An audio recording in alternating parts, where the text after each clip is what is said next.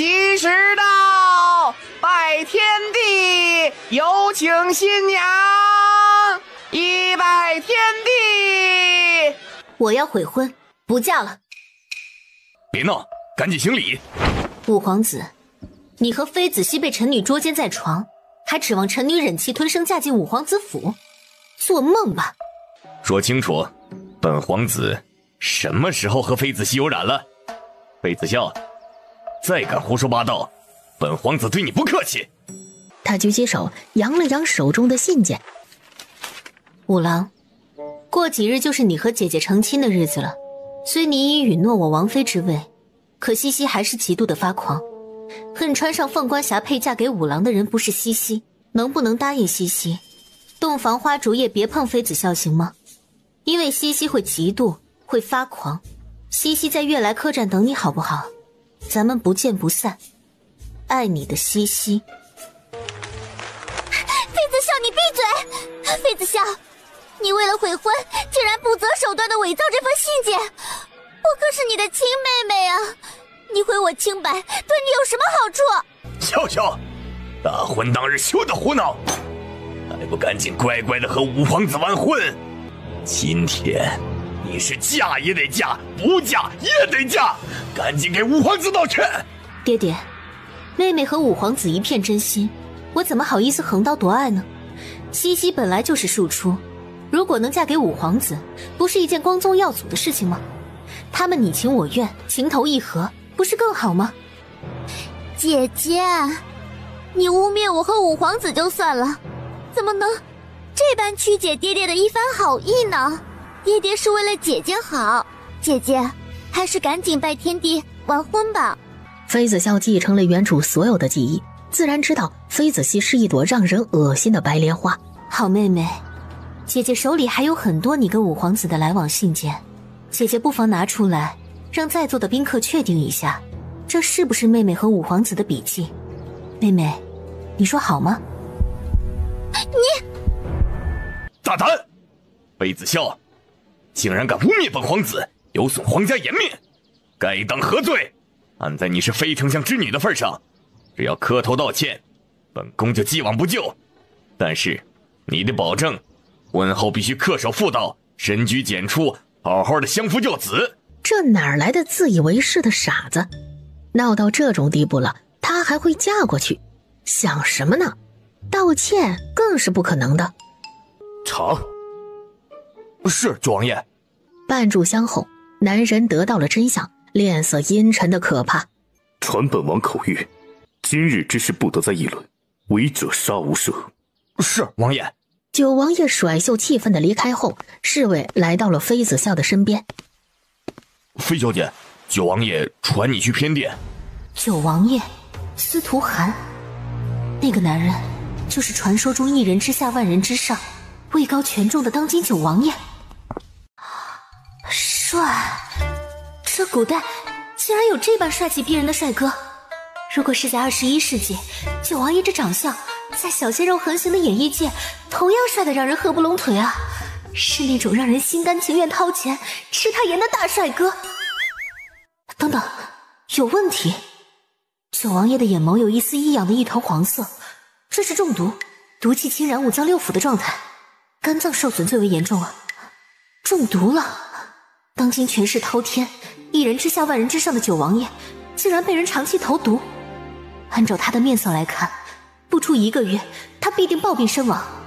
等等，那毒素有问题，这毒素中还掺杂着阴气，按照中毒的程度来看，司徒寒应该活不过20岁弱冠才对。可据原主的记忆，当今九王爷已经20多岁了，早已经过了中毒身亡的极限时间。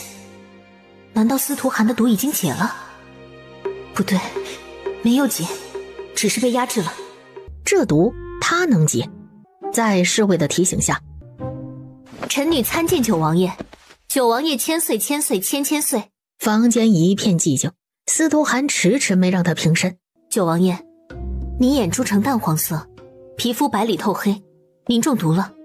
您是不是夜夜毒发，被毒素缠得根本睡不着觉？臣女能解王爷的毒，想和王爷做个交换，可以吗？费小姐，休得放肆！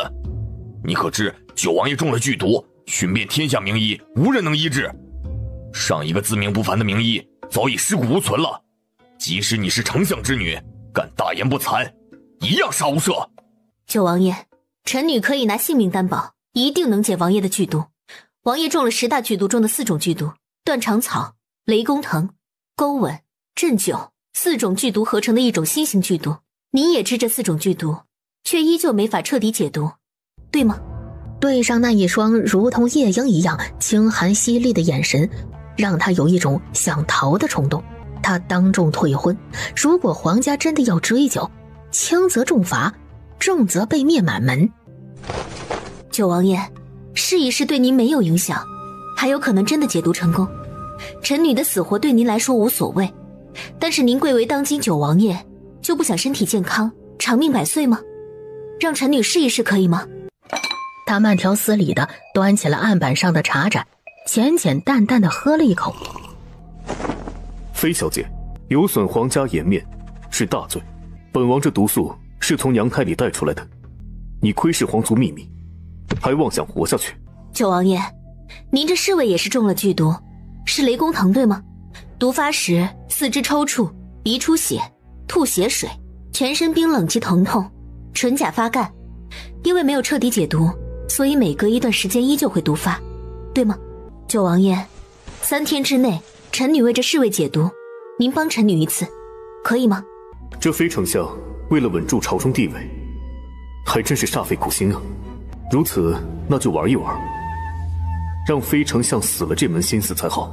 玉峰看了一眼九王爷，随即一言不发地朝着妃子笑走了过去，蹲下身子，伸出手让他把脉。王爷，这毒虽然厉害，但是不难解，不用等3天，今晚臣女就有办法给他解毒。玉峰，带妃小姐回九王府。是，王爷。王爷，东西准备妥当，是否请妃小姐开始解毒呢？陆太医到了吗？回王爷，陆太医已经在偏殿等候多时了，稍微有不妥的地方就会叫停。有陆太医在，玉峰应该不会有生命危险。司徒涵放下手里的书本，从位置上起身，缓缓踱步出了书房。派重兵包围丞相府，只进不出。玉峰要是有3长2短，马上拿人。是，王爷。司徒涵做事向来有勇有谋，两手准备，赌一赌可以，但是妃子笑只有1次机会，他只能赢，不能输。正殿，妃子笑拿到所需要的东西后，开始把所有的金针消毒一遍。又是一个江湖骗子，大夫、御医、针灸时用的器具全是银针，因为银不生锈、不腐蚀，韧性很好，又有杀菌功能，比较不易感染。妃小姐第一步就错了，这妃丞相为了巴结，寻求九王爷的庇护，真是费尽心思，以为这样就能成功吸引王爷的注意，成为九王妃。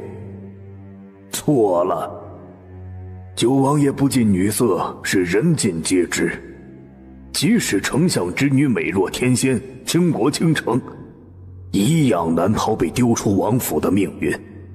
拿下，明日斩首示众。是，王爷。几个侍卫冲进来，想要钳制住妃子笑，把她带下去。可就在这时，妃子笑金针飞转，几针下去，那几个侍卫不动了，躺在地上，身子不停地抽搐。王爷不信臣女，这下应该相信臣女会医术了吧？话音落下，金针又扎了那几个侍卫的另一处穴道，抽搐停止了，身体痊愈如初。妃子笑露着一手，让正殿所有人倒吸了一口冷气。他真会医术，以前怎么没有听说丞相嫡出的女儿会医术呢？丞相夫人家世代从医，这是整个圣王朝都知道的事。可当年丞相夫人欧阳菲菲在生孩子的时候难产死了，妃子笑不可能继承她娘亲的医术啊，这说不过去啊！这九王爷，臣女现在是不是可以开始解毒了？司徒涵的目光更加的阴冷了，四目相对，妃子笑的眼神里没有任何的情绪，眼角眉梢中带着十足的自信，却同样不缺令人愤怒的挑衅。九王爷，敢吗？敢赌一把吗？可以。司徒寒的话音落下，王府的下人就搬了一个大大的浴桶进正殿，随后一桶一桶的药汤灌满了整个浴桶，这是按照妃子笑给管家的药方配制而成的药汤。药味清香，古书手札上有记载，几十味药综合配制，成药时带着清香最佳，药的功效能被发挥到极致，闻者心旷神怡，堪比8级丹药师。不可能，妃子笑不可能做到这般极致。简简单单的一锅中药，怎么可能和8级丹药师相提并论？细说圣王朝，至今为止只有为数不多的6级丹药师，别说是8级丹药师了，那更加少之又少。错觉，一定是错觉。妃子笑绝对没有这般超绝的医术，华佗在世都做不到的事情，一个黄毛丫头不可能做得到。妃子笑可不是黄毛丫头，而是21世纪国药实验室中最牛逼的教授。妃子笑走到了浴桶边，试了试水温，可以把毒蛇放进去了。只见管家拿着一个竹篮走了进来，妃子笑接过那篮子之后，直接打开了，把里面盘缠环绕的毒蛇倒进了浴桶里。遇到水，蛇群散开了，欢快地在水里游着，在浴桶里荡漾起了涟漪，哗啦啦地作响。脱了衣服，进去泡着。什么？进浴桶里泡着？那些蛇又不是无害，而是几十条毒蛇呀，品种如此繁多，无步蛇、竹叶青，每一条的毒蛇单拎出来，被咬到一口就能让人瞬间致命，更别说是所有的毒蛇都在浴桶之中。房间里只有九王爷神色没有任何的改变。下去。王爷，能不能不下去啊？还是算了吧，属下还是忍受毒发之苦得了。这么多毒蛇虎视眈眈地看着他，就好像在挑衅一样。下来呀，下来咱们一起玩耍呀。快点下来，有本事就下水来。不要啊！不要，打死都不要！玉峰硬是被这些毒蛇吓得沙雕性格暴露了出来，九王爷依旧没有放过他的意思，跪下求饶也没用。玉宇，是王爷。屋顶的房梁上突然出现了一个黑影，先闻其声，后见其人。他提起玉峰的衣服，就把他往浴桶里丢。不要！玉，你个龟孙儿，把爷丢了喂毒蛇，爷要是死了，祖亏不会放过你。玉，你可以等着，爷这不死，等爷出来一定要和你大战300回合，干死你这个孙子！不要，我害怕。王爷，属下要是死了，记得来年春天12日给属下烧钱上供啊！这就是九王爷的贴身侍卫，太吵了，实在是嫌弃玉峰太吵了。他一根金针就刺进了玉峰的哑穴，玉峰一脸惊恐，嘴巴一张一合，硬是没发出一点声音来。他修为极高，运转灵力，就准备从浴桶飞身而出。他才刚刚有那个意图，妃子笑的金针比他还快，又是一针下去，玉峰不能动了。那金针的威力堪比超级强者释放的威压。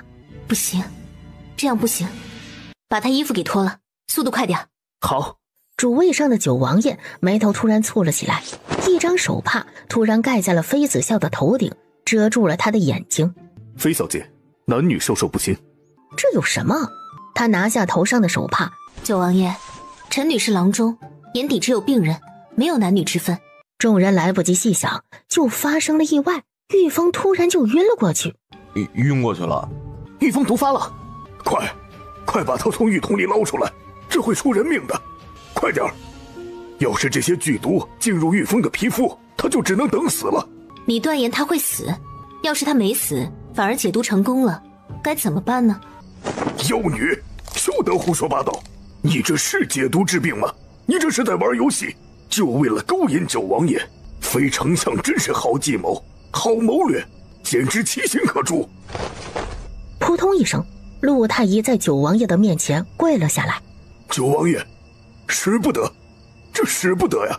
任由这妖女胡闹下去，玉峰肯定会丧命。微臣以性命担保，这妖女不是在解毒，而是在玩花样。这每一条蛇都是剧毒，真要是中毒了，神仙也救不活玉峰啊！恳请王爷下令，缉拿这妖女。继续。王爷，使不得，万万使不得呀！这会害了玉峰的命啊，王爷！哼，这位太医，九王爷能在太医院众多太医中挑选你来坐镇，一定是你医术过人。不过现在看来，你也是浪得虚名。既然连毒气攻心晕过去，还是被吓晕过去都分辨不清，实属庸医。玉宇，是王爷。王爷，玉峰没有毒发的征兆，体内真气很稳定，应该是被吓坏了。刹那间，跪在地上的陆太医身子瑟瑟发抖，赶紧请罪。只见那些毒蛇竟然开始攻击玉峰，一口一口的咬在他的皮肤上。这时，昏迷的玉峰突然睁开眼。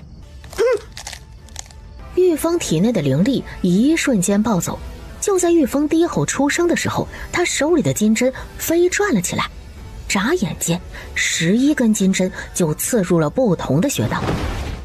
鬼门13针，妃子笑竟然会失传已久的鬼门13针。可司徒寒却知道，那些毒蛇相生相克，看似剧毒无比，实则没有任何的毒性。他虽医术高明，却不能解自身的毒。或许面前这个丞相之女会是他的救赎。那瘦弱的身体摇摇欲坠。这时司徒寒动了，他一个飞身落在妃子笑的身后，一股纯正的灵力输入他的体内。顿时妃子笑神清气爽，身体里充满了洪荒之力。多谢。话音落下，最后一针落下了。陆御医跪在地上，害怕的瑟瑟发抖。九王爷恕罪，臣眼拙。毒解了，妃子笑有条不紊地收拾他的医疗器材，见差不多了，这才让人把昏迷的玉峰从浴桶里捞出来。而此时浴桶里满是毒蛇的尸体，死了，都死透了，只需要休养几日，就会出现一个活蹦乱跳沙雕的玉峰了。九王爷，您需要把脉确定一下吗？她真的是丞相之女吗？九王爷，银货2器，出诊费1500两。玉宇，给妃小姐1万两银票。是王爷。臣女谢过九王爷，无功不受禄。那臣女再赠九王爷一个小玩意儿吧，这香囊放在枕边，九王爷可小睡一个时辰。这妃小姐送九王爷礼物，这也太随便了吧。就当所有人以为九王爷会拒绝，不会收这香囊的时候，他竟然抓起香囊放在鼻尖嗅了嗅，味道还行。九王爷随身携带吧，有助于睡眠。好。这难道九王爷对妃小姐也有意思？先前铁树开花了，妃小姐就是我们未来的九王妃。暂且在九王府住下，明日本王带你进宫退亲。皇家亲事复杂，还得圣上点头。好。就在这时，一个侍卫匆匆地走到管家的身边，耳语几句。只见玉宇点了点头。王爷，五皇子求见，说是要来带走未婚妻，见吗？带进来吧。妃子笑，你敢当着文武百官的面拒婚？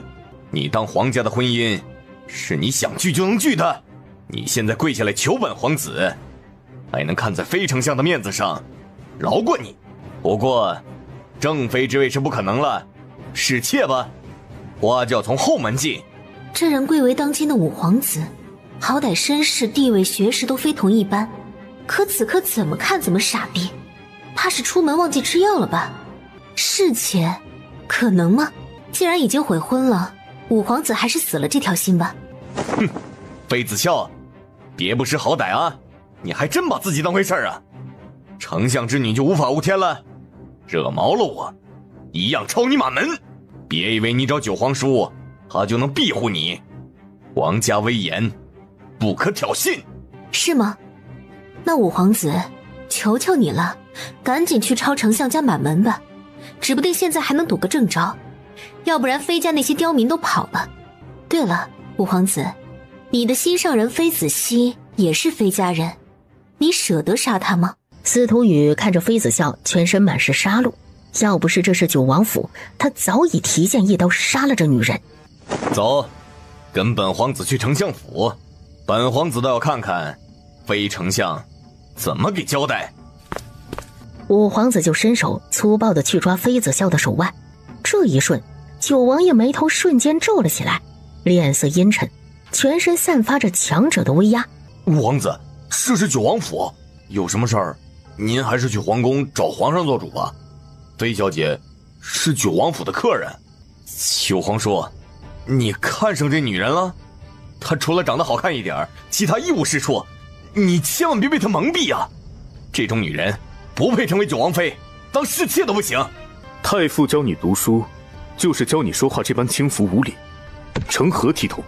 回去面壁思过3日，抄经书100遍。九皇叔，你可是本皇子的亲皇叔啊，你怎么能帮着这个女人说话呢？不，九皇叔，你已经被这个女人蒙蔽了，本皇子要找父皇做主。你解释一下，你和那谁，妃丞相的2女儿是怎么回事？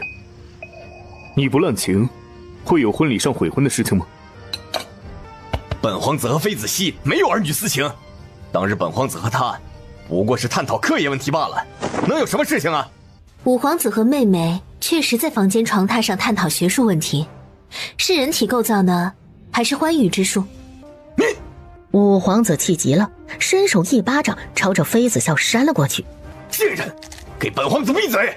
五皇子，您还是回府面壁思过吧。王爷要是发起火来，谁也担待不起。行，本皇子进宫找父皇评理去，丞相府就等着被抄马门吧。九皇叔，你也等着给本皇子一个交代，不是本皇子和妃子熙有私情，而是九皇叔和这贱人早就暗度陈仓了吧。这五皇子还真什么都敢说啊，这可是九王爷，就连当今圣上都得忌惮几分的人物，竟然这般的以下犯上。五皇子息怒啊，九王爷和妃小姐之间清清白白，五皇子还是谨言慎行的好。清白？那九皇叔手里的香囊谁送的？哼，你们等着瞧。五皇子撂下了狠话，愤怒地离开了。就在这时，原本去安顿玉峰的玉宇突然一脸的惊慌。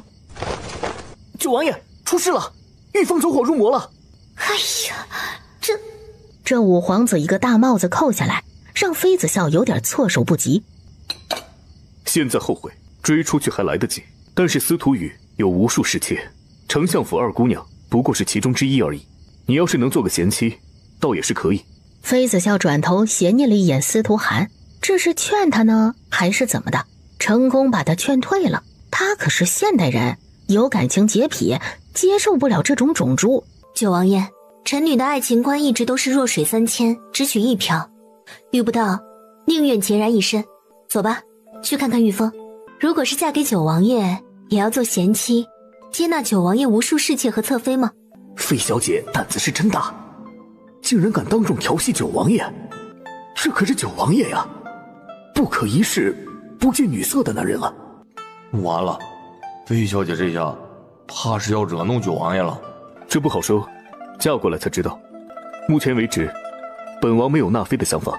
听说九王爷不近女色，怕是没有机会看到了。司徒还没接话，而是和妃子笑一同去了旁边的庭院。玉峰身上的剧毒明明已经解了，却走火入魔，是哪个环节出错了？只见玉峰盘腿坐在了床榻上，玉宇正在用内力给他梳理乱窜的真气，一股一股的黑烟从玉峰的头顶冒出来。不应该啊，剧毒明明已经解了，为什么会走火入魔？难道还有其他隐情？为了确定玉峰的毒已经解了，他再一次的伸手给他把脉。只是当妃子笑的手放在玉峰脉搏上的时候，站在一旁的九王爷脸色突然黑了下来。确定玉峰的毒真的解了，司徒寒冷着一张脸，让下人把妃子笑带到偏院去休息了。在去偏院的路上，妃子笑确定了一件事，他住的地方离九王爷住的正院只有1墙之隔，这样正好方便他爬墙。天干物燥，小心火烛。这女人不会武功，还妄想爬上九王爷的床榻，也是太天真了一点。哎，你猜他进去多久会被王爷丢出来？多久？越界瞬间就会毙命。也是，王爷修为深不可测，岂会不知他到了院子？这女人呐，还真是不知死活。一个飞身接近妃子笑，准备把他丢出去。退下！九王爷这是……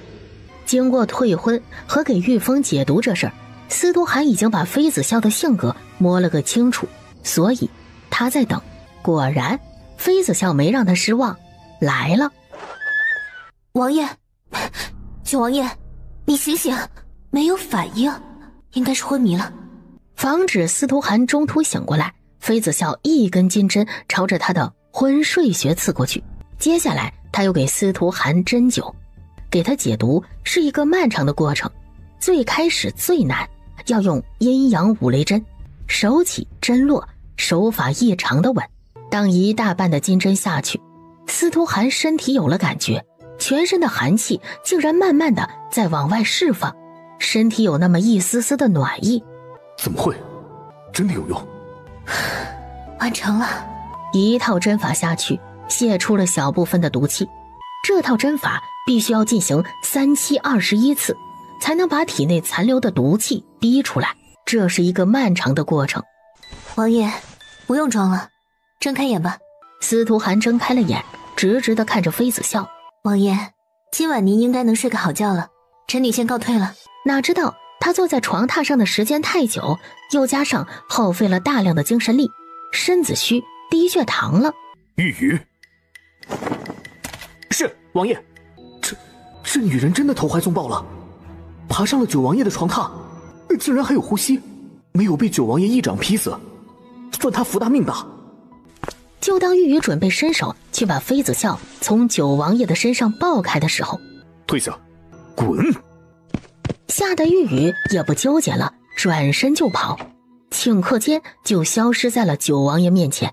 他一个翻身，竟然鬼使神差般的把妃子笑抱到了他的床榻上。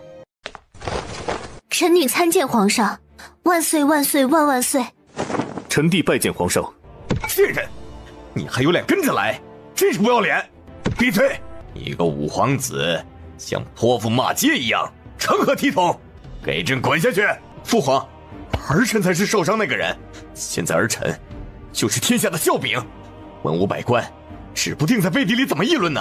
九皇叔和妃子笑早已经暗度陈仓了，现在闹得整个圣王朝都人尽皆知，儿臣的未婚妻和九皇叔有染，儿臣成为笑话是小事，可九皇叔丢尽了皇家脸面，这是大事啊！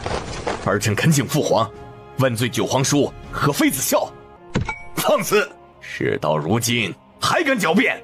你当真眼睛瞎了还是耳朵聋了？睁大你的狗眼看看，这些是什么？你是谁丢了皇家颜面？朕怎么生了你这么一个皇子？气死朕了！滚回去面壁思过，九皇叔罚做什么，最好乖乖完成，要不然别怪朕加倍处罚。滚！皇上丢了一叠书信砸在司徒宇的脸上。父皇，儿臣错了，儿臣再也不敢了。是妃子西行勾引儿臣，朕身不由己，父皇明鉴呐！该死的，烂泥扶不上墙。五皇子被侍卫带下去了，远远的还能听到他的哭诉声。妃子笑，你先退下。是，皇上。御书房里只剩下皇上和九王爷的时候，老九，你和这丞相之女怎么回事啊？你难道不应该给朕一个解释吗？一时兴起，所以你带她回九王府，让她在你房间睡一晚，只是一时兴起，还是见色起意呀？老九，既然你对妃子笑无益，那朕就没什么顾虑了。妃子笑有损皇家颜面，拉入地牢，择日问斩。朕再问你一遍，你真不打算保妃子笑？好歹人家和你有一段露水情缘呢，你当真要当负心汉？老九啊，你也不小了，你应当娶妻生子。要是父皇母妃还在世，见你不婚不娶，连个侍妾都没有，必定会大怒的。朕下旨把妃子笑给你当侧妃。臣弟无意，这妃子笑有损皇家颜面，皇上要治罪理所当然，臣弟不敢维护。要是没什么事，臣弟告退了。司徒涵转身径直地离开了。怎么样，这婚退了吗？皇上是不是答应退婚了？这时宫里的侍卫冲上来，要把妃子笑押入大牢。九王爷这是过河拆桥，翻脸不认人了，臣女眼拙了。押下去。是王爷。妃子笑被打入了天牢，择日问斩。等王爷很久了。等本王，料定了本王会来。金针带来了吗？很晚了，早点开始吧。他这么通透吗？司徒涵把妃子笑的东西递了过去。妃子笑打开包袱，愣了一下，里面竟然还有御寒的厚衣服，还有点心。九王爷，您请坐。他端坐着，眼神却一直打在妃子笑的身上。御书房门口，你在伪装。皇上中毒了，看似和你身上的毒差不多，其实千差万别，只是医术一般的御医诊断不出来罢了。你身上的毒和皇上有关吧？臣女说错了，不是这样的。开始吧。好，当今九王爷位高权重，在圣王朝的威望甚至盖过龙以上的那位，皇上难道就没有危机感，不害怕吗？据说九王爷杀伐果决，性格阴绝，能神不知鬼不觉长期给他投毒的人，恐怕天下间没有几个人。如果是皇上，那么一切都可以解释，但也是九王爷放纵的结果，要不然被下毒这种事儿绝对不会发生。不过看这样子，九王爷比谁都清楚，心里跟明镜似的。他明知道皇上给他投毒，却甘之若饴的中毒，又是为了什么？念及兄弟情谊。天牢里安静到了极点，不管是侍卫还是其他犯人都睡着了，只有妃子笑在聚精会神地给司徒涵针灸解毒。别动，不能晕淋淋，我没事，再坚持一下。一炷香过去了，终于完成了一套针法，冷汗已经打湿了妃子笑的衣衫。王爷，天牢阴暗潮湿，待久了身体寒气入体，影响治疗效果。妃子笑一语双关，让司徒涵赶紧离开，又提醒他早点把他从天牢里弄出去，时间久了他身体受影响，没办法给他针灸。走吧。妃子笑诧异地看着司徒涵坐在地上没动，哪知道下一刻司徒涵伸手把他从地上捞起来，直接飞身出了天牢，抱着他一路疾驰，直到落定到九王府司徒涵的卧室。御风，备水。是王爷。他要干嘛？打来一桶洗澡水，让我在他的房间沐浴？这算了，反正昨晚也睡了司徒涵的床榻，皇上都知道了，我还有什么声誉？这个时候故作姿态，倒是有几分白莲花了。他径直地朝着屏风后面走了过去。不一会儿，房间里就传来稀里哗啦的水声，他这是自讨苦吃。当下赶紧运转灵力，几个周天以后，身体轻盈多了。头发擦干净，桌上的姜茶喝了，去睡吧。好。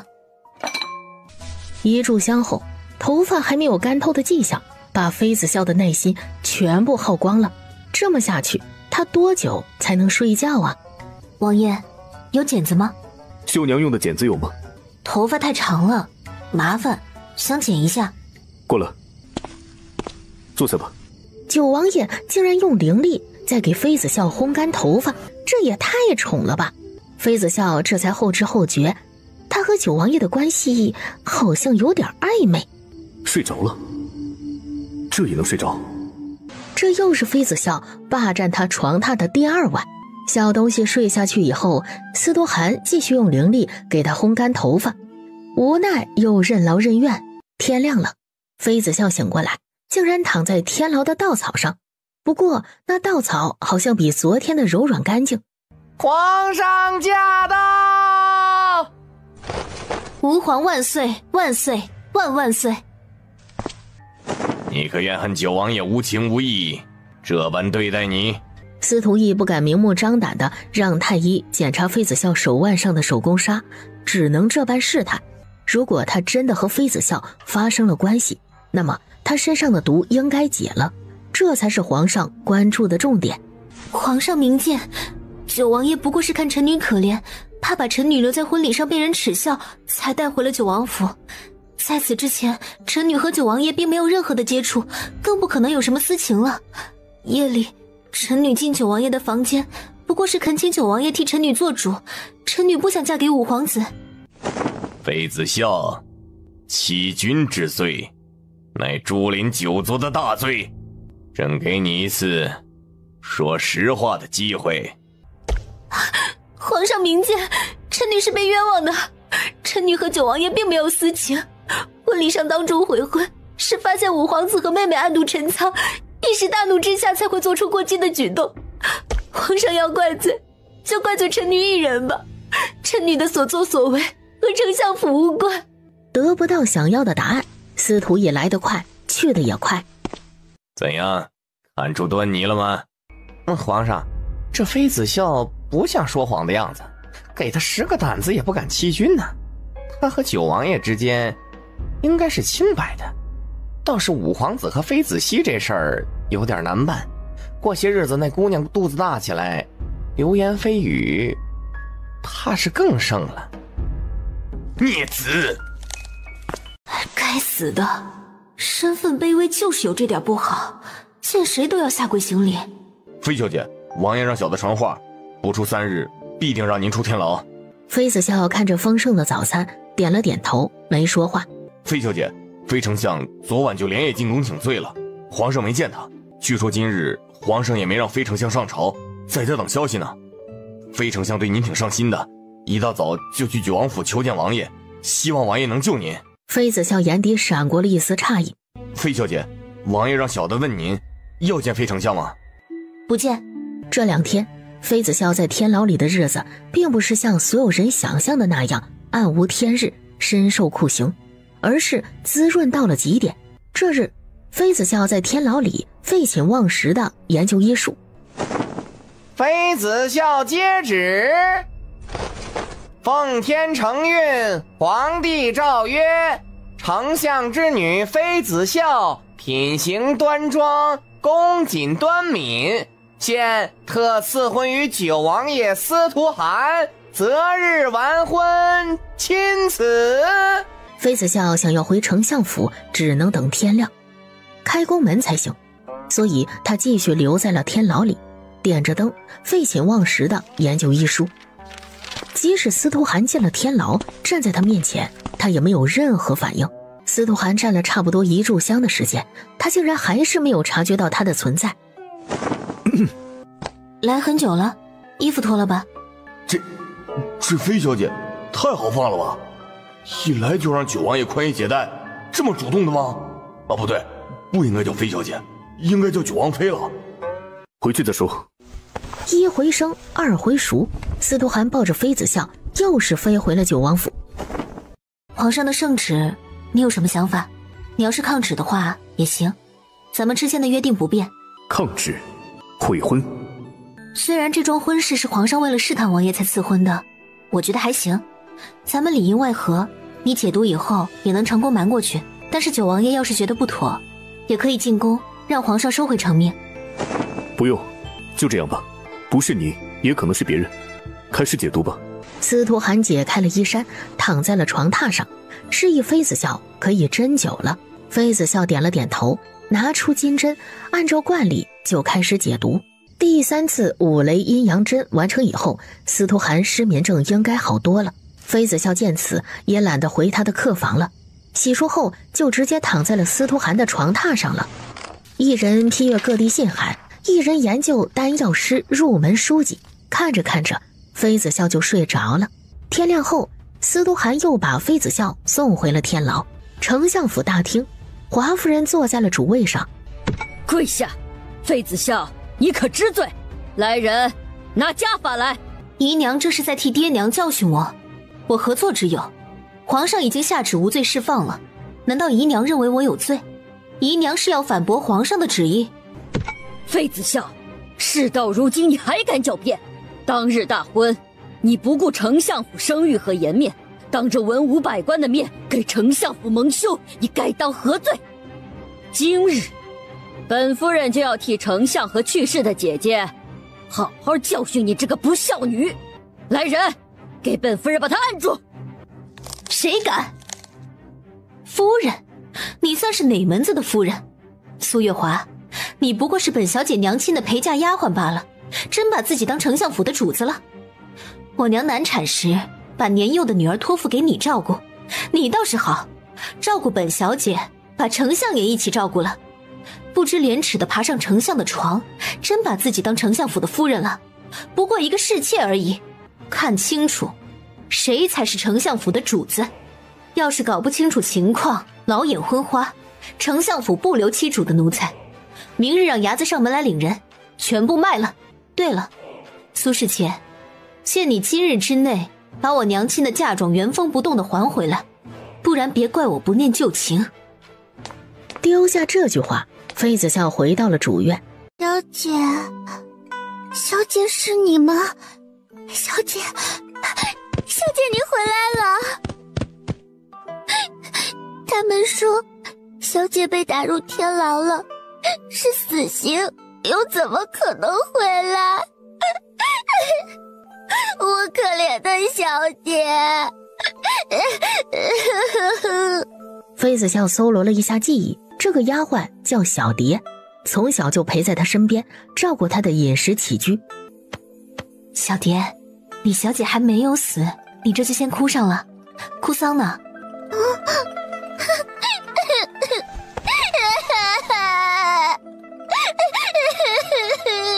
情绪直接崩溃了，随后晕了过去。小姐你饿了，快吃了垫垫肚子吧。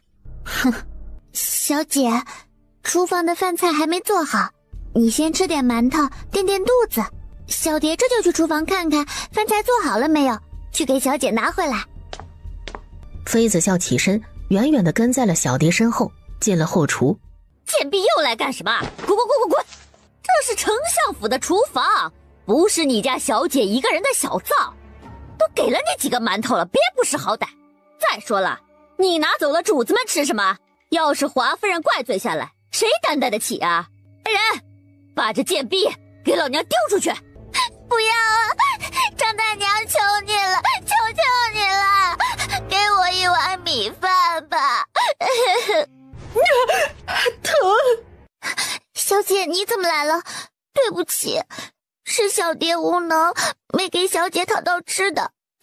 小姐，我们还是赶紧回去吧。哟，我还以为这是谁呢，原来是咱们丞相府的大小姐呀！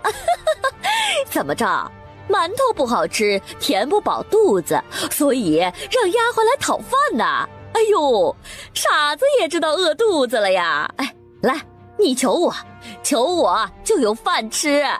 哈哈，傻子终于出院子了。听说这傻子被五皇子退婚送了回来，我就说嘛，五皇子怎么可能看上这傻子？果不其然，被退婚了吧？张大娘，你别太过分了，我家小姐可是丞相府的大小姐，丞相要是知道奴才欺负大小姐，肯定不会放过你。张大娘把那碗米饭往地上一倒。想什么呢？还丞相府的大小姐，狗屁大小姐，一个嫡出的小姐，混得比庶出的还差，也就只有你家小姐了。拿丞相威胁老娘，你还嫩了点儿。丞相朝务繁忙，怎么有时间管后院的事情？有华夫人在，你们还想翻了天了？地上的米饭看到了吗？跪下，舔干净吧。张大娘，你就是一个弃主的刁奴，你不得好死！哎呦，还敢骂老娘？打，给老娘狠狠的打！出事了，老娘一个人担着。妃子笑眼底的压抑和恼火瞬间转成了杀气，她伸手一扬，一把软骨粉就丢了过去。刹那间，奴才们倒了一片，一个两个躺在地上哀嚎。哎呦，妖女，你竟然下毒！华夫人要是知道了，肯定不会放过你。妖女，哎呦，快给我们解药！妃子笑的手里握着一把白花花的匕首，她一步一步的朝着张大娘走去。干什么？你要干什么？我可是华夫人的姨娘，你要是敢杀我，华夫人一定不会放过你的。妃子笑勾唇，轻浅的笑了一下，握着匕首，直接一刀朝着张大娘的胸口刺过去，拔出匕首，又是一刀。那刺下去的每一刀手法刁钻，拔出来时竟然没有一点的血渍，却足以让人疼晕过去。20刀的时候，张大娘晕倒了。杀人了！快去告诉华夫人，大小姐杀了张大娘！杀人了！杀人了！大小姐杀人了！杀人吗？不可能。就算是科学发达的现代，让法医验伤也验不出来什么，更何况是在古代。不过那锥心的疼痛足够让张大娘记忆犹新，一辈子都活在对妃子笑的恐惧中。今后都记住了，谁才是丞相府的主子？做奴才就要有做奴才的样子。要是再让本小姐看到你们妻主，张大娘就是你们的下场，记住了吗？妃子笑一把解药下去，那些奴才不疼了，但是因为害怕依旧没敢动。害怕了？这就害怕了？不是一口一个傻子吗？不是妻主吗？一群欺软怕硬的狗东西，无法无天就是欠收拾。仗着华夫人，丞相府什么时候有华夫人了？哼，很好，下一个就是苏月华了。树上，奉命给妃子笑送午膳的玉峰目睹了整个过程，嘴巴张得大大的，迟迟没有落下。妈呀，这小王妃太凶残了，明明没有一点修为，但杀起人来一点都不含糊，用毒一把手，用刀那更是前无古人后无来者。九王爷这是上哪儿找的一个怪物？刀起刀落，一刀救人，一刀杀人，不过一念之差而已。小王妃可以是救死扶伤，为人解毒的神医，也可以化身为修罗，眨眼间便取人性命。惹不得，不敢惹。这小王妃和九王爷是一路人，都是让人害怕的恶魔呀！晚宴开始了，九王爷驾到！参见王爷。王爷千岁！飞丞相，你这家宴规格不小吗？既是家宴，所有人都到齐了。回九王爷，笑笑还在梳妆打扮，估计要晚点到。女儿家爱美，所以耽搁了点时间。这苏月华怎么回事啊？王爷，这位是飞丞相的侍妾苏月华。苏月华，就是丞相府那些下人口中的华夫人，欺负小丫头的人。哼，侍妾是通房丫鬟的意思吗？本王这么理解没错吧？没错，王爷，就是通房丫鬟。该死的，一定是费子笑这个贱人在九王爷身边嚼舌根了，要不然九王爷怎么会一来就针对我？该死的贱人，等着瞧！原来丞相府家风这么特别呀，一个妾室能上桌和宾客尽欢，竟然还能做丞相的主，本王还是第一次见呢。要不这丞相之位也让给这位侍妾来做。九皇叔，臣女娘亲也是怕九皇叔找姐姐找得着急，一时忘了礼数，还请九皇叔恕罪。和五皇子司徒宇通奸的那个。哼，飞小姐，这还没进门就开始上赶着叫九皇叔了。也对，都已经和五皇子有了夫妻之实，礼数这东西飞小姐恐怕还真没学过。玉峰，告诉飞小姐她该怎么称呼这位侍妾。不等玉峰回答，穿着一身奇怪衣服的妃子笑缓缓地走了进来。妹妹，你应该叫苏侍妾姨娘，你的娘亲只有一位，那就是去世的丞相夫人。妹妹以后还是别称呼错了，免得外人笑话丞相府的人不知礼数。这丞相府大小姐穿的什么衣服呀？衣服上竟然全都是五颜六色的补丁，难道这是布庄这个季度出来的新款？这也太辣眼睛了吧！王爷，这衣服好看吗？真好，那就来一个2人转吧。王爷，我爹爹年纪大了，老眼昏花，还是先让他平身吧，要不然咱们喜事还没办，就要先办丧事了，有点晦气。这世上还有妃子笑不敢做的事情，有趣。司徒涵这才淡漠地让所有人平身。起身后，苏月华也不敢再待在前院了，只能灰溜溜地退了下去。临走时，他眼神狠狠地剜了妃子笑一眼。贱人，等着！狗仗人势，不过是攀上九王爷这高枝了，才敢狐假虎威。真以为他能嫁进九王府？做梦！这一切仿佛只是一个小插曲，不一会儿又开始觥筹交错了。姐姐，之前的事情是妹妹不对，妹妹和五皇子是情难自禁。不过好在，姐姐现在也有了好归宿。希望姐姐大人不计小人过，原谅妹妹一次。以后咱们姐妹还得互相扶持，为妃家光宗耀祖呢。搞笑了，这话说的。哼，妃子系还真是不要脸了点儿。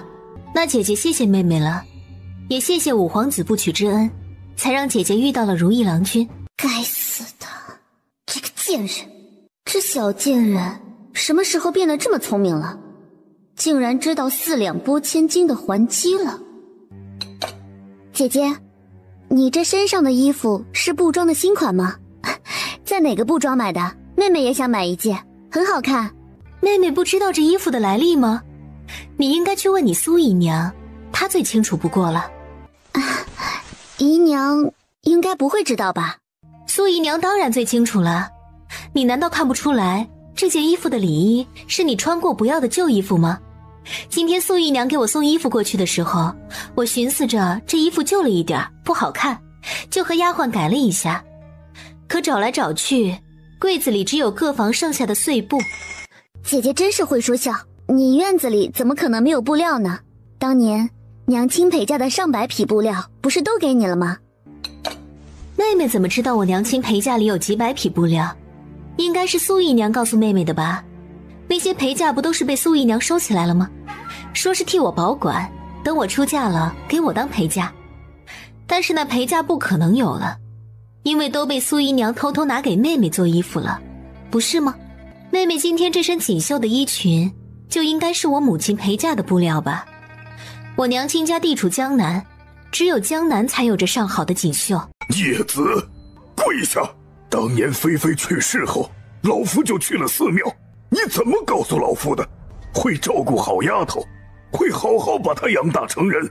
你每月书信，每每提及丫头，你都说她很好，很听话，已经亭亭玉立了。你就是这么把她养大成人的？宠妾灭妻，纵容妾室欺负嫡出的大小姐，苏氏罪不可恕，你非要天也不无辜。爷，孩儿错了，孩儿愧对妃妃的嘱托，孩儿有愧疚啊！飞老爷子拿着棍子一棍一棍的打在他身上。爹，冤枉啊！妾是尽心尽力的照顾大小姐，哪曾想到竟然还要被这般污蔑，妾室还不如死了算了。妾身这么多年来一直把大小姐视如己出，给她吃好的穿好的，到头来就落了这么一个下场吗？其他人不知道真相，误会妾身也就算了，哪知道夫君竟然也相信了大小姐的话，以为妾身虐待大小姐。冤枉啊！妾身真的冤枉啊！爹，你一定要为儿媳做主啊，不能让儿媳费心费力，最后还落得人人喊打的下场。小小娘亲的嫁妆在你那儿吧，是你拿了是不是？爹，大小姐娘亲的嫁妆确实在儿媳这里，儿媳是怕笑笑年纪小，被有心人骗了。儿媳这就让嬷嬷把库房的钥匙拿过来，夫人的嫁妆都在库房，儿媳绝对没有私自挪用过，更别说是拿来替西西做衣服了。这种忘恩负义的事情，儿媳做不出来，也不会做。妃子笑向九王爷借用了一下御风，差不多1炷香的时间，两个人回来了。老爷，白银少了1万两，黄金少了1000两，其余的东西都在。难道真的错怪了苏月华？笑笑，你误会苏姨娘了，给她道个歉吧。这些年，她含辛茹苦的把你养大不容易，你要怪就怪爹爹吧，是爹爹对你疏忽了。飞傲天这样的眼力劲儿，怎么就当上丞相了呢？这圣王朝是没有人了吗？爷爷，如果我能证明苏月华说谎了，您准备怎么处置他？按照家规，应该要把他休了，对吧？大小姐，妾身知道你不喜欢我，如果你非要赶妾身出门，妾身无话可说。但是，妾身不受平白无故的冤枉。大小姐要是能拿出证据来，妾身愿意离开丞相府，此生永不踏入圣王朝半步。玉峰，让人抬上来。苏氏妾不见棺材不掉泪，那就让他死个明白。本王的九王妃，担待不起忘恩负义的罪名。玉峰点了点头，是。灵力传音，很快九王府的侍卫就抬着几个大箱子来到了大厅。这不就是丞相夫人的嫁妆吗？九王爷让人把嫁妆抬上来干什么？九王爷，这些都是夫人的嫁妆，当初的封条都还在，证明妾身没有动过里面的东西。王爷这是要干什么？还是让侍卫赶紧把箱子放回库房吧，这些会成为大小姐的嫁妆，到时一并送到九王府去。玉峰，打开。是，王爷。老爷，爹，妾身是被冤枉的，你们一定要为我做主啊！那些侍卫抬着箱子就把白银、金子往地上倒。一开始，箱子表面确实铺了一层真金白银，可箱子的底部却是整整大半箱的石头。苏姨娘，这库房的钥匙一直是你贴身保管吧？这些钱不是你挪用了，难道还会飞了？石头又是怎么神不知鬼不觉进去箱子里鱼目混珠的？你应该很清楚吧？冤枉啊，爹！儿媳真的是被冤枉的，见儿媳10个狗胆，儿媳也不敢偷拿夫人的嫁妆呀。再说了，这可不是一笔小数目，儿媳在丞相府吃好的穿好的过着日子，这钱根本用不到啊，还请爹点明察。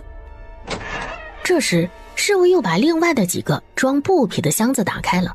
那这绸缎你又怎么解释？价值连城的锦绣绸缎被你换成了普通绣娘绣出来的绸缎，看着差不多，但是价值却千差万别。你也别狡辩了，妃子熙身上那件衣服就是最好的证明。这绸缎被人偷龙换凤了，苏姨娘这事儿怎么解释呢？如果妃子熙不知情，那么就是你做的，要么就是妃子熙背着你偷偷拿了。到底是你们这对母女谁动的手脚呢？苏月华见大势已去，直接承认了。啪的一声，飞傲天一巴掌狠狠地扇在了苏月华的脸上，当场写了休书。小王妃，不好了不好了，王爷毒发了，你快去九王府看看呐！什么？司徒寒毒发了？不应该啊，难道是那个人动手了？妃子笑急冲冲地来到了九王府。滚！统统给本王滚！玉雷，王爷怎么样了？是毒发了吗？不小，王爷这毒素太厉害了，来势汹汹，根本就控制不住。如果再这么发展下去，灵力乱窜，九王爷会暴毙身亡的。就算是华佗在世也无能为力了。如今之计，只能是顺其自然了。不行，你们的身手联合起来都不是他的对手。九王爷修为深不可测，硬闯不是一个好办法。我进去试试。不行，小王妃，不行，王爷会伤了您的。妃子笑不顾侍卫们的劝阻，推开了寝居室的门，走了进去。推开门，一个砚台就重重的朝着他砸了过来。滚！滚出去，听到没有？给本王滚！是我是妃子笑。王爷，我能进来吗？王爷，你不说话，我就当你答应了。我进来了。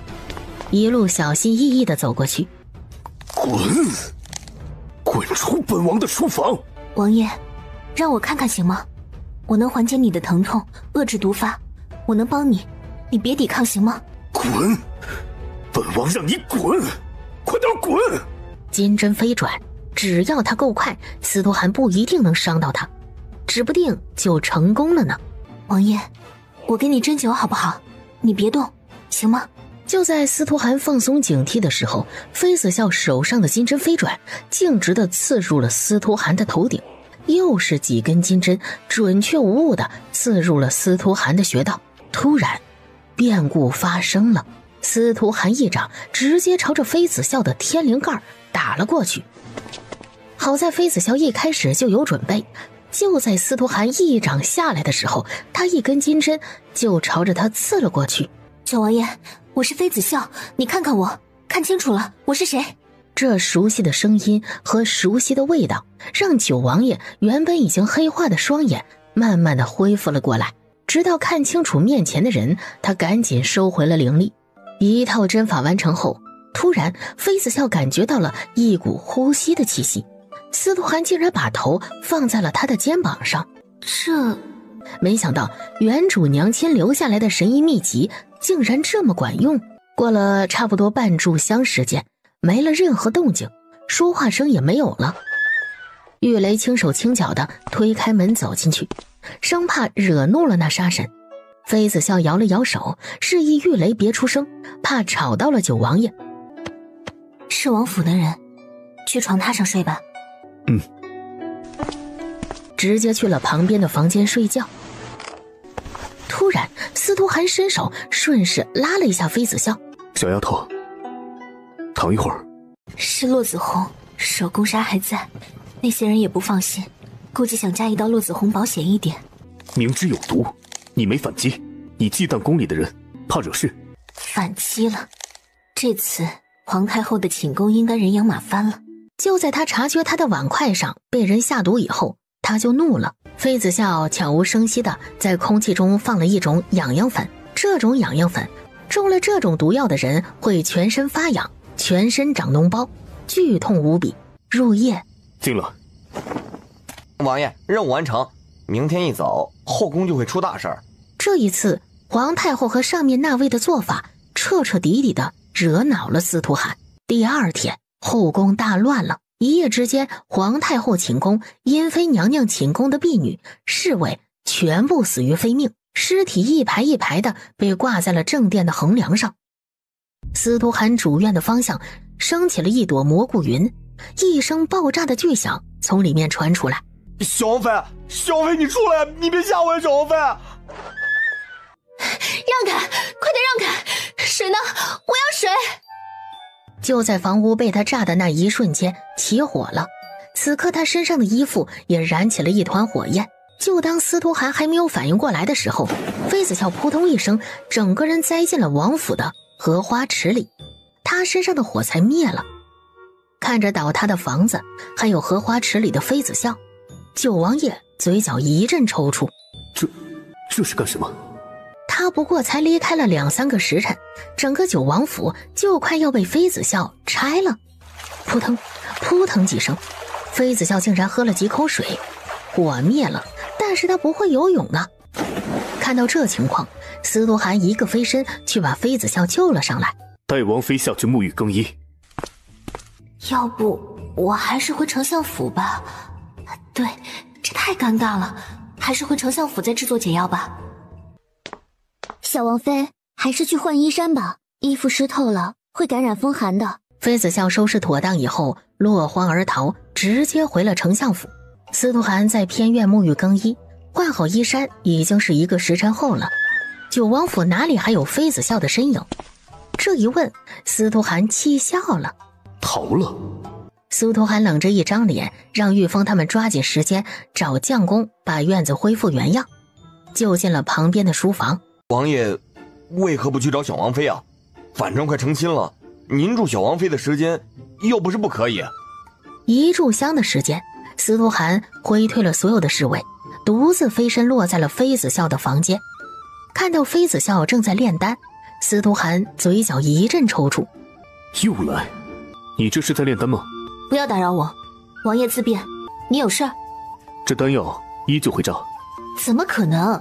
中午那是意外，应该是丹药炉有质量问题。司徒寒那双黑曜石的眼眸越发的深邃了，仿佛能看穿前世今生，让妃子笑所有的秘密都无处遁寻。你确定你是飞傲天的女儿，是圣王朝的人？王爷有话直说，不用拐弯抹角。如果王爷怀疑我的身份，大可以去调查。圣王朝有能瞒得过王爷的事情吗？你不可能炼丹成功，丹药炉不是放在炭火上烤，而是用灵力来控制丹炉。你不是灵修，哪儿来的灵力？怎么炼丹？什么？不是用炭火，用灵力？开什么玩笑？这不是炼丹，你不懂，这是在烘药，烘干了研成粉末，制作毒药。强词夺理。他没有直接揭露他的谎言，而是直接朝着妃子笑的床榻走了过去，动作自然无比的躺了上去。收拾妥当以后，妃子笑这才拿出了金针去给司徒寒针灸。妃子笑每次针灸的时间越来越短了。好了，王爷你可以回府了，明日再来。想学炼丹，成为炼丹师也并不难，本王教你。首先你得修炼灵根，然后再拥有灵力。司徒寒没等妃子笑回答，只顾着教起了妃子笑修炼灵力的方法，也不管他听没听懂。哪知道妃子笑竟然真的认真的学了起来。从这以后，司徒寒堂而皇之的霸占了妃子笑的床榻，而妃子笑开始没日没夜的修炼。大胆丫鬟，竟敢私吞月凤！本小姐看你是不想活了，快点把银子拿出来，要不然别怪本小姐不客气。没有，奴婢真的没有拿银子，奴婢是被陷害的。二小姐，你一定要为奴婢做主啊！打，给本小姐狠狠的打，打到她认罪。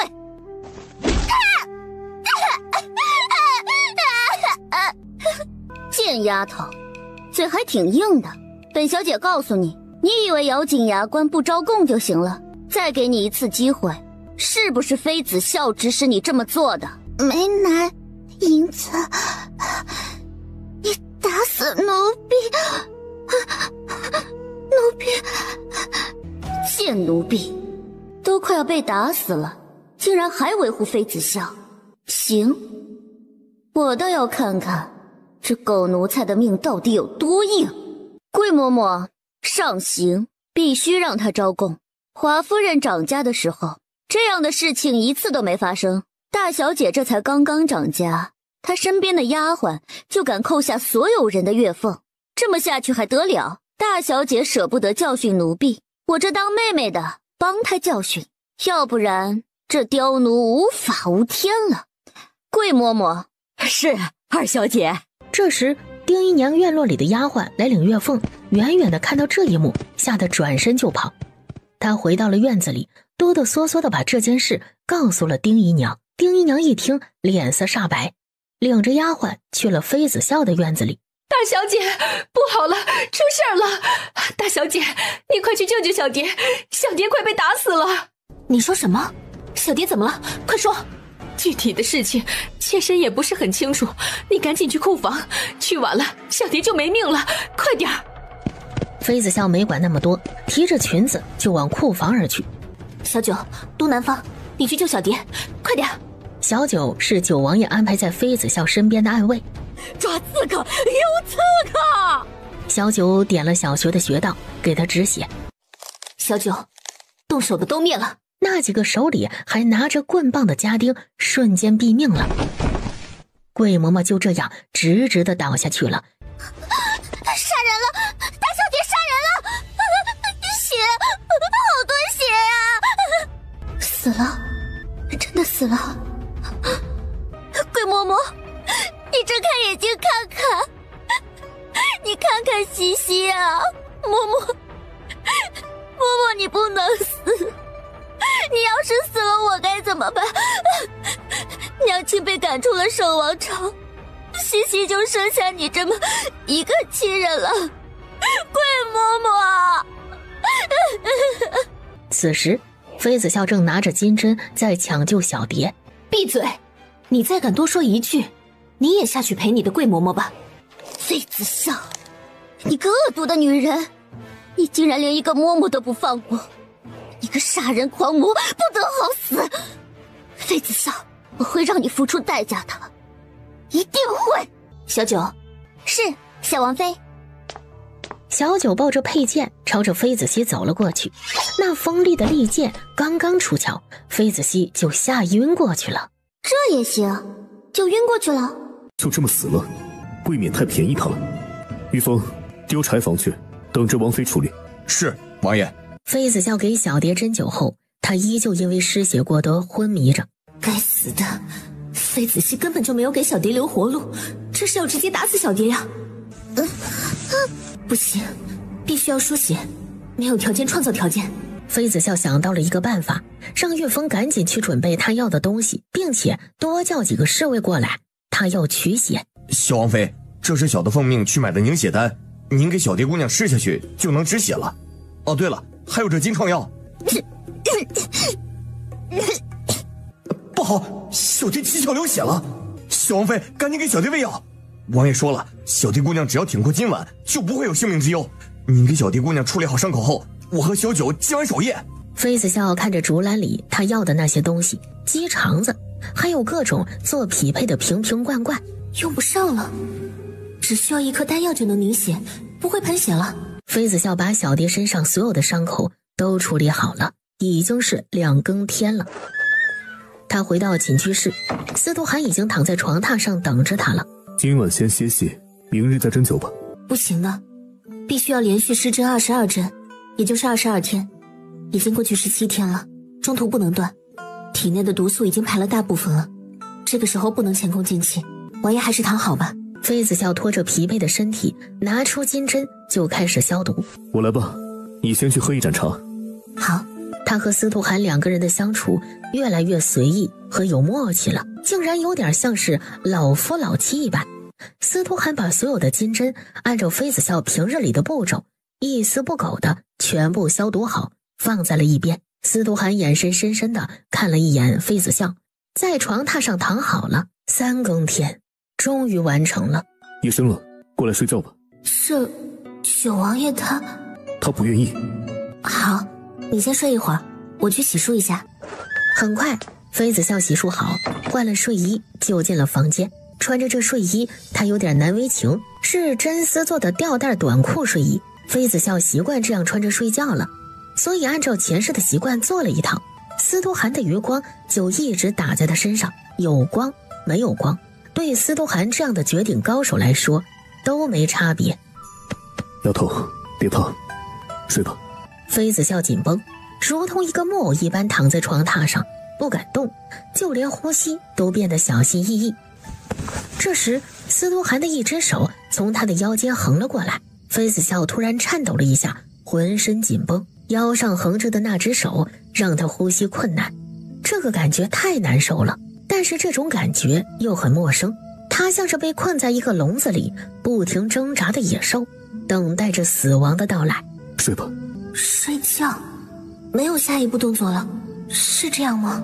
半炷香后，他听到旁边司徒涵那均匀的呼吸声，这才松了一口气。疲惫到不行的妃子笑很快就睡了过去。这时，原本应该睡着的人却睁开了眼睛。这小丫头是在害怕，不过也是，她虽然做事沉着冷静，手起刀落，但充其量也只是一个小丫头，对男女之事怕是一知半解吧。该死，怎么会？妃子笑没失眠，司徒涵倒是失眠了。怀里的小丫头睡觉很是不老实，睡着的小丫头就是一个小恶魔。半炷香换一个姿势，死死地抱着她，头不停地往怀里蹭。那双小手也是不老实，一会儿摸她的脸，一会儿摸腹肌。一整晚，司徒涵饱受摧残。他丝毫没有想到，他家小王妃竟然是这样的王妃。司徒涵有那么一刻的冲动，想要把这不老实的女人直接就地正法了。怎么回事？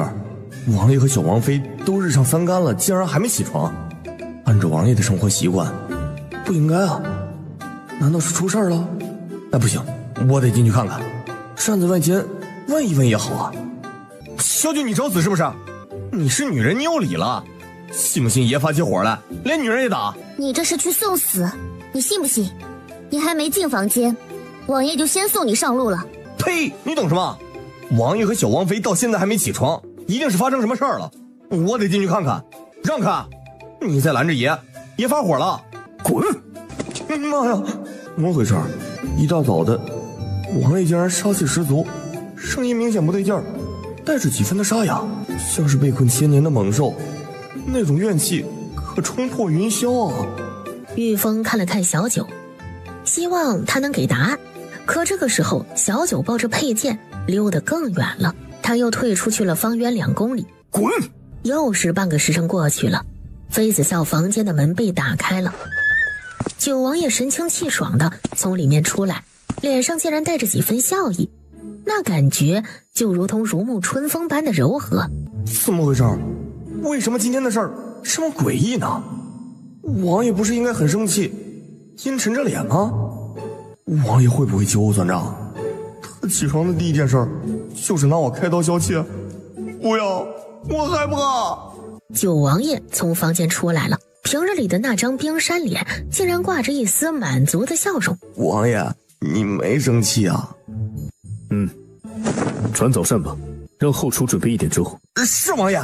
怎么回事？王爷难道毒发了？为什么像是变了一个人一样？刚刚那2个官差早就被小九打发了，这一了解才知道，竟然是丞相府的小姐少爷们去官府告发妃子笑滥杀无辜，丞相府的好几个侍卫都死于非命，二小姐不知所踪。谁说九王爷不近女色的？谁说九王爷身中剧毒不会有子嗣的？站出来！他妈的，这就是危言耸听、捕风捉影的事情。该死的男人，他这叫不近女色。丫头，饿了吧？赶紧吃吧。不回九王府，想做上门女婿，还没成亲呢，回你的九王府去。笑笑真是急着要嫁给本王了。也是，都这样了，是该娶你过门。本王今日就找丞相商量亲事，尽快娶你过门。吃饱了，不吃了，王爷慢用。尽快完婚，娶她过门。抱歉，他现在不愿意了。司徒涵就他妈的是洪水猛兽，得远离。就早上那种事情，他真的不想再发生了。吃饭的时候，他捏着筷子的手都在颤抖，酸软，完全使不上力。司徒涵确实履行了承诺，没动他，但是仅限于那层关系，最后的事情没有发生，其他的事情就他妈一点没少。这还没成亲呢，要是成亲了，那还得了？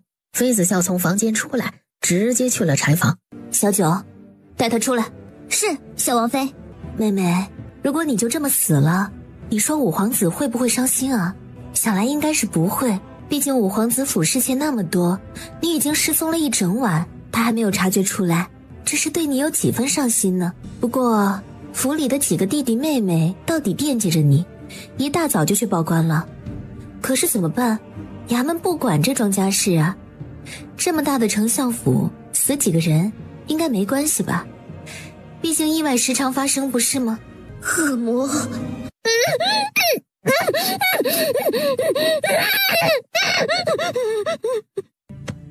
放心，我已经让人去通知五皇子了，在五皇子到来之前，我会给你整一个同款脸，保证和小蝶背后血肉模糊的样子一模一样。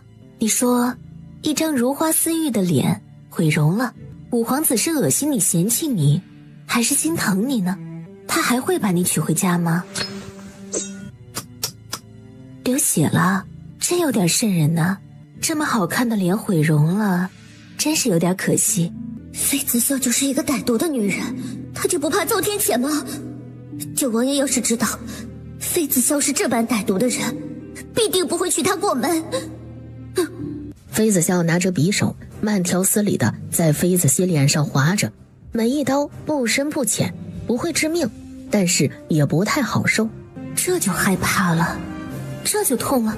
伤害小蝶，让侍卫把他后背打得血肉模糊，废了小蝶食指的时候，他没害怕。人终究要为自己犯的错而买单。去告诉王妃，丞相带着人往这边来了。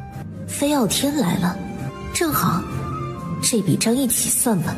小笑，她是你妹妹，纵然有错，你也不能这么对待她呀。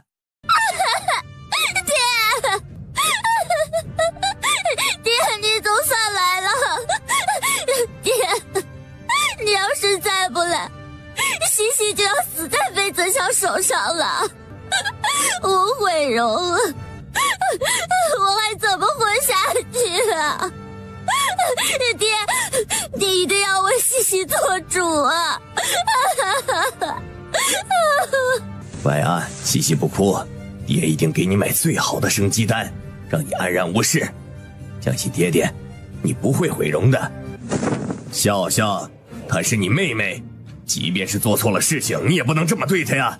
做错了事，你应该告诉爹爹，让爹来管。再说了，就一个奴婢，犯得着姐妹反目成仇吗？死了也就那么一回事儿，再去市场买几个回来就行了。你给妹妹道个歉吧，这事儿就别追究了，翻篇了。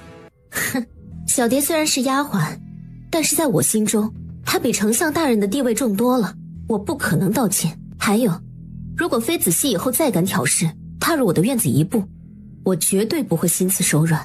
丞相大人请回吧。妃子笑，我是你爹，你怎么说话的？你果然是有娘生没娘养，就是一个不懂礼数的乡野丫头。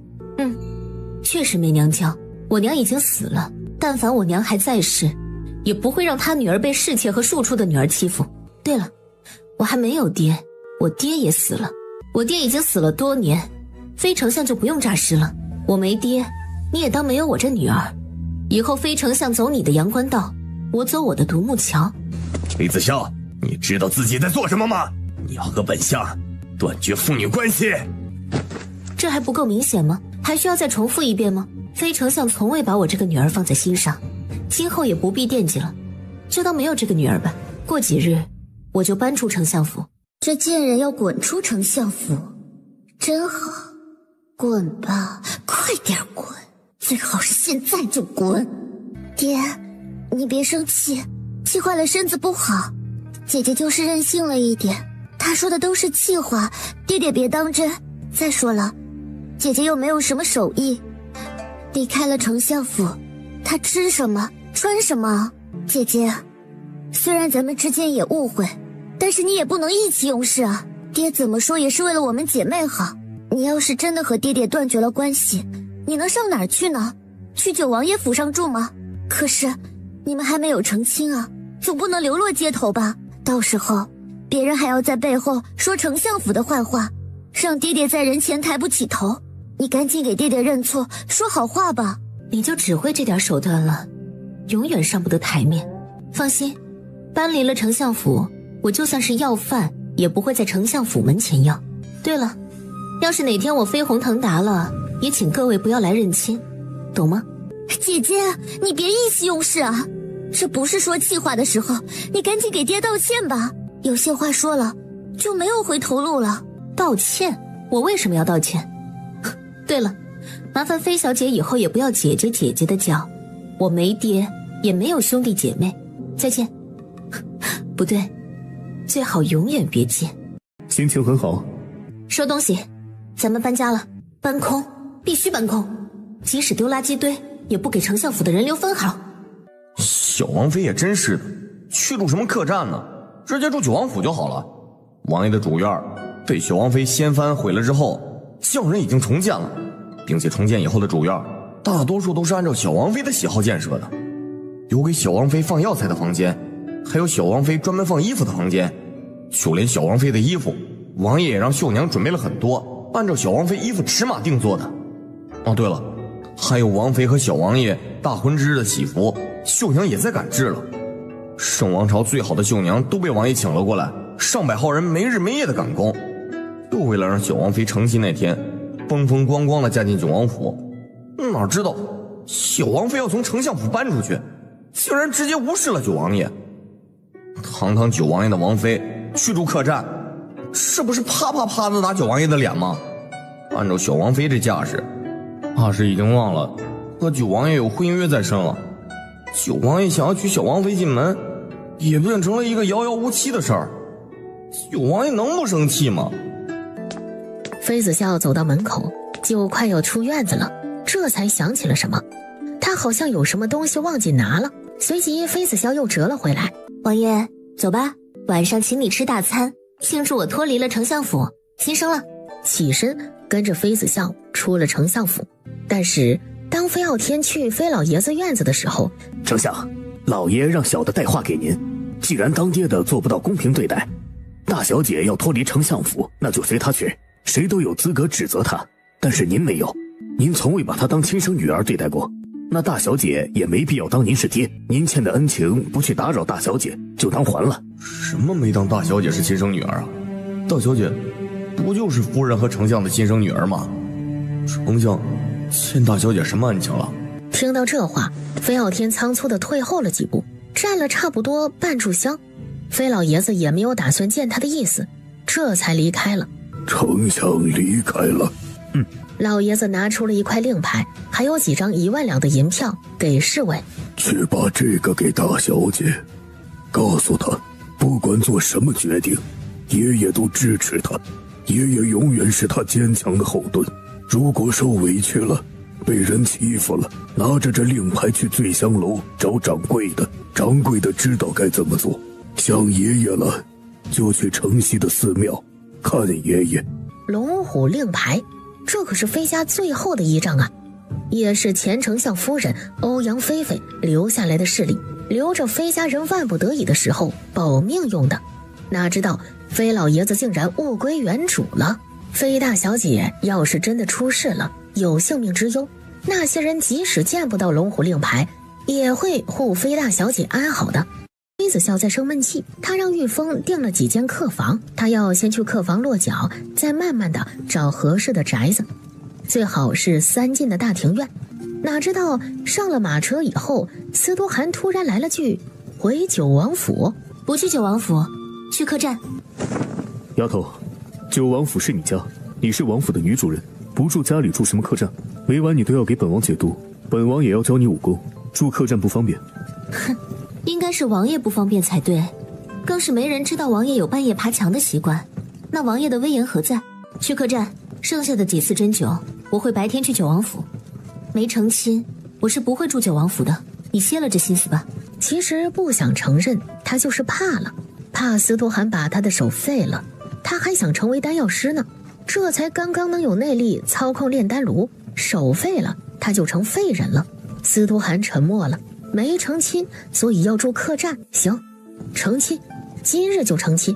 玉峰，传本王命令，明日本王和王妃大婚，宴请文武百官。是王爷。玉峰，去皇陵，其他人回九王府。车头调转，妃子笑没坐稳，朝着司徒涵扑了过去。本王要带王妃去皇陵祭拜母妃，王妃也不用这么激动吧？丑媳妇迟早要见公婆，王妃不必过度担心。什么？去皇陵，去拜见九王爷的母妃，明日就大婚？妃子笑稳住身体后，内力一运转，准备飞身出马车，落荒而逃。哪知道司徒涵像是知道他的意图一样，把他抱得死死的。本王见王妃精力充沛，要不咱们继续早上的事？你……妃子笑不敢动了。这他妈是金玉系男神吗？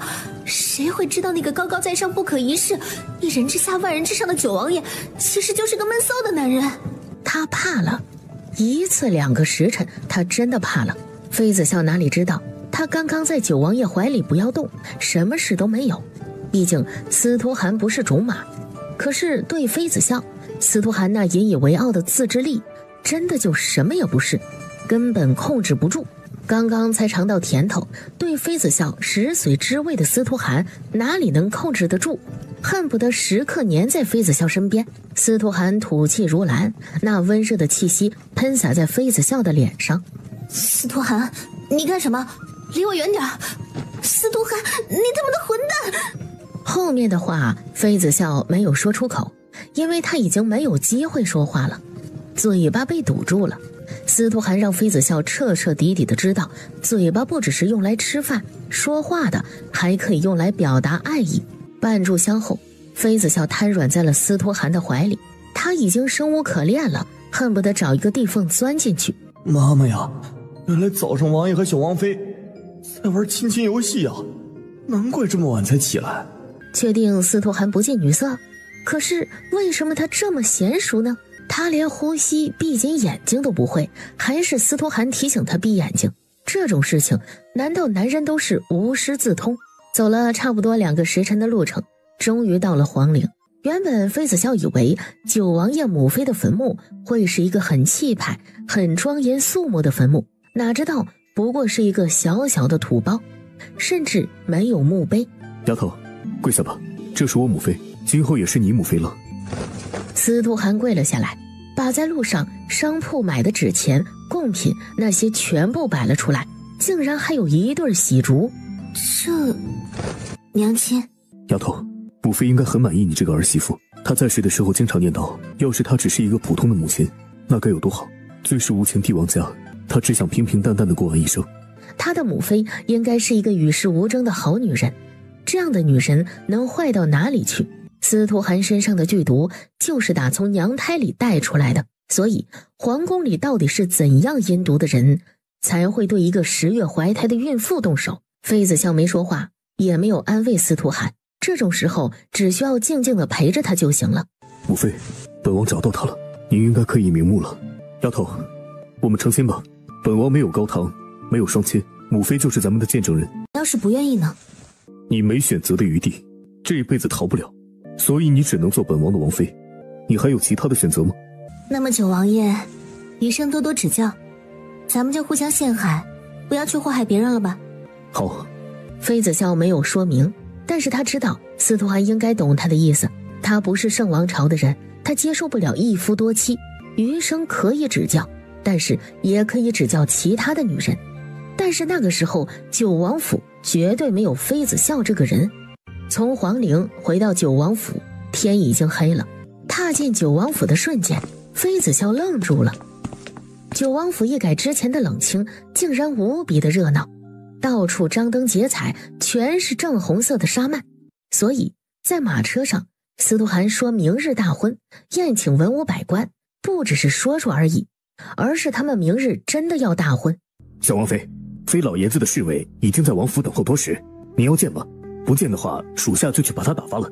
妃家的人，从今往后，他家的小丫头不需要妃家的庇护。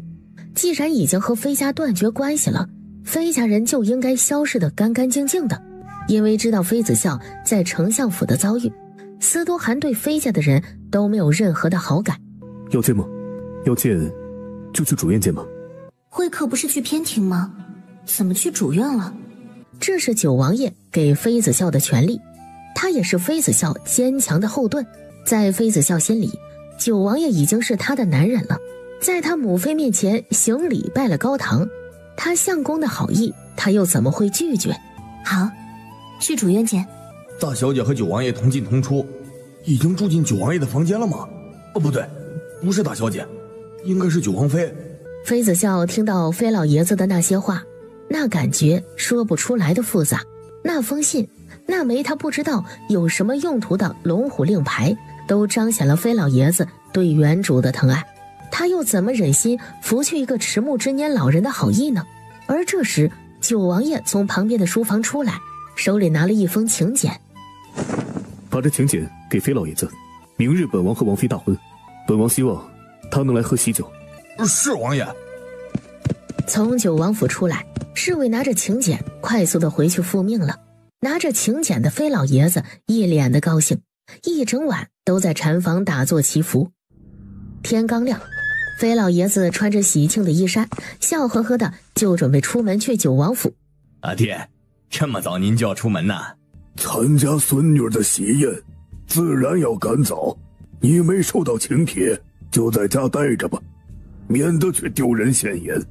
说完这个，妃老爷子中气十足的离开了，气得妃傲天脸色阴沉，胸口跌宕起伏。养了妃子笑这么一个白眼狼不说，在这样的日子里，妃老爷子竟然还要来神补刀一下，让妃傲天的怒气更上一层楼，简直就是雪上加霜。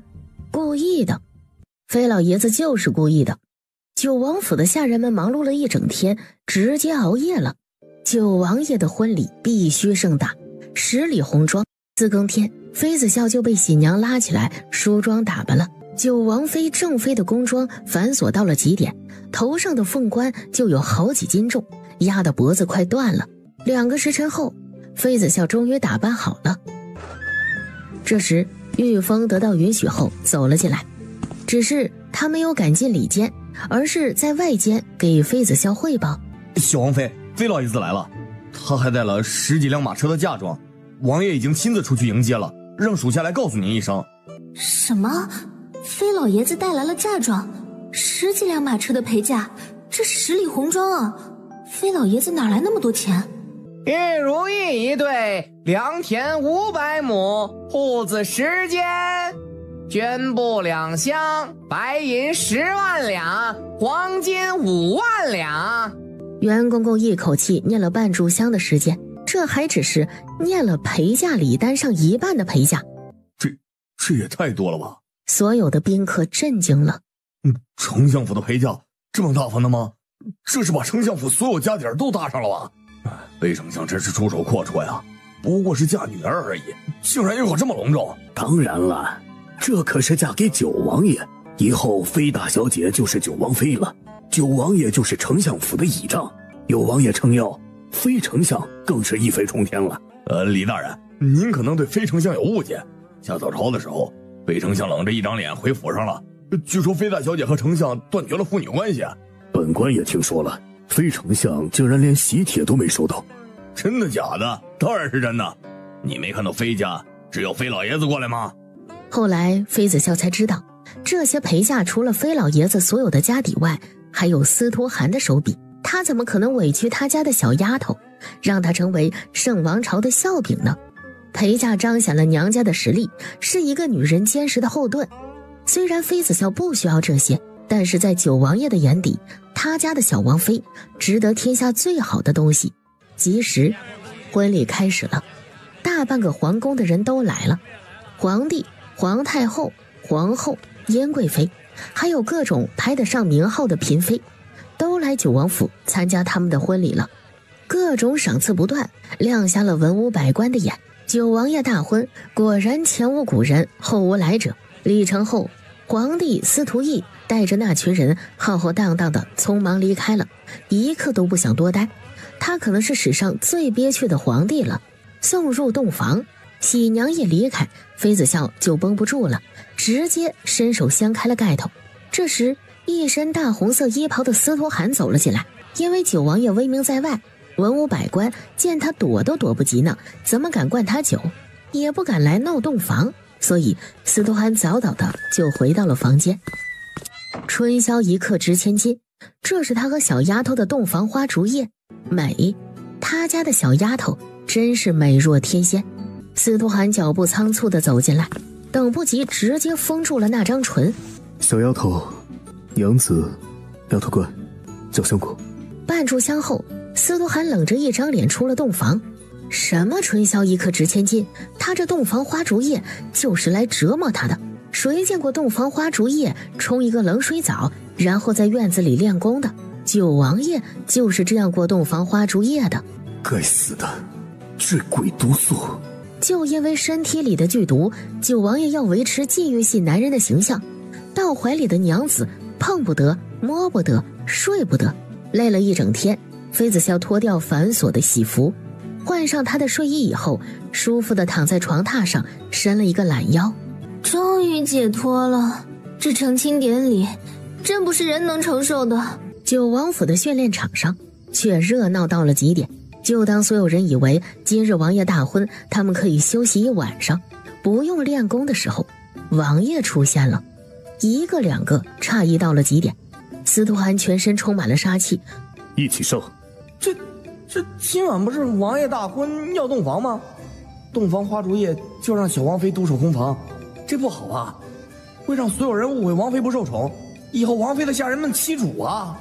但是他们不知道，不是小王妃不受宠，而是洞房花烛夜，九王爷这个可怜的男人被赶出了房间，要洞房门都没有，让妃子笑帮忙，可能吗？小王妃的手很重要，那是救死扶伤的，而不是扶王爷的手。九王爷不好过，九王府的这些下人又怎么可能好过呢？一个两个半夜就被九王爷拉起来。王爷这是欲求不满吗？怎么看上去满身的怒火？一炷香的时间，所有的暗卫都躺在了地上。风雨雷电这4个侍卫一直跟在九王爷的身边，他们的修为在江湖上也能排上名号，可是在九王爷面前，他们就是弱鸡。继续修炼。丢下这句话，九王爷就离开了，留下风雨雷电躺在地上面面相觑。九王爷莫名其妙的发怒，是不是被王妃修理了？被王妃赶出来了吧？没想到高高在上的王爷竟然也是一个惧内的男人啊！王妃威武啊！其他3人没理会玉峰这沙雕，他是不是嫌弃死得不够惨？玉峰，滚过来！完犊子了！在其他3只幸灾乐祸的眼神中，玉峰一瘸一拐的跟着九王爷去了主院。王爷，我错了，王爷您放过我吧，属下起不来了，腰废了，王爷！哪知道司徒寒不但没有手软，反而变本加厉，一次一次秒杀玉峰，把他打趴下，又让他站起来继续。玉峰用尽了最后一丝力气，用灵力传音：王妃救命！王爷要杀人啊！王妃，王妃！自从九王爷教妃子笑修炼之法后，妃子笑睡觉的时间就很少了，依旧精力充沛。他起身披着披风，站在了房间门口。丫头，回房间去，夜深露重，别受凉了，走吧。司徒寒揽过妃子笑的肩膀，把她带着往房间走。滚！妃子笑在房间里炼丹，司徒寒就这么拿着一本书陪着，看上去清心寡欲到了极点。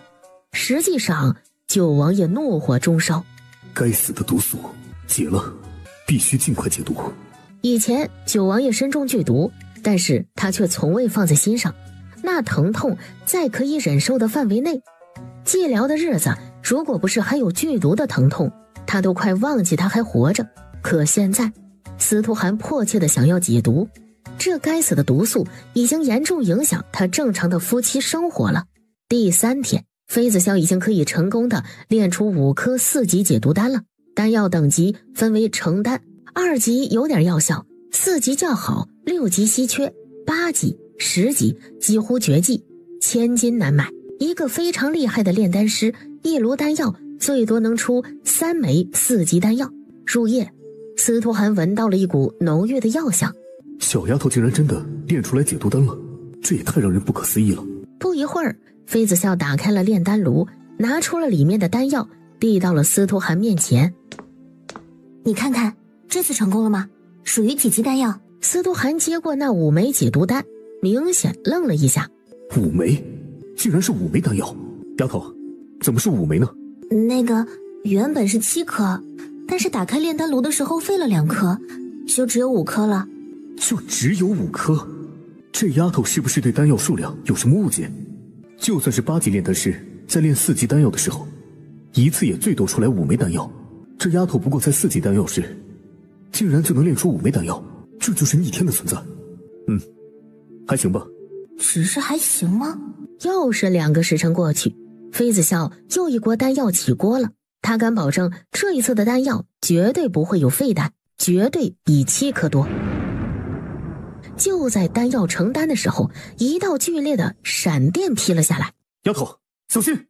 那一道满含着力量的闪电直接朝着妃子笑的炼丹炉劈了过去。司徒寒更是没有想到，明明在炼4级丹药的妃子笑为什么会引来闪电？6级丹药师在丹药成丹的时候才会引雷，只有引雷成功才会成丹。飞傲天想要去黑市给妃子熙买生机丹，几天过去了，却没有一点消息，这让妃子熙整日在王府里以泪洗面，也不敢出去见武。我去，第2道闪电，这到底是几级丹药啊？司徒寒抱着妃子笑站在了屋顶，而所有暗卫打在妃子笑身上的目光像是看怪物一样。玉峰，封锁王府，调虎骑军守在3米开外，擅闯者杀无赦。这是要开战了吗？当第4道雷下来的时候，整个圣王朝轰动了。第10道闪电了，还没有完呢。小王妃炼制出来的丹药到底是几级啊？这一晚，无数道闪电朝着九王府的方向劈下来，整整劈了1个晚上，整整749道闪电劈下来，这才停止了。经过1晚上的严防死守，圣王朝周围那些绝顶高手终于歇了那心思，打道回府了。到后面，司徒寒怕侍卫镇不住，所以让侍卫和虎骑军都退下了，一人抵过千军万马，一身极强的威压，硬是没有一个人敢来犯。丫头，去打开看看吧。1颗，竟然只有1颗丹药。8级成丹，竟然真的是8级成丹。数量不对啊，从预计的7颗变成了1颗，还有裂纹。应该不能要。那个，要不再试试？这一次一定能成功，保证能练出7颗成丹来，行吗？什么？下一次直接练出来1炉子的8级丹药来？小王妃到底知不知道这8级丹药代表了什么？1颗4级丹药有市无价，千金难买；1颗6级丹药更是稀世珍宝。一个6级丹药师1年练出来2颗6级丹药就已经是很高产了。而这8级丹药至今为止圣王朝的丹药师没有人能练出来，8级丹药师都没有一个，怎么可能练出来8级丹药？不对，现在有了，小王妃就是圣王朝的第1位8级丹药师。司徒涵把妃子笑带到了旁边的偏院，吃早点的时候他给妃子笑普及了一下。所以8级丹药很少见，属于天才地宝。圣王朝没有8级丹药师，对吗？难怪当初妃子笑和五皇子密谋，就是为了他手里的医书。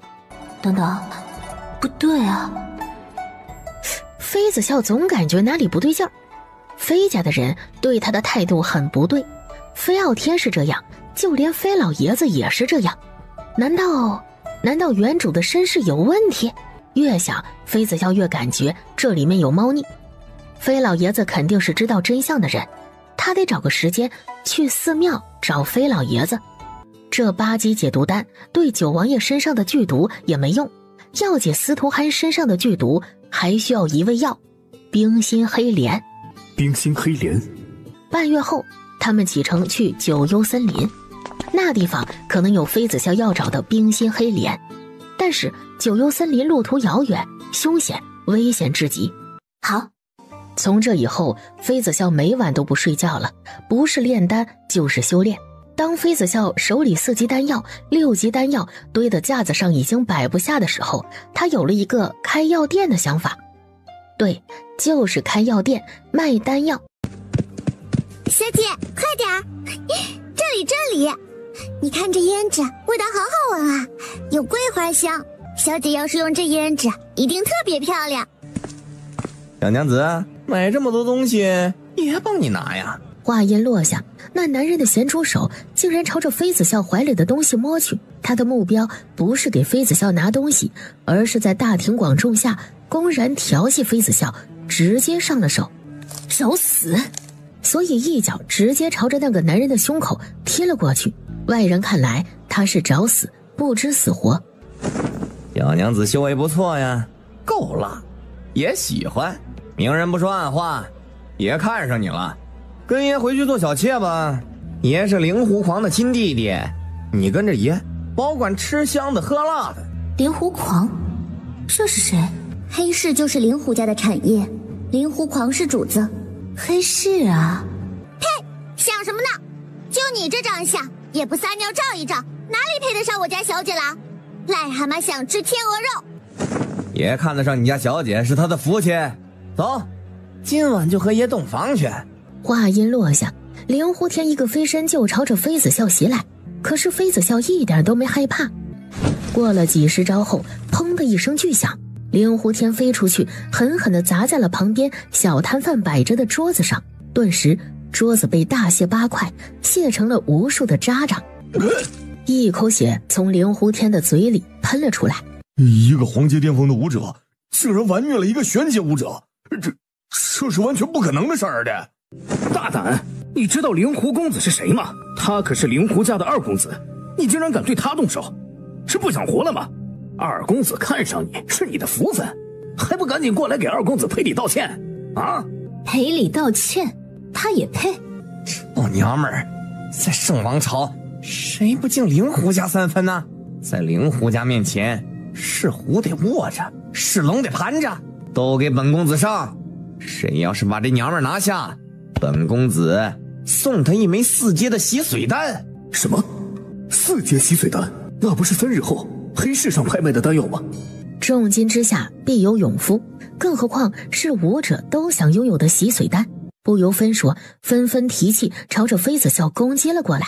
妃子笑却不让小九出手，在暗处看着就好。毕竟从黄阶武者进阶到玄阶武者需要一个契机。很多人一辈子都等不到这个契机，万一他实战中就进阶了呢？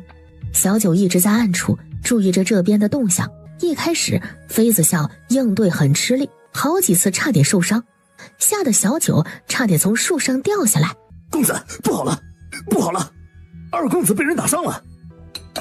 可是二公子看上了一位姑娘，但对方是一个狠角色。废了。是公子。几道身影瞬间从暗处飞出，眨眼间消失在了暗楼。半炷香的时间，玉雷走进了暗楼，把手里的几瓶丹药放在了灵狐狂面前的桌上。把这些丹药也列进拍卖会上，价高者得。灵狐狂点了点头。什么？6级丹药？怎么会是6级丹药？这里全是6级的进阶丹。什么？进阶丹？还是6级的进阶丹？灵狐狂拿着丹药瓶的手在颤抖，因为他就是一个玄阶巅峰的武者，已经在这个阶段停留3年了，等不到契机，没有任何的突破，止步不前了。可有了这进阶丹，那就不一样了。进阶丹就是一个契机。小王妃说，等什么时候他研究出来炼8级丹药不会眼雷了，他再开始炼8级丹药。玉雷，我能见见王妃吗？就一面。应该不行，王爷很宠王妃，保护得太好了。江湖上的事情，王爷不想让王妃接触。见不到吗？8级丹药师啊！没想到小王妃就是前段时间轰动整个玄月大陆的8级丹药师。而就在这时，灵狐狂派出去的一个下属跌跌撞撞地冲进了暗楼。灵狐狂起身点了他几处穴道，一枚还魂丹喂了下去，那个下属才保住了性命。公子，快去救二公子，去完了，二公子就没命了。话音落下，那黑衣男人就昏迷了过去。玉雷探了一下他的脉搏，五脏六腑尽毁，还魂丹只能保他性命，灵根已经被废了，不能修炼了。什么？被废了灵根？该死的，找死！我去看看，你在这等一下。话音落下，一些红衣的灵狐狂飞身出了暗楼。玉雷把丹药收拾好，也跟着出来看热闹。灵狐狂的这个亲弟烂泥扶不上墙，就是一个好吃懒做的色胚，要不是生在灵狐家，早已经身首异处了。一开始妃子笑并没有下死手，毕竟他还要和黑市做交易呢，总不能杀了灵狐家的二公子吧？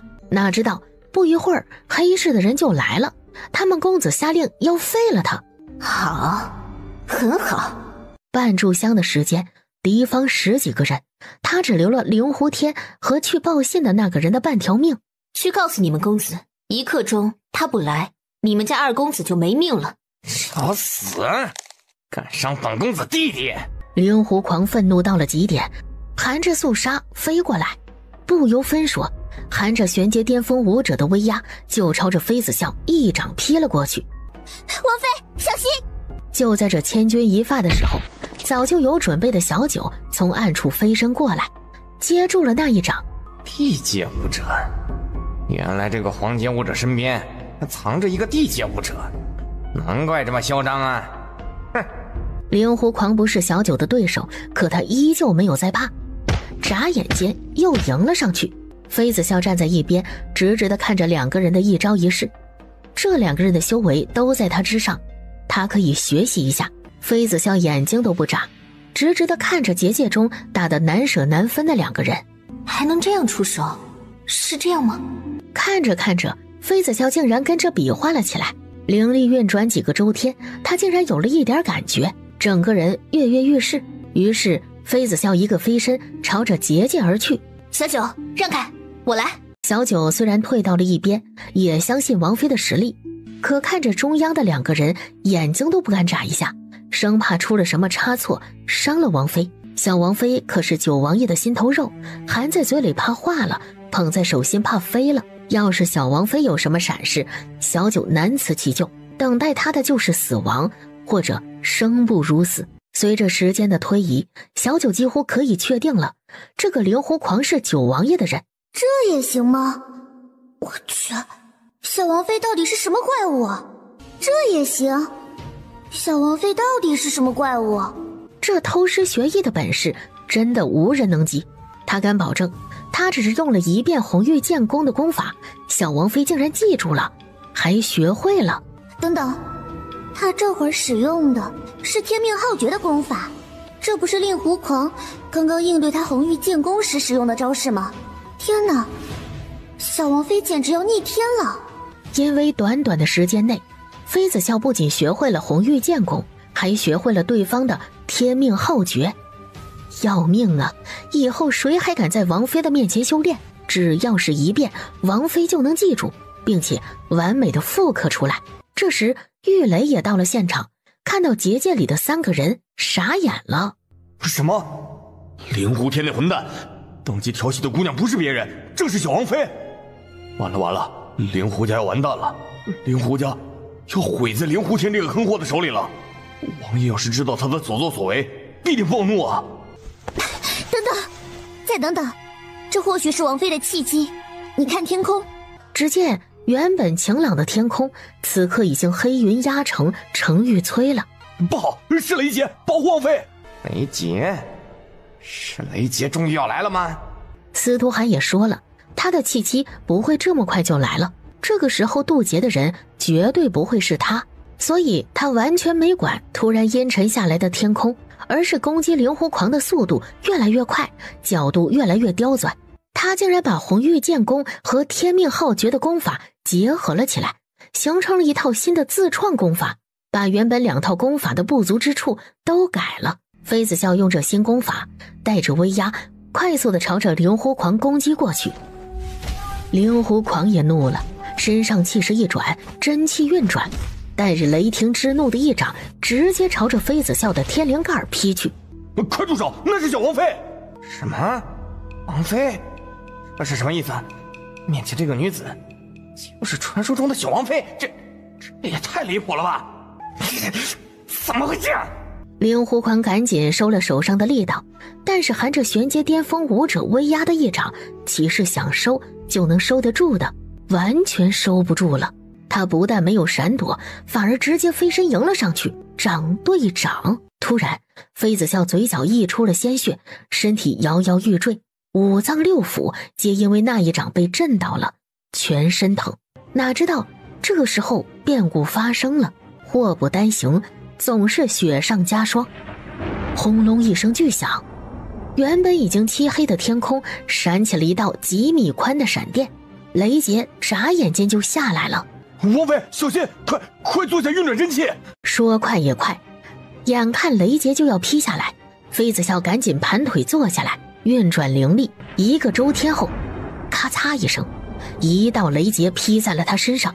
小王妃，她怎么就是小王妃了？该死的！灵狐天调戏谁不好，竟然当街调戏小王妃，这可是9王爷的新仙宠呢！完了，这下真的完了！快，别愣着，护法！好。怎么回事？这第1道天雷怎么会这么厉害？小王妃不过是一个黄阶巅峰武者而已，按道理说，雷劫没这么大威力啊。第1道天雷，2个护法给妃子笑卸掉了一部分威力，可他承受起来依旧够呛。第2道天雷，3个人同时护法，天雷打在妃子笑身上。王妃，小姐，完了！但是这粒雷劫，只要契机到了，第1道天雷下来就没有停的道理，必须要3道天雷全部下来才会停。不能停，躲不过，只能硬生生的扛着，硬生生的受着。小王妃，小姐，雷劫而已，不就是3道天雷吗？我可以，我一定可以的。没事，我还行。话音落下，妃子笑也顾不上那么多了，闭上眼睛就开始运转灵力。还魂丹，你身上带还魂丹了吗？快点儿，给王妃喂一粒还魂丹，可以疗伤。虽然不能短时间内让她痊愈，但是总比什么都不做的好。还魂丹没有，但是有进阶丹，黄阶武者可以用吗？可以，快点拿出来。好。妃子笑服下进阶丹以后，赶紧开始运转灵力。就在进阶丹到达丹田的时候，他原本上蹦下窜，还没有来得及梳理的灵力，竟然平和了很多，5脏6腑也没有原本那么疼了。就好像一缕春风拂过，温柔到了极点，沁人心脾。也就在这时，第3道天雷要下来了。立雷劫，应该是有人进阶了。这几个月来，圣王朝都没人历劫，没想到今日竟然有一个。看着天雷的威力，应该是玄阶武者历劫。哪知道就在这个时候，天空中升起了一枚求救信号弹，那是九王府特有的求救信号。等等，王妃，王爷，是王妃！玉峰的话言还没落下，九王爷的身影就已经消失了。小丫头，秀秀！妃子笑一口心头血，犹如开闸的洪水一般喷洒出来后，晕倒在了司徒涵怀里。雷劫的威力到底有多大，只有经历过的人才知道。司徒涵害怕了，这是从未有过的陌生情绪。这一刻，他竟然在害怕。秀秀，秀秀！这时，在司徒涵后面赶过来的玉峰看到这情况，王爷，转生丹，给王妃服用转生丹。对，转生丹。九王爷那里有一颗8级转生丹，这还是先皇驾崩前秘密赏赐给九王爷的宝贝，就是为了在危急时刻能够保住他的性命。王爷，把转生丹碾碎了喂进去，太大了，王妃这情况怕是咽不下去啊。司徒涵又照做。转生丹顾名思义为转生丹，就是只要有一口气在，人没有死，服用转生丹就能转危为安。司徒涵把转生丹碾碎了，喂到妃子笑的嘴里。此刻司徒涵已经收敛了所有的情绪，从刚刚的不知所措变得有条不紊了。把转生丹喂下去以后，司徒涵就开始运气，灵力一点一点地输送进妃子笑的体内，让转生丹的药效快速地发挥出来。九王爷，他怎么来了？怎么样？哪里疼吗？妃子笑摇头，妃子笑竟然有点感动，这种被关心的感觉真的太好了。别担心，我没事。玉峰，马车，把虎皮铺在上面，还有毯子。是，王爷。原本司徒涵想要抱着妃子笑就这么飞回去，但是又怕妃子笑身子受不了，最后选择了马车。回到九王府，司徒涵沉默着没说话，但是动作却一点都不含糊，把妃子笑里里外外的检查了一遍，确定没有受伤，这才松了一口气。小蝶已经让下人们备好了水了，司徒涵这才起身去了书房。同玉峰他们一起来九王府的还有灵狐狂和灵狐天。完了，该死的，谁知道灵狐天调戏的竟然是九王妃，这不是找死吗？他就说这龟孙子迟早会死在女人手上，哪知道他不但把自己作死，也把整个灵狐家作完蛋了。书房外，玉峰他们在向小九打听发生了什么事情，去问王妃，然后直接隐了身子，消失在了众人视线中。倒是小蝶伺候完妃子笑，把事情的前因后果都给他们讲了一遍。原本想要去说情的几个瞬间歇了这心思。这是什么事儿啊？要知道现在九王妃就是王爷的逆鳞，碰谁不好，竟然去碰王爷的逆鳞，还登基调戏小王妃，这简直是不想活了！这都很闲吗？要进去和他们作伴。就在司徒涵的话音刚落，那几道身影瞬间消失不见了，只留下小蝶一个人尴尬地站在那里。王爷，我去看看王妃好了没有。话音落下，小蝶跑得比兔子还快。妈呀，可怕！王爷比当初的华夫人还要让人害怕。半炷香后，王爷，小的错了，王爷饶命，不敢了，小的再也不敢了，我不要！伴随着这惊恐的声音，一道鲜血喷洒在了窗户上。玉峰，处理了。是，王爷。玉峰走到了书房外的时候，就闻到了一股浓烈的血腥味。书房的场景让他傻眼了。灵狐天断了气，灵狐狂重伤，身体摇摇欲坠。可即使是这样，他依旧咬着牙，一言不发，颤抖着身子，规规矩矩地跪在地上。他没有任何反抗的心思。谢王爷不杀之恩，谢王爷。滚！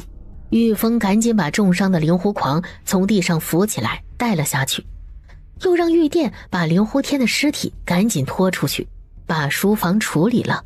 灵狐狂的伤势很重，五脏六腑都受了损伤，能不能保住性命，那得看他的命。挺得过去，那就没事了。王爷的怒火也歇了，要是挺不过去就没有办法了，谁让灵狐家这么作死呢？可即使这样，灵狐狂也是心怀感激的，他很感激王爷没有牵连整个灵狐家，只是杀了灵狐天，惩罚了他。玉峰把灵狐狂带下去以后，赶紧给其处理了伤口，甚至要用内力给他疗伤，但是灵狐狂却拒绝了。不用了，就这样吧，这样我心里好受一点。我该死，如果不是我先伤了王妃，王妃历劫的时候不会受伤。房间里，妃子笑洗漱好以后，整个人竟然精神到了极点，全身轻盈无比，内伤竟然也在丹药的作用下恢复了。他渡劫成功，进阶了，成为了玄阶武者。这时小蝶端了一碗燕窝粥进来，小蝶是一个性格直爽藏不住事的丫头，把九王府发生的事情碎碎念地告诉了妃子笑。杀了王爷，杀了灵狐天，重伤了灵狐狂，现在灵狐狂人呢？妃子笑把碗放下，就去找了司徒涵。受伤了就好好养着，乱跑什么呢？这责怪的语气中满满的都是关心。妃子笑心里暖暖的，竟然主动伸手抱住了九王爷的脖子，那润物细无声的爱竟然真的渗透进了心里。经过这件事，司徒涵明白了，他栽在了妃子笑手上。妃子笑知道司徒涵因为他的事情盛怒了下属，所以今晚特别的乖巧，窝在那温暖的怀抱里，软绵绵的像是小猫。想为灵狐狂说情？最后司徒涵默许了妃子笑的行为，让小蝶送了妃子笑自己研制的金疮药和九转金丹给灵狐狂。灵狐狂震惊了，顾不得身上的重伤，挣扎着下床，对着主院的方向叩了3个响头。属下谢过王爷，谢过王妃，谢谢。3日后，黑市暗楼的拍卖会开始了。早早的，九王爷就带着小王妃来了暗楼。3楼唯一的天字房里，距离拍卖会还有1炷香的时间。王爷，我去后面看看灵狐狂准备的怎么样了。打了一声招呼，妃子笑离开了天字房。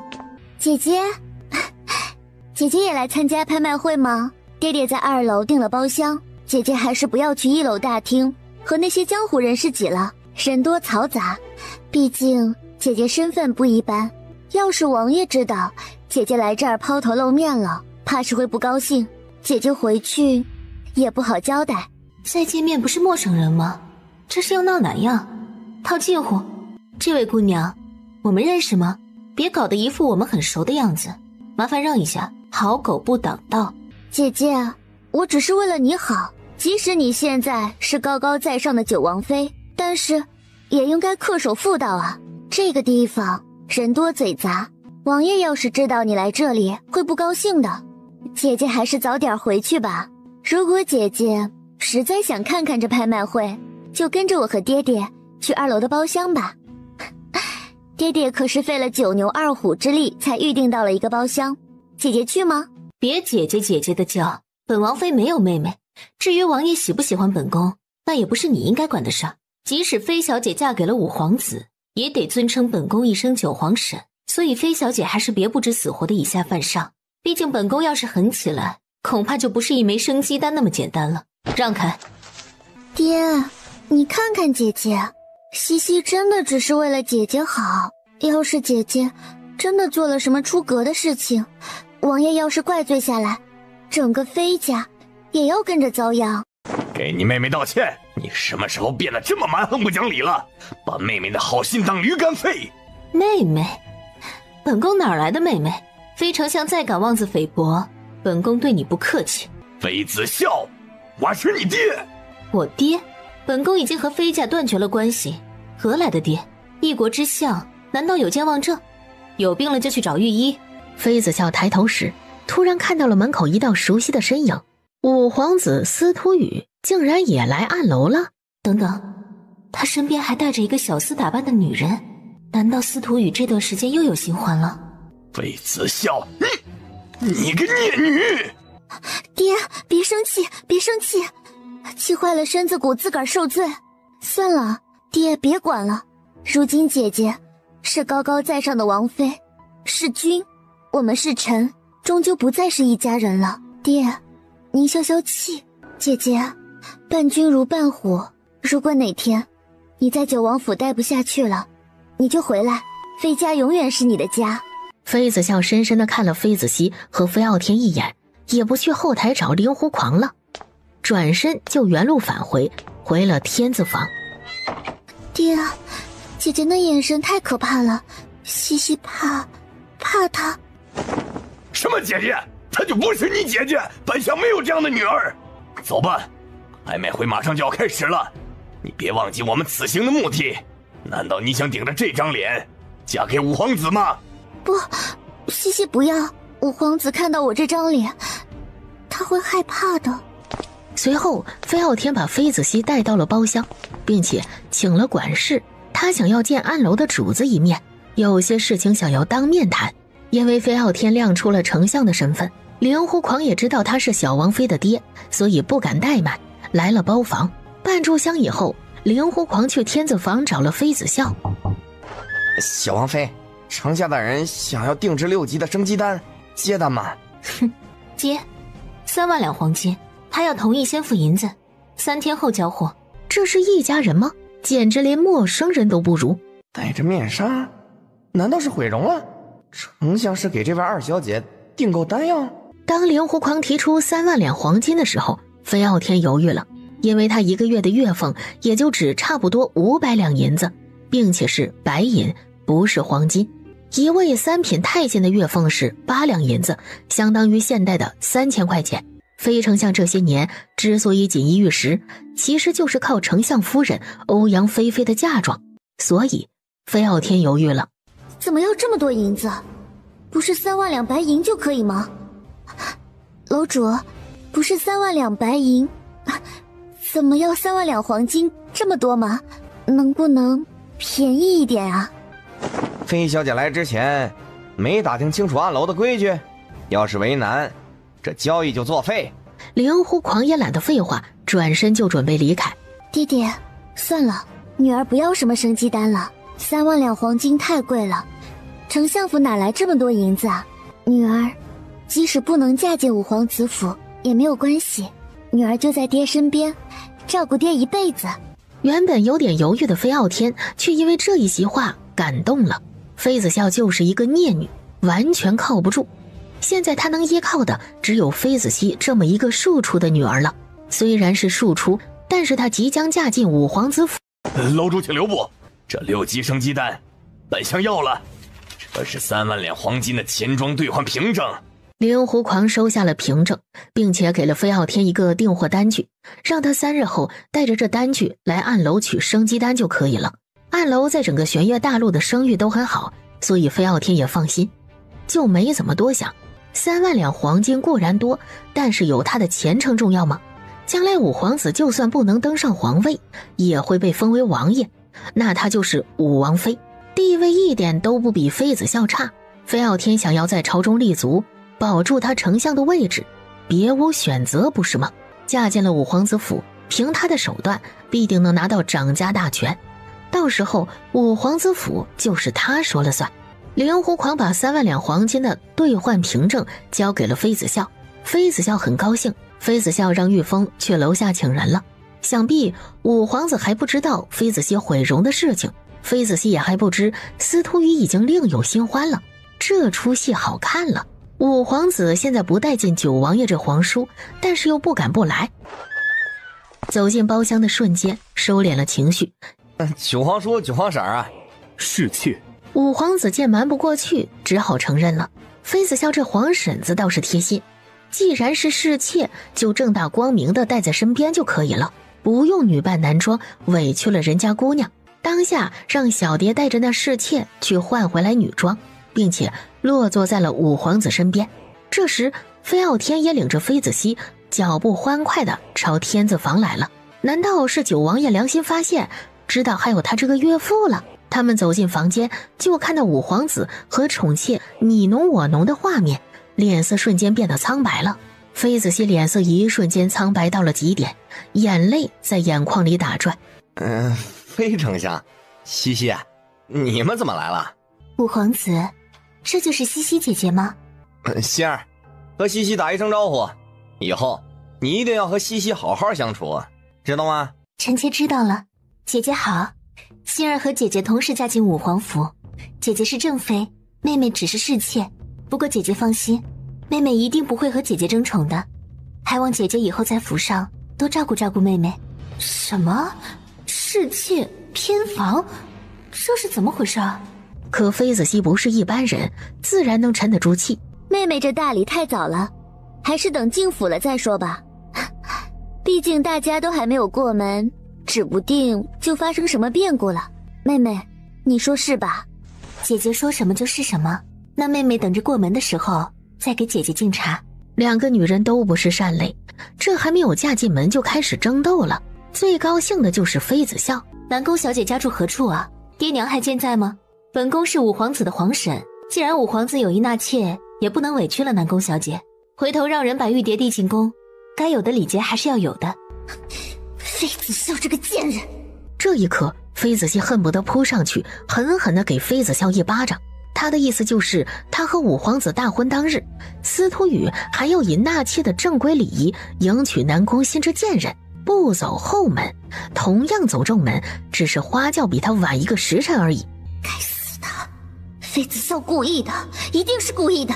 南宫新谢谢皇婶。皇婶，心儿没有爹娘，是一个孤儿，是春满楼的妈妈把心儿养大的，所以心儿谢谢皇婶了。心儿只要能嫁给五皇子就行了，不需要其他仪式了。心儿也深知配不上五皇子，但是心儿真的爱他，情难自禁。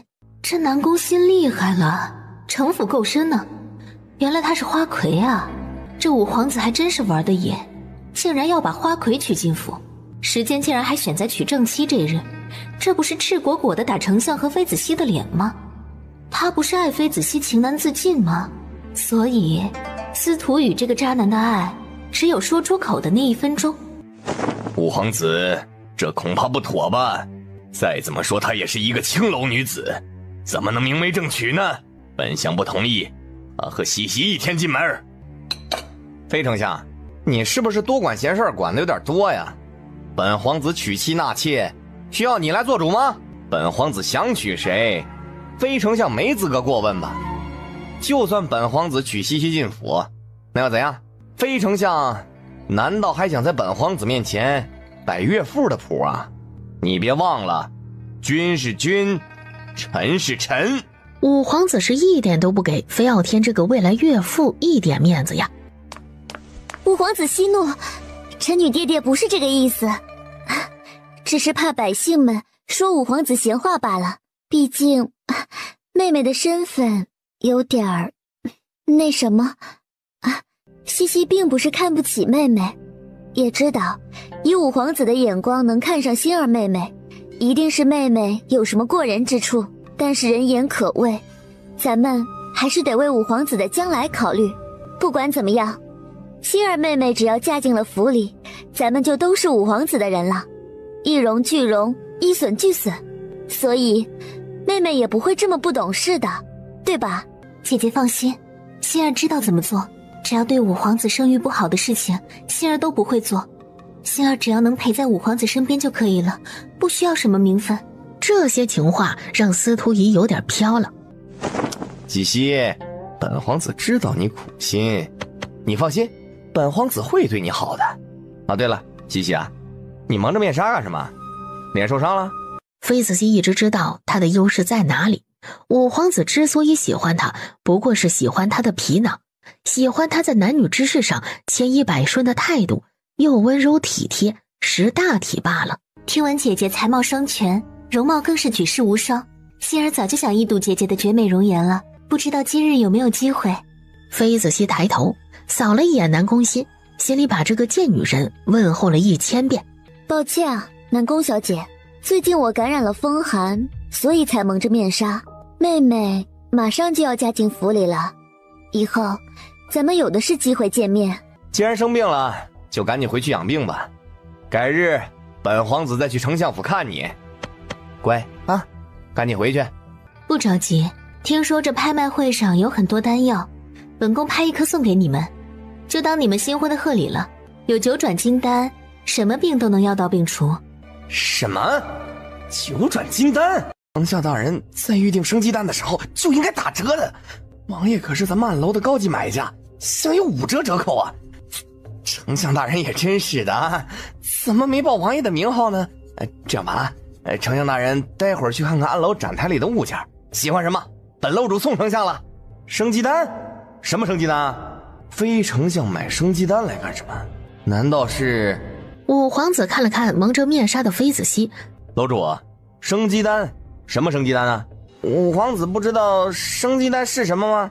就是重塑女子容颜的生鸡丹呐。像妃家2小姐毁容这种程度，1枚生鸡丹就能恢复了。什么？毁容了？所以不是感染了风寒，而是毁容了。司徒雨在所有人都没有反应过来的时候，伸手直接揭开了妃子熙的面纱。不要！他伸手去抢五皇子的面纱，整个人气急败坏又着急。还给我！把面纱还给我！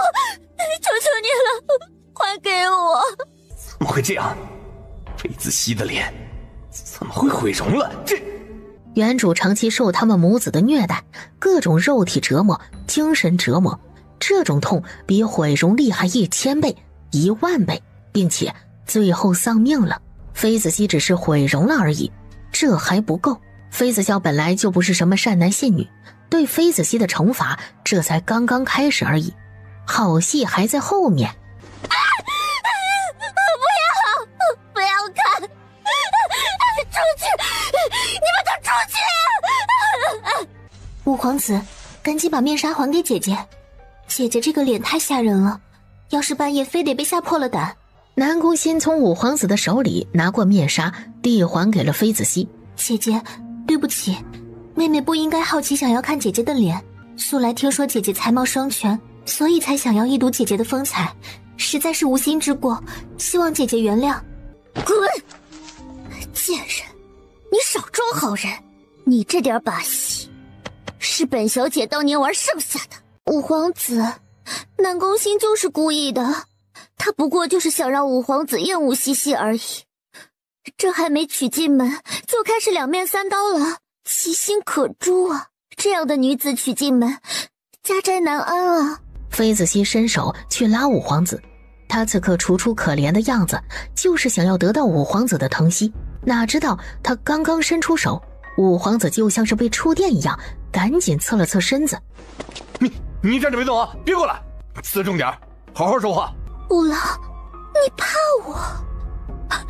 我是西西啊，纵然我现在毁了容，我也是五郎的西西啊。只要有了生鸡丹，西西的容貌就可以恢复如初。五郎，不要这样对西西好不好？西西害怕。西西，跟本相先回去，别打扰了五皇子和王爷看拍卖会的兴致。走吧。飞傲天做事就要拉妃子熙回丞相府，这个时候妃子熙做什么都是错的，只会让人反感，离开才是最明智的选择。九王爷、王妃、五皇子，那西西告退了，等西西养好伤，再去府上找五郎。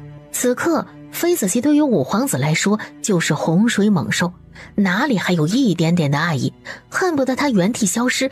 那快去快回去吧，养好伤再说，没养好伤别来找本皇子，本皇子很忙。妃子熙离开时眼神狠瞪了一眼妃子笑。贱人，该死的贱人，贱人，等着瞧。见妃丞相带着妃子熙离开了，南宫欣惊魂未定地拍了拍胸脯。太吓人了，姐姐的脸真是太吓人了，今晚心儿怕是要做噩梦了。不过心儿还好，倒是苦了五皇子，以后整日都要面对姐姐那张脸，日日相对，午夜梦回时，不知道会不会吓到五皇子。南宫欣很有心机的给五皇子勾勒了一下画面感，他和妃子熙同床共枕的时候，他和妃子熙用膳的时候，他日日夜夜和妃子熙相对的时候。妈呀，太可怕了！哇的一声，五皇子竟然干呕了起来，捂着嘴巴起身就往外面冲。不行了，他要恶心死了。只要一想到妃子熙的那张脸，他就恶心。不行不行，他不能娶妃子熙，他不能娶一个丑女人。他贵为圣王朝的五皇子，要怎样的女人没有？怎么可能娶一个容貌如此瘆人的女人回府呢？他要退亲，必须要退亲。等拍卖会结束，他就进宫找皇上。这个妃子熙他不要了。五皇子离开包厢去如厕，妃子笑就给玉峰使了一个眼色，让他跟过去，再添油加醋一把。玉峰那沙雕的性格，做这种事情肯定没问题，保证让五皇子怀疑人生。以后只要提到妃子熙就恶心，有心理阴影。房间里，南宫欣扑通一声跪在了妃子笑的面前。南宫欣拜见主子。主子，算了，随他去吧。他的王妃他自己保护，如果没保护好，那就是他这个作为夫君的失职。南宫姑娘，你是不是认错人了？本宫不是你什么主子，心儿没有认错，您就是心儿的主子。心儿等了主子几年，终于等到主子了。话音落下，南宫欣拿出了一块令牌，上面雕刻一个妃字，欧阳菲菲，原主母亲的人。经过一番了解，妃子笑才得知，当年原主的母亲治好了南宫欣的顽疾，并且给了他一笔钱，让他好好生活下去。南宫欣一家183口被奸人所害，而南宫欣从生下来体弱多病，就送给了一位高人收养，所以才躲过了一劫。之后南宫欣告别了师父，北上找仇家报仇。他血洗了仇家，但是顽疾发作，一身是血的倒在了雪地上。他被怀孕的欧阳菲菲救了，可没过多久就传来丞相夫人难产而死的消息，留下妃子笑一个襁褓里的婴儿。南宫欣也曾想要混进丞相府当丫鬟，暗中保护妃子笑，奈何当时华夫人选丫鬟很是小心谨慎，都是从熟悉的伢子手里买奴才。他好不容易混进去，没几天就被华夫人发卖了。后来南宫欣又混了几次，但是都没成功，他干脆留在了只隔丞相府一条街的春满楼当花魁，这一当就是10几年。就在这时，南宫欣伸手摘掉了脸上的人皮面具，露出一张虽然清秀，但是明显已经30多岁女人的脸。南宫欣，本宫的仇本宫自己会报，不需要你牺牲。你离开五皇子，去过你想过的生活吧。不，主子，南宫欣大仇已报，还有恩情未还，这是我活下来的意义，誓死追随小主子，这就是我的信念。丫头，人各有志，不必再劝了。正好你身边缺人，不是吗？妃子笑明白司徒寒的意思，也就没说什么了，并且让南宫欣明日去九王府找他。南宫欣的顽疾是哮喘，他摘下人皮面具的那张脸很是苍白，一激动就有点喘不过气的感觉。妃子笑从他轻微的症状就能断定他身患哮喘。是，主子。听到脚步声，南宫欣仔仔细细地把脸上的人皮面具戴好。五皇子，您感觉怎么样？要不要请太医啊？五皇子。之后玉峰就右手抬着一杯水，左手拿着一块毛巾，在旁边陪着五皇子。五皇子，那丞相府的2小姐毁容了，那容貌确实让人害怕。以后晚上您和她同床共枕，你是不是要戴一个头套啊？要不然低头看一眼，吓都吓死了，哪还有什么兴致啊？想想就瘆人啊！你说这容貌会不会遗传呢？以后您出生的第一个皇子，要是长得像菲2小姐，那就糟糕了。哎呀，怎么就变成这样了呢？玉峰越说越离谱，五皇子吐得更厉害了。闭嘴！给本皇子闭嘴！你再敢多说一句，本宫缝了你的嘴巴！玉峰瞬间闭嘴了，再也不敢发出声音了。五皇子也再没有回天子房了，争分夺秒的进宫了。他要退婚，必须要退婚。皇上经不起五皇子母妃殷贵妃1哭2闹3上吊的闹，答应了。退婚了，五皇子要退婚，妃子笑，都是妃子笑那个贱人，我要杀了妃子笑这个贱人。妃子熙气势汹汹的来到九王府找妃子笑算账。九王府正厅，妃子熙一开口丝毫都没客气。妃子笑，你个贱人出来！你以为躲着我就不能把你怎么样了？滚出来！妃子笑。这时小蝶敲开了妃子笑的门。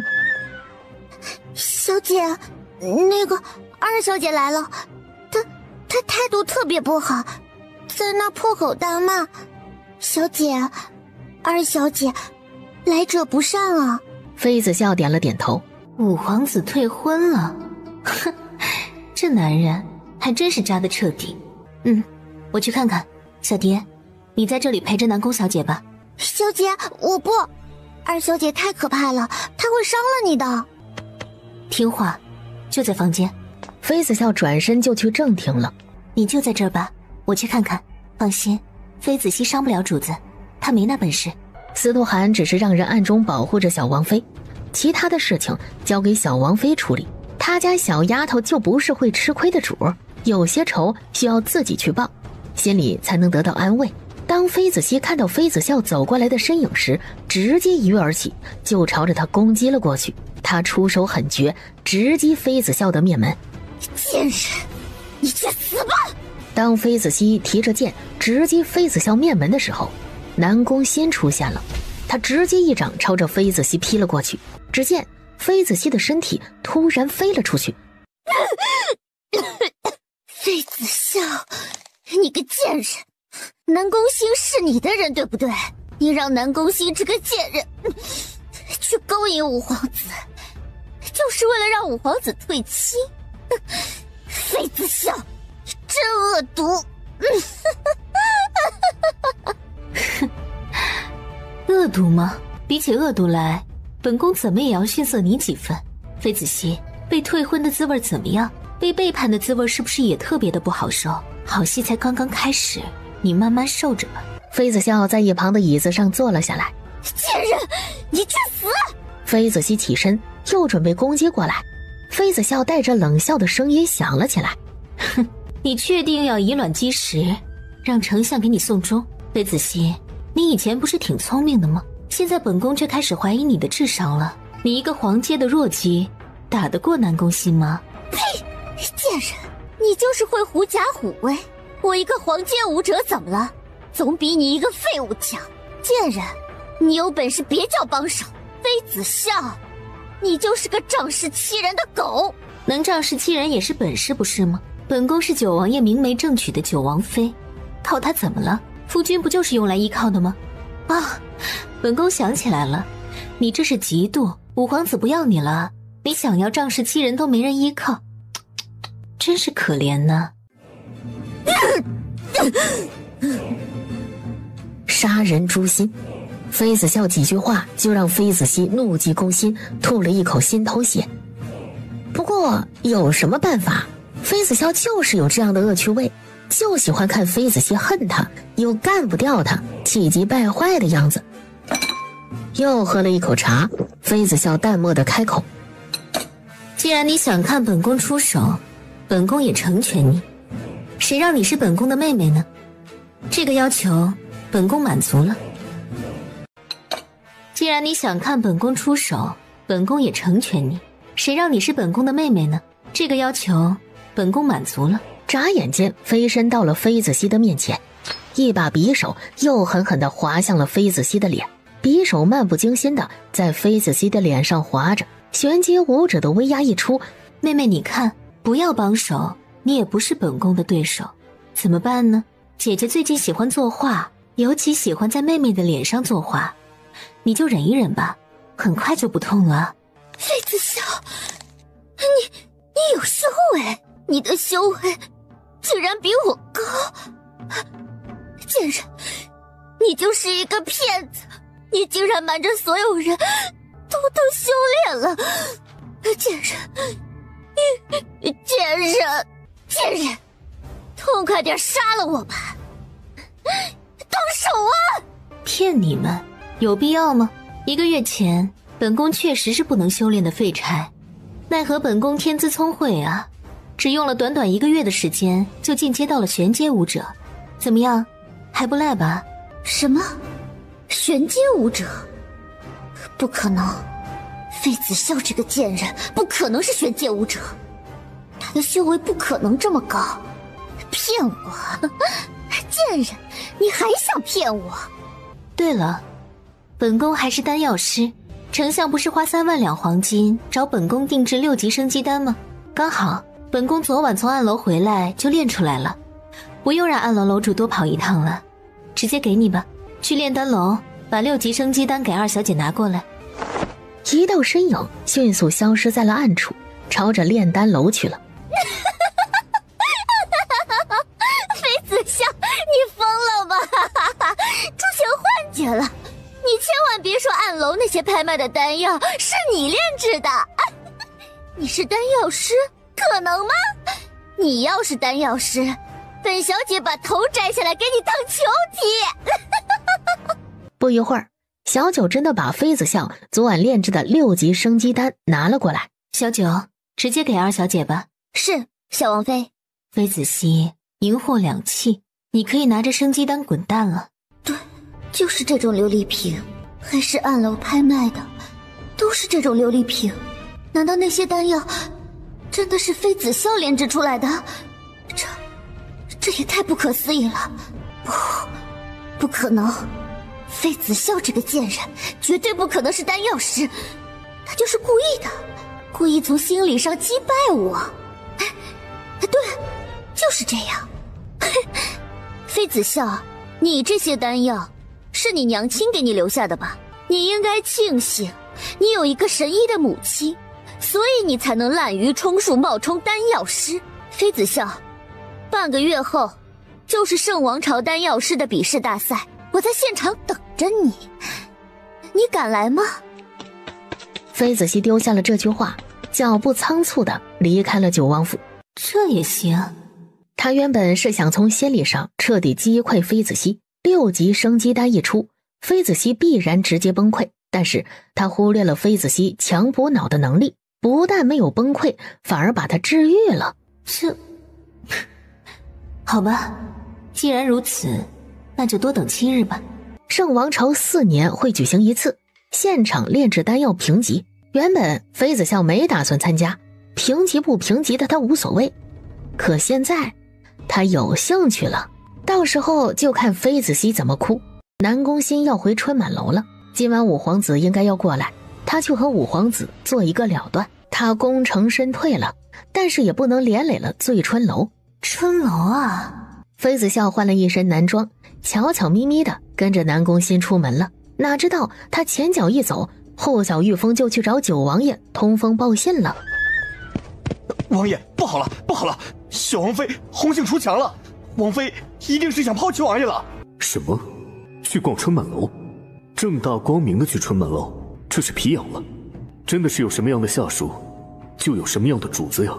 春楼那是什么地方？九王爷的势力遍布整个玄月大陆，春楼这种地方是收集情报最好的地方。醉春楼就是在圣王朝的都城圣城，所以里面什么情况，司徒涵比谁都清楚。醉春楼在圣王朝很出名，主要是里面不仅有男人消遣的地方，还有女人消遣的地方，还有一个地下钱庄，也就是赌场了。其实没有人知道，司徒涵最担心的事情啊，就是妃子笑说红了眼，把他这个夫君输出去怎么办？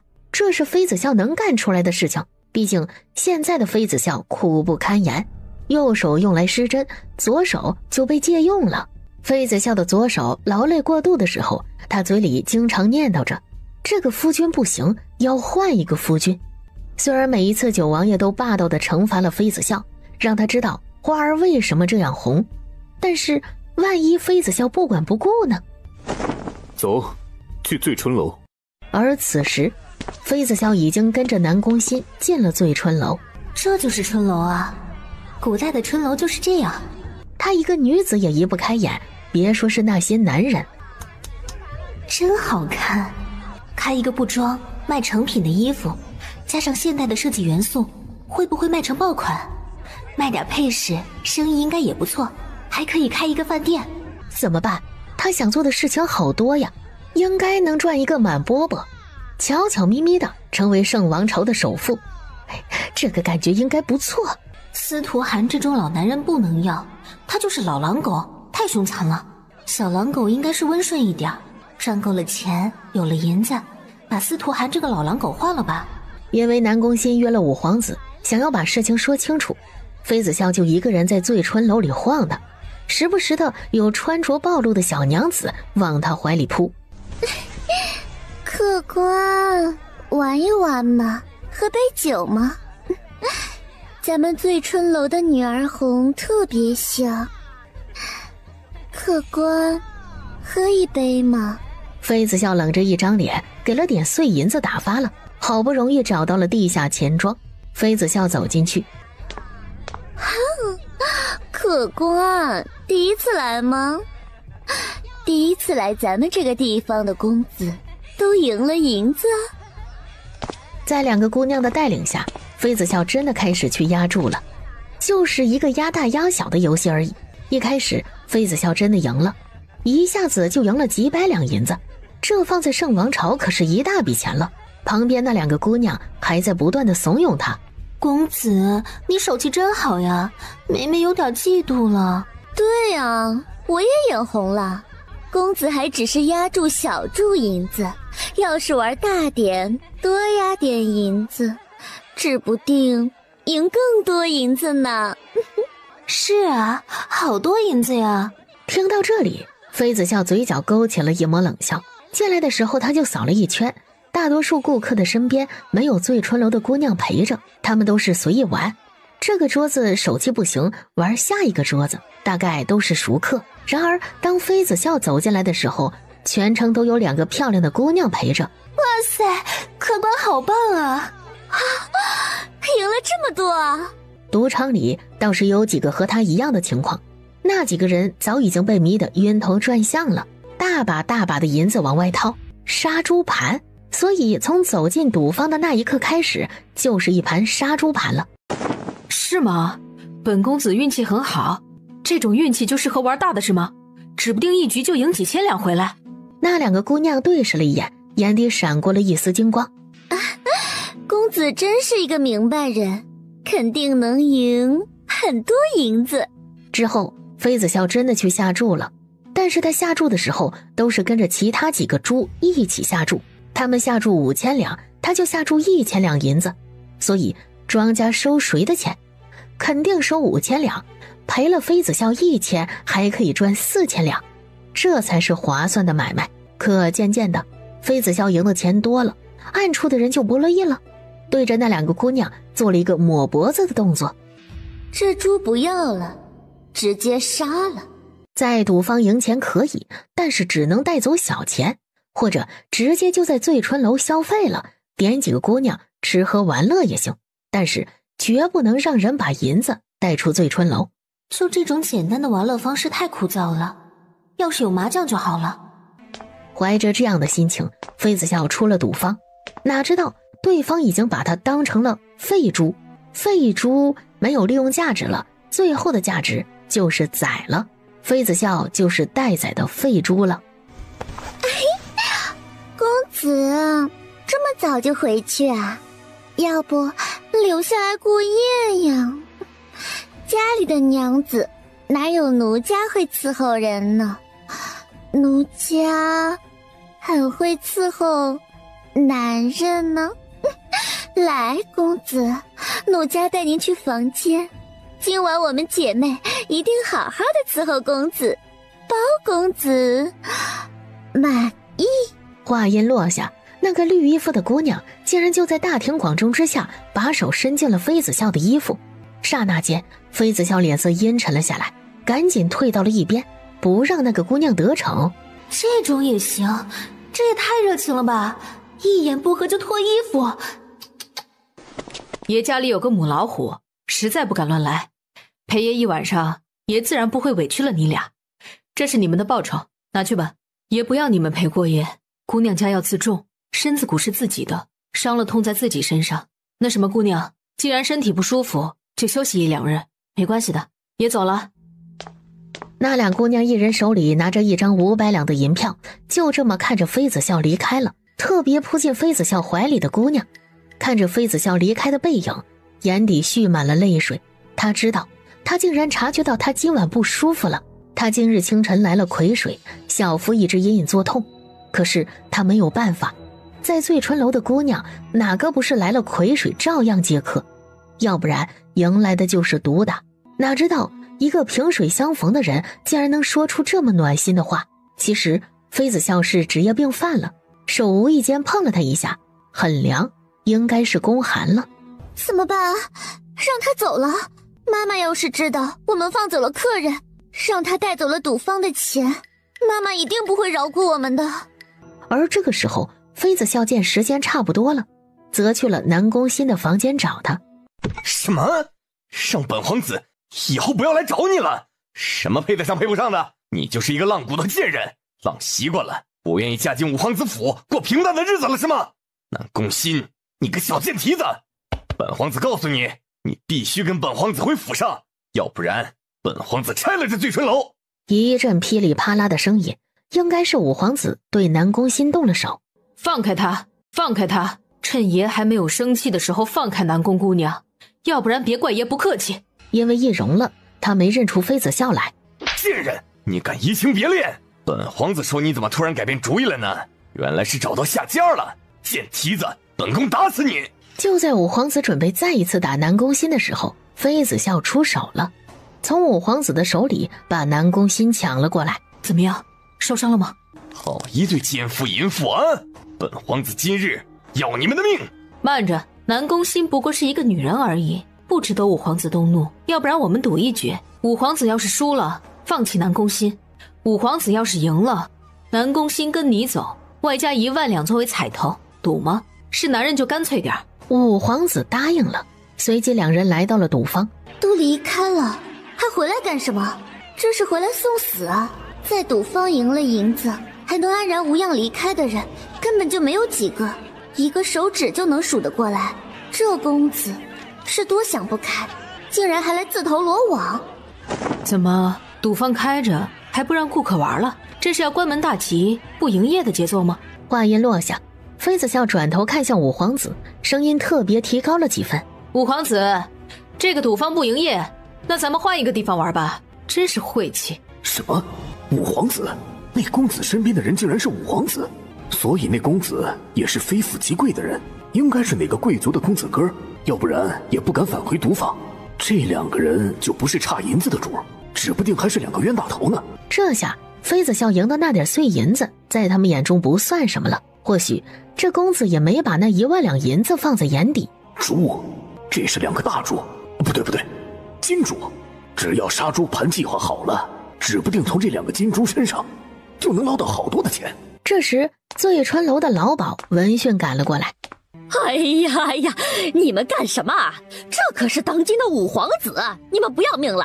竟然敢拦着五皇子，还不给五皇子请安！天哪，这公子竟然真的是当今五皇子！这，拜见五皇子，小的有眼不识泰山，还望五皇子恕罪。一个两个惶恐的跪在了地上，给司徒羽行礼。小子，还赌吗？和本皇子抢人，真是不自量力啊！真以为顶着个五皇子的身份就天下无敌了？沙雕一个！这沙雕除了出生在帝王家，其余的真是一无是处，也不知道宫里那位殷贵妃娘娘上蹿下窜的忙活什么呢？司徒羽就是一个烂泥扶不上墙的东西，下半身思考的动物，怎么可能坐上太子之位，之后登上皇位呢？太子之位可能都坐不上，别说是那把皇椅了。赌，五皇子要是输了，别赖账就行，请吧。随后，妃子笑和五皇子来到了赌桌旁，买大买小，妃子笑已经玩腻了，想要玩一玩不一样的，让赌坊的人拿了2副骰子过来，摇骰子，同样是比大小，3局2胜，赌局开始了。妃子笑不慌不忙的拿起了骰子，慢条斯理的摇了起来。相对于他的漫不经心，五皇子的气势强得多。他手里不停地摇着骰子，骰子在里面发出低沉的碰撞声，在所有人看来，妃子笑必输无疑。五皇子怎样？姑奶奶我不高兴了也照样虐他。开了！在所有人紧张又期待的眼神中，司徒羽开了骰子。什么？五皇子这么厉害的吗？简直就是玩骰子的高手啊！高手一出手，便知有没有。五皇子直接开了一个5个5出来，所有的骰子正面朝上的都是5个点，加起来也就是25点。输了，不用挣扎了，这公子注定会输。只见妃子笑直接无视那些人的言语，慢条斯理地揭开了盖子。不可能，不可能是这个点数，绝不可能！你输了，5个6，总点30点。输了？五皇子竟然输了，这也太不可思议了吧！可是这位公子看起来不像是玩骰子的人呐，不是什么高手啊，难道是运气爆棚，稀里糊涂的就摇了5个6出来？对，一定是运气。再来，不是3局2胜吗？本皇子就不相信你运气每次都这么好。3局2胜，本皇子还有2次机会。来吧，开始吧。第二局吗？不管是多少局，都是一样的结果，不会改变。第二局依旧是五皇子先开，5个6，30点。认输吧，只要你认输，乖乖把1万两银票拿出来，发誓以后不再见南宫欣，本皇子就放过你。要不然，本皇子不会让你活着走出醉春楼的。是吗？不好意思，爷爷喜欢速战速决。五皇子，你输了。5个1，这是通杀呀！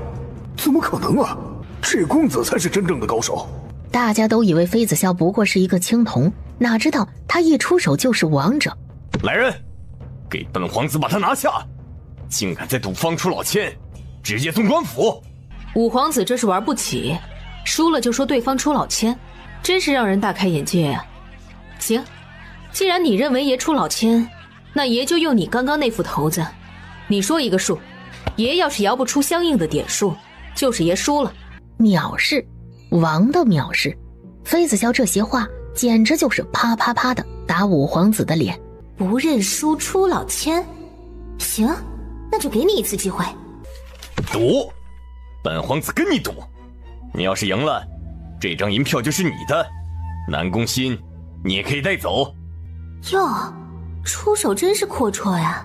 行，司徒羽非要当送财宝宝，他这个当环审的总不能拦着吧。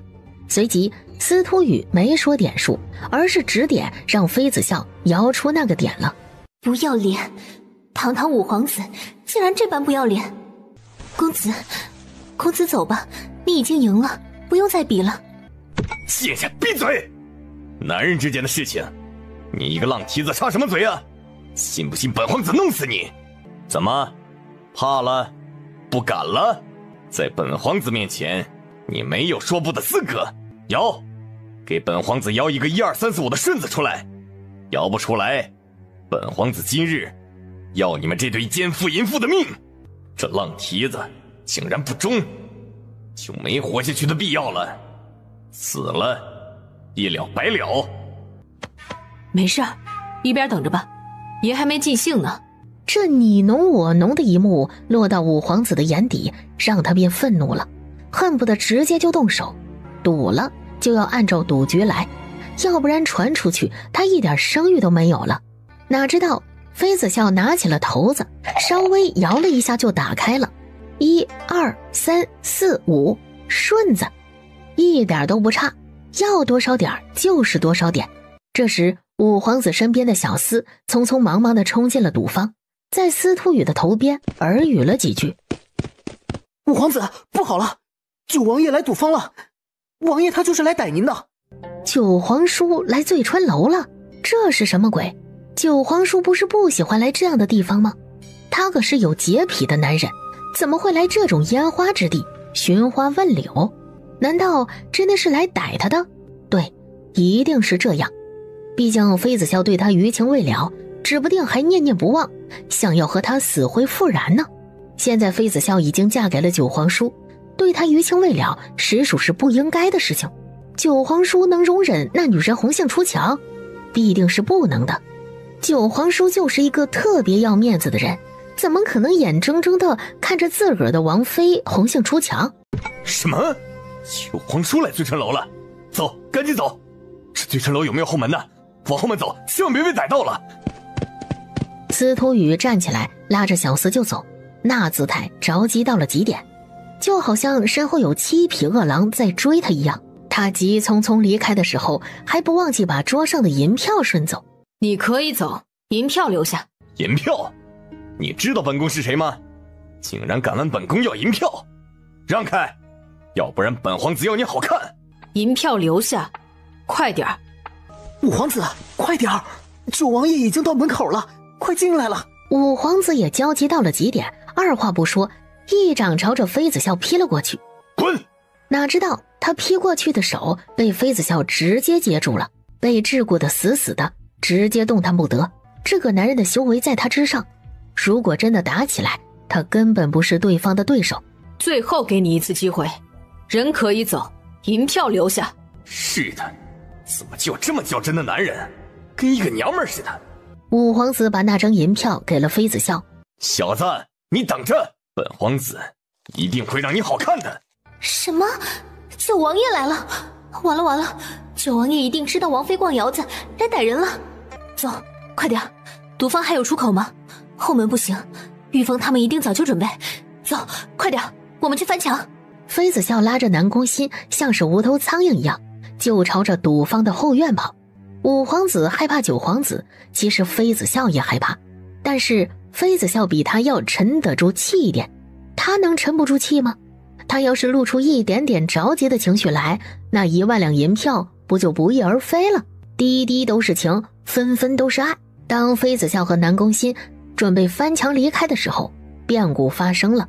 老鸨妈妈带着醉春楼的打手直接把他们围堵了。星儿，你打算就这么跟着这位公子私奔啦？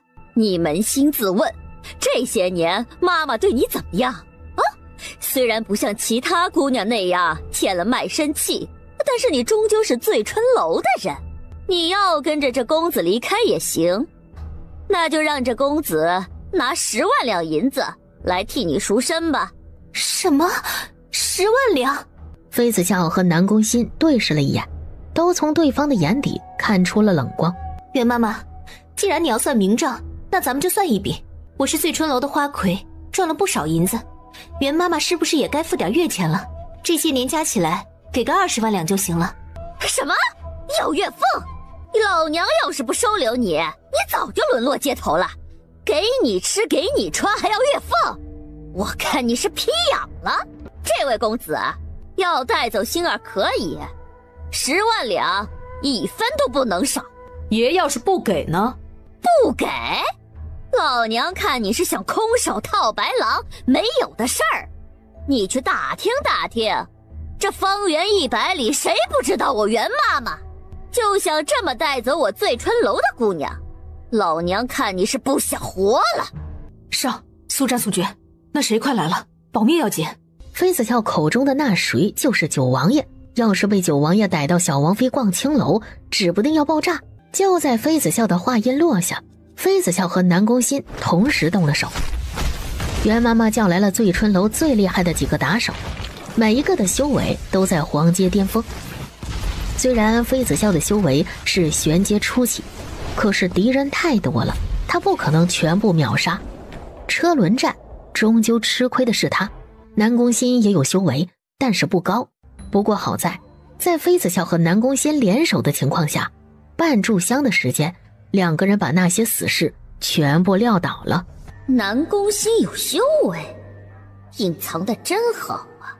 你们确定要鱼死网破？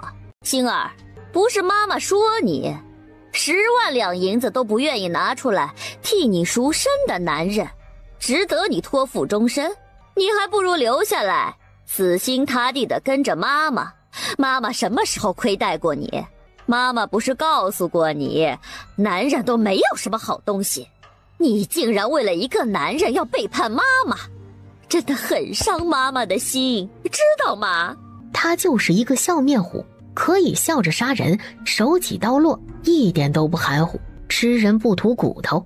醉春楼每隔一段时间会莫名其妙消失几个不太听话的姐妹，这些都是袁妈妈的手笔。按照袁妈妈的话说，老弱病残不处理了，难道留着让其颐养天年？孕妇还可以留一下，有些客官就喜欢小孕妇，指不定还能生出一个小贱种，培养培养还能卖一个好价钱。少废话，直接动手吧。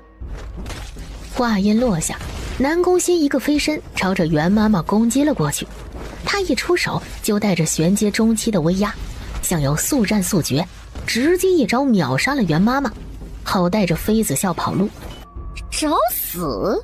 既然星儿执迷不悟，那就别怪妈妈不客气了。妈妈今儿个再给你好好上一课。什么？地阶初期的武者？袁妈妈不是没有修为，不是玄修吗？怎么一出手就带着地阶初级的威压？她隐藏了身手。这时妃子笑心提到了嗓子眼，手里的金针飞转射了过去。小心！当南宫欣发现袁妈妈是地阶武者的时候，已经来不及了，收不住了。好在妃子笑出手及时，她金针飞出去的时候同样带着威压，可妃子笑只有一次出手的机会，毕竟袁妈妈的修为都在她和南宫欣之上，能救南宫欣也是出其不意。走，快点！妃子笑带着南宫欣直接翻墙而出，准备逃走。这个时候袁妈妈追了出来，南宫欣还有利用价值，不拿银子想赎身离开，可能吗？完全不可能的事情。就算是死，也只能留在醉春楼。死了，尸体还可以卖钱，大户人家的公子哥死了没有成亲，还可以买尸体回去成亲，圆了亡人一个心愿。像南宫欣这种品相货色的姑娘，死了也能卖一个好价钱。袁妈妈怎么可能让她就这么轻易的逃走了？她提气一路追了过去，就在巷子口，醉春楼的另一队人马已经堵在那里了。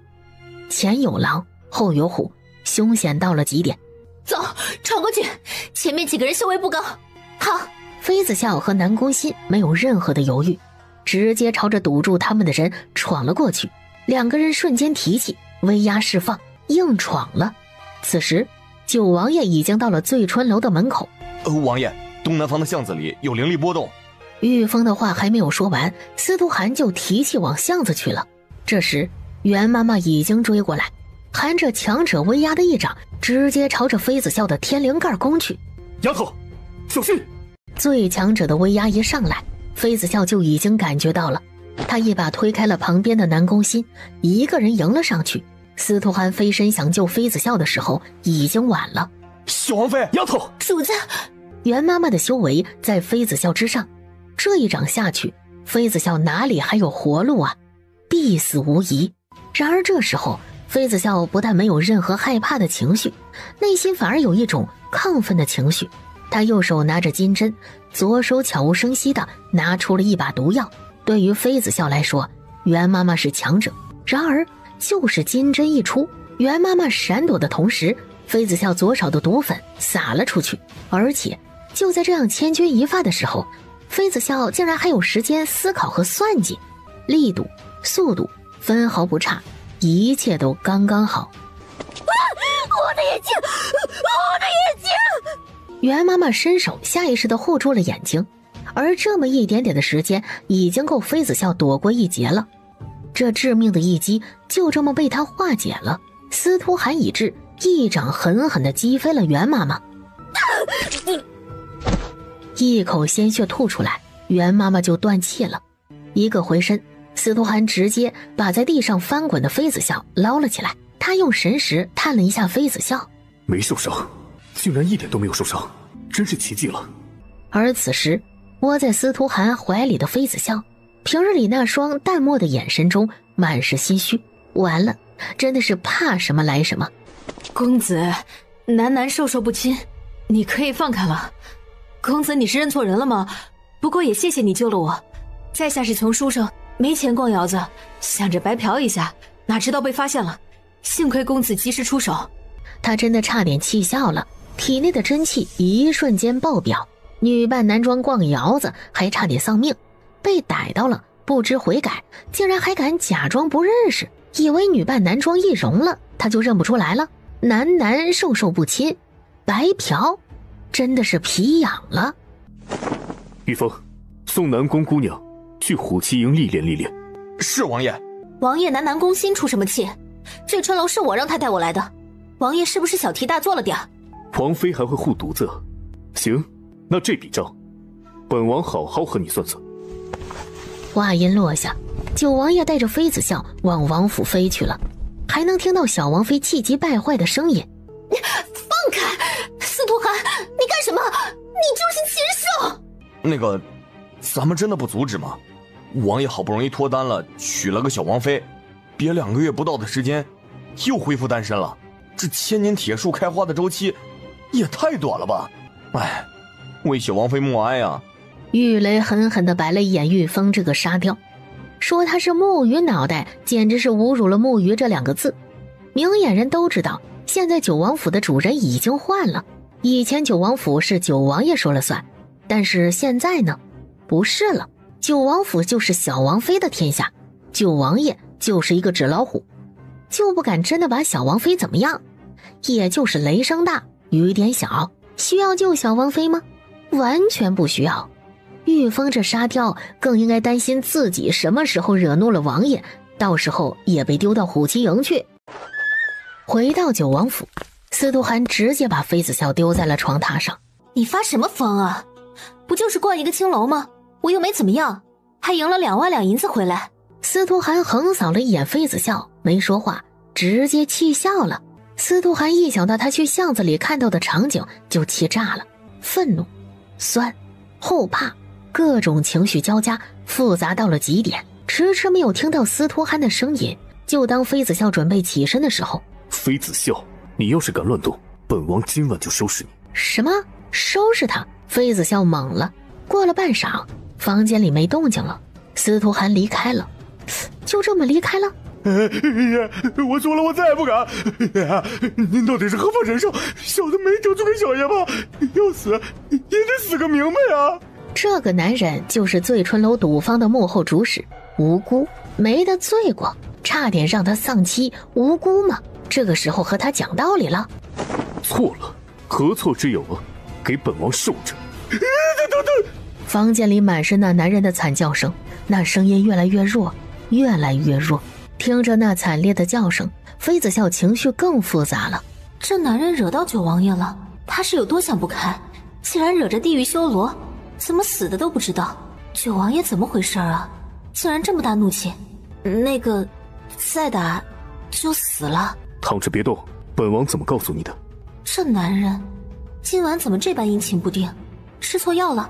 司徒寒更是气到不行，所以他发了半天的火，他家小姑娘还不知道是什么原因，他这是自导自演呢。下一刻，司徒寒往旁边的椅子上一坐，如同一尊雕塑。司徒寒，你有病是不是？我去哪儿做什么事和你有什么关系啊？这一刻，司徒寒后悔到了极点，当日大婚他就应该圆房，不过这样的念头只是一闪而过，没圆房是他的错，谁让他身中剧毒呢？要不然也不用顾忌小丫头身体承受不住，不敢轻举妄动。你来说说，你和本王什么关系？司徒寒见妃子笑沉默着没说话，更加怒气横秋了。很好，这个时候还知道逃避问题，还知道沉默以对，滚！那男人快哭了，他倒是想滚，神仙打架伤及无辜，可是他没力气滚呐，滚不动啊。九王爷见那男人趴在地上没动，走过去一脚踢在男人的腰上，直接把他送出了房间。现在扫清了碍眼的家伙，他准备好好教育小丫头，可关上门对上那双眼，他什么怒气也发不出来了。下次要去醉香楼，本王带你去。醉春楼里卧虎藏龙，要是出事了怎么办？我可以叫玉峰他们，有他们在应该不会有事的。王爷公务繁忙，就不麻烦你了。这是麻烦的事情吗？司徒寒无语了，他是直男癌，但是他家小丫头的情商也没高到哪里去。他说的这么明白了，竟然还不懂其中的潜台词。丫头，我是担心你，如果本王没有赶到，你能在那老鸨的手下活命吗？他可是地阶武者，你呢？没事，不用担心我，他伤不到我，没那本事。丫头，我还小气，万一你女装暴露了，有不怕死的对你有非分之想，你说我生气吗？放心，我女扮男装不会暴露，我还易容了。你是本王的，听懂了吗？你是本王王妃。刹那间，房间寂静了，空气中也在一瞬间凝固，尴尬到不行。没明白吗？你是本王的九王妃，唯一的王妃，所以你的一切都是本王的，你的人，你的心。所以这是九王爷的承诺，比我爱你还要有分量。妃子笑懵了，就当妃子笑开口要拒绝的时候，司徒寒直接俯身把妃子笑扑倒了。他压着妃子笑，丫头，你只能接受，已经没有机会拒绝了，所以本王给你1个月的时间来适应我们的关系，知道吗？本王期待你叫相公的那一天。想要拒绝的话说不出口。叫相公，相公这个称呼很是亲密，叫得出口吗？为什么不能拒绝？司徒寒依旧压着妃子笑没动，他轻笑出了声，娓娓道来，很有耐心的给妃子笑解释为什么他没有机会说不。温水煮青蛙，所以司徒寒才谋略了当初妃子笑入狱，皇上赐婚那么一出，只要能把小丫头娶到手，其他都无所谓了。丫头，我是当今九王爷，富可敌国，权势滔天，你还能找到这么强大的庇护吗？本王不会有侧妃，也不会有侍妾，就只有你一个王妃，你也不用整日勾心斗角，步步惊心，这样不是很好吗？有本王的庇护，你可以做你任何想做的事。你算计我？妃子笑情商不高，但是智商高，他当下就明白其中的道道了。他被司徒寒这个腹黑的男人算计了。世人听到九王爷的名号就无比忌惮，果然这男人真的城府深，善谋略，一般人哪里是他的对手啊？比不过，比不过。丫头，这怎么是算计呢？你想想，当初是不是你主动爬上本王的床，和我同床共枕的？我们在一张床上睡了几次，我以为我们已经在一起了，所以我们没在一起吗？所以那次是他主动的，那些细节大大捏捏的小王妃根本没有注意，所以他才是罪魁祸首。丫头，做九王妃不亏，本王的产业遍布天下，你都可以挪用，以后你也不用相夫教子，你喜欢做什么都可以。你想想，你有花不完的钱，还可以做自己想做的事，喜欢做的事，和现在也没有任何的差别，亏吗？这段时间的相处，司徒寒已经摸清楚了妃子笑的软肋，他清楚地了解这丫头是财迷。玉峰他们也查清楚了，妃子笑进赌坊赢了一大笔，还狠狠地坑了五皇子一大笔。这个当皇婶的竟然算计着皇侄的荷包，真是不应该。但是怎么办呢？他只能宠着。那些皇侄的荷包不应该用来孝敬长辈，孝敬皇婶吗？丫头，这是暗格的钥匙，里面是本王的金库，九王府，你掌家。你先爬起来，这事儿回头再说吧。司徒寒点头，却也狠狠地松了一口气。按照小丫头的性格，没有拒绝就是答应了，他还得加把火候。按照小丫头的性格，也不知道何时才能把她放在心上。像她堂堂一个九王爷，不可一世，唯吾独尊，哪知道娶了一个九王妃，地位就这么卑微了。只有司徒寒自己清楚，他对妃子笑有很多的无奈，舍不得打，舍不得骂，唯一能做的事情就是宠着，情不知所起，却一往情深。他妈的，这个男人怎么回事啊？还不起身？难道对自个儿的体重心里没有一点数吗？司徒寒，起开！哪知道妃子笑这么一动，完事儿了。丫头，别动，你再动，本王真的控制不住了，让我缓一缓，缓一缓。1个时辰后，王府的下人开始忙碌了。大白天的，王爷竟然要沐浴更衣，这是以前从来没有发生过的事，真的怪了。司徒寒，你跟老娘滚，有多远滚多远。完了，完犊子了，九王爷就被小王妃赶出房间了。王爷和小王妃干架了？这2个人这么凶残的吗？在主院就打起来了。果然，九王爷要是真的愤怒了，小王妃也是那个被迁怒的人。醉川楼的幕后老板从主院出来的时候，只剩下一口气了。可即使这样，他依旧拼命地逃离，就好像主院里的人是洪水猛兽一般，跑慢点真的尸骨无存了。喂，你说王爷是不是中邪了？被小王妃赶出房间，竟然还笑得出来？要给王爷请御医吗？不对劲，王爷真的很不对劲。玉雷狠狠地白了一眼玉峰，提气一个飞身，远离了玉峰这个沙雕。沙雕就是沙雕，木头就是木头。王爷和小王妃那是打架吗？听那声音都不是打架，2个人根本不是打架，那是闺房乐趣。只有玉峰这沙雕才以为九王爷和九王妃在打架切磋。房间里，妃子笑懊恼到了极点。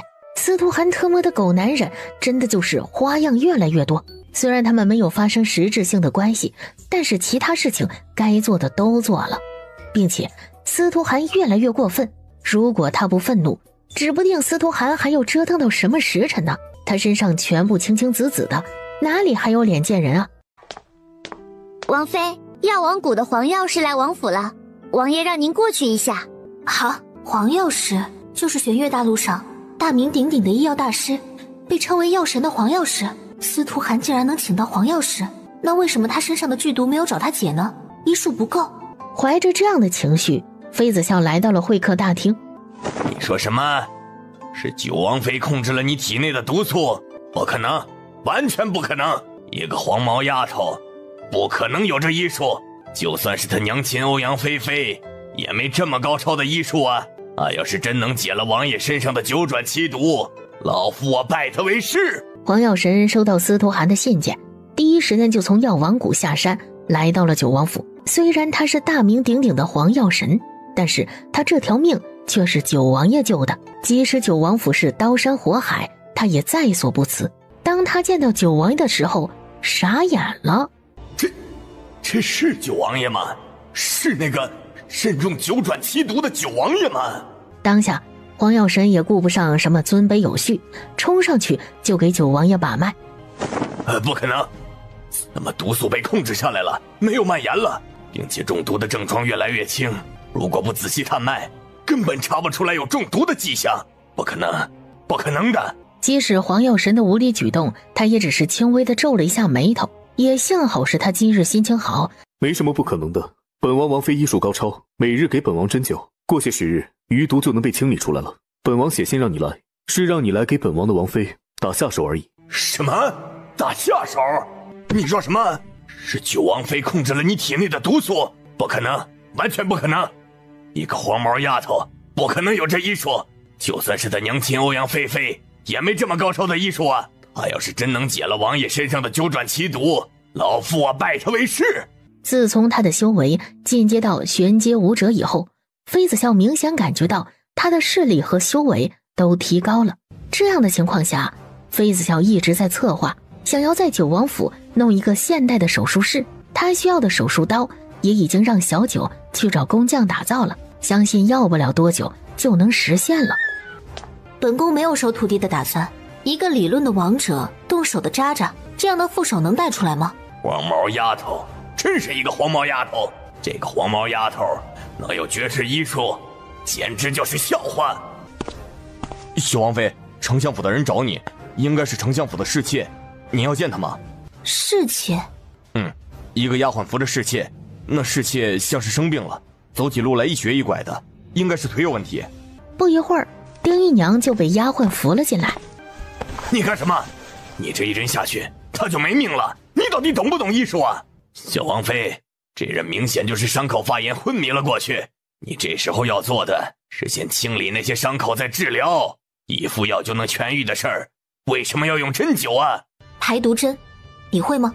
小王妃，你让开让老夫来吧，你一针下去不是在救人，而是在害人，这女子恐怕会当场毙命的。现在年轻一辈的人呢，就是心浮气躁，急功近利。所以你在教本王妃做事，看着别让她捣乱。是，王妃。王爷就任由小王妃胡作非为吗？这不是救人，是草菅人命啊！王爷，小王妃根本不会什么医术，就是在骗人。前辈是在质疑本王的眼光，本王的王妃要做什么，本王都支持。别说是草菅人命，就算是屠了圣王朝满门，本王也不会谴责一句。昏庸，真是昏庸！幸好九王爷不是圣王朝的皇上，要不然圣王朝必定覆灭。有一位昏君，圣王朝灭亡不是迟早的事儿吗？一路上，黄药神就听了很多九王府的闲言碎语。九王爷无度宠妻，为了一个女子，竟然把醉春楼一锅端了。小王妃简直就是祸国妖姬。小王妃就是一个当之无愧的妖姬，她竟然真的能左右九王爷的思绪。今日只是一条人命而已，但是他日呢，或许就是一国之运了。妃子笑一针下去，直击丁姨娘的太阳穴。别住手，那是死穴，你快住手啊！闭嘴，小九，给他嘴堵上。是，王妃。就在小九准备出手的时候，九王爷动了，他直接点了黄药神的穴道。黄药神虽然是一代药神，医术了得，但是他却不是玄修，没有任何的修为。10几根金针下去，丁姨娘彻底昏睡了过去。也就在这个时候，妃子笑竟然抓起了丁姨娘那只残疾多年的腿，几根金针下去，双手一用力，响起了一阵骨头间摩擦的清脆声，咔嚓几声，妃子笑竟然当场就给丁姨娘接骨了。一炷香后，妃子笑收起了丁姨娘身上的所有金针，另外拿了一根消毒好的金针刺入了丁姨娘的一个穴道。醒了，这就醒了。感受一下左腿的力度，站起来走几步。什么？走几步？小王妃治好丁姨娘的腿，这是多年的顽疾啊！这，我得救了。左腿？难道？可是他还是按照妃子笑的指示，慢条斯理的从地上爬起来，试着走几步。丫头，累吗？本王给你按一按。按一按，他妈的色胚！妃子笑狠狠地把茶盏往桌子上一拍，留着你慢慢喝，没事少来炼丹楼打扰我。丢下这句话，妃子笑径直地离开了，甚至没有给黄药神一个眼神。他发誓，他真的没有想怎样，看他针灸辛苦了，只是单纯的想要给他揉一揉，按一按。哪知道小丫头反应这么大，这是已经形成条件反射了。主要是九王爷太不要脸了。民妇腿有力气了，民妇左腿能动了。这也太不可思议了！小王妃竟然真的治好她的腿了。民妇叩谢九王爷、九王妃，民妇愿意这辈子做牛做马，报答九王爷、九王妃。他直接让玉峰把丁姨娘和她的丫鬟带下去安顿好，等着小丫头来安排处理吧。毕竟丁姨娘是妃子笑娘家人，是她的姨娘，去留还得她说了算。治好了，小王妃竟然把这个民妇治好了，怎么可能？她到底用了什么针法？对，就是接骨术。这一刻，黄药神想起来了，小王妃刚刚运用的就是失传的接骨术。玉峰给黄药神解开了穴道，准备送客的时候，黄药神竟然直接跑出了主殿，朝着妃子笑炼丹楼的方向去了。咚！小王妃，师父在上，请受徒儿一拜。不收，你可以走了。唉，小丫头这心思，这黄药神肯定是小丫头的囊中之物了。虽然妃子笑和九王爷是结发夫妻，但是实际上他们认识的时间并不长。可在这段时间内，司徒涵已经把妃子笑的脾性摸了一个清楚。唉，司徒涵摇着头进了书房，处理这段时间堆积的信件。小姑娘，你是给小王妃送膳食吗？给老夫吧，老夫去送。不行，你让开。小姑娘，打个商量，就让老夫去送吧。小丫头，老夫是小王妃的徒弟，徒弟给师傅送饭，天经地义。你凑什么热闹啊？小九看着黄药神抢走的石篮子，唉，堂堂一代药神，竟然就这么被小王妃套路了，真是。这一切不过都是小王妃的谋略而已。师傅，我来给你送吃食了，徒儿可以进来吗？我进来喽。走进炼丹楼，黄老头竟然如同刘老的逛花园那般新奇的目瞪口呆。整个花园乱糟糟的，植物的藤蔓到处蔓延，像是一个荒芜的院子，破败到了极点。毒鸡尾花、马珊瑚、毒串子、石牵牛，妈呀，全是毒物，剧毒的毒物啊！整个院子都种了罕见的毒花、毒草，甚至一些花草黄药神都没见过。这一个院子的植物抵他一个药王谷的植物了。爱了，好想留下来不离开了。藤蔓爬墙系植物，开莲花。那莲花甚是好看，就当黄药神伸手去碰那朵盛开的莲花的时候，一把匕首朝他手掌直飞过来。不想死就别碰。特么的，虎落平阳被犬欺吗？谁给老夫出来！该死的，老夫饶不了你！妃子笑从暗处走了出来。师傅，原来是你呀！师傅，徒儿来给你送晚膳。这院子里的植物你都别随便碰，全是剧毒，要不然你怎么死的都不知道。不可能，这就是普通的莲花，怎么可能有剧毒啊？师傅，你诓徒儿也找个像样的理由啊！他转身二话不说返回了主楼，直接从笼子里抓出了一只实验用的小白鼠回来了。妃子笑掐了一朵莲花的花瓣让小白鼠嗅了嗅。刹那间，小白鼠倒在了地上，四肢抽搐，嘴巴鼻孔开始流血，然后死亡。整个过程不过眨眼间就完成了。这怎么会这样？这小白鼠的症状就是中了剧毒的症状，难道这莲花真的有剧毒？黄老头想想都后怕，这是给黄老头上的第2课，确实有效果。拜师，必须要拜师。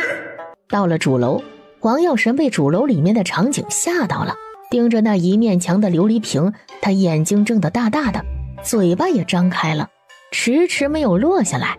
哎，这琉璃瓶怎么这么熟悉啊？等等，黄药神从怀里摸出了一个一模一样的琉璃瓶，里面装着6级丹药。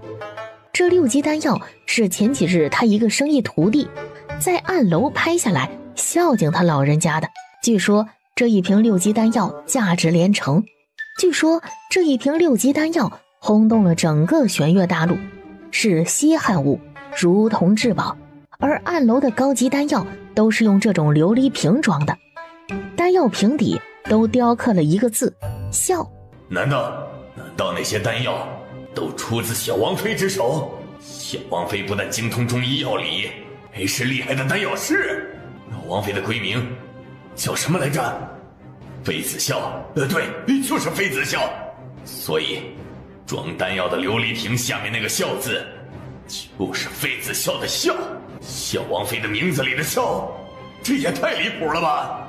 可是转过头去，黄药神一口气没提上来，差点被送走了。只见妃子笑坐在丹药炉前，他的左右手边摆了无数个装丹药的琉璃瓶子。拿到食盒，妃子笑没顾上用膳，打开冷却的炼丹炉，就准备装丹药。这是一炉6级丹药，一共9颗。师傅，你是6级丹药师？8级，应该是10级了吧？什么？咚！黄老头一下子栽倒在了地上，这就受不了了。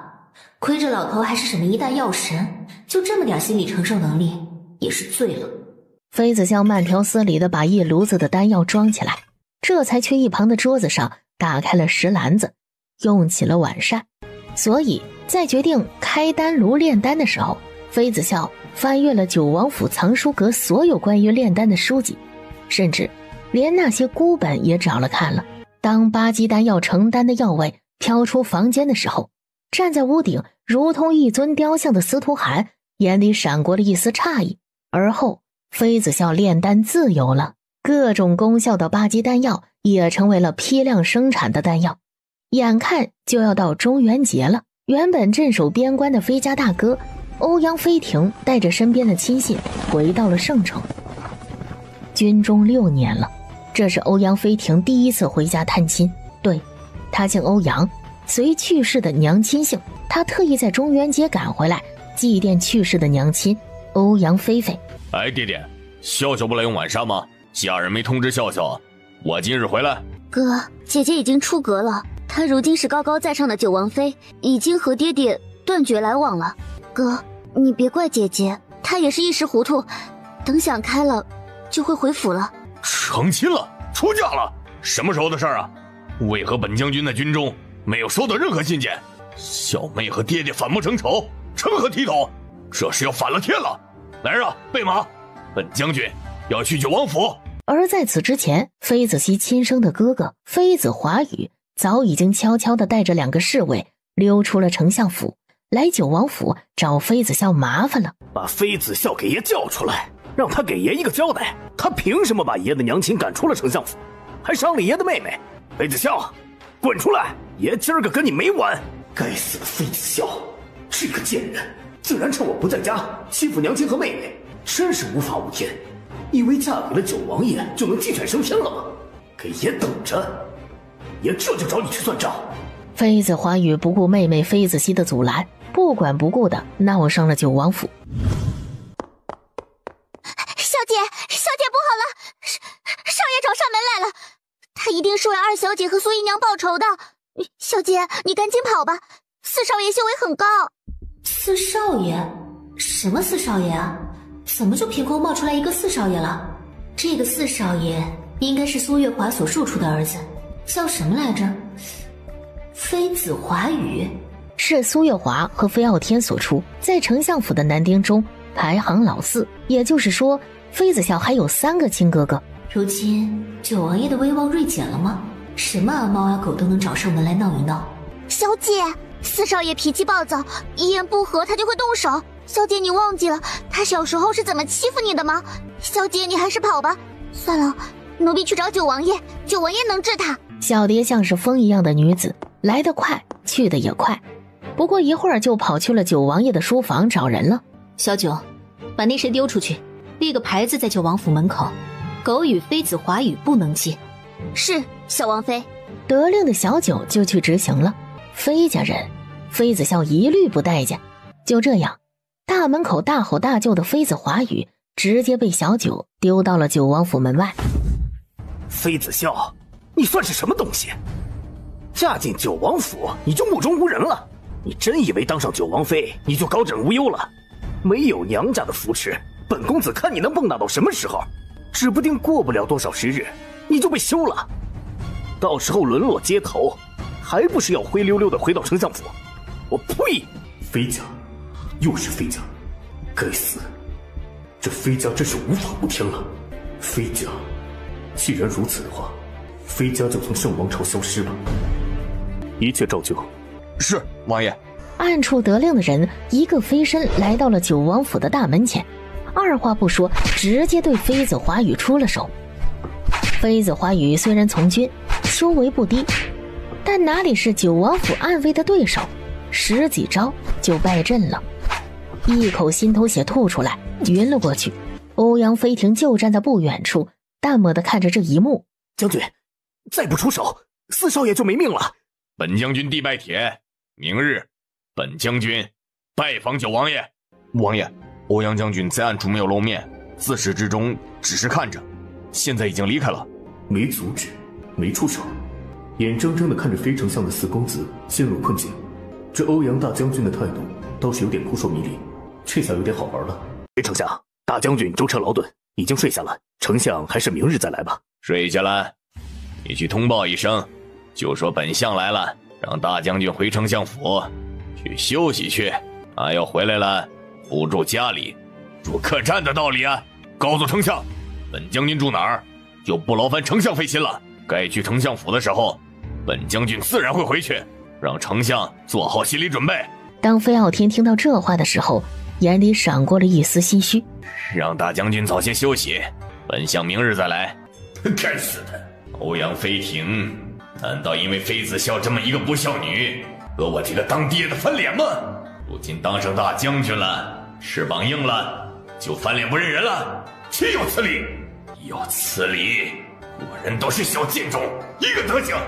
晚上，飞傲天连夜骑马上了郊外的寺庙，找飞老爷子，希望飞老爷子出面主持大局。大爹，您倒是说话呀！如今那些个小贱种，一个比一个无法无天。欧阳庭现在是大将军了，竟然也学会威胁他爹了。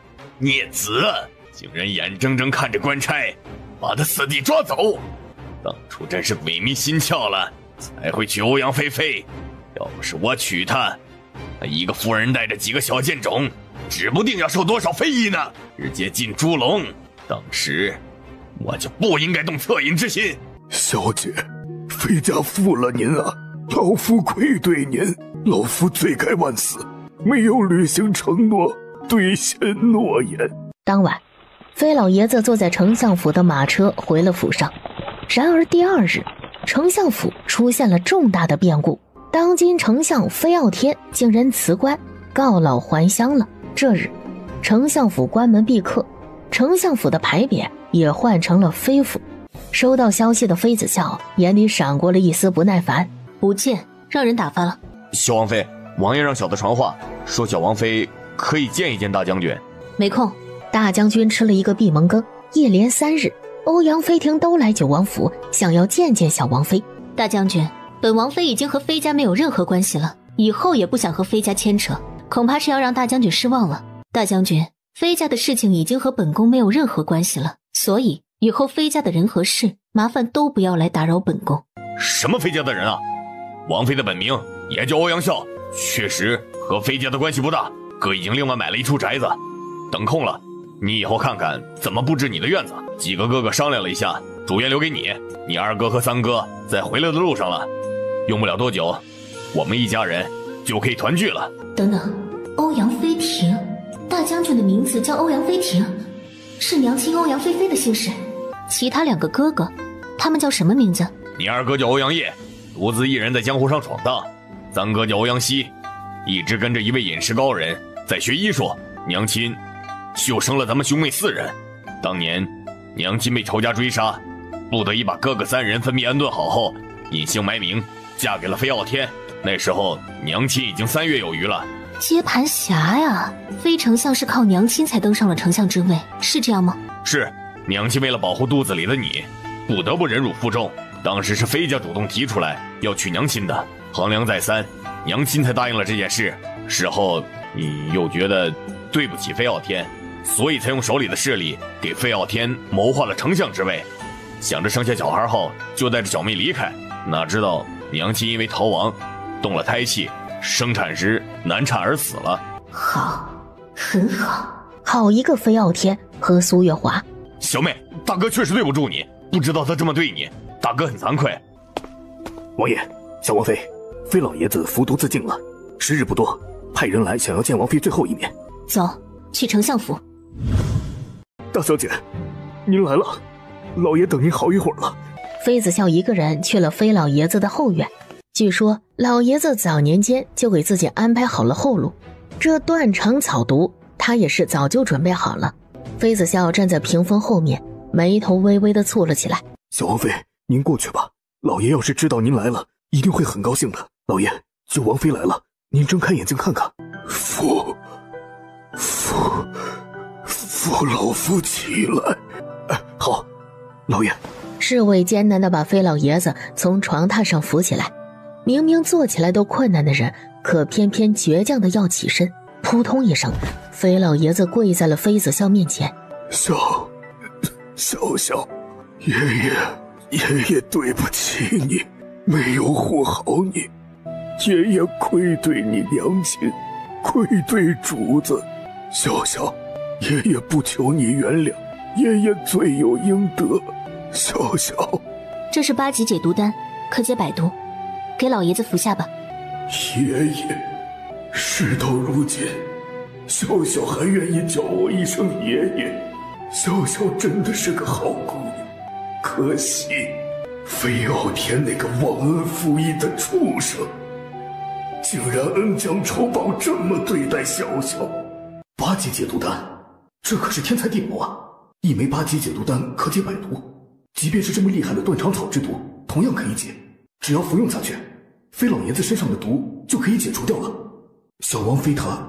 就在侍卫接过丹药，把老爷子扶起来，抱上床榻后，打开了琉璃瓶子，想要喂解毒丹。可是飞老爷子紧闭着嘴巴，硬是不愿意吃下去。他求死的心决绝到了极点，一心求死，再好的丹药救不了一心求死不想活下去的人。想就这样死了，一了百了，你这是在赎罪吗？你这是在逃避，懦弱到了极点，以为一死了之这事就完了？不可能的。飞家罪大恶极，死对于飞家人来说只是解脱，不是想赎罪吗？那就好好的活着，生不如死的活着，才是赎罪的方式。是死是活，你自己选择吧。丢下这话，妃子笑转身就离开了。他没有把握，不知道这激将法到底行不行，也只能试一试了。妃子笑，你个心思歹毒的毒妇，对我爷爷做了什么？别以为你是九王妃就可以在圣王朝为所欲为。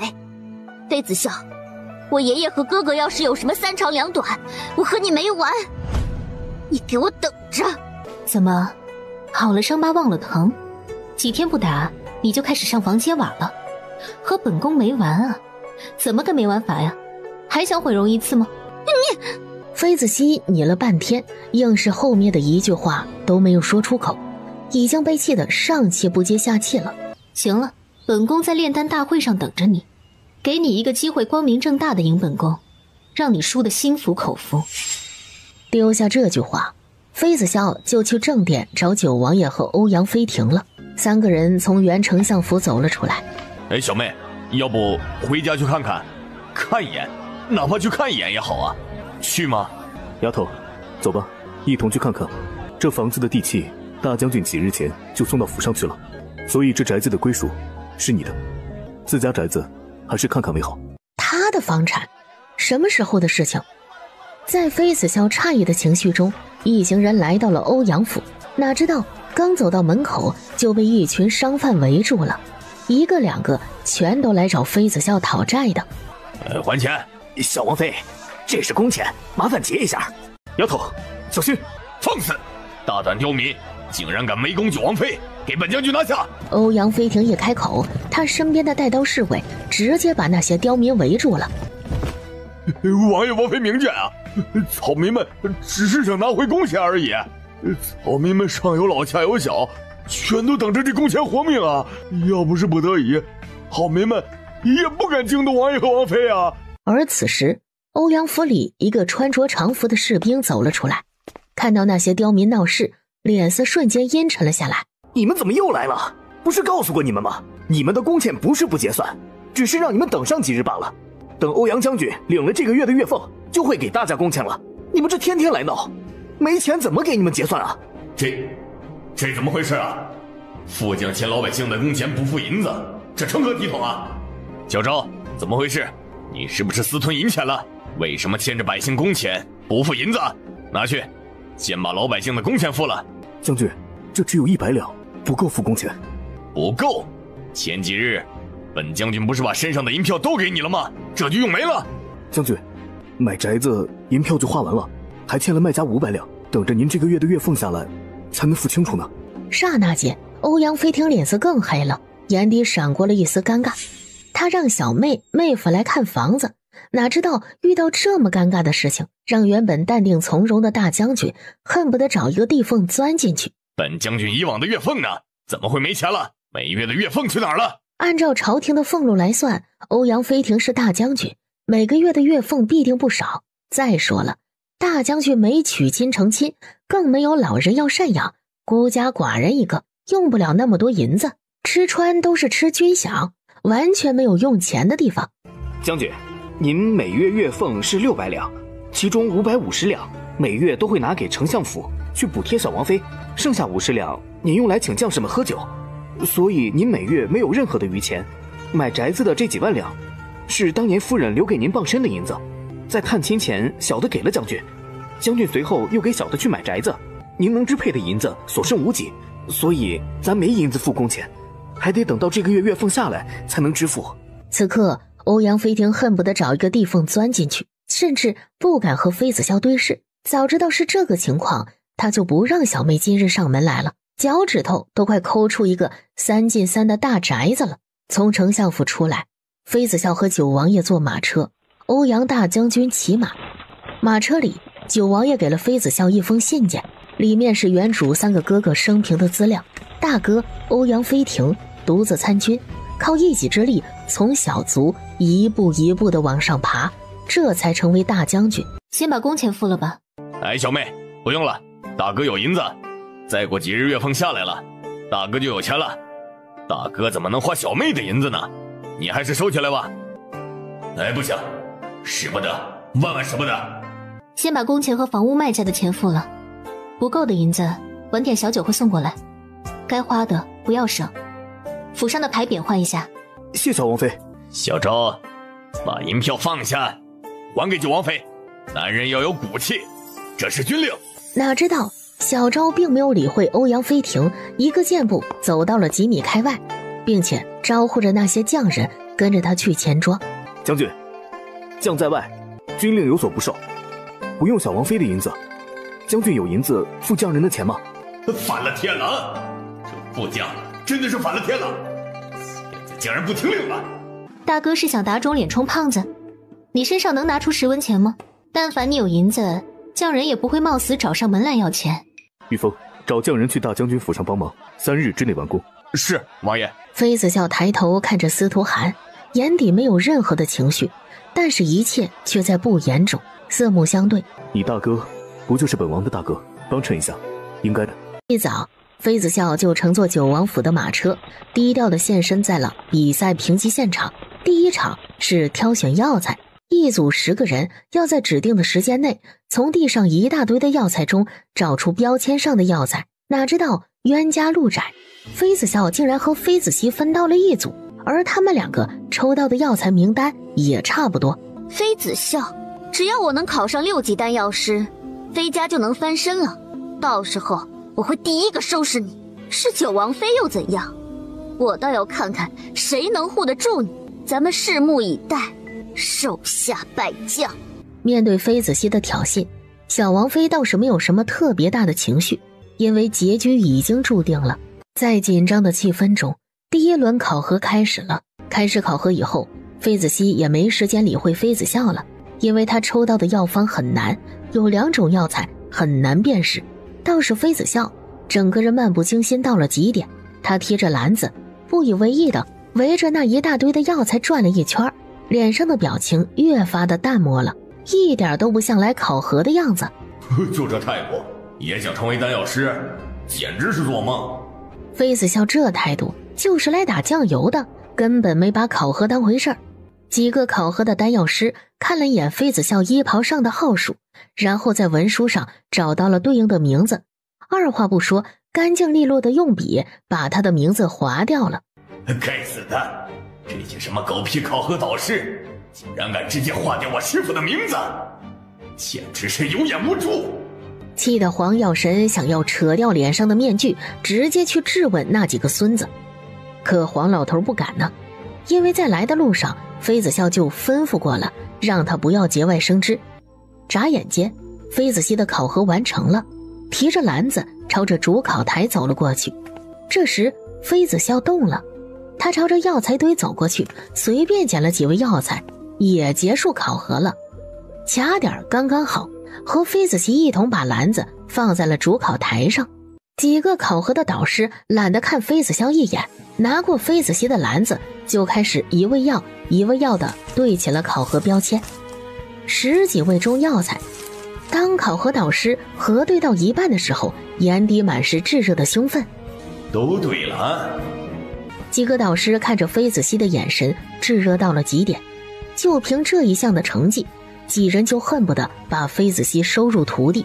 这丹药大会的考核也是圣王朝丹药门的入门考核，随后就要核对妃子笑篮子里的药材了。这就交答卷了？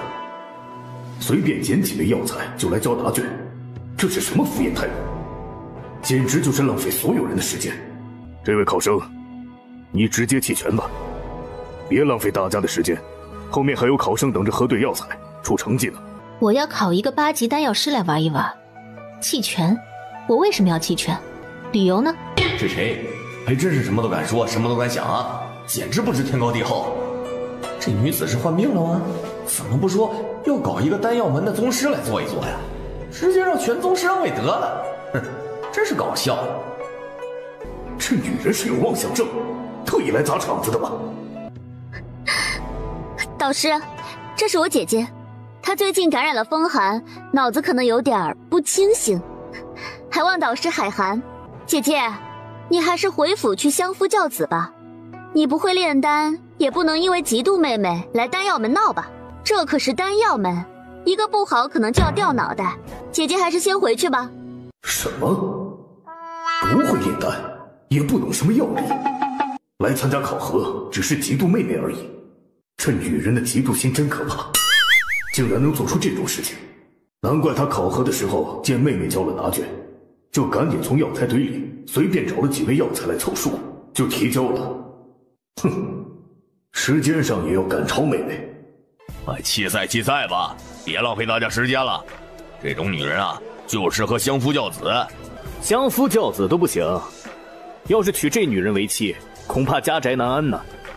对，还要考8级丹药师，要不丹药门宗师也让他来做算了。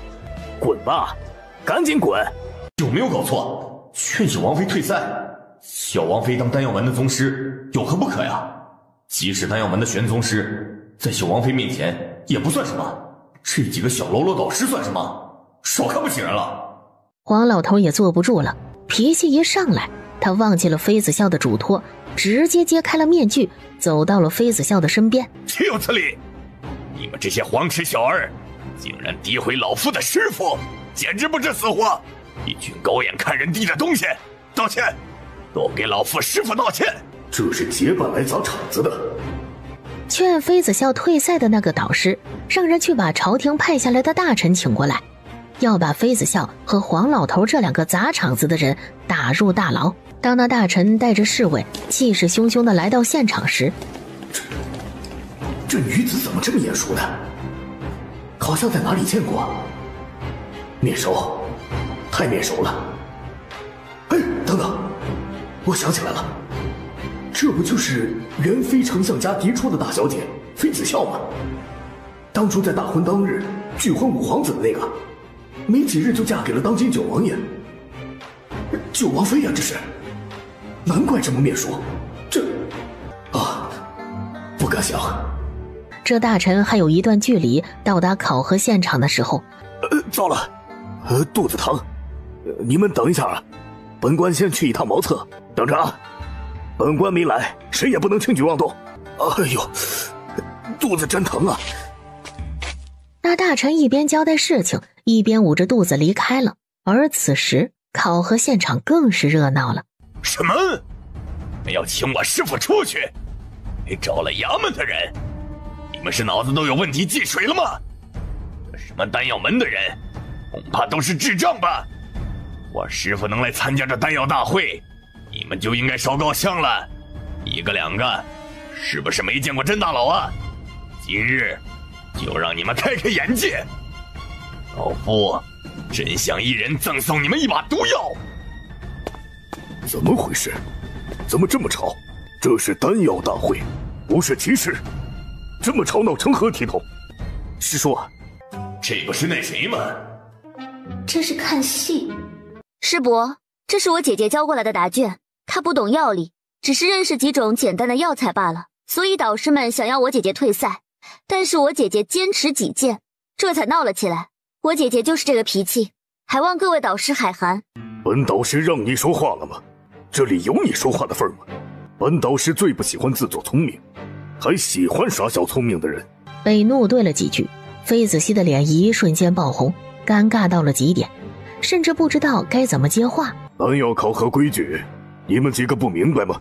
丹药门规定考核时不能提前交答卷了吗？你们要做的就是看有没有违规，最后核对药材就行，其余的事情需要你们费心吗？多年不见，这臭小子看上去是眼多了。一群不懂慧眼识珠的人，错把榆木当珍珠。老夫开始怀疑丹药门是不是浪得虚名了。这丹药门总算有个明理人了。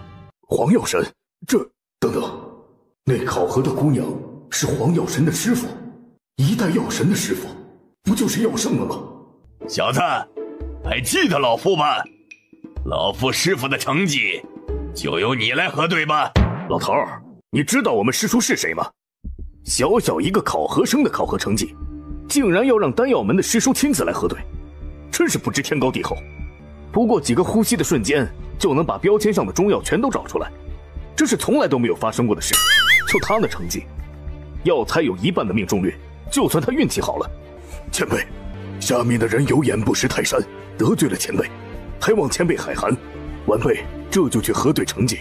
师叔竟然还亲自去核对这考核生药篮子里的药材，使不得使不得，怎么能让师叔亲自动手呢？那几个导师也是眼疾手快，赶紧拿起了妃子笑的药篮子，拿出里面的药材和标签核对了起来。原本嫌弃故意遗忘的药篮子，此刻成为了香饽饽。几个导师争先恐后的去核对成绩。去，赶紧去通知宗师，就说黄药神来了，快去呀！丹药门的宗师和药王谷的药神是同门师兄弟，一人成为了一代药神，一人成为了丹药门宗师。什么？黄药神？哎，等等，黄药神就那小姑娘师傅？什么师傅啊？一代药神的师傅，那不就是药圣了吗？这小姑娘这么厉害的吗？医术和炼丹术双绝。哎，那小姑娘的妹妹，不是说她不会什么药理，不懂医的吗？离谱了，不懂医能成为一代医神的师傅，所以不要轻易相信一个女人的话，还是一个漂亮的恶毒女人。那些打在妃子熙脸上的目光火辣到了极点，鄙夷、不屑、轻蔑。原来这小姑娘，她才是披着羊皮的狼，还是嫉妒心最强的那个人吧？因为是几个导师一起核对妃子笑的成绩，当他们把所有的成绩组合起来的时候，震惊了。对了，竟然都对了，这成绩逆天了。原本并不看好妃子笑的这几个导师，被这成绩狠狠地打脸了。而这时去报信的导师带着他们的宗师和九王爷一起从丹药楼出来了。九王爷，拜见九王爷！九王爷千岁千岁！在妃子笑的骨子里就没反应过来要行礼这事儿。黄老头拉了拉他的衣袖，这才回过神来。丫头，过了，这就是丹药门的玄宗师，以前暗楼的丹药就出自他之手，不是想知道谁断了你的财路吗？罪魁祸首就在你面前，本王的王妃。什么？小王妃就是能炼制出8级9转金丹的人？黄老头这不要脸的货，竟然拜小王妃为师了。这糟老头怎么这么坏呢？怎么事事都在他前面呢？当年在师门，那些师叔们就喜欢他多一点。不行，他也要拜师才行。师傅在上，请受徒弟一拜。这什么情况？丹药门宗师不可一世的存在，竟然拜一个小姑娘为师？黄药神和玄宗师都疯了吗？这小姑娘到底什么来头啊？是有很强大的身世背景？为什么2个大佬都要争先拜她为师啊？这也行？他只是一个来考核的考生而已，只想低调的考一个丹药师。你什么意思？诚心和老夫抢师傅是不是？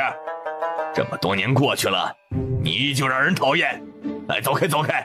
我师傅不收徒弟了，他已经有我这个药童了，不需要人帮忙了。什么？药童？什么药童？是字面上的意思吗？黄老头竟然这么拉得下脸面，竟然只是一个小小药童。黄老头，你只是一个药童，你有什么资格替主子说话？你有药童的样子吗？主子都还没有开口，你就逾矩了，一点都不懂得尊师重道。再说了，你有修为吗？当师傅有危险的时候，你能打能保护师傅吗？本宗师能保护师傅，咱们各司其职，不是很好吗？丹药门的那些导师傻眼了，怎么回事？丫头，还要继续考核吗？要是不想考核了，咱们回王府。妃子笑转头，目光搜寻了一下妃子熙。该死的，明明妃子笑没什么本事，但是靠着九王爷的背景，竟然收了黄药神为徒弟，玄宗师也要拜妃子笑为师。妃子笑何德何能？不就是嫁了一个好夫婿吗？如果没有九王爷，妃子笑什么也不是。可现在九王爷竟然给妃子笑找了2个陪演，有黄药神和玄宗师坐镇，妃子笑不需要考核，他就是赢家。所有人都相信他是很厉害的丹药师了。如果妃子笑实打实的考核下来，成绩不一定有我的好，到了炼丹的环节就见真招了，妃子笑就原形毕露了。行，考核那就继续吧，继续考核吧，应该要不了多长时间，要不然你先回家。唉，他家小丫头总是这么善解人意，可是他不需要他这般懂事呀，懂事到时刻都不需要他，出了任何事情都是想着自己一个人解决，所以他这个夫君只是一个摆设吗？不行，他要让小丫头慢慢的学会依赖他。所以妃子笑考核的时候，九王爷就在马车里坐着等他，一晃就到了第3轮考核。这一次的考核题目分为3个等级的成品丹、生机丹，考生们可以自主选择生机丹的等级，初级、4级、6级生机丹。不用想也知道，这是九王爷的手笔，这招真是够骚的呀，也够膈应人。这生机丹简直就是妃子熙的痛。故意的，妃子笑这个贱人就是故意的，该死的小贱人。思量了一番后，妃子熙果断选择了4级生机丹。妃子笑不想节外生枝，见妃子熙选择4级升级丹，也就选择了6级升级丹，只需要力压妃子熙就行了。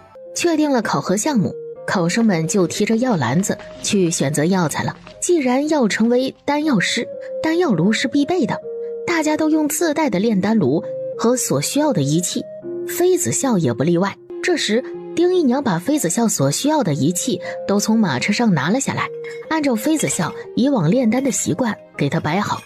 她还活着？丁姨娘怎么还活着？她不是被府里的家丁打得只剩下半口气后，和她身边的贱丫鬟一起被丢出去了吗？按照当时丁姨娘的伤势，最多只能活半日，可为什么她还活得好好的？腿？丁姨娘的腿竟然痊愈了？难道是妃子笑这个贱人救了她？不对，妃子笑没有这样的本事，应该是九王爷的人救了丁姨娘，贱人就是命长。都这种情况了，丁姨娘竟然还没有死。当丁姨娘把妃子笑炼丹的器具摆出来的时候，这么多的仪器是炼丹药用的吗？各种形状的琉璃杯是用来干什么的？丹药师炼丹不是只需要一个丹药炉吗？为什么这个小姑娘需要这么多仪器啊？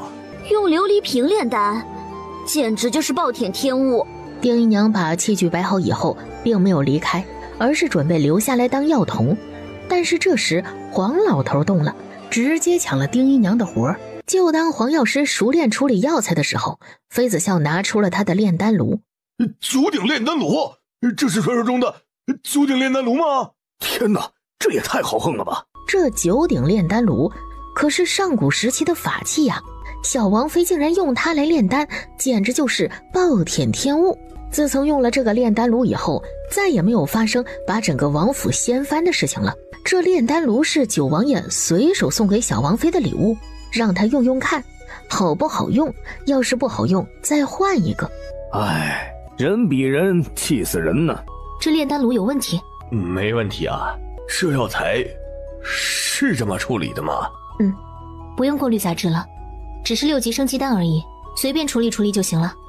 好。等黄药神处理好所有的药材，妃子笑开始炼丹了。不就是6级升级丹吗？炼吧。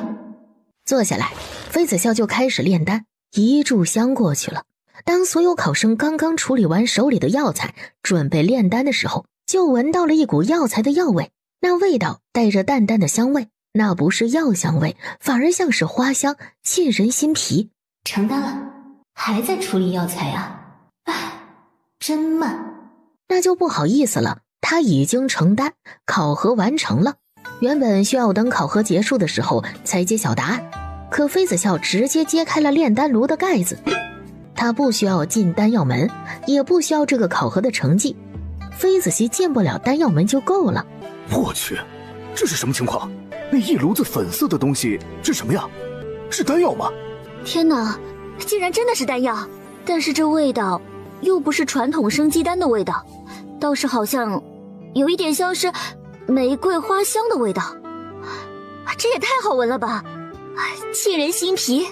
可此刻闻着那熟悉的香味，妃子熙一脸不可置信。最让人觉得不可思议的事情是，他的丹药炉里是满满一整炉的丹药啊！不可能，绝对不可能，不可能，不可能的！妃子熙还在处理药材，等他抬起头来，其余的考生都已经在炼丹了，他这才慌了神，慌慌张张地开始炼丹。妃子笑余光一直注意着妃子熙，见他连续放了3味中药进炼丹炉里，他心里就有了答案。妃子熙炼不出4级升级丹，也不可能成丹。1炷香以后，考核的时间到了，没有成丹的考生也不用再炼制丹药了。时间到了，预示着考核没有通过。而就在考核时间到的时候，妃子熙卡着点儿的完成了炼丹。可当他揭开盖子的时候，傻眼了。炼丹炉里一盘散沙，所有的中药混合在一起，成为黑乎乎的一大团。哈哈哈哈，失败了，他竟然没有成丹。为什么会这样？为什么我不管多么努力，终究比不过妃子笑这个贱人？为什么？这一暴击，妃子熙情绪崩溃了，他甚至不等成绩公布，转身就离开了。一边走，嘴里还不停地碎碎念。跟上去，知道怎么做吗？知道。话音落下，小九追上了离开的妃子熙。王妃已经处理了。知道了。来之前，妃子笑就给了小九一种致幻的毒药，妃子熙竟然疯了，那就疯得彻底一点吧，一点翻身的机会都不要有。而这边衙门已经给妃子华语定罪了，株连九族的大罪，但是念在妃子华语从军有功，死罪可免，活罪难逃，整个妃家的人都被流放了，从此不能踏进圣王朝一步。而在此之前，欧阳飞庭快一步去户部，把他们三兄弟的户籍改了。欧阳飞庭问过妃子笑了，小妹说名字只是一个代号而已，已经叫这个名字习惯了，也就不用改了。欧阳飞庭觉得亏欠小妹，也尊重她的意愿，所以就直接改了兄弟三人的姓，都跟着娘亲欧阳菲菲姓。实际上妃子笑不改名字，是因为她前世就是这个名字，所以不想改。圣王朝竟然这么先进，男女成亲，生儿育女都需要去户部报备。当初欧阳菲菲和飞傲天成亲，只是摆了宴席，并没有去户部登记。原本大将军想把小妹的户籍变更到欧阳家的花名册上，哪知道这一查，大将军傻眼了，小妹的信息早已经登记在了九王府的花名册里，身份九王妃。妃家的事情算是告一段落了。丹药准备的差不多后，一行人上路了。当务之急是先去九幽森林找冰心黑莲，把九王爷身上的剧毒解开再说。带上足够的丹药后，他们风雨兼程，赶了差不多1个月有余的路程，总算是到达了九幽森林的外围了。而司徒寒手上的地图到了外围就没用了。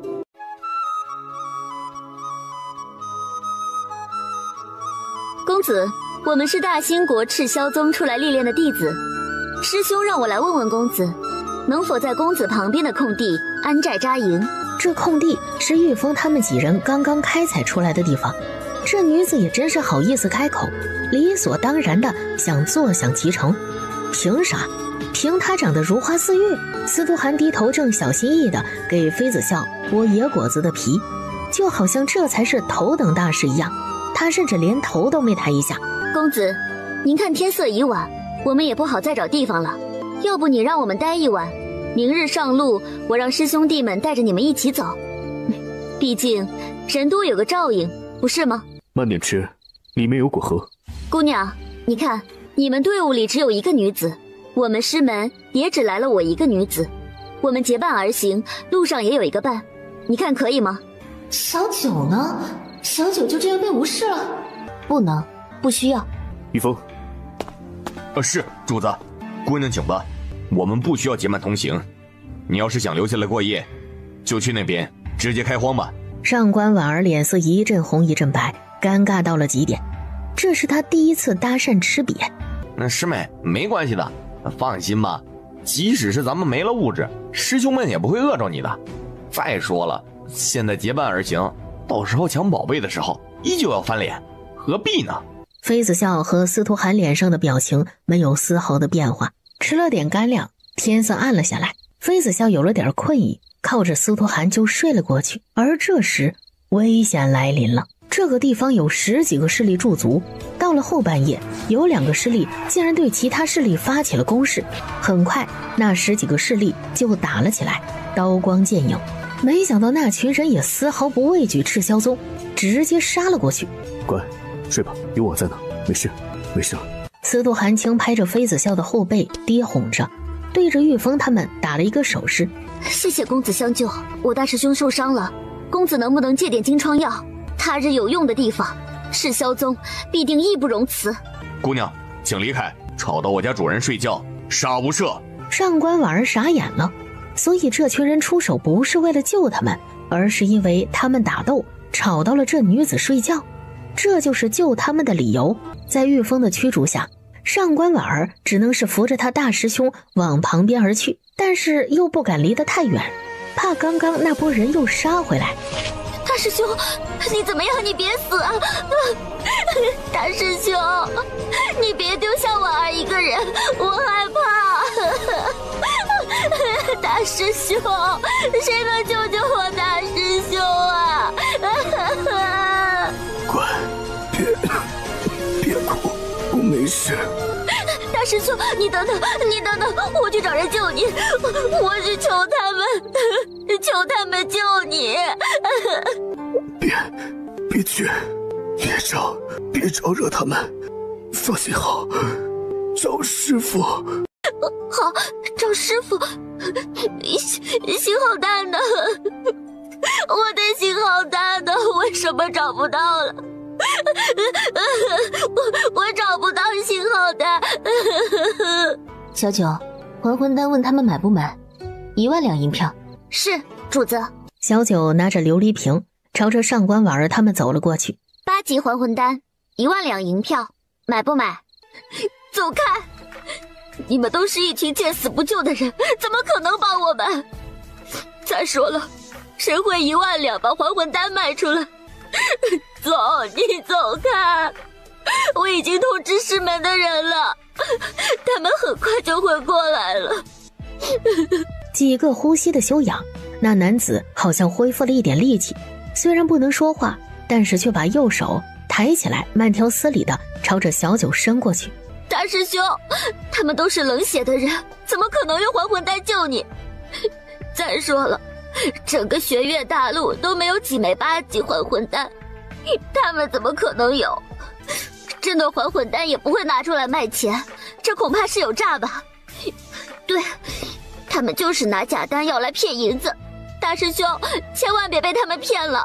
小王妃需要骗银子，哼，真是搞笑了。买不买？要买你就摇摇手，现在没有银票也可以，等你恢复了，双倍奉上就行。慕容芳曦在小九的话音落下，真的摇了摇手。大师兄，你再坚持啊！师门的人马上就来了，你别被骗了，他们就是骗子。大师兄，你相信婉儿。小九懒得理会上官婉儿，直接打开了装丹药的琉璃瓶，把里面的还魂丹取出来，干净利落地喂进了慕容芳曦的嘴里。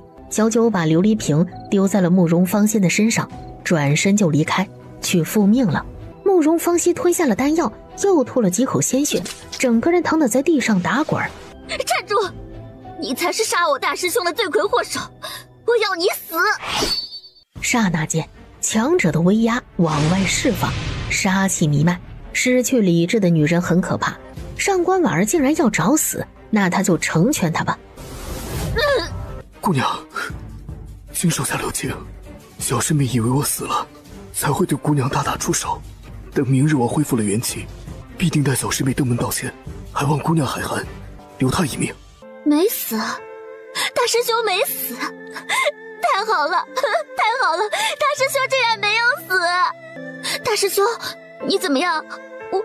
我以为你死了，我以为你要抛弃婉儿一个人了。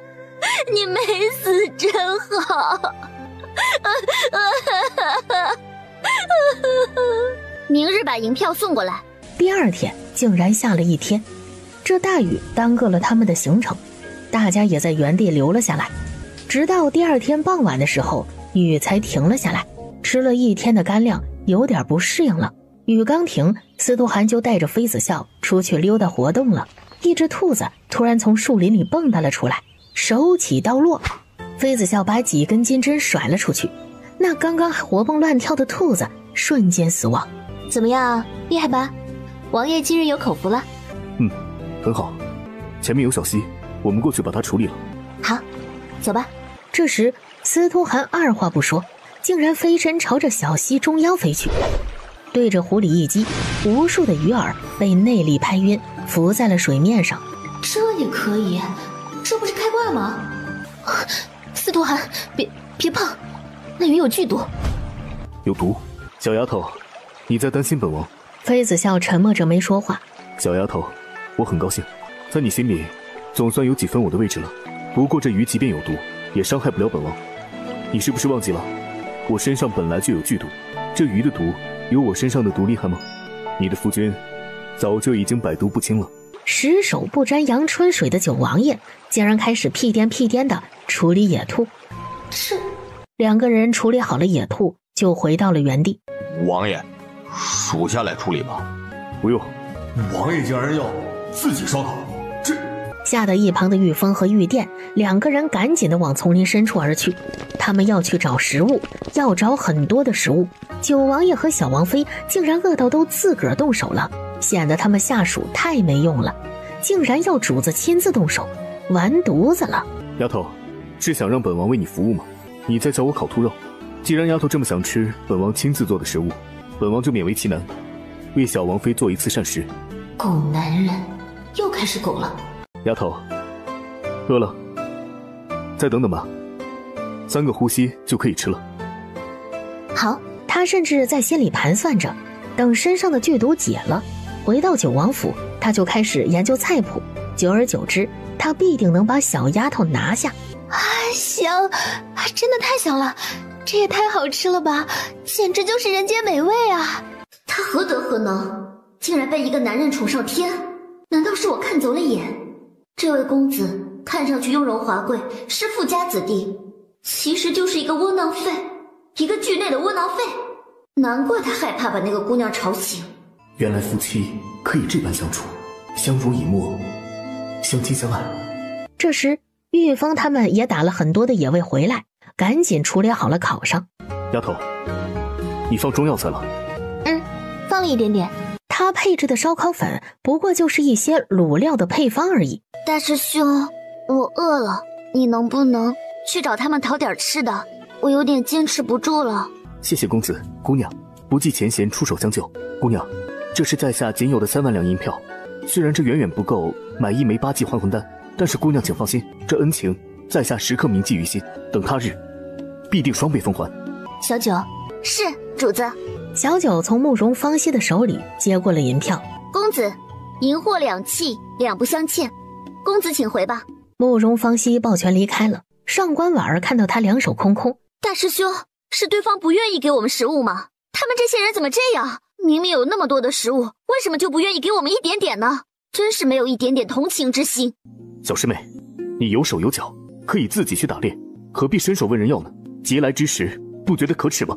刹那间，上官婉儿委屈到了极点，眼泪在眼眶里打转，整个人看上去可怜兮兮的。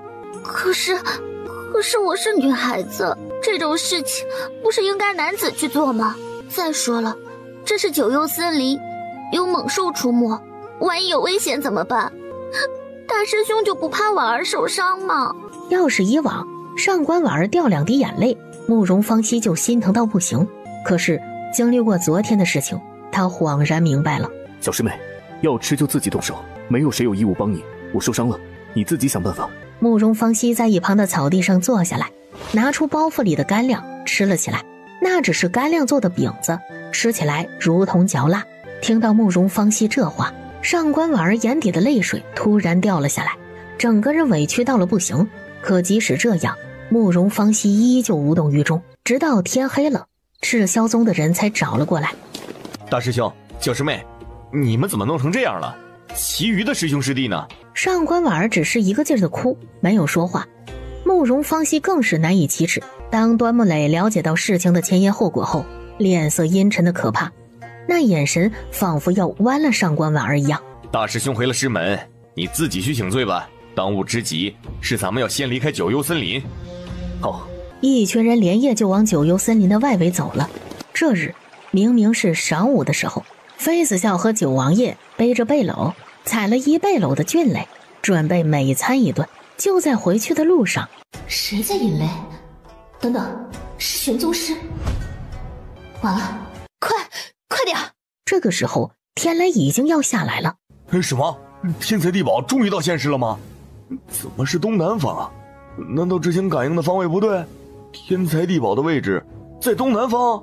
也在这么一个时间，所有的高手观察天雷的方向，不约而同的提气朝玄宗师炼丹的位置飞了过来。来不及了，第一道天雷下来，中途天雷就不会断。御风、御雷，摆阵，准备迎敌。火候、测真气、用余温，可以了。再用3个吐纳的真气，对，就这样。可至今为止，没有任何一个丹药师能够炼制出来引灵丹。玄宗师紧张到了极点。凝神聚气，第2道天雷要来了，稳住了。第2道天雷下来，九幽森林的那些强者已经赶了过来，就在100米开外，一场厮杀开始了。阁下是谁呀？方便透露吗？滚！抱歉，打扰了。一个地阶巅峰的强者提气，直接朝着九王爷攻击了过去。刹那间，司徒寒全身满含着顶级强者的威压，一掌朝着那男子劈了过去。这也行？为什么会这样？一个地阶巅峰的强者直接被秒杀，一掌击飞了。这男子到底有多强啊？九王爷强者的威压一释放出来，修为稍微有点低的武者根本承受不住这威压，扑通一声，齐刷刷地跪在了地上，身体瑟瑟发抖。疼！不行了，我已经不行了，要爆体而亡了！难道这男人的修为是天阶巅峰？不可能！难道这位男人的修为已经超过天阶巅峰了？啊，对，很有可能啊。这个男人是什么？但是为什么没有飞升去上界，而是一直留在玄月大陆呢？第2道天雷下来以后，玄宗师勉强能接住。第3道天雷他根本接不住了，如果接不住，那后果不堪设想，必定会单毁人亡。让开，我来，你去处理伤口。他不能让师父替他受罪。妃子笑站在一旁，等得有点不耐烦了，直接抢过了玄宗师怀中的丹药炉，席地而坐，运气，继续开始炼丹了。好强啊！没想到这个男人竟然这么强大。是他，圣王朝的九王爷，传说中让人闻风丧胆的地狱修罗，玄月大陆的王司徒寒。在下赤霄宗宗主狄洪峰，拜会九王爷。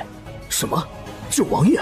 这个男人真的是传说中的九王爷吗？司徒寒感受到第3道天雷明显增强了力量。小丫头，下界最近怎么回事啊？竟然有人频频触发天雷，这是近期有丹药师炼制出高级丹药了？另外一个男子摇头，也是一脸的懵。不知道，我也是听到雷声，所以过来看看，还以为是下界的道友要得道飞升了。下界的人飞升？别开这样的玩笑了。再过300年，看看下界有没有人飞升吧。之前不是有尊者下去看过吗？下界没有一个有天资的人。走，我俩去喝酒，看什么热闹啊？估计也是雷声大雨点小，那些小喽啰掀不起什么波澜来。可是走了几步，其中一个男子回头看了一眼云层，男子伸手一弹，一团灵力球直接进入了那聚集的云层中。小丫头，小心！就在第3道天雷下来的时候，司徒寒满含着灵力的一掌直接朝着那天雷迎了上去。轰隆一声巨响，伴随着闪电，2股力量正面抗击，谁也不让谁。那道天雷被司徒寒击开。太不可思议了，九王爷竟然强大到可以和天雷抗衡了。这小丫头，你怎么样？怎么样？有哪里疼吗？是不是受伤了？你受伤了？内伤吗？是不是很严重了？别担心，本王没事的，真的。他受伤了，受了极重的内伤，怕我担心，所以不让查看，是这样吗？别动。一瞬间，司徒寒不敢动了，任由妃子笑为所欲为。这丫头怎么就不相信我呢？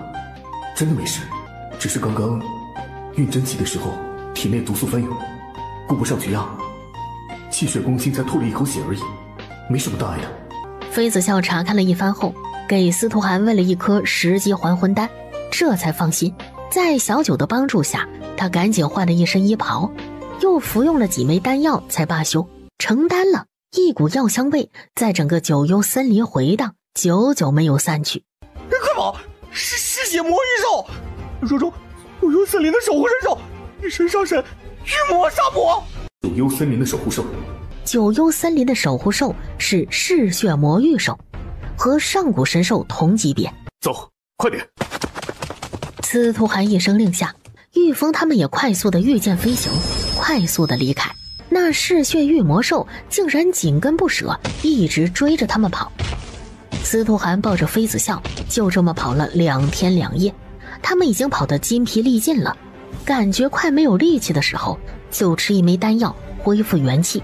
其余的人就没有那么幸运了，他们没有丹药续命，跑不动了，只能停下来。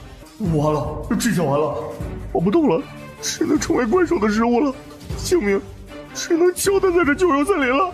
早知道就不应该起什么贪婪之心，来抢什么天才地宝，就应该踏踏实实的修炼，不应该走捷径。丫头，有没有感觉那魔兽是冲着你手里丹药来的？他要的是丹药。丫头，把丹药给本王，你往旁边跑。好，实在不行就把那丹药给他吧，丹药没有了还可以再练。司徒寒深深地看了一眼妃子笑，一个飞身离开了，眨眼间身影就在眼前消失了。原来他是一直拖后腿的那个。第二天给了他一颗后就离开了，还剩下2枚，你收好了。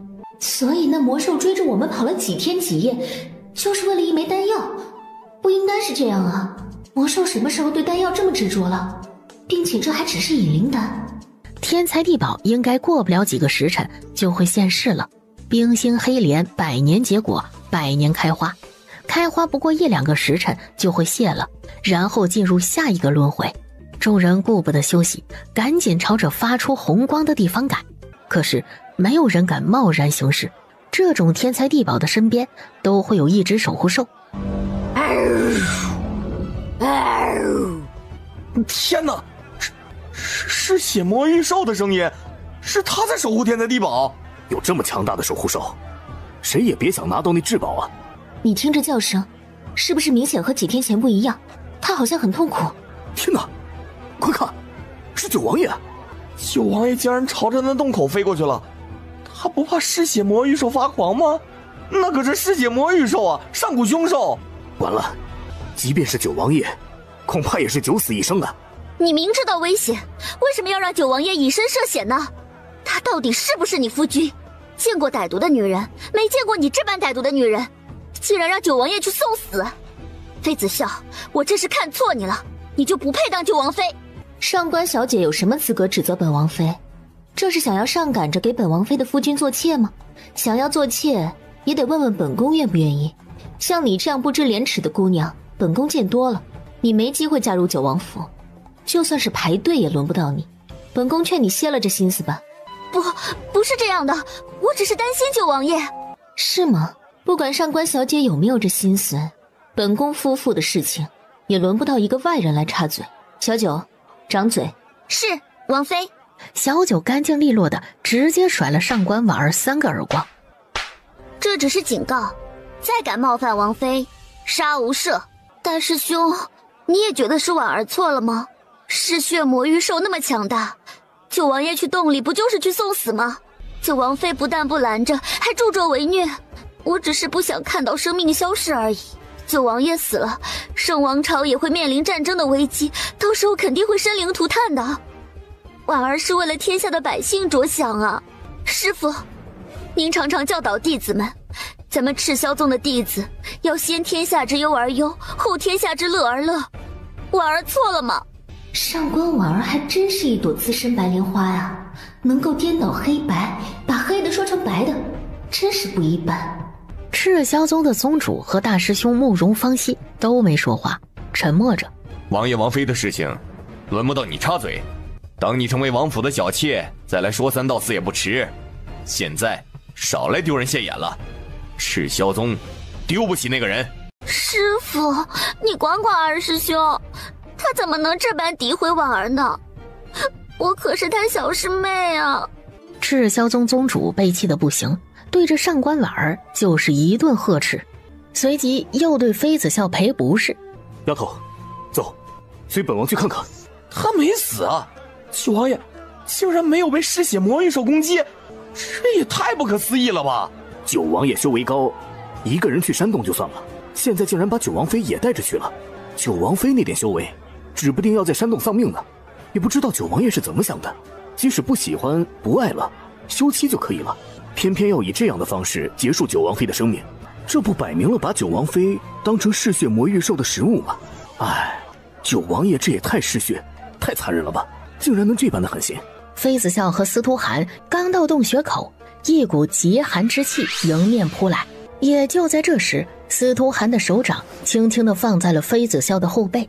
小丫头，别用这种眼神看着本王，要不是情况和场地不允许，本王一定会把你就地正法。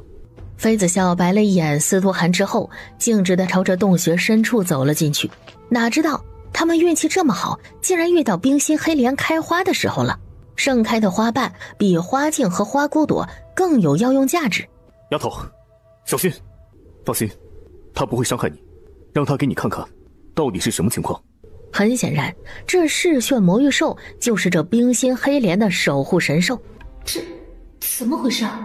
这个嗜血魔域兽明显不对劲儿，它趴在地上，嘴里还发出痛苦的呜咽声，那样子好像在承受着剧烈的疼痛一般。看样子，他是还想要你手里的丹药。是这样吗？你是想要这药瓶里的丹药吗？如果是，你就叫一声。嗜血魔域兽对着妃子笑呜咽了2声，很显然是听懂了妃子笑的意思。丹药可以给你，但是一物换一物，我要这冰心黑莲，可以吗？我们交易。嗜血魔域兽暴力地吼了2声，很显然是不愿意。再加2瓶，3瓶丹药可以吗？这可都是10级丹药，可以强身健体，缓解疼痛。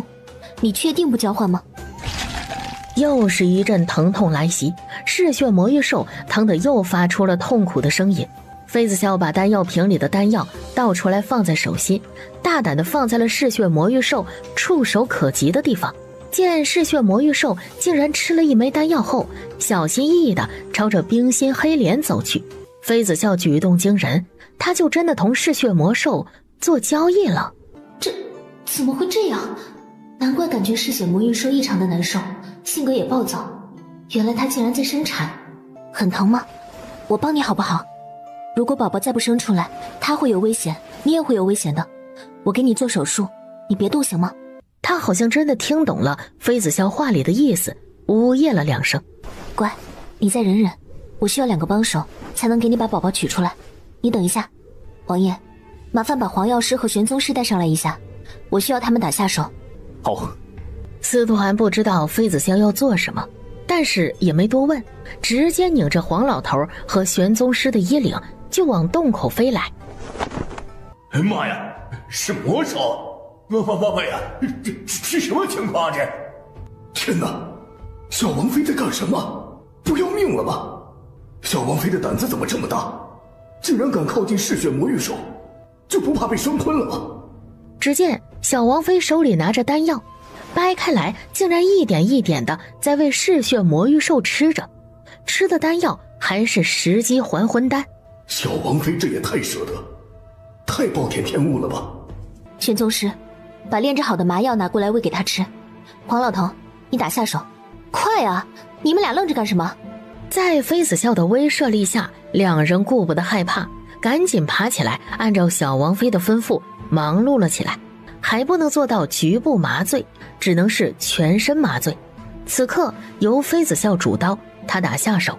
可是当妃子笑开始手术，准备用刀子剖开嗜血魔域兽肚子的时候，变故发生了。完了，划不开。丫头，用着匕首，削铁如泥。怎么会这样？这也太不可思议了吧！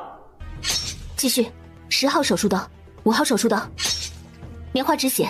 嗜血魔域兽肚子里的宝宝不但不像动物，反而是像人类的长相。妃子笑没有时间多想，因为麻药的时间是有效的，她凝神聚气，赶紧用手术刀划开了胎膜，从里面取出小宝宝来。即使在悬崖下面的那些人也听到了这婴儿的啼哭声。哎，怎么回事？为什么会有婴儿的哭声啊？山洞里怎么会有婴儿呢？这也太不可思议了吧！天生子，这就是传说中的天生子。得天生子者得天下，因为天生子与生俱来，就拥有神秘的力量。我的天，传说中的天生子竟然真的存在！天帝的儿子，那神秘的力量是谁都想拥有的。如果得到了这天生子，整个玄月大陆谁敢与之为敌？谁是天生子的对手？而此时，那些玄修像是约好了一样，提着气不约而同地朝着悬崖的洞口飞去。到了洞口，那些玄修还没有看清楚里面的情况，竟然就开始打了起来。洞口直接成为了战场。大家开始互相残杀，谁也别想再迈进洞口一步，仿佛最后的赢家，最后站着活着的那个人就能拥有天生子一样。娘亲抱抱。妃子笑处理好小宝宝的脐带以后，然后把小宝宝递给了黄老头，抱到他妈妈头那里去挨着。好。疼死老夫了！快松口，快点儿！哎呀！就当黄老头条件反射，准备一掌朝着小宝宝劈过去的时候，松口，你乖点。那小宝宝好像能听懂妃子笑的话一般，松开了牙齿，委屈地看着妃子笑。师傅，不好了，麻药过了，他要醒了怎么办？黄老头，快点把孩子放过去。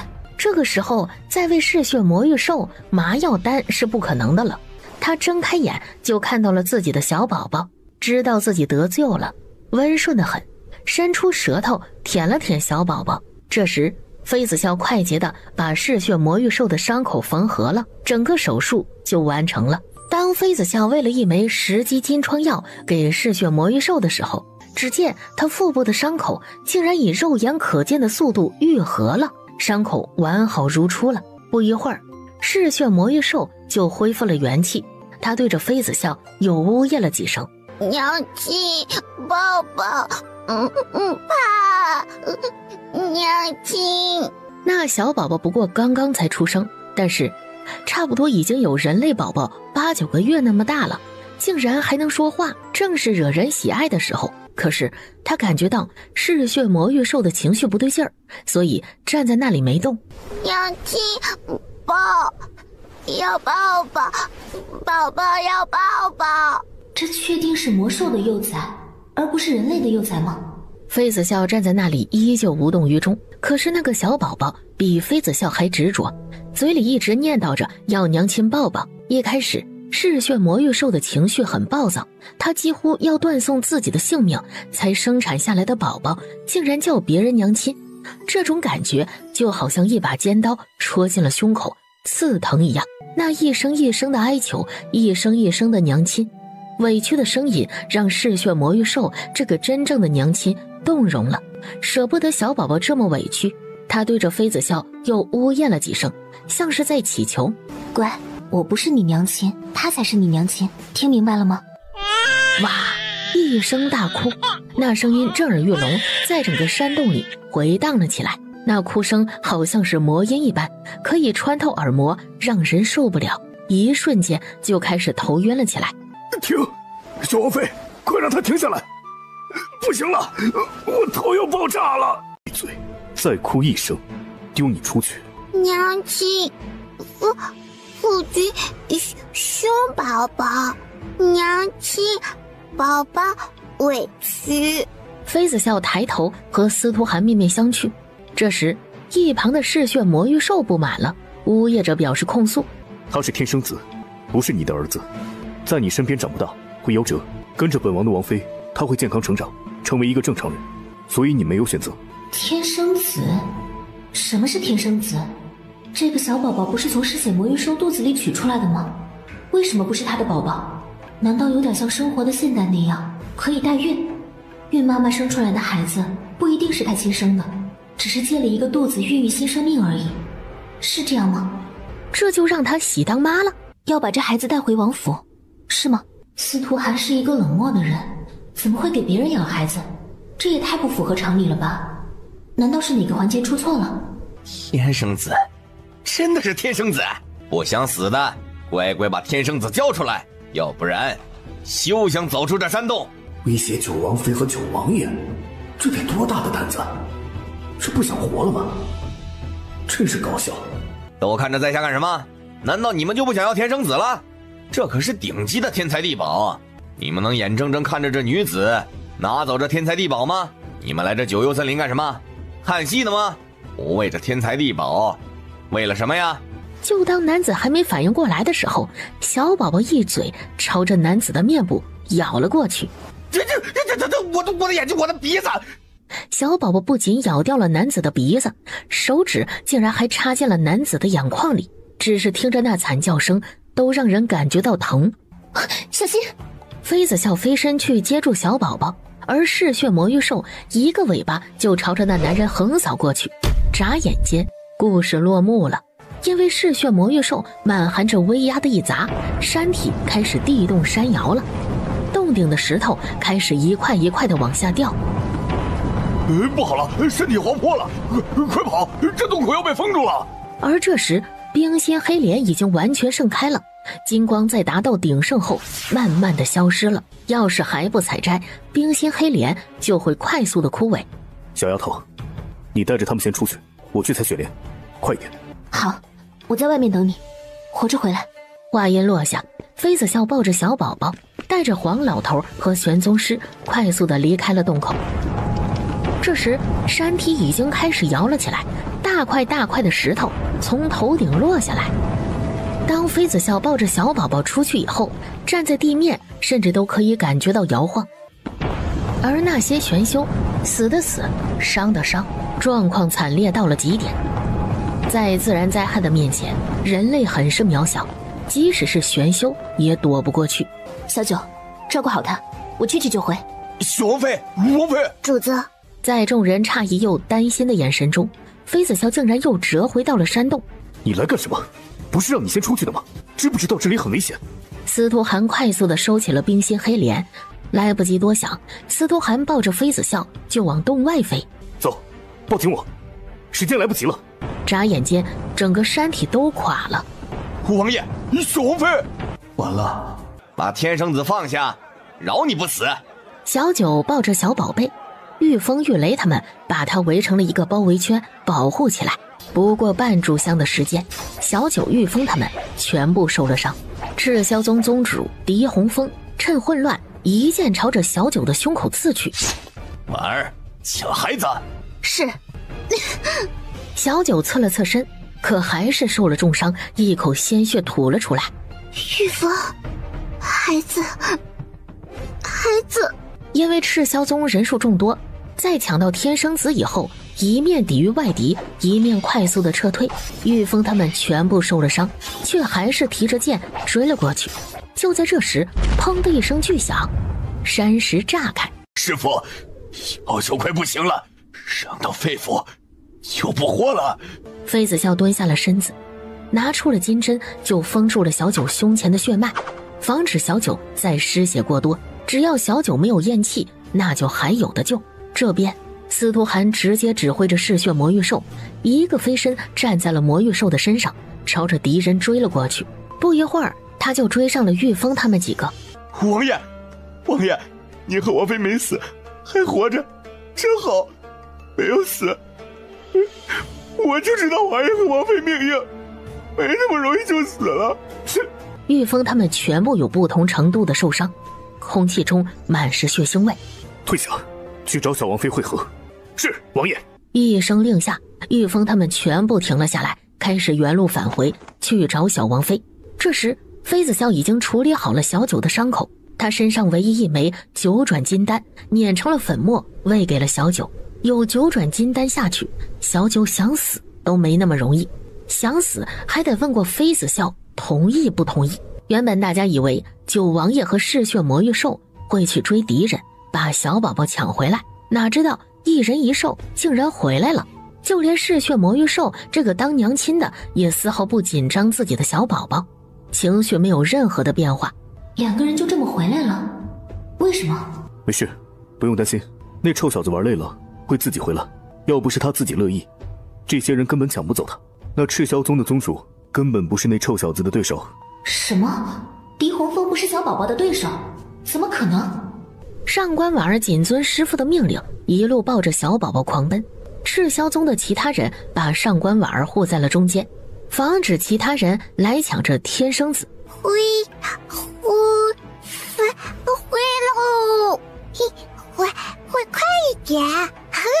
赤霄宗，很好，很好。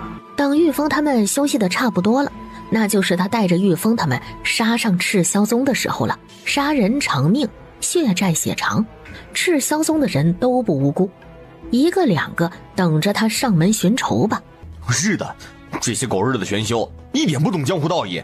九王爷和小王妃在的时候，没有一个人敢动敢出手，得知九王爷和小王妃被埋在地底下，可能丧命了，一个两个就开始丧心病狂了。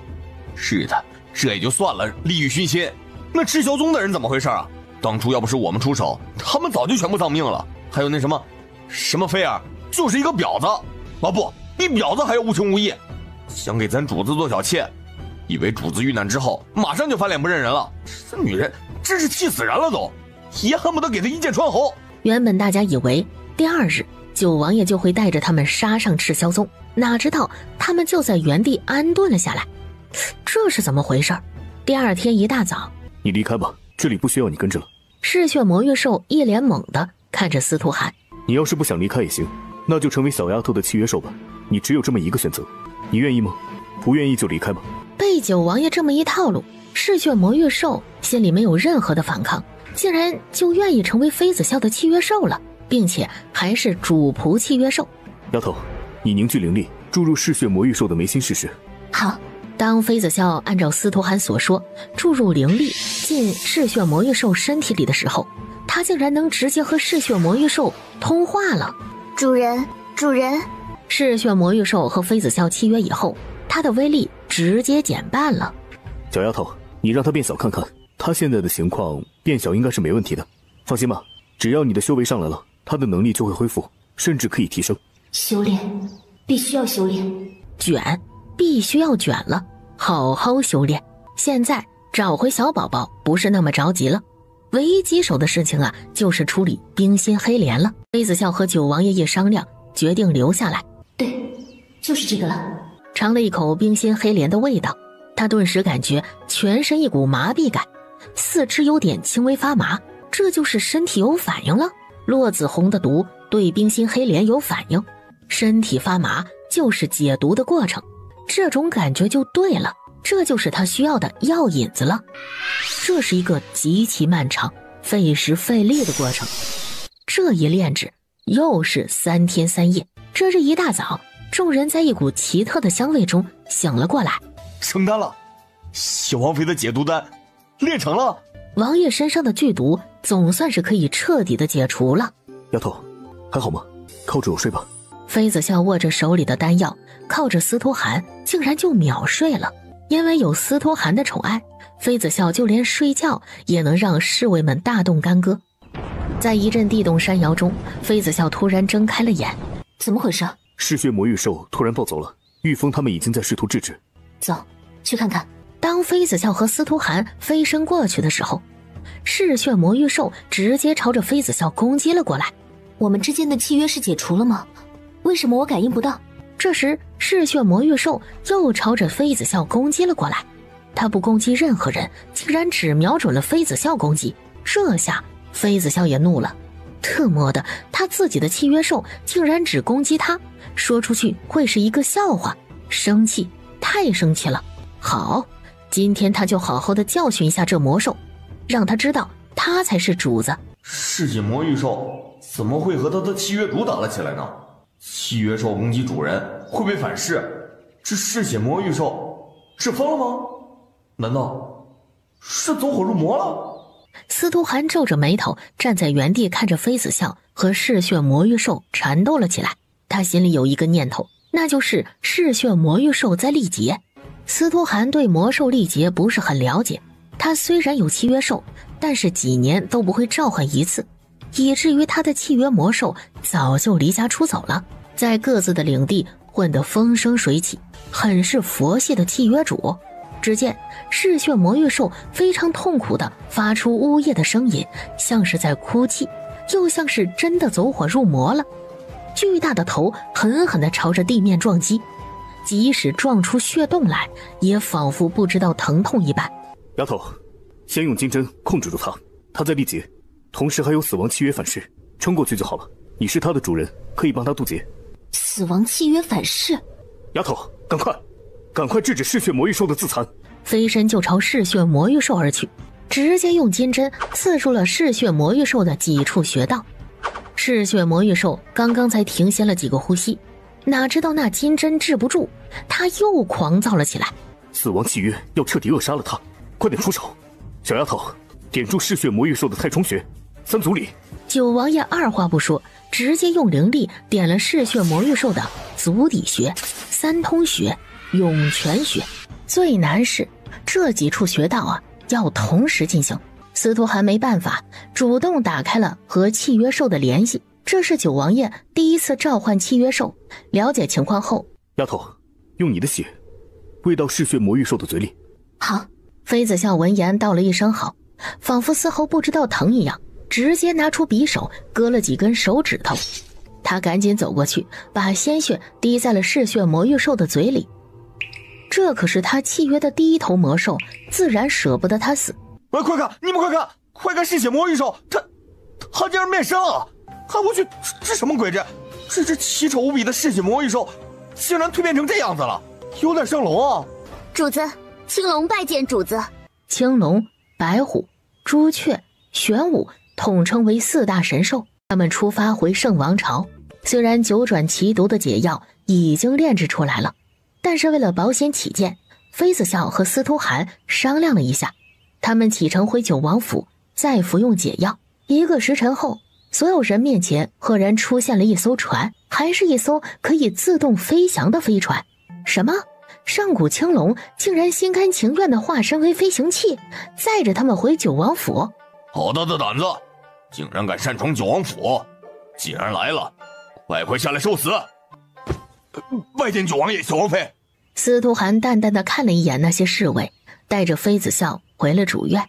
第一件事情啊，就是吩咐王府的佣人赶紧备水，他们要沐浴更衣，备热水需要很长的时间。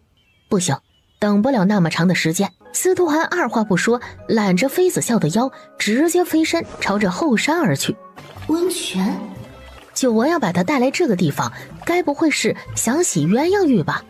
啊，不要！男人果然都是一路货色，都是色狼。即使是高高在上的九王爷，落落凡尘也是一个德行。总算是可以好好洗个澡了。这1个月都没有泡澡，有点难受。王爷，你慢慢洗吧，我先回去了。想跑，可能吗？眨眼间，司徒寒飞身过去捞起他，就直接往温泉里跳，随即压了上去，锁了一个香吻后，司徒寒才放开了妃子笑。丫头，为夫不介意你穿着衣袍泡澡，那就这样吧。该死的，狗男人就是故意的，是逃不掉啊！他妈的，狗男人，狗男人！之前是谁空穴来风传言的？九王爷不近女色，身边没有女人这种生物。九王爷是禁欲系男神，呸！谁传出来的？看我不撕烂他的嘴巴！1个时辰后，妃子笑连诅咒司徒寒的力气都没有了，他甚至在寻思着，确实应该给司徒寒解毒了。要是这么下去，他会忍不住发飙，直接趁他睡着的时候把他终结了，省得来来回回的折腾他，他受不了了。这狗男人不能要了。其实司徒寒比妃子笑还要急切，恨不得下一秒就解毒了，要不然他迟早得憋死。直接就现在吧。丫头，那解毒丹现在能吃吗？我想现在解毒。妃子笑没有力气，躺在温泉旁的石头上，看着水里的男人，点了点头。好，那我现在就吃。在妃子笑的示意下，司徒寒拿出了那枚在九幽森林就炼制好的解毒丹。司徒寒服下解毒丹以后，直接就在温泉里打坐了，不停地运转灵力，想要快速地让解毒丹的药效发挥出来。可是他却催化那颗解毒丹的时候，才发现这解毒丹和其他的丹药不同，如同石头一般坚硬，药效也是一点一点地发挥出来的。想要把全部药效发挥出来，需要漫长的时间。慢慢的打坐解毒吧，没有7天，他休想炼化解毒丹。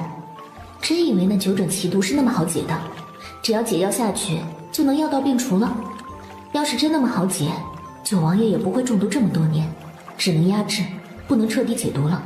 妃子笑转身就离开了，这男人就留在这里吧，最少几日他都不可能离开这温泉。妃子笑回到九王府就饱餐了一顿，只是吩咐了玉峰一声，让他在离温泉1公里的地方守着九王爷，要是发生什么变故了，及时通知他。吃饱喝足以后，妃子笑一头扎进了炼丹楼。从下了飞船开始，黄老头和玄宗师就扎进了炼丹楼，已经到了痴狂的地步。妃子笑在炼丹楼一忙起来啊，直接就把温泉里解毒的九王爷忘到了九霄云外。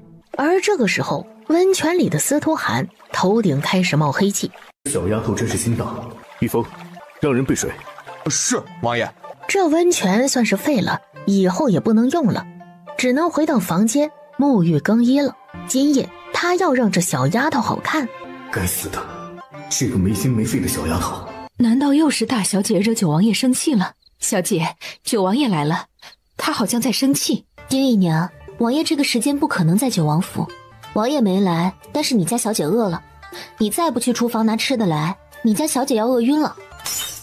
这才几天，不过才3天而已，3天司徒寒就把那颗解毒丹炼化解毒了？不可能啊，这是完全不可能的事情。司徒寒修为再高，也不可能短短3天的时间就解毒了。难道是没解毒？是失败了吗？妃子笑顾不得掉在地上的琉璃瓶，起身一个大步的朝着司徒寒走了过去，二话不说，直接抓起那双大手就开始把脉。应该是解毒了，到底是哪个环节出错了？你有哪里不适吗？身体酸软吗？还是哪里疼？在炼化解毒丹的时候，是不是发生了什么意外？不对啊，我预计的时间最少也要7日，这才3日怎么就炼化了？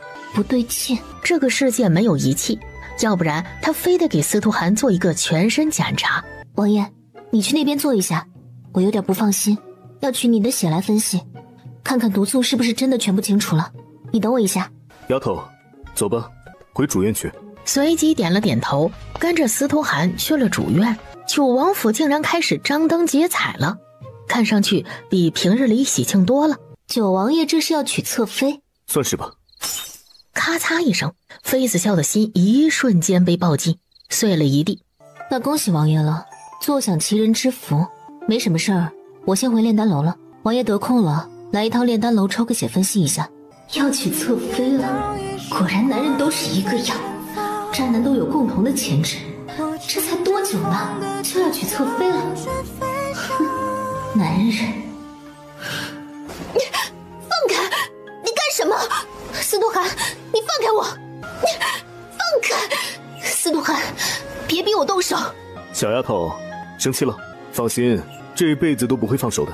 走吧，带你去看看本王的侧妃。司徒寒竟然直接点了妃子笑的穴道。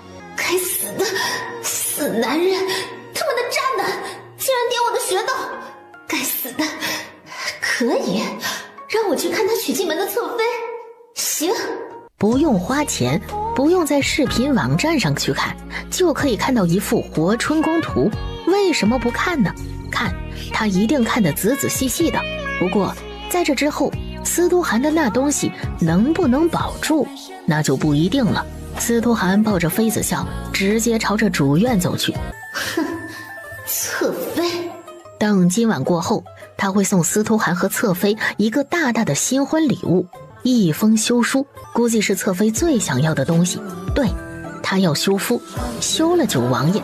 什么带他去皇陵拜见他的母妃，什么弱水3千只取一瓢，那不过是让他放下戒备心，好好的当靶子罢了。哼，男人。拜见王爷王妃，王爷王妃千岁千岁千岁。平身吧，免礼。先给王妃梳妆换喜服吧，本王去洞房里等着。司徒寒解开了妃子笑的穴道。小丫头，你要乖乖的，为夫在洞房里等着你。他娶侧妃，在洞房里等他干什么？真的要请他在洞房里去观礼？就在妃子笑计划明日怎么灭司徒寒的时候，一个嬷嬷拿着一件喜袍过来。小王妃，王爷说凤冠霞帔太厚重了，怕您不喜欢。这半月前呐，就让绣娘赶制了这喜衣。哎呦，小王妃，您看看这喜衣合您心意吗？王爷对小王妃的心意啊，真的让奴婢们羡慕。5天之下，竟然还有九王爷这种好男人。为了给王妃补一个洞房花烛，1个月前就开始准备了。妃子笑整个人愣住了，脑子里还没有转过弯来。任由2个嬷嬷给她穿上了大红色的喜服，给她梳洗打扮上妆。1炷香的时间，妃子笑才从愣神中回过了神来。小王妃这一身打扮真是独特，九王爷眼光独到。就是，九王爷一定是爱惨了小王妃，才会做到这般极致。据说小王妃头上这把凤钗呀，是九王爷亲手打造雕刻的，用了千年梨花木，珍贵无比呢。这事儿你也听说了啊？对呀，听说了。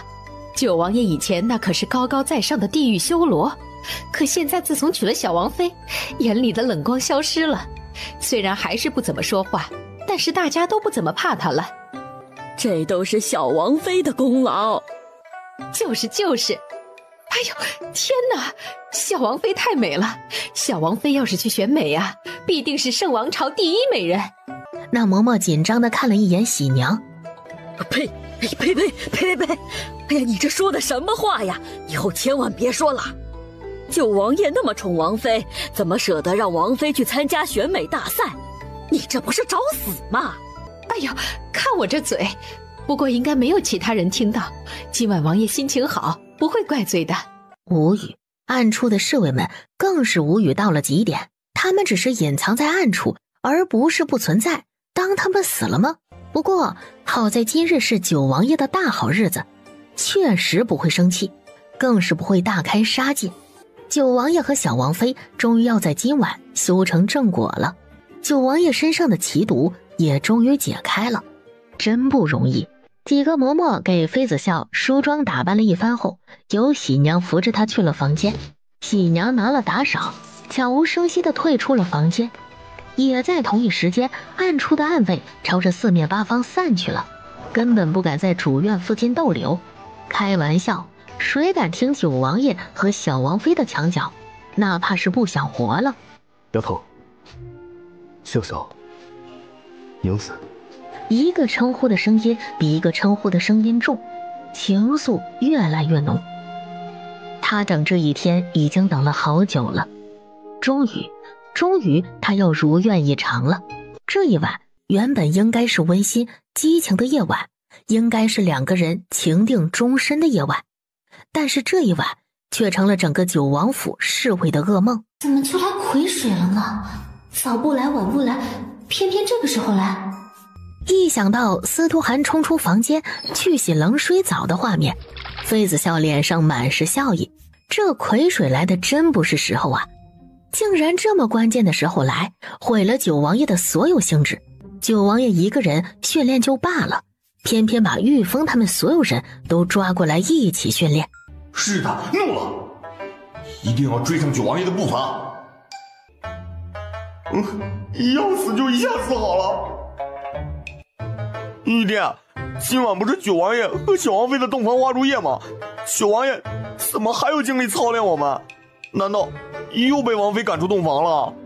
玉殿看了一眼玉峰这个沙雕，没有说话。他是不敢开口说话。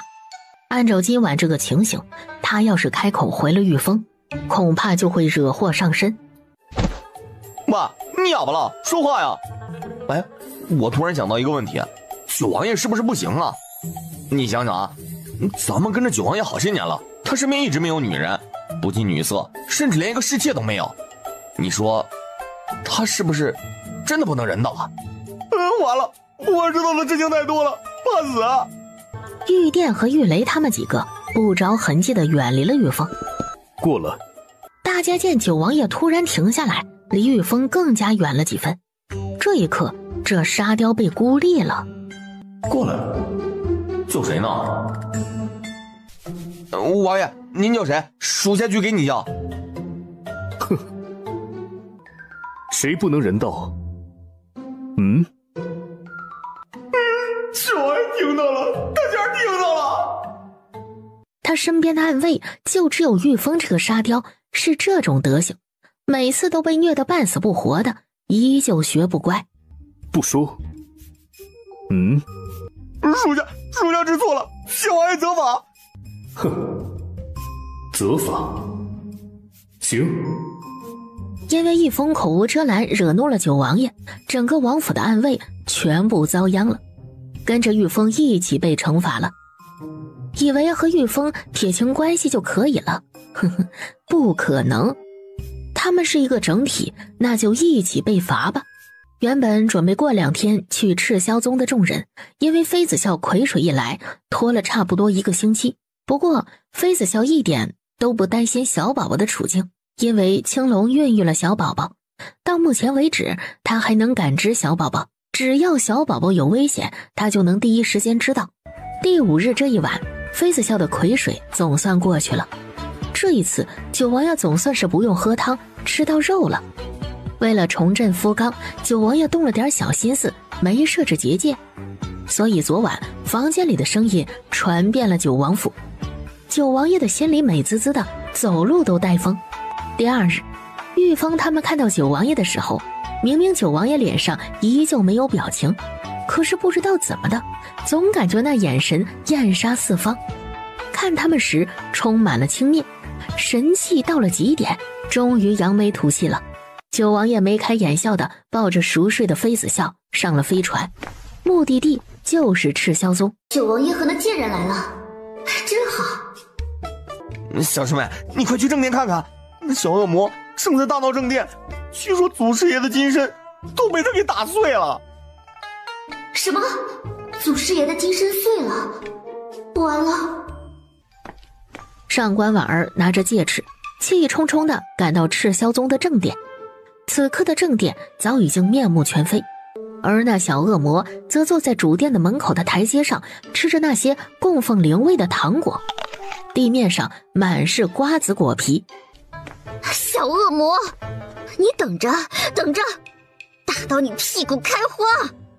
而此时坐在台阶上的小宝宝看上去已经有3、4岁那么大了。这才多久？才过去多少时间啊？最多也才10来天的时间，小宝宝竟然已经长到3、4岁那么大了，这是逆生长吗？这也太不可思议了吧？怎么会这样？老妖婆抓不到我！哎呀，小杂种，你给老娘等着，看老娘不打死你！摔老巫婆摔倒了！上官婉儿爬起来，拿着戒尺飞身就上去，拿着戒尺狠狠地朝着小宝宝砸过去。这一幕刚好被赶过来的妃子笑看到。娘亲，丫头，再看看，上官婉儿不是他的对手。什么？上官婉儿不是小宝宝的对手？怎么可能？小宝宝现在还只是一个宝宝，上官婉儿多少岁了？他是有修为的人，小宝宝怎么可能敌得过他？小杂种，闭嘴！娘亲什么娘亲？谁是你娘亲了？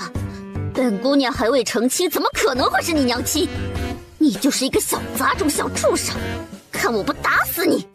小宝宝怒了，一个飞身朝着老巫婆攻击了过去。老巫婆，让你打我，让你打我，头发给你拔了！下来，小恶魔，你下来！小恶魔，老娘要杀了你！我的头发！小宝宝，过来，来抱抱。娘亲，抱抱，抱。带着妃子笑手腕上的手镯紧了紧，不用想，应该是青龙感知到了小宝宝的存在。赤霄宗的人都提着剑严阵以待，随时准备来一次厮杀。小畜生，老娘要杀了你！动手，一个不留。是王爷。可就当上官婉儿提剑朝小宝宝攻击过来的时候，他一把毒药朝着他扬了过去。脸，我的脸，眼睛！妃子笑，你个贱人，竟然敢对我下毒！你拿命来！上官婉儿强忍着剧痛，开始更加疯狂地攻击妃子笑和他怀里的小宝宝。不过一炷香的时间，就灭了赤霄宗一大半的人。九王爷就要欺人太甚，我赤霄宗也不是那么好惹的。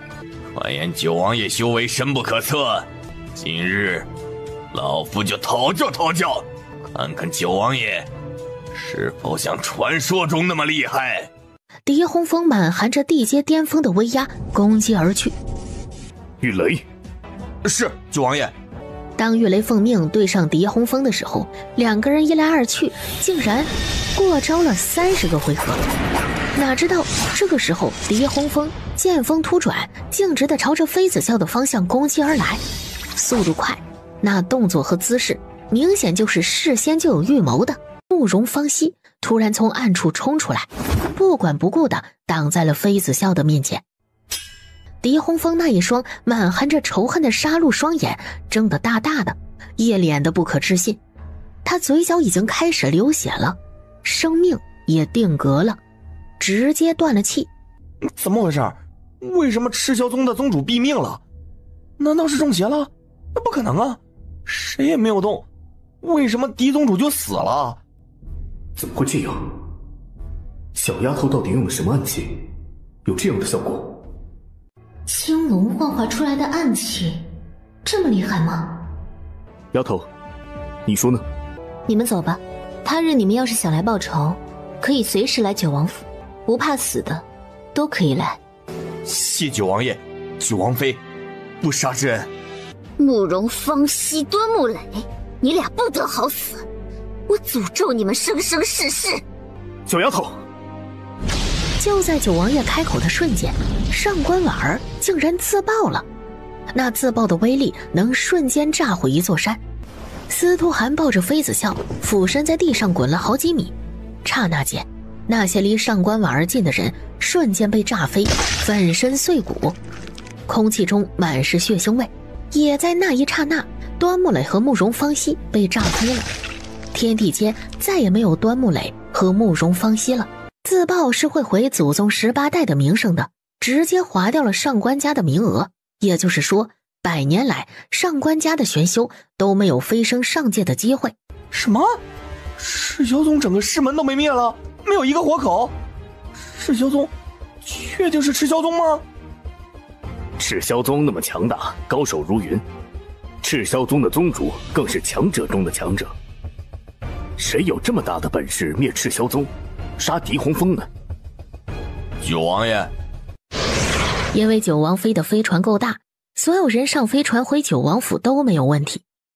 但是大多数小宝宝都很黏妃子笑这个娘亲，差不多是寸步不离的跟着。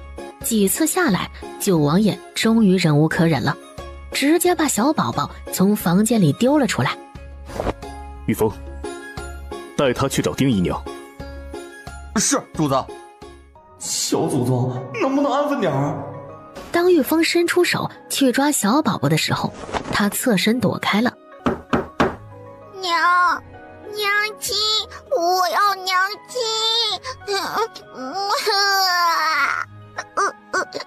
爸爸要和娘亲一起睡。爹爹坏，爹爹抢宝宝的娘亲，爹爹还要亲亲，还要抱抱。爹爹还抱娘亲。小丫头，娘亲，爹爹坏，爹爹抢娘亲，娘亲是我的。小宝宝因为不懂事，口无遮拦，一边拍门一边控诉着司徒涵的罪行。是小主子，完全就是九王爷的克星，让九王爷高高在上的形象直接从神坛跌落了。原来九王爷是这样的九王爷。他每次伸手过去，小主子都能避开，这是怎么回事？怎么可能抓一个没有修为的小鬼也抓不到呢？小宝宝根本不知道什么是适可而止，越哭越大声，那样子就好像九王爷犯了十恶不赦的大罪一样。九王爷也就是想和他娘子亲热一下。不生了。一个小混蛋都已经够恼火了，要是再生一个混蛋出来，他和小丫头还怎么过夫妻生活？该死！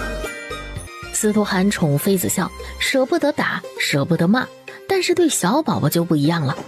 他一个翻身下床榻，打开门，把哭得惨绝人寰的小宝宝抓住。哭？你再给本王哭一个试试，本王打到你屁股开花。娘亲救命啊！娘亲！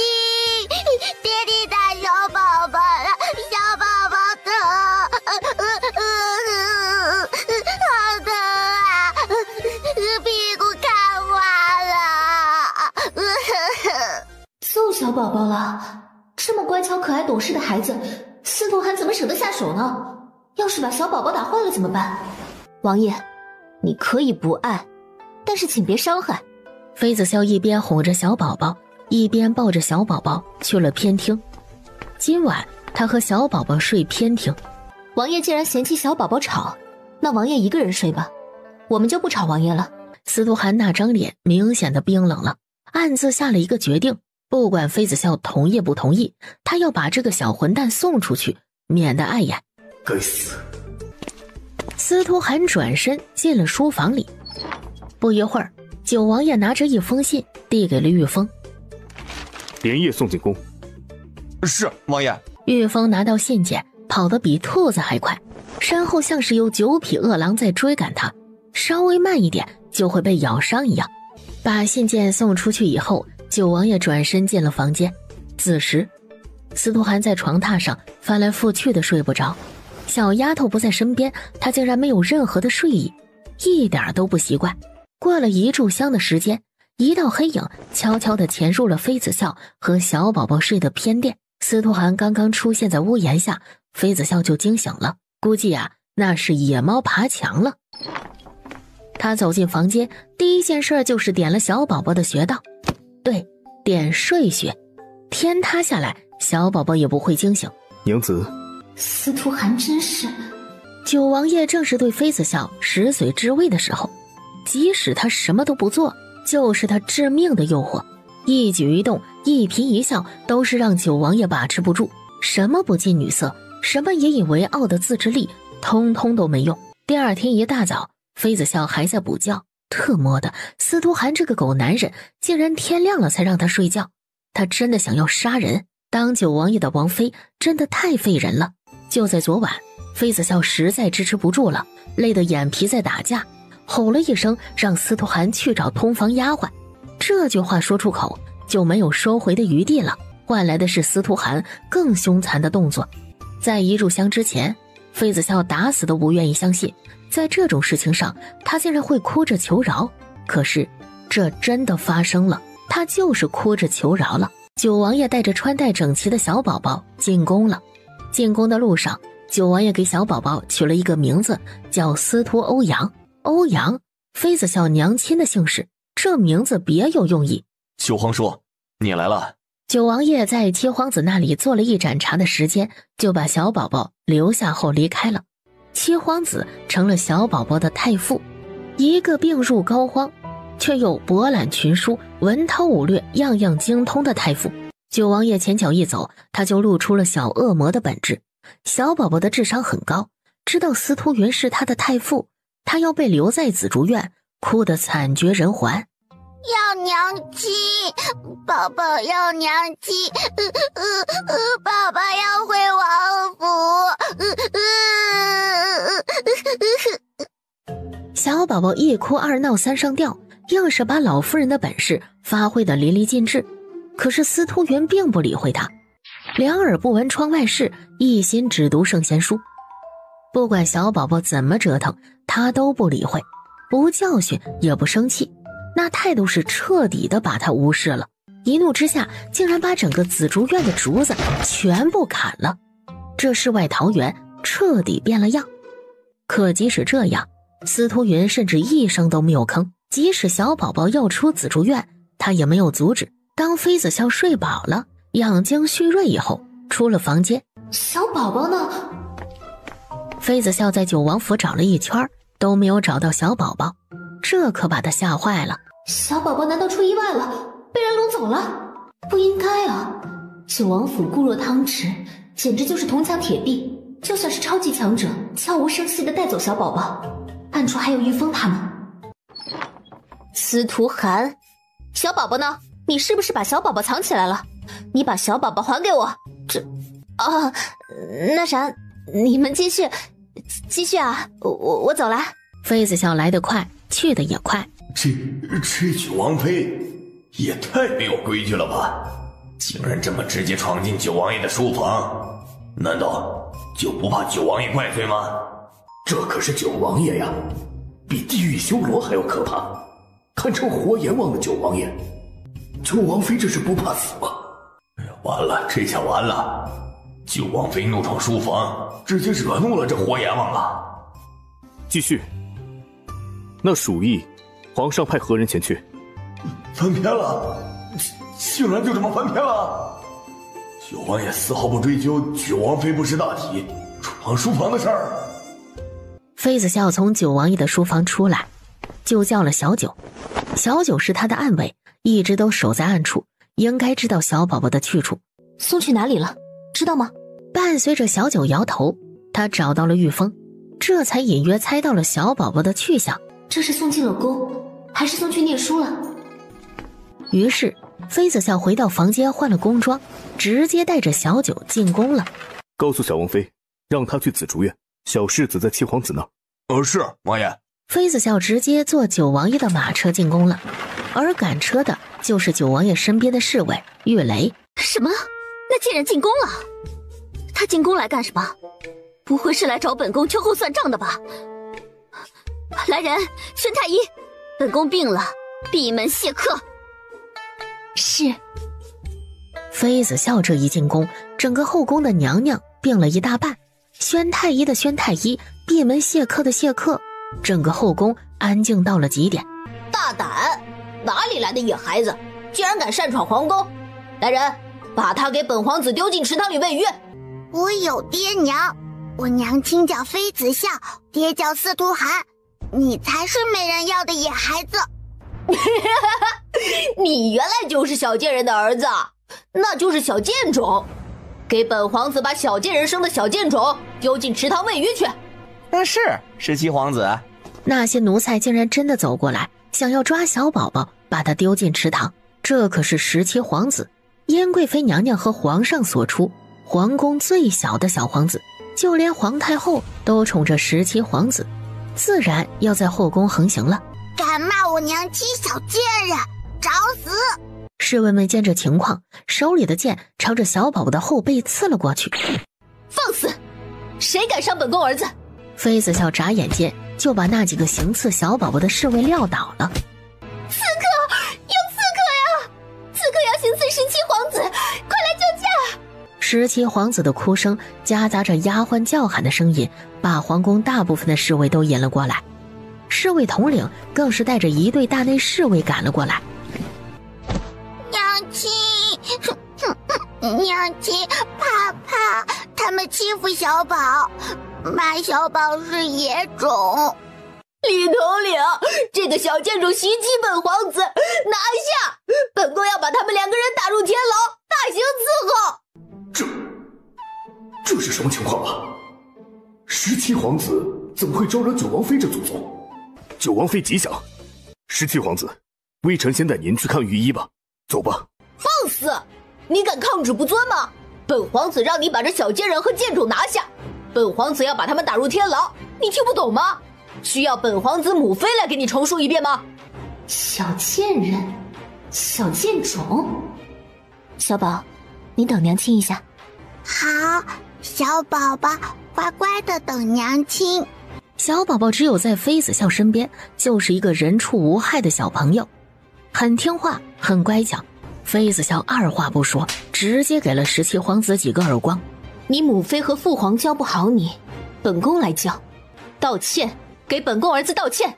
该死的，这个小贱人竟然敢打我，是不想活了吗？行，李统领不收拾这小贱人，我自己来。只见一个小身影拔出身上的佩剑，朝着妃子笑攻击了过去。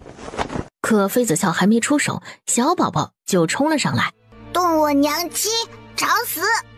打死你，小宝，打死你！小宝宝本来就是天生子，生来身体里就有神秘的力量。17皇子哪里是小宝宝的对手？小宝宝也不拿武器，就用拳头揍17皇子。司徒超手里的剑像是摆设一样，根本没有任何发挥的余地，被小宝宝打得满地找牙。欺负我娘亲，骂我娘亲，我让你骂，让你动手，打死你，打得你娘亲也不认识你。妃子笑，你竟然敢欺负本宫儿子，你好大的胆子呀！以为有九王爷撑腰，本宫就不敢把你怎么样？妃子笑，你个小贱人，害了本宫大儿子不说，现在竟然还要来残害本宫的小儿子，你真是一个心思歹毒的女人！来人，把妃子笑给本宫拿下！妃子笑残害皇上子嗣，理应打入天牢治罪。如果换成其他人，李统领和他们属下早已经将其拿下了，但是这个人是九王妃妃子笑，他们不敢轻举妄动。再说了，没人知道李统领其实是九王爷的人。王岩，给本宫把妃子笑这个小贱人拿下，出事了，本宫担着。是，贵妃娘娘。这个王岩是殷贵妃身边的侍卫，据说是她娘家派来皇宫保护她安危的，修为深不可测，甚至比大内侍卫李统领的修为还高。他直接朝着妃子笑攻击而来，准备把妃子笑拿下。就当妃子笑准备出手的时候，玉雷直接出手了，正面和王岩刚了起来。燕贵妃也看出来王岩处于下风，败下阵来是迟早的事情。小贱人，拿命来！我来。妃子笑一掌朝着燕贵妃对了过去，掌对掌。这一掌，妃子笑和燕贵妃同时退后了几米，两人都从对方的眼中看出了诧异。小贱人竟然有修为！皇宫选秀的时候不是要求没有修为吗？那殷家还真是卧虎藏龙啊，其心可诛。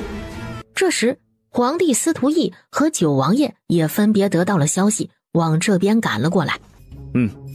让小丫头玩尽兴，别一招毙命，就不好玩了。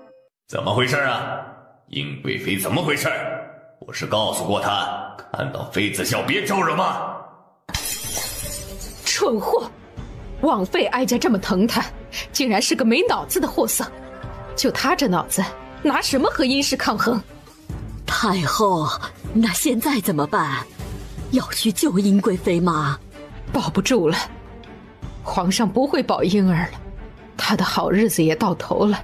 去，拿笔来，哀家要写一封家书，你马上找人给哀家送出宫去。是，皇太后。燕贵妃之所以能成为贵妃，那是因为她身后有皇太后，而皇太后的娘家就是燕家。而此时燕贵妃已经被妃子笑戏耍的恼羞成怒了，不管不顾，没有任何章法的攻击。妃子笑的一颦一笑，一举一动，简直就是对燕贵妃的羞辱。她明明可以速战速决，直接拿下燕贵妃，但是她却没有，而是慢慢的戏耍着燕贵妃。那不紧不慢、漫不经心的态度，让人恨得牙痒痒的，真的就是不是一家人，不进一家门。皇上司徒义赶到了现场，不知道什么时候，燕贵妃的手上多了一把寸长的匕首。就在燕贵妃拿着匕首刺下来的时候，妃子笑不但没有闪躲，反而迎了上去，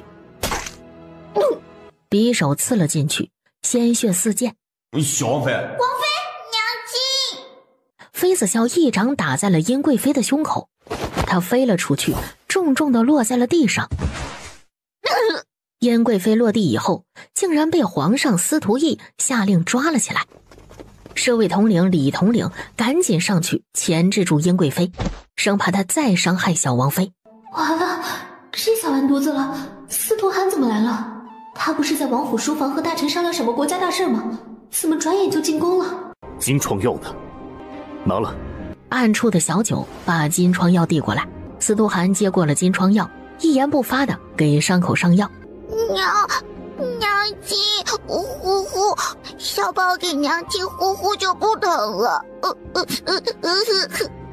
父皇，这贱人欺负超超和母妃，父皇抓错人了，应该抓那个小贱人和小杂种，而不是母妃啊！父皇，把他们抓下去砍头，他们欺负超超。小贱人，小杂种，哪儿呢？待17皇子回宫，没朕的允许，不能外出一步。殷贵妃行刺九王妃，打入天牢，择日问斩。问斩？怎么可能？不可能！皇上，你要治臣妾死罪吗？您难道一点不念及臣妾对您的情分吗？皇上！皇上转过头，没有看殷贵妃，一腔的怒火。蠢货，这个时候不知道求饶认错也就算了，竟然还讲什么情分。聪明点的女人这个时候应该求九王妃原谅，押入天牢。皇上，您这么怕九王爷吗？普天之下没有比你更窝囊的皇上了。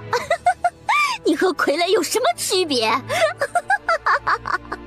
您还不如直接让位给九王爷算了。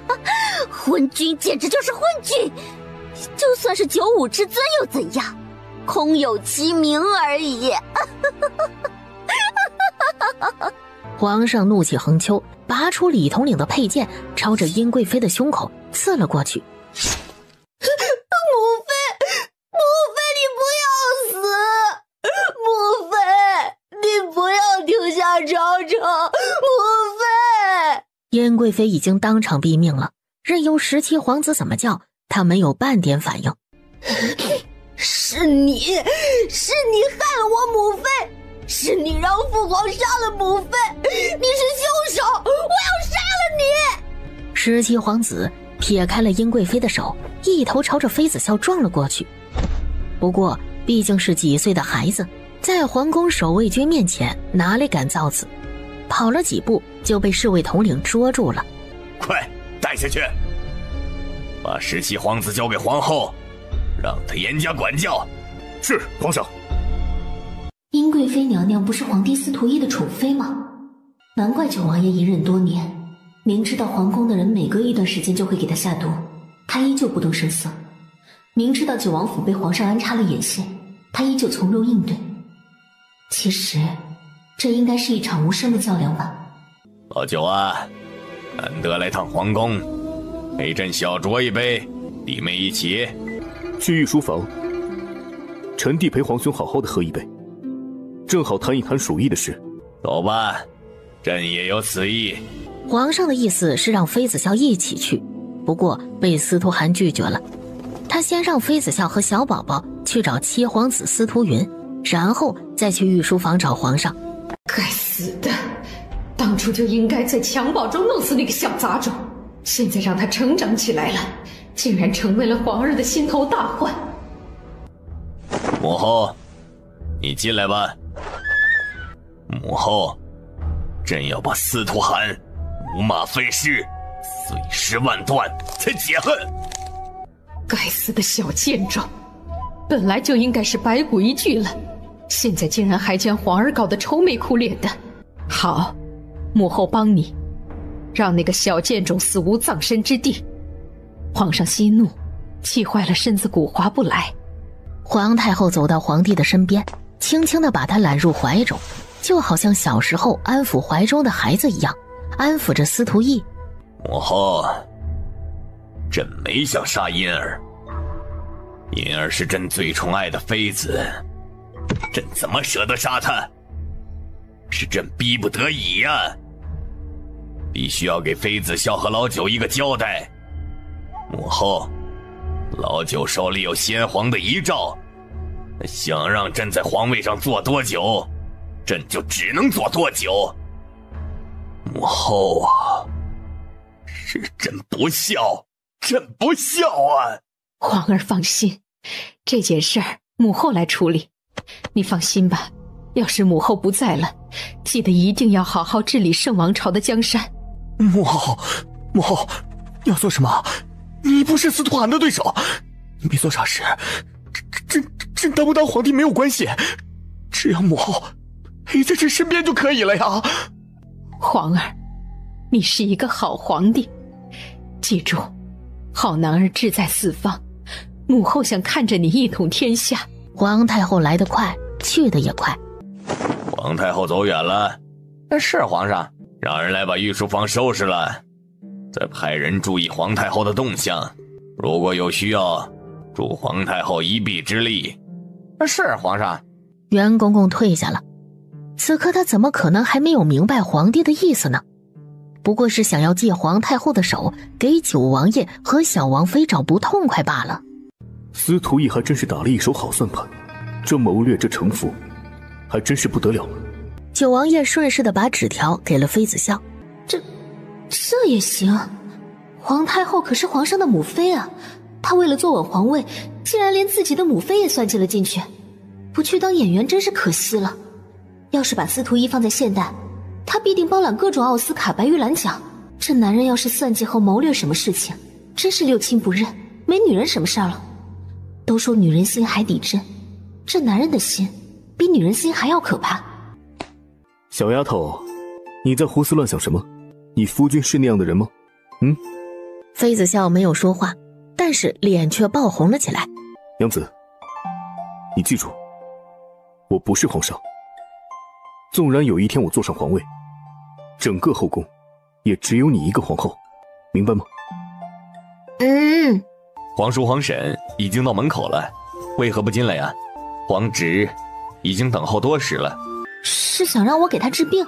不是，他这病无药可治，是长在头上，就算是神医也无法医治，顺其自然吧，让小宝宝跟着七皇子学习，对小宝宝好。我先看看吧，或许还有救。好，那我们试试。九皇叔让皇婶试一试，看看能不能医治我的不治之症。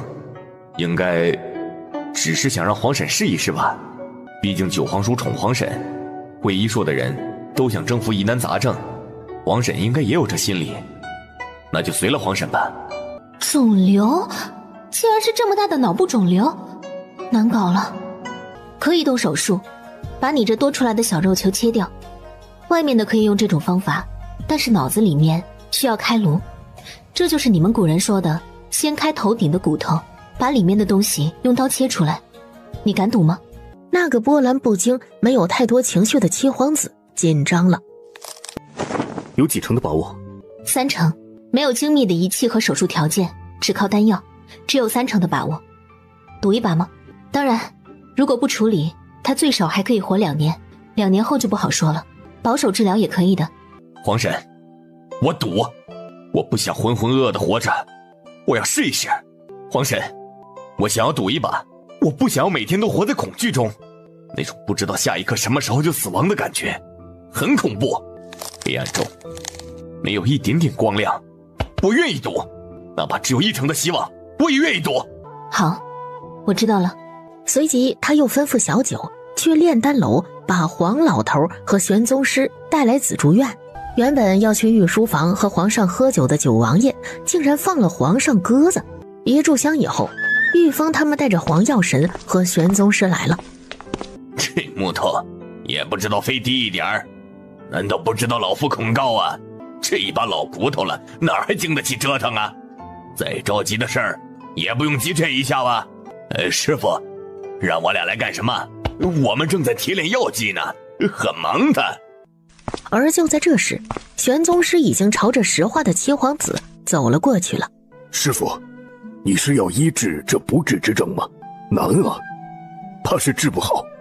师傅，一代药神黄药神叫小皇婶师傅，是我理解那个意思吗？但药门玄宗师也是叫小皇婶师傅，所以他也是小皇婶的徒弟。这个世界是变天了吗？小皇婶这一代太了不起了，难怪小皇婶能把九皇叔吃得死死的，让不近女色的皇叔独宠她一人。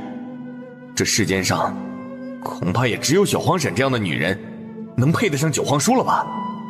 师傅，是要动手术吗？是要用手术刀把这小肉球切下来吗？对，要手术，开颅手术。什么？先开脑子还能活？这叫开颅手术？能行吗？这不是胡闹吗？皇婶，你是说天灵盖能打开，合上以后人还能活着吗？还能把脑子里的部分小肉球用刀子剔除出来，是吗？要不是妃子笑说这个手术他需要准备几日，司徒云必定现在就躺上小皇婶说的那什么手术台，早死早超生。定了个时间，妃子笑就带着黄老头和玄宗师回九王府了。妃子笑回到炼丹楼就开始忙碌了。之前的手术室不符合开颅手术的条件，必须要再处置严谨一些。没有手术灯，那就用夜明珠吧，大量的夜明珠。这边妃子笑又让玄宗师炼几瓶金疮药，还有生血、麻药方面的丹药，只是一个术前准备，他们这些人就准备了7、8天。怕吗？手术马上开始了。一炷香后，手术开始了。司徒元吃了1枚丹药后就昏过去了。手术也开始了，可是不知道是谁走漏了风声，手术进行一半的时候，皇太后和皇上竟然来九王府了。九王爷就在外面保驾护航。皇上和皇太后来了。哼，来的还真是时候。御风，闭门谢客，应闯者杀无赦。是王爷。皇上、皇太后，王爷身体不舒服，恐怕不能接驾。皇上请回吧。大胆奴才，还不跪下！皇帝身边的一侍卫二话不说就直接朝着御风攻击，两个人在九王府的门口打得难舍难分。难道是司徒寒毒发了？这个时候司徒寒闭门不出，难道真的是毒发了？那孽子一向与司徒寒走得近，他这个时候来九王府，难道真的是因为司徒寒毒发，他前来看望？皇上和皇太后此来也是来试探司徒寒的。毒发了，真的毒发了！哈哈哈！现在就是以绝后患的时候，只要司徒寒这个小贱种死了，江山就稳了。什么先帝遗诏啊，什么真的遗诏假的遗诏，都无济于事了。皇上，下令吧，今日就是那小贱种的死期，他一死，整个圣王朝就是你说了算了，皇上的江山就稳了。母后，儿臣听你的，儿臣这就为婴儿报仇。婴儿不能白死，必须要司徒寒死无葬身之地。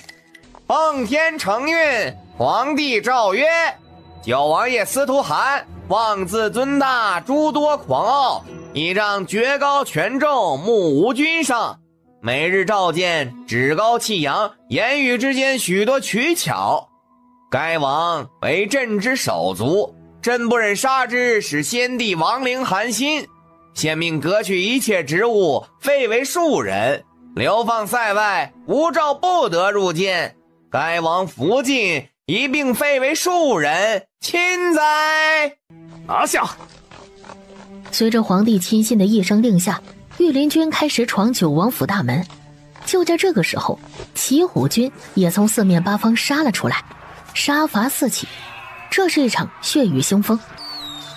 不多时候，从九王府内连放了3枚信号弹，而此时皇宫里也开始一场血雨腥风。妄自尊大，诸多狂傲，倚仗爵高权重，目无君上，每日召见，趾高气扬，言语之间许多取巧。该王为朕之手足，朕不忍杀之，使先帝亡灵寒心。哼，司徒义还真是能够倒打一耙呀。既然如此，那就没什么好说的，那就成王败寇吧。不多时候，皇太后和皇上竟然被御风压了进来。请皇上和皇太后去偏院休息吧。是，王爷。外面血雨腥风，而手术室里的人没有受到半点影响。金疮药止血。玄宗是赶紧把金疮药剂输送进管子，然后催化。妃子笑也没有精力多想，赶紧把头盖骨上的小肉球全部剔除干净，放进一旁的消毒器具里。7号手术刀，5号棉花。3个小时后，手术完成了。这手术整整进行了3个时辰，而这3个时辰，整个圣王朝已经改朝换代完成了，皇宫的主人已经换了。手术结束后，明明应该感觉到疲惫的妃子笑，精神竟然异常的充沛，体内的灵力竟然开始疯狂滋长了。糟糕，该死的，这个时候进阶要立雷劫吗？刹那间，天空乌云密布，这是要立雷劫了。妃子笑只有一个念头，离九王府远点，离丹药楼远一点。他不想拆了九王府，更不想拆了丹药楼。妃子笑速度快，司徒寒的速度更快。司徒寒以一己之力对抗着天雷强大的威力。见小姑娘在后山停下来，坐下来开始打坐后，司徒寒这才停下来，开始给小丫头保驾护航，确保她历劫成功。难怪小丫头有过人之处。难道小丫头拥有的一切都异于常人？因为天选之人会得到天道的传承，所以异于常人，也比常人优秀。这时第一道天雷打了下来，紧接着其余的2道天雷就象征性的打了一下，乌云就散去了。这就完了，完了！这雷劫怎么和以前的雷劫不一样啊？以前立雷劫的时候几乎是去了半条命，这一次怎么就这样？看着天雷的情况，司徒寒越发的确定，这是天道的奖励了。就当妃子笑和司徒寒回到九王府的时候，整个王府全都笼罩在低气压下。让司徒寒过来，让他来见朕。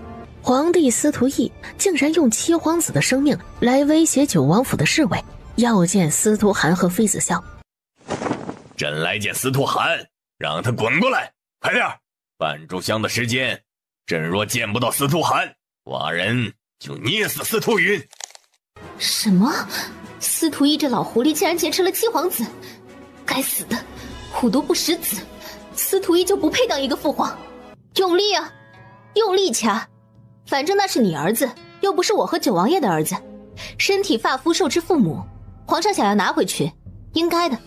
散了吧，当老子的教训奄奄一息的儿子，有你们什么事儿？赶紧该干嘛干嘛去。黄老头和玄宗师也不用守夜了，都去睡觉吧。反正都要被当爹的皇上掐死，就不折腾了，休息吧。走吧，我们也回房休息，这也没我们什么事儿。反正已经变天了，司徒云也没什么用处了，死了也好，省得麻烦。好好休息一下，明日进宫，我还等着封后大典呢。妃子笑不提还好，这一提，皇上哪里还绷得住啊？皇宫沦陷，变天了？不可能，绝不可能！司徒寒，你好大的胆子，竟然敢谋朝篡位，主动发起战争，兄弟相残，你对得起父皇吗？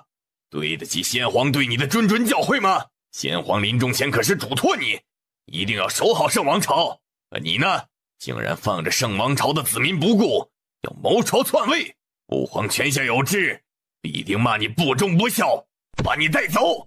这个时候，司徒懿拿先皇说事，就是打蛇打七寸。知道司徒寒最在意的人就是先皇，别中计，走吧，回房间。好。世人都道九王爷和七皇子这对叔侄同病相怜，所以走得近些。七皇子被九王爷庇护，也算是他修来的福气。可现在看来，什么叔侄之情，什么共患难呢？都是狗屁。司徒云不过是你司徒寒手里的一枚棋子罢了。可惜我皇儿到死都识人不清，以为寡人这做父皇的狠心，其实最会演戏的人还最狠心。云儿，你安心的去吧。也就在司徒懿分神的时候，妃子笑手里早已经脱落的金针朝着皇帝司徒懿的心脏射去，砰的一声响，一击毙命。这改良版的手枪太好用了。如果不用青龙变化出手枪来，他能通过制造暗器的方法把手枪制作出来就好了。圣王朝的皇帝司徒懿竟然就这么悄无声息的死了。愣着干什么？赶紧清理了。玄宗师，查看七皇子情况，寸步不离的守着，别再发生什么事故了。不该杀他，给你添麻烦了。可是怎么办？杀都杀了，如果再给一次机会，我还是会杀他。谁让他威胁本宫男人了？本宫的男人是那么好威胁的吗？九王爷，剩下的事情你自己看着处理吧，我去补眠了。如果没有什么10万火急的事情，不要来打扰我。妃子笑打着哈欠，就消失在了众人的视线。这小丫头的性格越来越跳脱了，喜欢时不时的撩拨她一下。该死的臭丫头，别以为她不知道，这2天是她来癸水的日子，所以才敢这么大张旗鼓，带着报复心一般的撩拨她。要是平日里她有这个胆子，真是无法无天了。要是平日里，司徒寒必定追过去，回主院就把小丫头就地正法了。可今日时机不对，九王爷安顿好王府的事情后，就带着司徒懿的尸体进宫了。然而当司徒懿驾崩的消息在玄月大陆传开以后，整个玄月大陆的人都震惊了，特别是其他国家的君王，听到这消息都有些坐不住了。什么？不问世事的九王爷要登基了？九王爷不是无心天下吗？这怎么可能是九王爷登基呢？在接到消息的那一刻，各个国家就开始紧急备战了，应对不时之需。现在谣言四起，必定是有人在暗处操控。司徒寒命人去调查了一番，这不调查不知道，一调查心惊到了极点，竟然是同盛王朝隔了一个海域的安云国，而安云国有一个魔殿，魔殿的位置离九幽森林不远，所以是冲着小宝宝来的，这是想要抢走小宝宝的意思呀。七皇子什么情况？回王爷，七皇子已经苏醒，但是王妃让他继续躺在床榻上。司徒寒点了点头，放下手里的奏折，直接朝着炼丹楼走去了。准备，半月后进行登基大典，有问题吗？什么？登基大典？谁登基啊？恭喜九皇叔！你登基，想让本王为圣王朝做牛做马？那不可能，本王要和你皇婶云游天下，我没空。既然已经醒了，能偷偷摸摸的看书，把这些处理了吧。看到那一堆的奏折，司徒云嘴巴张得大大的，直到九王爷离开，司徒云还是没有回过神来。司徒云不得不收起了书本，定时批阅奏折，以最短的时间了解最近圣王朝发生的事情。最棘手的事情就是鼠疫了，当务之急不是登基的事情了，而是治鼠疫，还有就是治洪水。洪水淹没了村庄，鼠疫这才开始爆发了。当晚，七皇子以摄政王九王爷的口谕，颁发了一道又一道的圣旨，派兵前去支援属于当地的官府，又派了皇宫大半数的御医前往该地。第一件要做的事情就是封锁鼠疫地区，不能让难民再往周边逃窜。晚上，妃子笑拖着疲惫的身体回到了主院。这段日子，他都在研究从七皇子头上割下来的小肉球，想要检测是不是良性肿瘤，用最原始的办法去检测，耗时耗力，即使脑子里的小肉球切掉了，还得化疗。妃子笑洗漱好，疲惫地躺在了床榻上，在司徒寒的怀里找了一个舒服的姿势，就准备睡觉。小丫头，大哥要带兵去南岳城了。别闹，今晚很累，大哥去南岳城干什么？司徒寒把鼠疫的事情告诉了妃子笑，妃子笑惊得从床榻上坐了起来。什么鼠疫？大哥带兵去支援官府？丫头你放心，随行有大量的御医，不会出事的。妃子笑狠狠地白了一眼司徒寒。不会出事？不行，他不能让大哥去送死。大哥既然要守护大家，那他就守护欧阳家这个小家吧。当晚，妃子笑就决定带着玄宗师和黄老头去南岳城。第二天一大早，妃子笑的飞船就停在了九王府的操练场上，王府的侍卫正在一箱物资的往飞船上装着，最多的则是粮食和药材，保证民生，药材治病。2个时辰后，飞船已经飞到了南岳城的上空。妃子笑让青龙降低了高度，围着南岳城飞了一圈。这一圈下来，众人傻眼了。南岳城都城和城门外简直就是2个极端。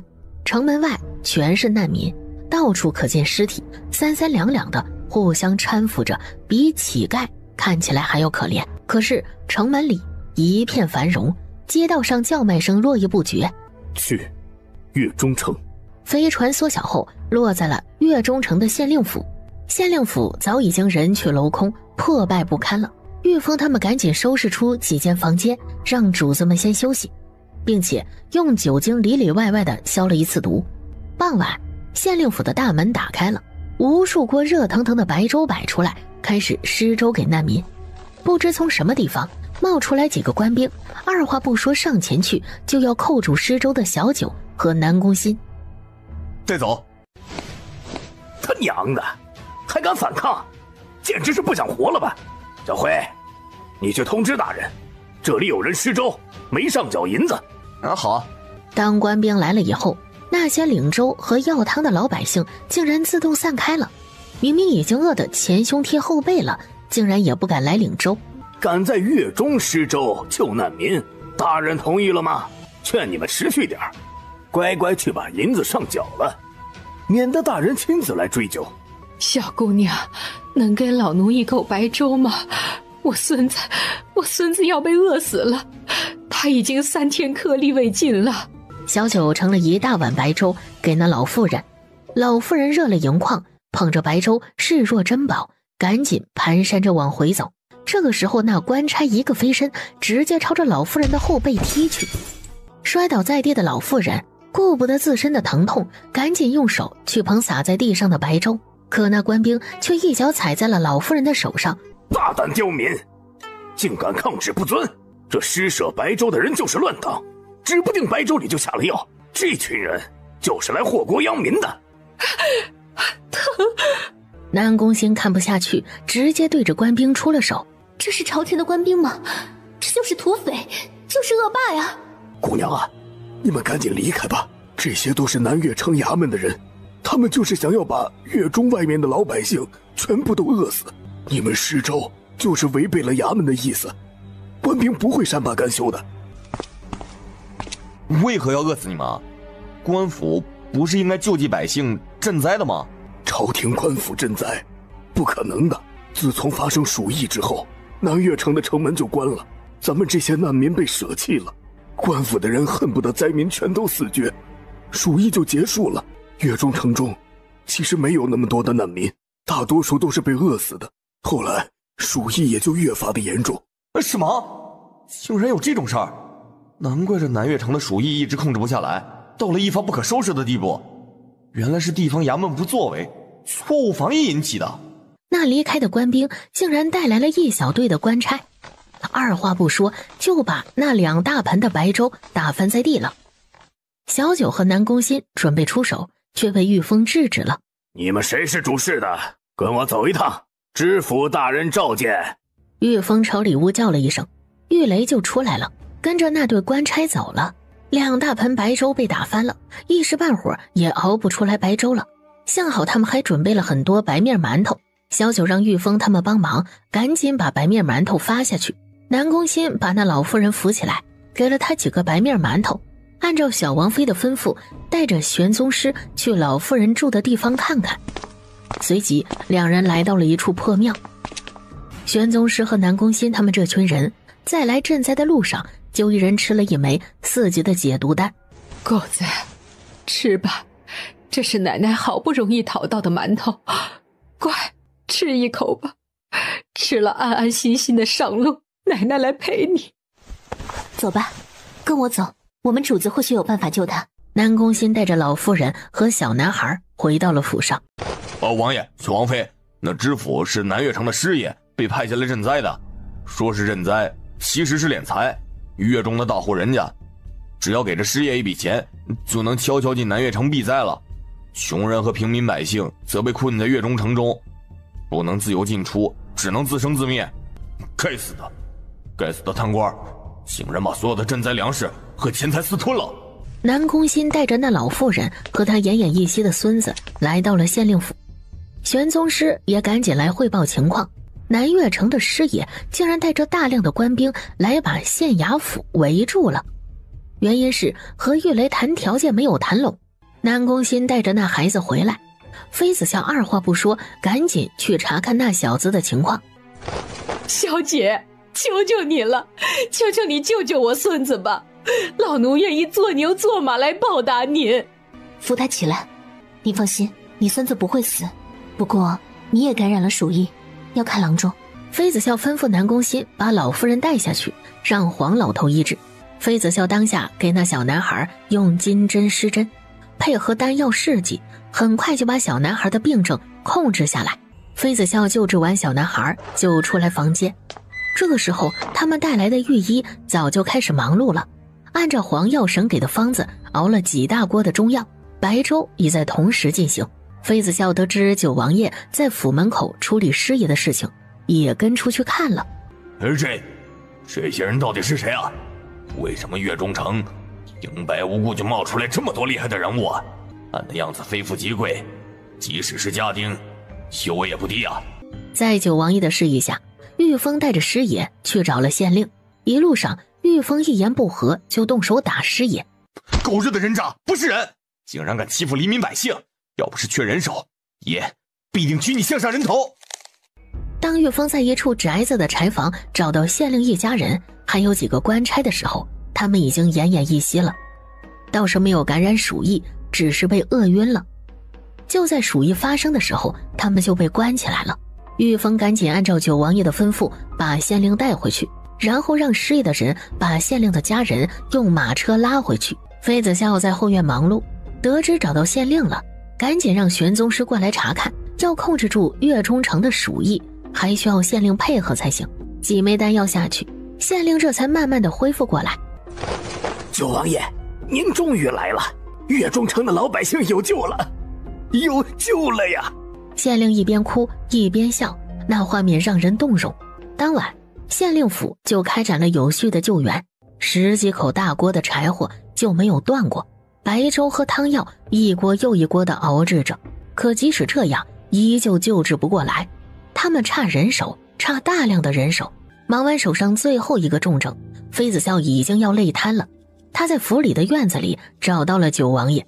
丫头，累了你先去休息，这里有为夫。司徒涵旁若无人的抱着妃子笑就往房间走，想让他家小丫头休息一会儿。回到房间，司徒涵就准备让妃子笑洗漱了睡觉，不能让小丫头累着了。可是一炷香的时间以后，妃子笑和九王爷已经在回圣王朝的飞船上了。敌军来袭，敌军好大的胆子，一个人竟然敢袭击军营，那是不想活了吧？大胆敌军，竟然敢擅闯本将军军营，快来受死！小妹，这么晚了，小妹和九王爷怎么来军营了？大哥就这么迎接你妹妹和妹夫？欧阳飞庭赶紧给司徒涵和妃子笑行礼。那些官兵见到九王爷，被惊得跪在了地上，身子瑟瑟发抖。可就在欧阳飞庭想要跪下去的时候，一股无形的力道阻碍着他的膝盖，让他跪不下去。丫头，大晚上的，欧阳将军没有看清楚，情有可原。妃子笑赶紧给欧阳飞庭找了一个台阶下，甚至还道歉了。原本一见面就拿剑指着小妹的欧阳飞庭更加的无地自容了，赶紧组织手底下的副将带着人装粮食和药材上飞船。哎，小妹，你带着物资先走吧，我随后率军就来，不用带粮食，轻装上阵，没日没夜的赶路，也就最多3天，骑兵就能到达南岳城。不用，再等半炷香的时间就可以了。什么半炷香的时间？一艘和青龙差不多的飞船竟然落在了他们的不远处。妃子笑这才从青龙那儿知道，这是玄武，4大神兽之一的玄武。其实主要是九王爷1年都没有召唤过神兽一次，玄武自然不在身边，在外面一直浪呢。司徒涵早已经把玄武这个契约兽忘记在九霄云外去了。没事，你已经进步神速，超过所有人了。当初我修炼的时候也没你快。怎么可能？回月中城的路上，他也没有闲着，坐下来就开始修炼。他要卷起来，偷偷的卷死所有人。妃子笑的飞船上只有九王爷夫妇和欧阳大将军，2个人打情骂俏，直接忽略了大将军这个大舅哥。欧阳飞庭没办法，也只能坐下来修炼。司徒涵发现了一个秘密，小丫头只要医治好重症或者是绝症，就能获得天道的奖励。这次鼠疫过后，小丫头怕是又要进阶了。怎么回事？小王妃和九王爷不是去休息了吗？飞船怎么会凭空出现啊？当妃子笑和九王爷飞船回到了县令府，他们才知道九王爷和小王妃竟然去路上接欧阳大将军的军队了。天还没有大亮，欧阳飞庭带来的军队接替了玉峰他们。3日后，在南岳城的知府收到了来自圣王朝都城的飞鸽传书。欧阳大将军率军赈灾，九王爷九王妃带人先行。慌什么？就算九王爷要来，也是半个月以后的事儿了。带着娇弱的九王妃，他们还会赶路吗？等他们来到南岳城，城外的难民已经死光了，指不定九王爷还会嘉奖咱们赈灾有功。那些幕僚一听，确实是这个道理。随即几个幕僚和知府又商量了几个敛财的对策。南岳城中那些古商手里的粮食已经被他们收购的差不多了，剩下的粮食不够整个南岳城的人撑上1日。他们现在就要开始着手准备开仓放粮，一升粮食卖10两银子。被知府这么一忽悠，那些幕僚安心了。第二日，妃子笑就在房间没有出来了，时不时的让丁姨娘拿一瓶试剂出来，给几个患上鼠疫比较严重的人试药。没办法，她只能一边研究一边找人试药了。在征得患者家人和本人的同意下，他们成为了妃子笑试药的小白鼠。其中一个患者比较特殊，他在月中城竟然没有亲戚，也没有朋友，没有人认识他，据说不是月中城的人。也是奇怪了，难道是脑子有问题，疯了？妃子笑见此，也把这个人纳入了小白鼠的行列。这日，大将军欧阳飞庭来妃子笑的房间，想要借他的飞船用一用。大哥，你认识这人？他不是月中城的人，应该是其他国家的人，病情最严重，他不行了。小妹，你说什么？欧阳希不行了？他不是鬼医吗？怎么弄成这副样子了？欧阳希，我三哥。当欧阳飞听到妃子笑就是欧阳希的过程，疯子，真是疯子！欧阳希就是一个疯子，彻头彻尾的疯子。什么鬼医呀，就是一个二货，扯犊子的鬼医。欧阳飞庭知道他们3兄弟都有百毒不侵的体质，在出生以后，娘亲就一直用各种毒药补药去调理他们的身体，以至于兄弟3个都已经是百毒不侵了。该死的疯子，该死的！哎，小妹，他这情况还能治吗？要是不能治，我现在就去挖个坑，把他给埋了。可以，8级解毒丹就能马上让他痊愈。什么8级？要8级解毒丹？算了，还是让他死了算了，太浪费这8级解毒丹了。妃子笑把8级解毒丹的试剂为欧阳希喝下去了。欧阳飞庭冷着一张脸，一言不发的用灵力去帮助他吸收解毒丹。我是死了吗？要不然怎么会看到大哥那张凶神恶煞的脸？唉，亏本公子声名在外，竟然因为中了鼠疫而已。唉，妙哉妙哉！大将军一把抓住了他的头发，狠狠一用力，疼！放手！放手！大将军不但没有放手，手上的力道更加的重了。还需要本将军提醒你？你还活着吗？祸害千年在，你这祸害怎么可能那么容易死？鬼啊！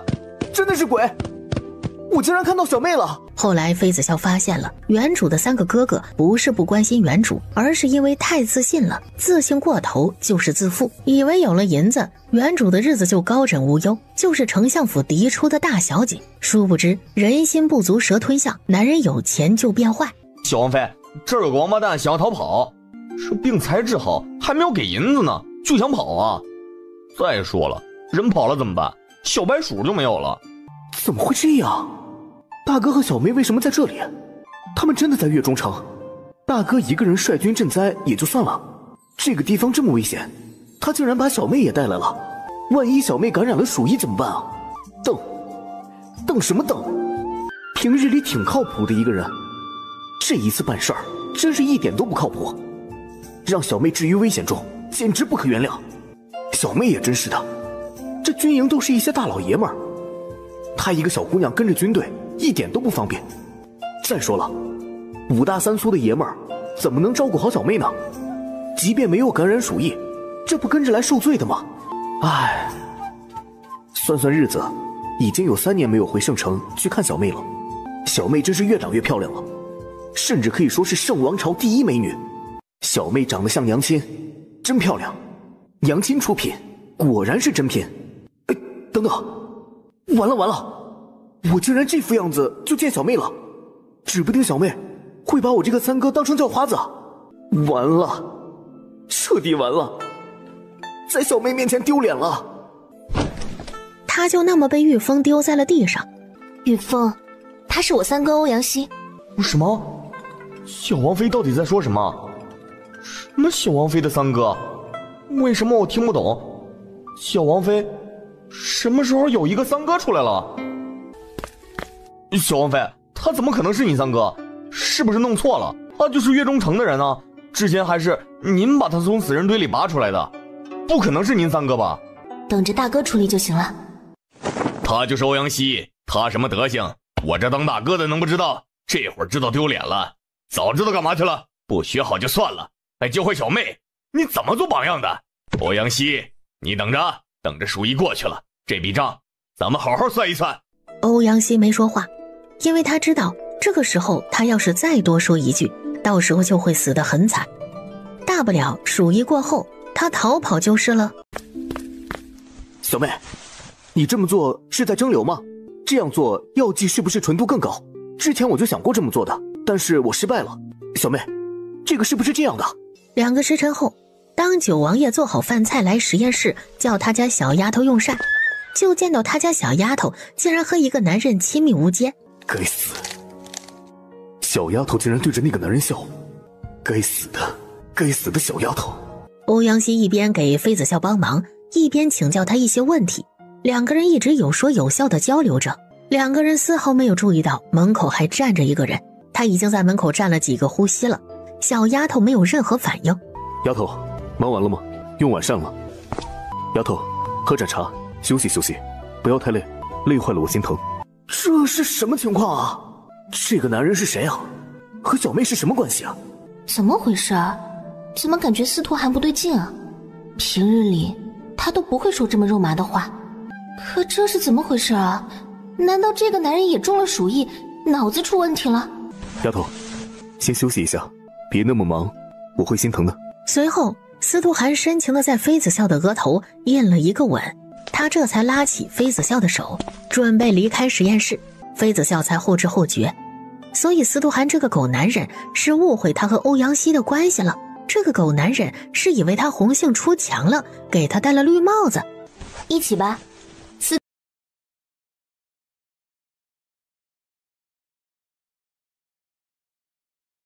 徒寒来到了旁边的偏厅，司徒寒领着小丫头在一旁的盆里里里外外的把手洗了一个干净。还有水吗？我也洗一下手。小九，打水来。没有。吃醋，使劲吃醋。回头要是知道欧阳希是我三哥，就看九王爷怎么无地自容。欧阳希不等小九打水来，一溜烟出了房间。不行，他得去问问这些人，这妹夫是怎么了？为什么对他有这么大的敌意？欧阳希洗漱干净以后，在院子里找了一圈玉峰都没能找到，又不敢出来的时间太长了，只能回到房间陪小妹夫用膳。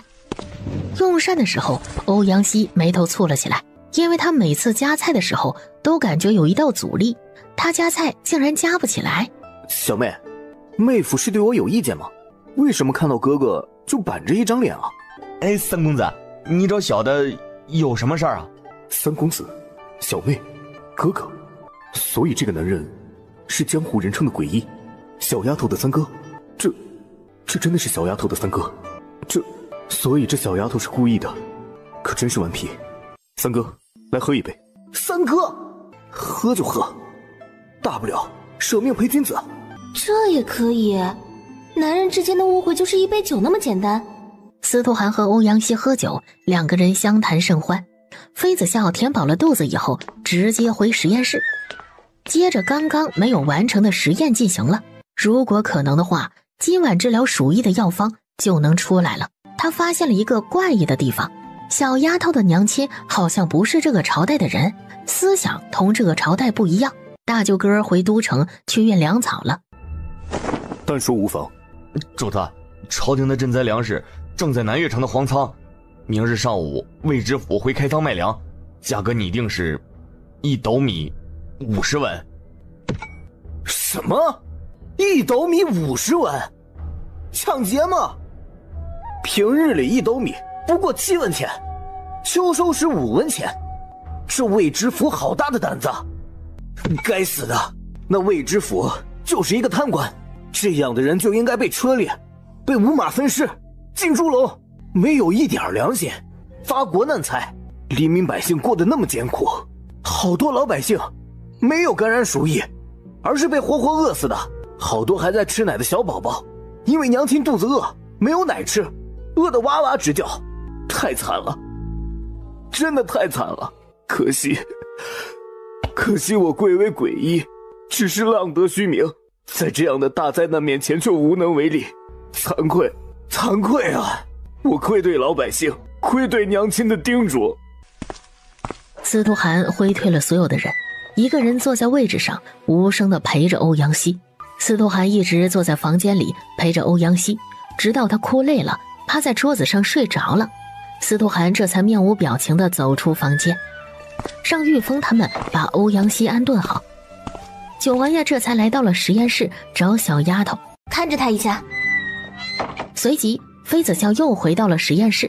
干什么？你们干什么？5天之下莫非王土，你们要干什么？要赶尽杀绝吗？我呸！你们这些官差没有一个好东西，眼睁睁地看着生灵涂炭，老百姓们中了鼠疫，不但不救治，还任其自生自灭，把城里所有的粮食和能吃的干粮都抢走了，简直就是丧尽天良。如果他们没有看错的话，这个男子就是小王妃实验室里的小白鼠，中了鼠疫，早已经奄奄一息了。在小王妃实验室里的人都是鼠疫特别严重，随时可能死亡的人。痊愈了，小王妃研制鼠疫的解药研究出来了，真的有效果了。天哪，小王妃太牛了，真的了不起，简直就是神仙一样的人物。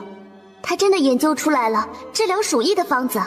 不要，这些人中了鼠疫，快逃啊！那男子从地上爬起来，一溜烟的就跑不见了，身影消失的无影无踪。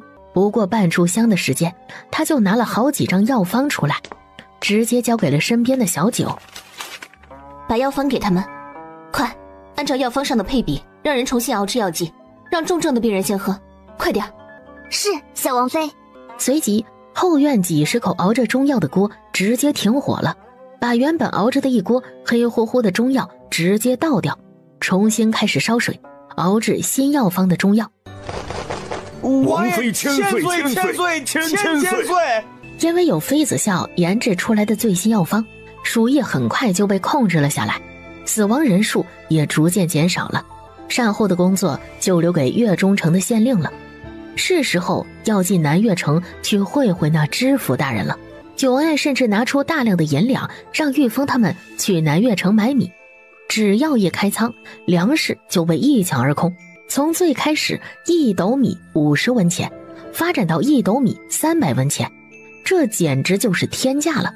知府府，魏知府和他那几个幕僚喜笑颜开地拨弄着算盘，正核对着账本。知府大人，不好了，九王爷来了！九王爷让您快出去受死！九王爷？怎么可能是九王爷啊？来得这么快吗？放肆，少道听途说。门外那人说他是九王爷，他就是九王爷了。本师爷还是即将登基的七皇子司徒云呢。大人，外面竟然有人冒充九王爷，这可是砍头的大罪。大人应该让人去把人拿下，打入天牢。魏知府有今天的成就，全凭大师爷这么一个智囊。两个人可所谓是志同道合，一拍即合。是的，岳中城的老百姓水深火热，挣扎在生死边缘。这一座知府快赶上九王府的豪华了。是的啊，这孙子真是会享受啊！爷真是气愤，恨不得直接让那谁脑袋搬家。照我说，就不应该先礼后兵。王爷应该让我们几个提前直接杀进去，取了那杂碎的项上人头，一了百了了。知府大人有令，冒充九王爷，罪无可恕，全部拿下，打进天牢，找死！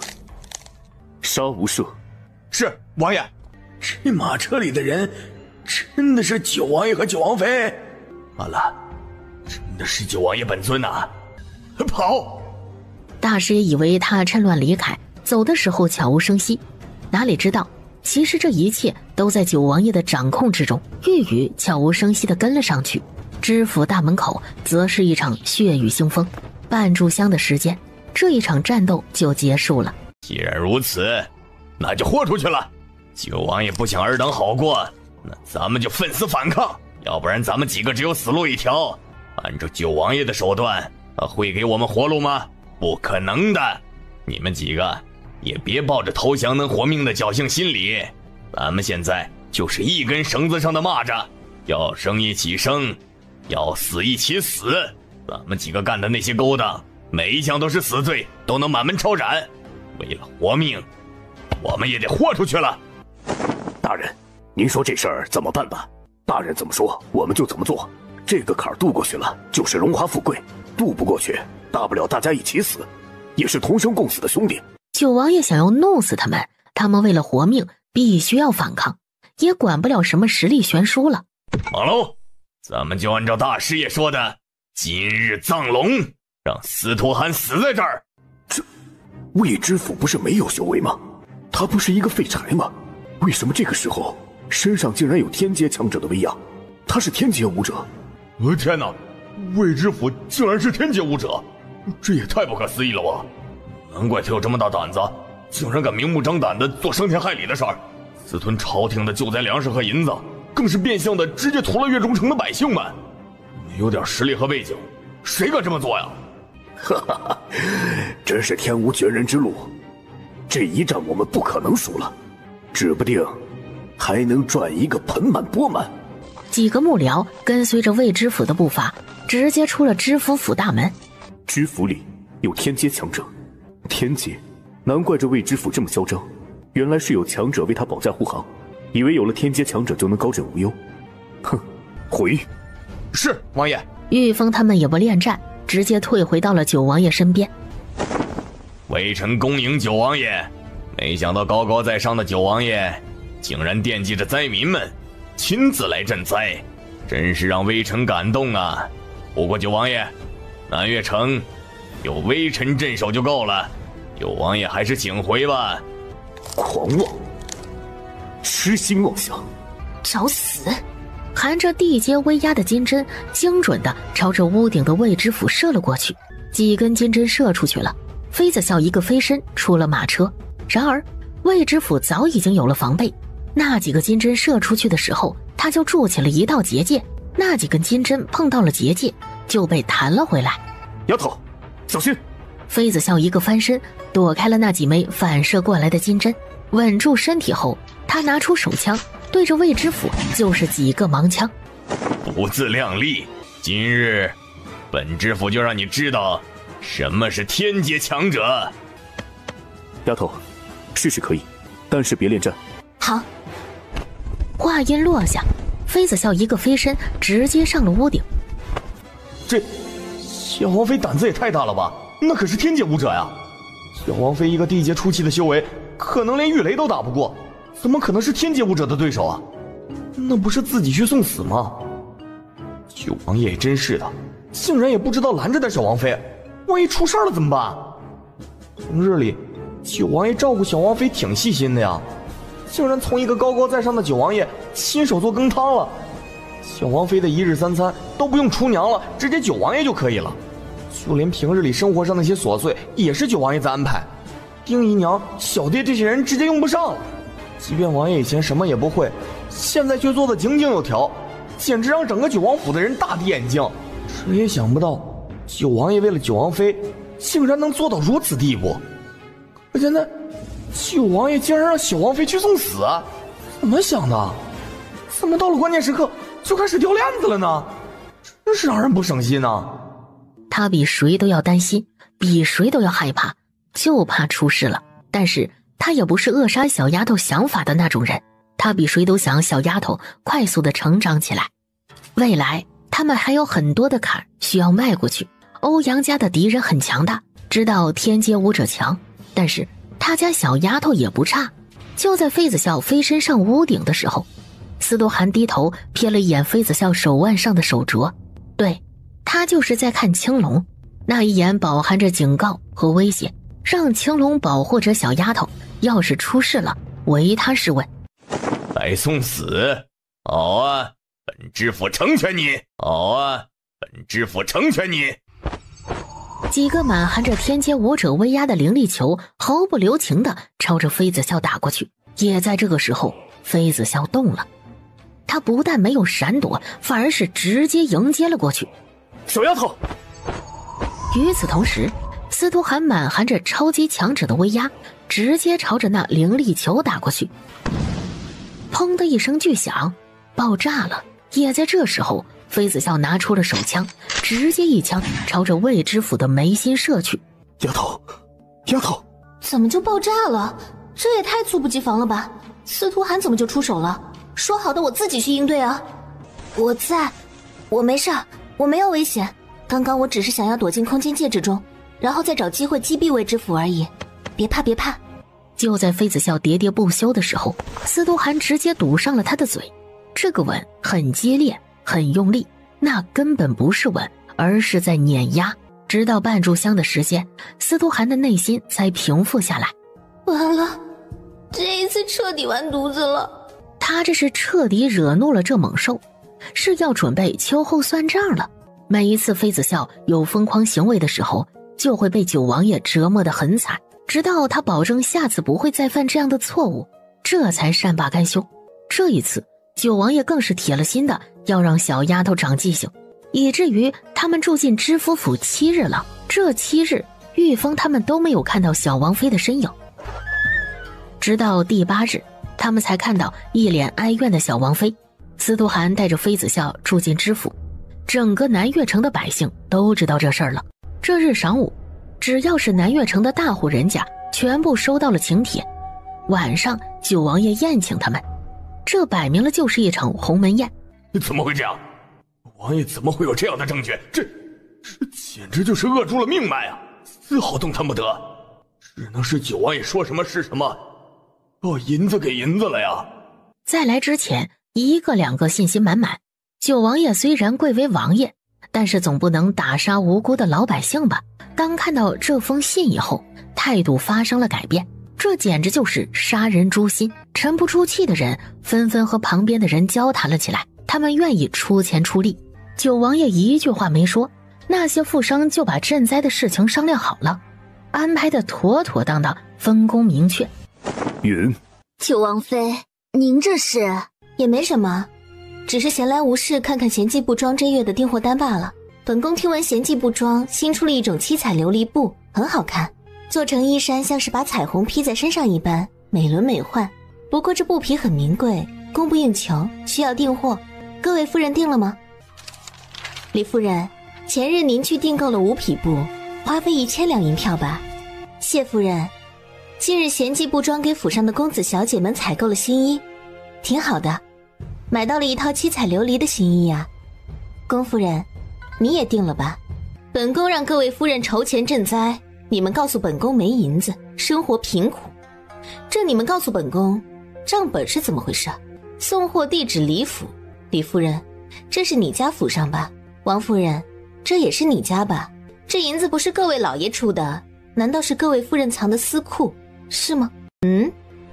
各位正室夫人真是勤俭持家呀，府上的老爷知道吗？据本宫所知，各位正室平日都苛待府上妾室吧，庶出更是过着水深火热的日子，也没有宠妾灭妻的情况。现在给本宫哭穷，本宫还有醉春楼饭庄、匪庄、胭脂水粉店铺的账本，本宫在想，要不要给各位夫人的老爷看看。这个方法就是他想出来的，为了讨好司徒寒那个狗男人。因为这一次他是真的惹怒了这个狗男人，让他躺在床榻上要死不活了好几天。司徒寒真的太气了，甚至还提了一嘴，只有让小丫头有身孕了，估计他就老实了。狠！这九王妃年纪不大，行事竟然这么狠，堪比宅斗的高手，难怪能成为九王妃。这手段，这城府，谁比得过？活该他一人享受九王爷的圣宠，成为九王府独一无二的主人。王妃，这是1万两，等明日明父再让丫鬟送2万两银票过来。王妃，这是民妇的。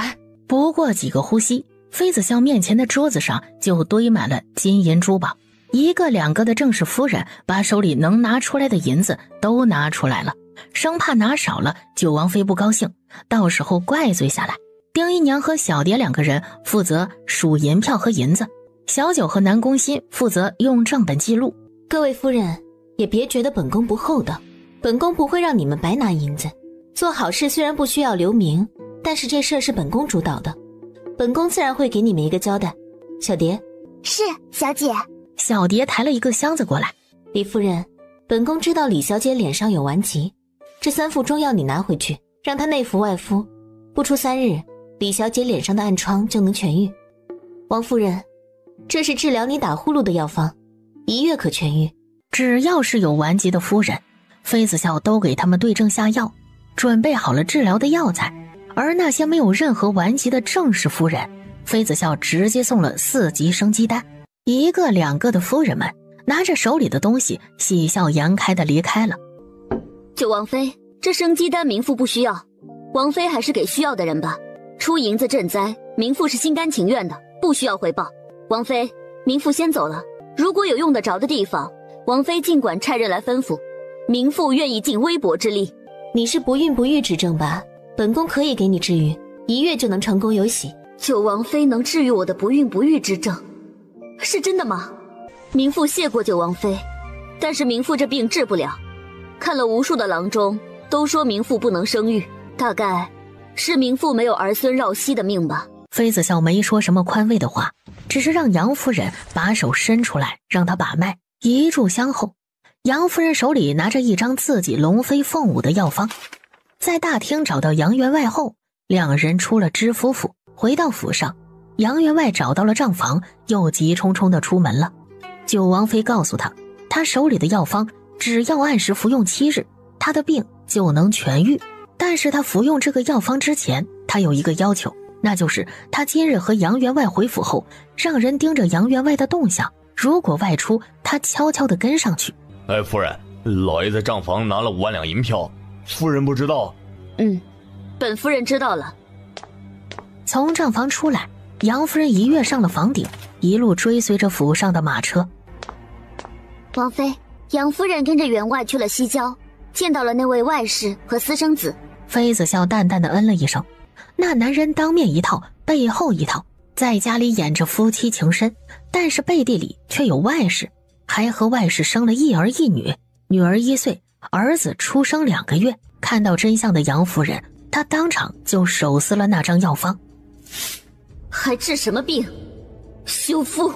就当杨员外在和那妾室你侬我侬的时候，杨夫人手起刀落，把杨家的地契、房契还有豆腐坊的生意全部变卖了，就连杨府她也卖了。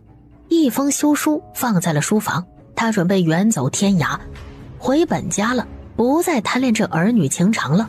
临走时，杨夫人求见了妃子笑，她把变卖的所有钱财都给了九王妃，用于赈灾后，这才离开了。司徒涵带着妃子笑在知府府上住了3日。当所有的灾后重建的事情都步入正轨以后，他们准备回圣城了，剩下的事情交给欧阳大将军了。日上3竿了，还在睡。司徒涵察觉到不对劲儿，回到房间的时候，只见妃子笑正坐在床榻上打坐，满脸通红。这是怎么回事？进阶吗？这又不是进阶时候的现象。天道奖励，对，小丫头就此负伤后会获得天道奖励，但是这次的奖励不是进阶，看样子小丫头根本承受不住。就在司徒涵不知道怎么办的时候，妃子笑突然晕了过去。小丫头怎么就晕过去了呢？查看一番后，司徒涵狠狠地松了口气，只是一下子气血上来，晕了过去。当小蝶和丁姨娘端着一盆热水来到房间的时候，司徒涵正把妃子笑打湿的衣服换下来。王爷，让奴婢来吧。热水放下，你们先出去吧。小蝶还想说什么，被丁姨娘拉住了胳膊，摇了摇头，带着她离开了房间。九王爷真的太爱小姐了。丁姨娘，我现在没事情可以做了，我没用处了，小姐会不会把我发卖了？你能不能告诉小姐别卖我？我吃的不多，以后稍微给点剩饭剩菜就可以了。丁姨娘，我害怕。也是，你现在没有什么事情做了，小姐也不需要你了，被发卖了正常，所以你得学点本事才行，要不然真的会被卖掉的。在丁姨娘恩威并施的劝导下，小蝶的危机感爆棚，竟然死皮赖脸的跟着丁姨娘学习药理。司徒涵把丁姨娘和小蝶的话尽数的听到了耳朵里，低头看了一眼昏睡的小丫头，眼底满是宠溺。小丫头来鬼水了，难怪会气血翻腾，晕了过去。这个天道奖励也真是一点都不会挑时间，难道就不能等上几日？不对，日子不对，小姑娘的鬼水应该还需要等上小半个月，怎么这个时候就来了？不对劲啊！司徒涵又给妃子笑把脉查看了一番，在确定妃子笑身体真的没有任何问题的时候，这才放心了。小丫头的修为并没有提升，依旧是地阶初期，因为这段时间不间断的修炼，有突破地阶初期的迹象，用不了多久就能达到地阶中期。如果是天道奖励，他应该升阶才对啊，怎么修为没有动静呢？司徒寒并不知道，此刻妃子笑的身体里正在发生翻天覆地的变化，还有一个惊天动地的变化，是原本司徒寒抹掉印记送给妃子笑的空间戒指，已经完全和妃子笑融合了，形成了体内空间。空间里，主人，您终于来看我们啦！锦鲤竟然会说话，妃子笑动了动意念，把青龙召唤了进来。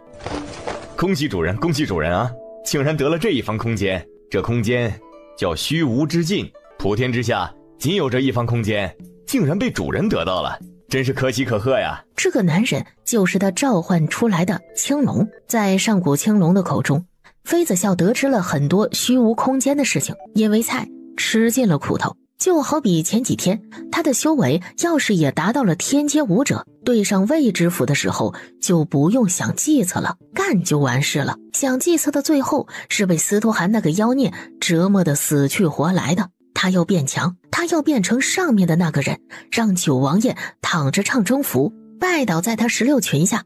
妃子笑开始在空间里修炼了，这一修炼就是3天3夜。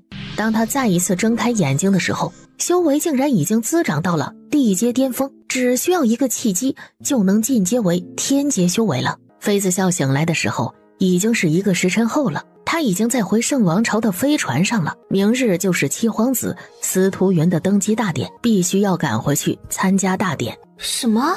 才过去1个时辰？等不及妃子笑深思，他和司徒寒回到九王府，换了一身衣服。妃子笑穿上九王妃的正装以后，跟着九王爷进宫了。皇后娘娘，等等，前皇后娘娘，她怎么在这里？这是怎么回事？这殷皇后和司徒云什么关系啊？以前没听说过殷皇后和七皇子之间有什么关系啊，只是传言七皇子的娘亲是一个宫女罢了。这……娘亲，你回来了！娘亲，你总算回来了，想死小宝宝了。娘亲，小宝宝想你了。熊孩子竟然和他抢娘子，真是欠揍。老九、笑笑，你们来了。笑笑，你快点来帮忙看看，这几个发饰和皇上这一身打扮配吗？过了半炷香的时间，妃子笑才从殷皇后娘娘的口中得知，七皇子司徒云其实是他的亲生儿子。那时候他腹背受敌，后宫各嫔妃争宠，他好几次都差点流产了，好在有惊无险，他把肚子里的孩子保住了。但是那个时候殷皇后其实并不受宠，先皇司徒懿一直都盛宠殷贵妃，好几次差点废后了。殷皇后为了保护七皇子，找到了九王爷，还是在九王爷的掩护下，七皇子成为了宫女所出的孩子。虽然九王爷大不了七皇子几岁，可是那时候司徒寒已经能力超群了，在他的庇护下，七皇子才有了如今的成就。现在更是直接把他送上了皇位。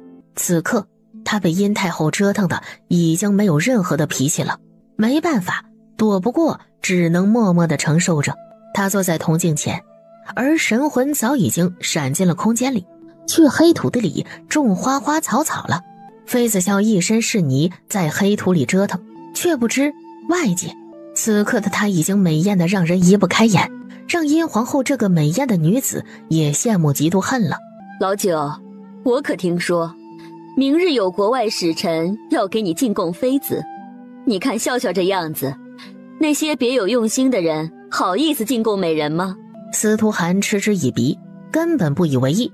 确定好妃子笑的妆容已经是1个时辰以后了，随即被折腾的对象变成了小宝宝。这不就是有一个接班人了吗？小宝宝学什么都快，要是往帝王方面培养，不出几年就能独当一面了。到时候我是不是就可以让位了？也可以像现在九皇叔那样当一个幕后的摄政王，小宝宝自己在那个位置上煎熬就行了。皇叔，明日让小宝宝跟着我身边吧，我现在是小宝宝的帝师，带着他见见世面。这孺子可教也，这才做皇帝几日，就想着撂挑子了，可能吗？问你皇婶，你皇婶要是同意，我没意见。可是当妃子笑知道这些的时候，司徒欧阳已经一脚踏进了深渊，他这个当娘亲的也无能为力。日出东方，登基大典正式开始了。九王爷一直寸步不离地带着妃子笑在身边。一开始小丫头淡淡的没有特别的情绪，但是随着时间的推移，小丫头有了情绪，恨不得登基大典马上结束。又过了一炷香的时间，妃子笑再也支持不住了，直接闪进了空间。好在没多久，白天的祭奠仪式总算是完成了，中午可以小憩一下。妃子笑回院子去休息了，司徒涵则去帮忙了。外国使臣来访，九王爷必须要坐镇，要不然镇压不住那些人的锐气。滚出来！假山后面是一个男子，只是他看妃子笑的眼神不对劲儿，赤裸裸的惊艳。本公子怎么也没有想到，圣王朝后宫竟然有这般绝色的美娇娘啊！真是让本公子欲罢不能啊！说吧，你是圣王朝皇帝的妃子还是宠妻啊？报上名来，本公子看上你了，今晚前来暖床吧。还想活命的，早点滚！美人儿，你怎么一个人在这儿啊？哥哥来陪你啊！都说这圣王朝美女如云，现在看来果然如此。一个美娇娘就让本公子欲罢不能，直接要缴械投降了。美人儿，看到那假山了吗？让你随着本公子去假山后面，让本公子解解馋。这一锭金子就是你的了。要是你的滋味美妙，本公子还会给你更多的好处。怎么样啊？妃子笑点了点头，直接收了那锭金子。好，走吧，奴家一定让公子满意。果然是有钱能使鬼推磨呀！漂亮的女子又怎么样？只要有银子，何愁睡不到姑娘啊？公子，你先脱了吧。好，本公子这就宽衣解带。没想到美人儿比本公子还要心急啊！放心，本公子一定好好满足你。接下来就是魔域的一系列骚操作，真的很听话的在妃子笑面前宽衣解带了。腹肌呢？8块腹肌都没有，这还是男人吗？这么看来能力也不行。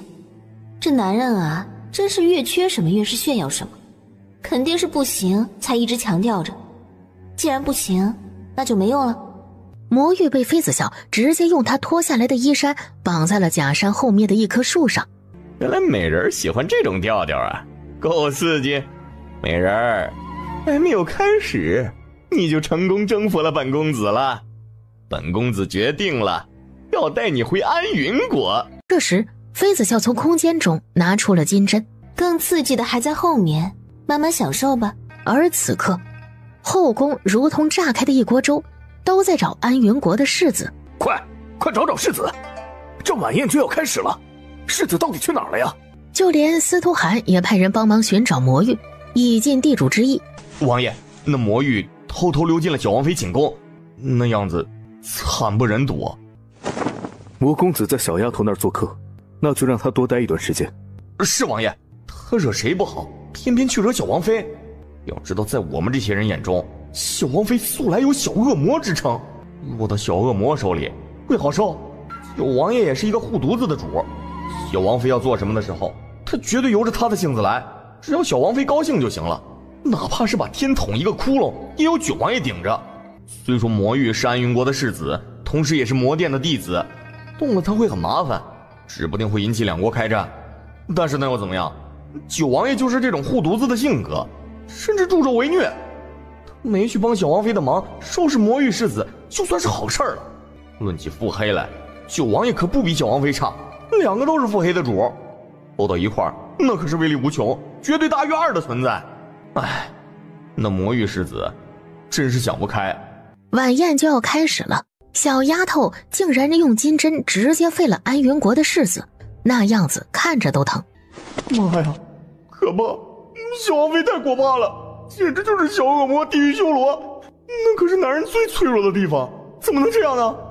几根寸长的金针径直的朝着那个地方刺进去，妈呀，好疼，真疼！只是看一眼都觉得疼。魔域世子在妃子笑的手上受尽了折磨，痛晕了又醒过来，醒过来又痛晕，周而复返。就在魔域世子又一次晕过去的时候，九王爷让人来叫妃子笑了，宴会开始了，让他出席。妃子笑也玩累了，拔掉魔域世子身上的金针，交给了丁姨娘，让她去消毒，然后回房间去净手，用酒精消毒以后，这才大摇大摆的带着丁姨娘和南宫欣去了正殿。一炷香的时间，玉峰装腔作势的带着一队侍卫和安云国的人找到了魔域世子。天哪，魔域世子喜欢这口啊，玩得这么欢。安云国的人找到魔域后没敢多言，赶紧带着他回到了使臣的住处，然后通知安云国的国君。妈呀，好看啊，跳得好，跳得好，跳得真是好啊，10分满分可以获得9.8分。这真姬公主怎么回事？真是恶心。好，跳得真好，真姬公主这一舞真是绝了。这圣王朝的九王妃果然厉害，不言不语，只是一个举动就退敌了。其他的女子想要打九王爷的主意，看来难了。真是好城府，好计谋啊！小丫头这是歪打正着，立威了。你呀，皮的时候是真皮。真姬回到位置上，看着被九王爷抱在怀里的妃子笑，贱人，不过是一个罪臣之女罢了，竟然敢同本公主抢男人，哈哈！我倒要看看，等妃子笑在文武百官面前失礼以后，九王爷还会不会要她？还会把她捧在手心疼爱吗？那种不要脸的贱货，就应该进猪笼。有安云国的公主真姬带头，其他国家的公主、郡主也不顾身份，纷纷开始表演才艺。素闻圣王朝九王爷修为不可一世，九王妃更是美若天仙，才貌双全。今日一见，九王妃着实让人惊艳呢。这众国的公主、郡主们的大出风头，怎么能把九王妃忘记了呢？九王妃何不舞一曲，力压群芳啊？什么阿猫阿狗都拿来和小皇婶比啊？他们配吗？即便小皇婶什么都不做，就是气质这一块就可以把那些什么公主郡主拿捏得死死的。需要表演吗？不需要，完全不是一个档次的人。封太子说笑了，九王妃乃是圣王朝新皇的皇婶，哪有皇帝登基皇婶助姓的道理？这不是乱了辈分，大不敬吗？封太子要看表演，咱们圣王朝多的是琴棋书画的女子，尚书大人家的嫡小姐就能惊艳所有人了。杏儿，给大家表演一曲。是，太后。行，新皇登基，本宫这当皇婶的就送他一曲，祝新皇旗开得胜。胜？什么旗开得胜啊？这圣王朝什么意思啊？难道要南征北伐，挑起战争？你要战，那便战，本宫什么时候怕过？妃子笑径直的在古琴盘坐了下来，调试了2个音就开始了。一曲完毕，笔墨纸砚。那是九王妃。随即妃子笑在众目睽睽下，把刚刚那歌词直接用毛笔写下来，送给了当今皇帝。小皇婶真是霸气啊！小皇婶那单薄的身体，怎么就有这么大的力量呢？妃子笑说了2句场面话，就乖乖地回到了九王爷身边。不知道小丫头还有什么技能？得其如此，夫复何求？原本昏迷的安云国世子魔王，在被救回去以后，吃了一枚丹药，总算是恢复了元气。休息一会儿，这才来参加晚宴。该死，你个贱女人，竟然出现在了晚宴上！啊，很好！是的，妖女贱女人，贱女人拿命来！本世子要把你千刀万剐！魔域，干什么？发什么疯？要是没休息好，滚下去休息！皇伯父，是他，就是这个贱女人害侄儿这么惨，侄儿差点废了，就是他所为。皇伯父，你让侍卫放开侄儿，就把那个贱女人碎尸万段，5马分尸也不解恨。放肆！满口胡言！什么贱女人？那是圣王朝的九王妃，还不赶紧去道歉？什么？是王朝的九王妃？那不可能！那女人不就是一个宫女吗？我们摇身一变，就成为九王妃了。黄伯父就是他，就是他害侄儿这样的。侄儿不为人做人的，他就是故意的，故意要让侄儿难看，让安云国难看的。黄伯父，该死的，真是一点城府，一点谋略都没有。道歉，去给九王妃道歉，要不然别怪寡人大义灭亲，不认你这黄侄儿。黄伯父，你为什么不相信侄儿？真的是他，是他差点废了侄儿啊！父皇息怒，皇哥哥只是一时糊涂，女儿去劝劝他就好了。国君看了一眼甄姬，随即点了点头。只见甄姬跟着走了出去。半炷香以后，魔玉回来了。该死的！随后，甄姬公主带着魔玉世子，拿着杯盏来到了九王爷和九王妃面前，给其赔礼道歉。这小丫头，对其他男人笑得那么花枝招展的干什么？这醋精，不对，应该是醋精里还加了柠檬果，酸味怎么那么足呢？魔玉世子如果不是真心道歉，那请回吧，也不用道歉，本宫一点都不介意你冒犯。王妃对不起，是魔玉冒犯了王妃，魔玉给王妃赔不是，希望九王妃大人有大量。海涵，这一杯魔玉敬王妃，先干为敬。魔玉世子也是干脆，拿着杯盏倒头就喝。这么干脆，道歉这么诚恳，事出反常必有妖，不对劲，很是不对劲。九王妃，世子已经知道错了，您就原谅他这次吧。来这一招，九王妃是怕甄姬下毒吗？为了以证清白，甄姬先干为敬。话音落下，甄姬端起了递给妃子笑的杯盏，倒头就喝，随即朝着妃子笑扬了扬空了的酒杯。王妃，您看，没有毒，甄姬已经喝了，您就放心大胆的喝吧。就算是下毒，甄姬也不敢这般明目张胆的下毒啊。九王妃多虑了。甄姬公主多虑了，圣王朝和安云国百年交好，又怎么会怀疑公主要谋害本宫呢？那不是自毁国威，让人耻笑吗？本宫犹豫要不要接这杯酒，不是怀疑甄姬公主下毒，而是因为本宫不胜酒力，素来不饮酒。王爷平日里看得紧，也不让本宫饮酒。既然甄姬公主和魔玉世子如此盛情，本宫也应下了。话音刚落，倒头把那盏酒一饮而尽。下毒成功了，妃子笑竟然就这么中招了。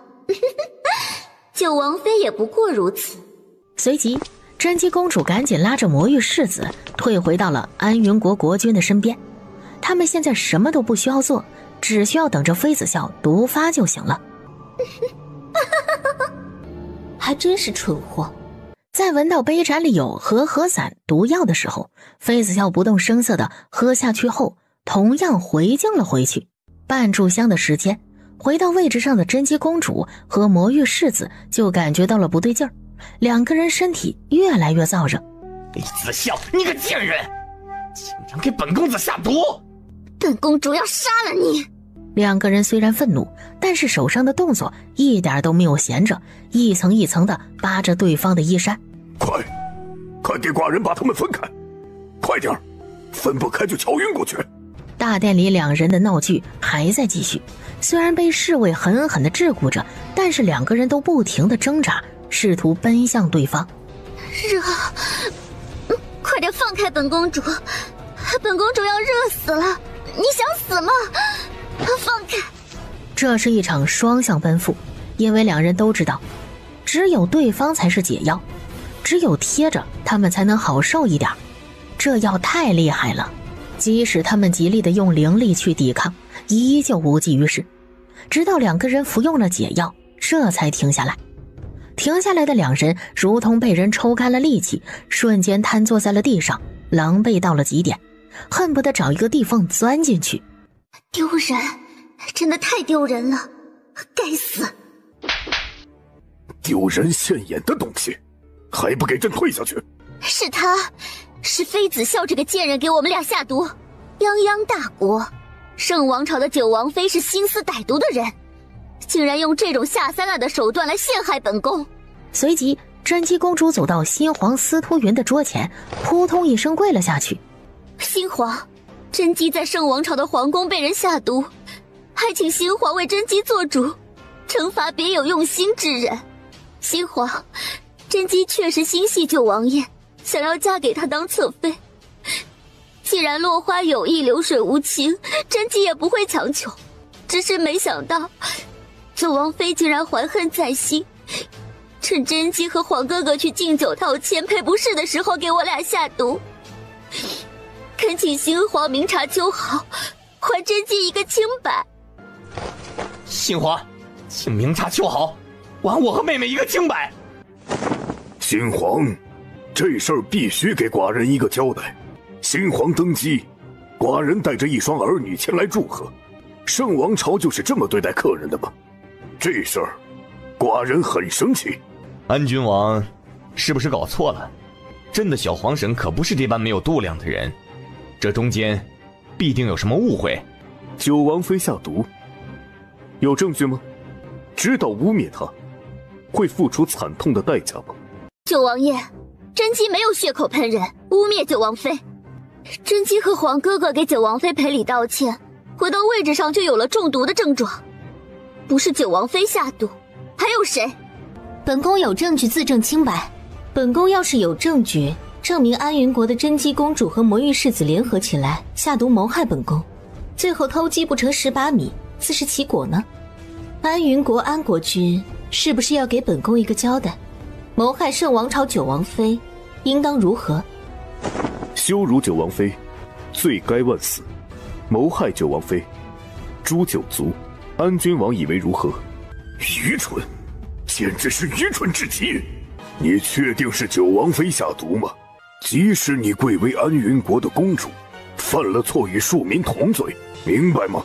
父皇，儿臣确定，儿臣和皇哥哥就是被九王妃下毒了，儿臣没有说谎。儿臣如果误会了九王妃，愿意受到惩罚。哼，唉，真是执迷不悟。既然要送上门来送死，那也没有办法了，只能送他一程了。诛九族啊！罢了，罢了，不聪明、愚蠢的公主也没多大的用处。真姬公主真是不见棺材不掉泪，那本宫成全你。真姬公主、魔域世子，你们把手伸出来吧。两人一言把手伸了出来，妃子笑把那药粉撒在了他俩的手上，漫不经心地开口解释了几句。他俩中了和合散毒，而这和合散毒药中有一味中药是海飘消，经过另外一味中药的综合，这海飘消就会显现出来。如果碰了这毒药，手上就会变成墨色。真姬公主和魔域世子的手如果变成了墨色，那证明他们俩的手碰过和合散毒。其余的不用本宫多说了吧。这九王妃竟然懂药理，她不是一个被养废的嫡小姐吗？怎么琴棋书画样样精通，就连药理也精通啊？怎么会这样？我俩明明已经做得天衣无缝了，竟然还能让妃子笑这个贱人摆一道？这贱人是吓唬我们的吧？不可能的，我们的手不可能变成墨色。真姬公主和魔域世子的手在所有人的见证下真的变成了墨色。来人呐，给朕把这两人拿下，打入天牢。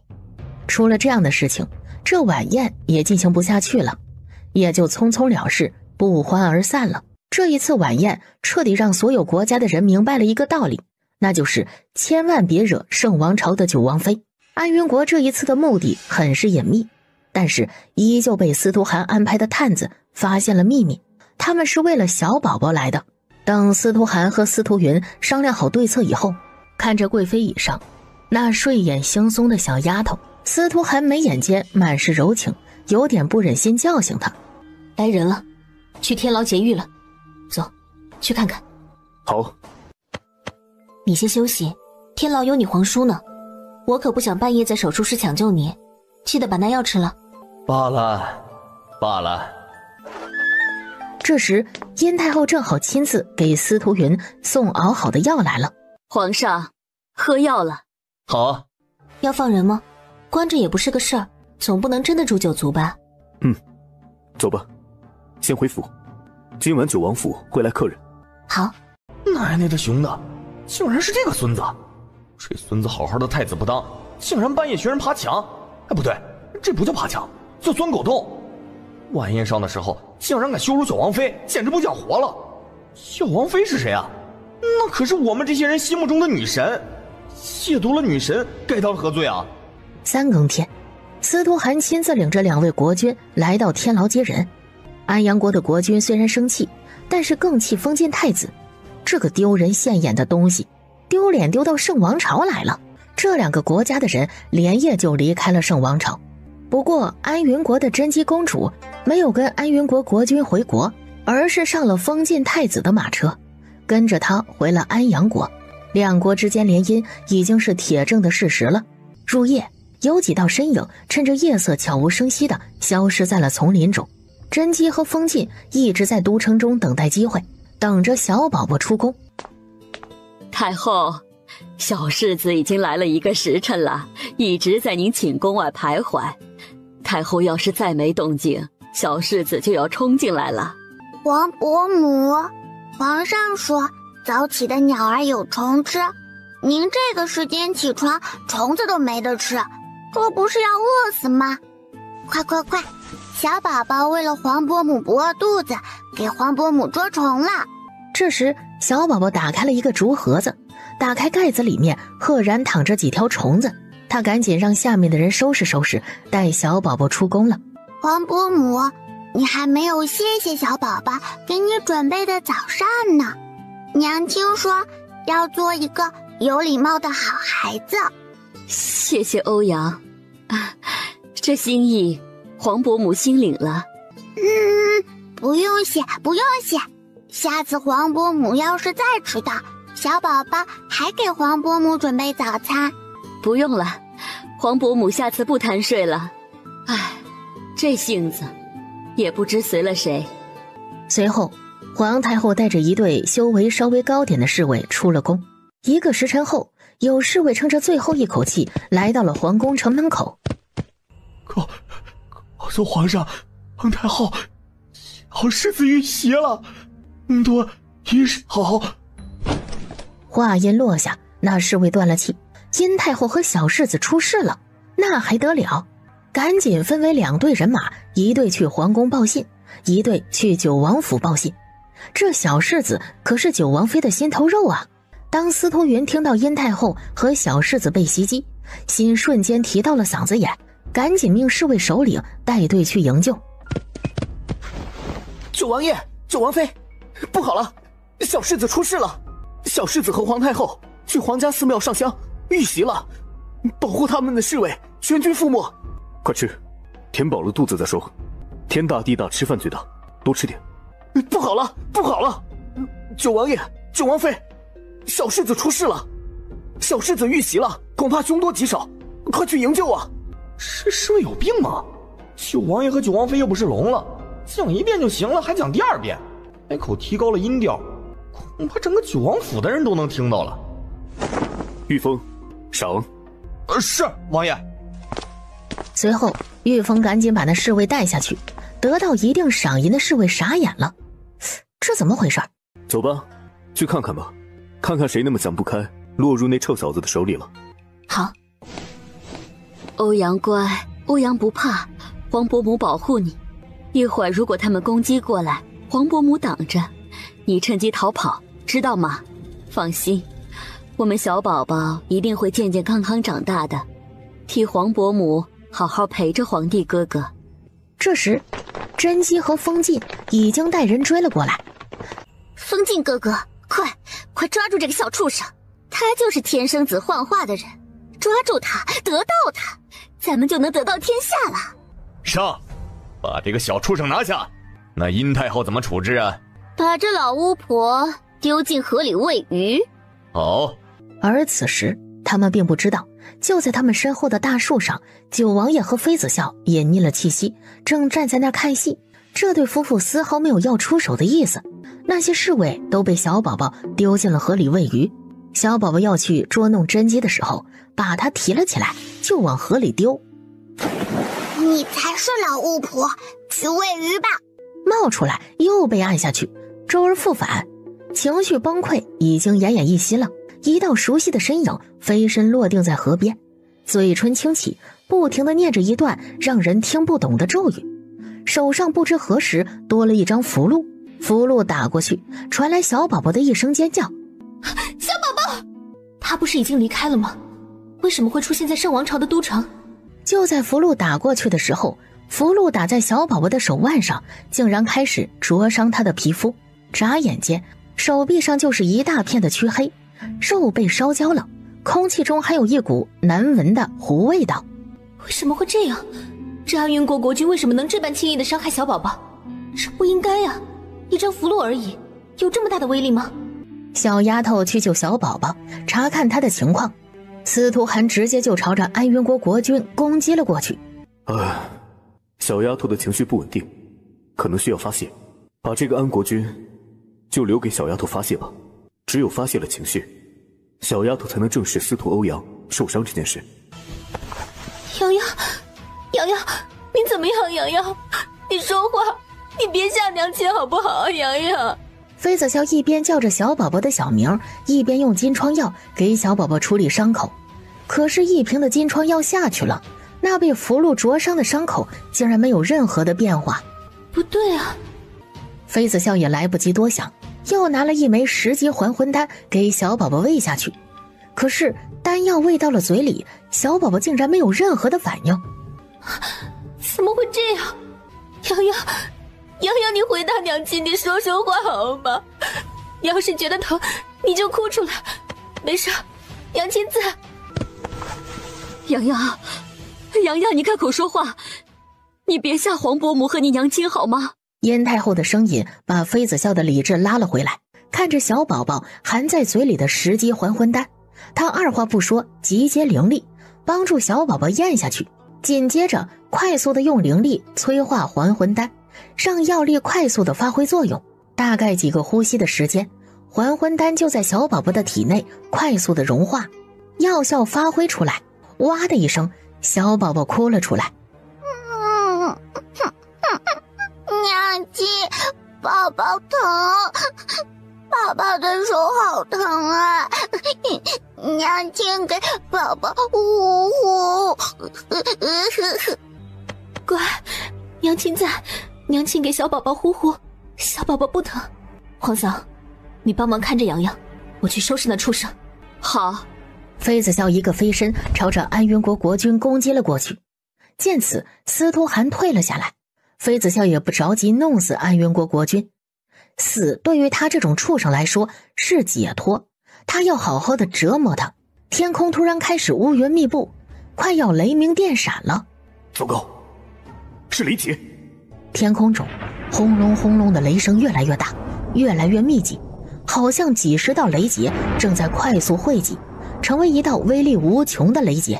丫头，速战速决，我给你护法，快点！好。可就在妃子笑集结一个超大灵力球，想要直接终结安云国国君的时候，变故发生了。天空中的雷劫集结完毕，猝不及防的朝着妃子笑劈了下来。什么？雷劫这就下来了？天雷打下来的时候，自动形成了一个结界，直接把妃子笑笼罩在了里面。丫头，小心！司徒寒飞身过去，直接全力一掌打在了结界上，想要进去给妃子笑护法，可是这个时候已经来不及了。这是天道看不惯修炼天才。行，既然如此，我偏偏要进阶成功。天雷下来的时候，妃子笑运转着周身的灵力，想要直接和天雷抗衡，硬碰硬。天雷和灵力球碰撞，发出天崩地裂的声音。他妈的，躲不过去，非得劈在我身上，这才算是立雷劫了，这不是扯淡吗？可就在天雷下来的时候，他顺势抓了一把旁边的安云国国君，把他抵在了身前。轰隆一声巨响，一股烧焦的糊味。小丫头，笑笑，小王妃，快走，河水倒灌了，再不走要被淹了。死了？安国君竟然就这么死了？不是死在小王妃手上，而是直接被天雷劈死了。啊！他的头发，特么的，他的头发呢？怎么都没有了？小丫头，没关系，本王不介意。你没有头发的样子也挺好看的，你什么样子，本王都喜欢。喜欢我光头的样子？哼，男人不都是一路货色？这男人睁眼说瞎话的本事越发炉火纯青了。哼！妃子笑淡漠地看了一眼司徒寒，赶紧从空间里拿出了一枚生发的丹药。好在生发丹效果很好，妃子笑的头发以肉眼可见的速度长了起来。司徒寒伸手去揽妃子笑的腰，想要带她离开，去安全之地。可是就在司徒寒伸手的时候，妃子笑脚尖一点，飞到了小宝宝身边，直接带着小宝宝回九王府了。第一时间，妃子笑就把小宝宝带到了炼丹楼，让黄老头和玄宗师准备紧急手术，整只手臂烧伤面积达到90%。天阶中期，上界的人在捣鬼，应该是上界有人不想小丫头进阶成功，想让她在进阶力竭的时候直接死在这里，真是其心可诛。难道欧阳家的敌人是上界的人？看来是得抽个时间去上界看一看了。他要去探探虚实，看看欧阳家的敌人到底是谁，他娘亲到底是谁，为什么能惹上这么厉害的仇家。小丫头动手术应该很快，当初就连新皇司徒云那必死无疑的绝症，他动手术只是用了那么一点时辰。那臭小子是天生子，又只是烧伤，手术难度应该不大，不出1个时辰，小丫头就能出来。到时候他哄一哄她，小丫头气消了，又是老婆孩子热炕头的一天。司徒寒越等越感觉不对劲儿，茶杯里的茶换了一泡又一泡，小丫头还没有从手术室里出来，难道是发生变故了？黄老头，快用提高心率的药剂。不行，讲不下去，小世子开始发烧了。小王妃，你快看，那切掉的腐肉又长出来了，怎么回事啊？小世子瞳孔涣散，放大了，要不行了。这一个一个噩耗充斥在妃子笑的耳朵，他手上的动作丝毫没有停下来，整个人没有任何一丝私人的情绪。眼看小宝宝已经快要不行了，妃子笑赶紧拿出金针给他保命。当小宝宝体征平稳了以后，妃子笑突然瘫软在了地上，好在司徒寒眼疾手快接住了他。丫头，我没事，可是洋洋他是安国君，他没离开过安云国的队伍。可是那死在王妃手上的人又是谁呢？那绝对是安国君呢。玉峰他们回来汇报以后，司徒寒也一脸的诧异，陷入了沉思。难道是双生子，有2个一模一样的安国君？不可能啊！如果安云国有2个一模一样的安国君，我安插在安云国的探子不会不知道。这到底是怎么一回事？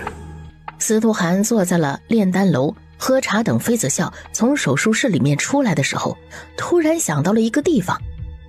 魔殿。魔殿的殿主最擅长神神鬼鬼的东西，难道这件事是魔殿主在捣鬼？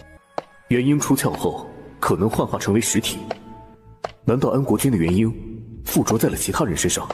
想到这里，司徒寒就想通了。对，就是这样的。当安国君强大的元婴附在悄无声息跟着甄姬从安阳国队伍中离开的黑衣人身上时，那黑衣人的元婴自然不是安国君的对手。相由心生，那黑衣人也就变成了安国君的模样。所以死在小丫头手上的那个人，可以说是安国君，也可以说不是，而是那个黑衣人。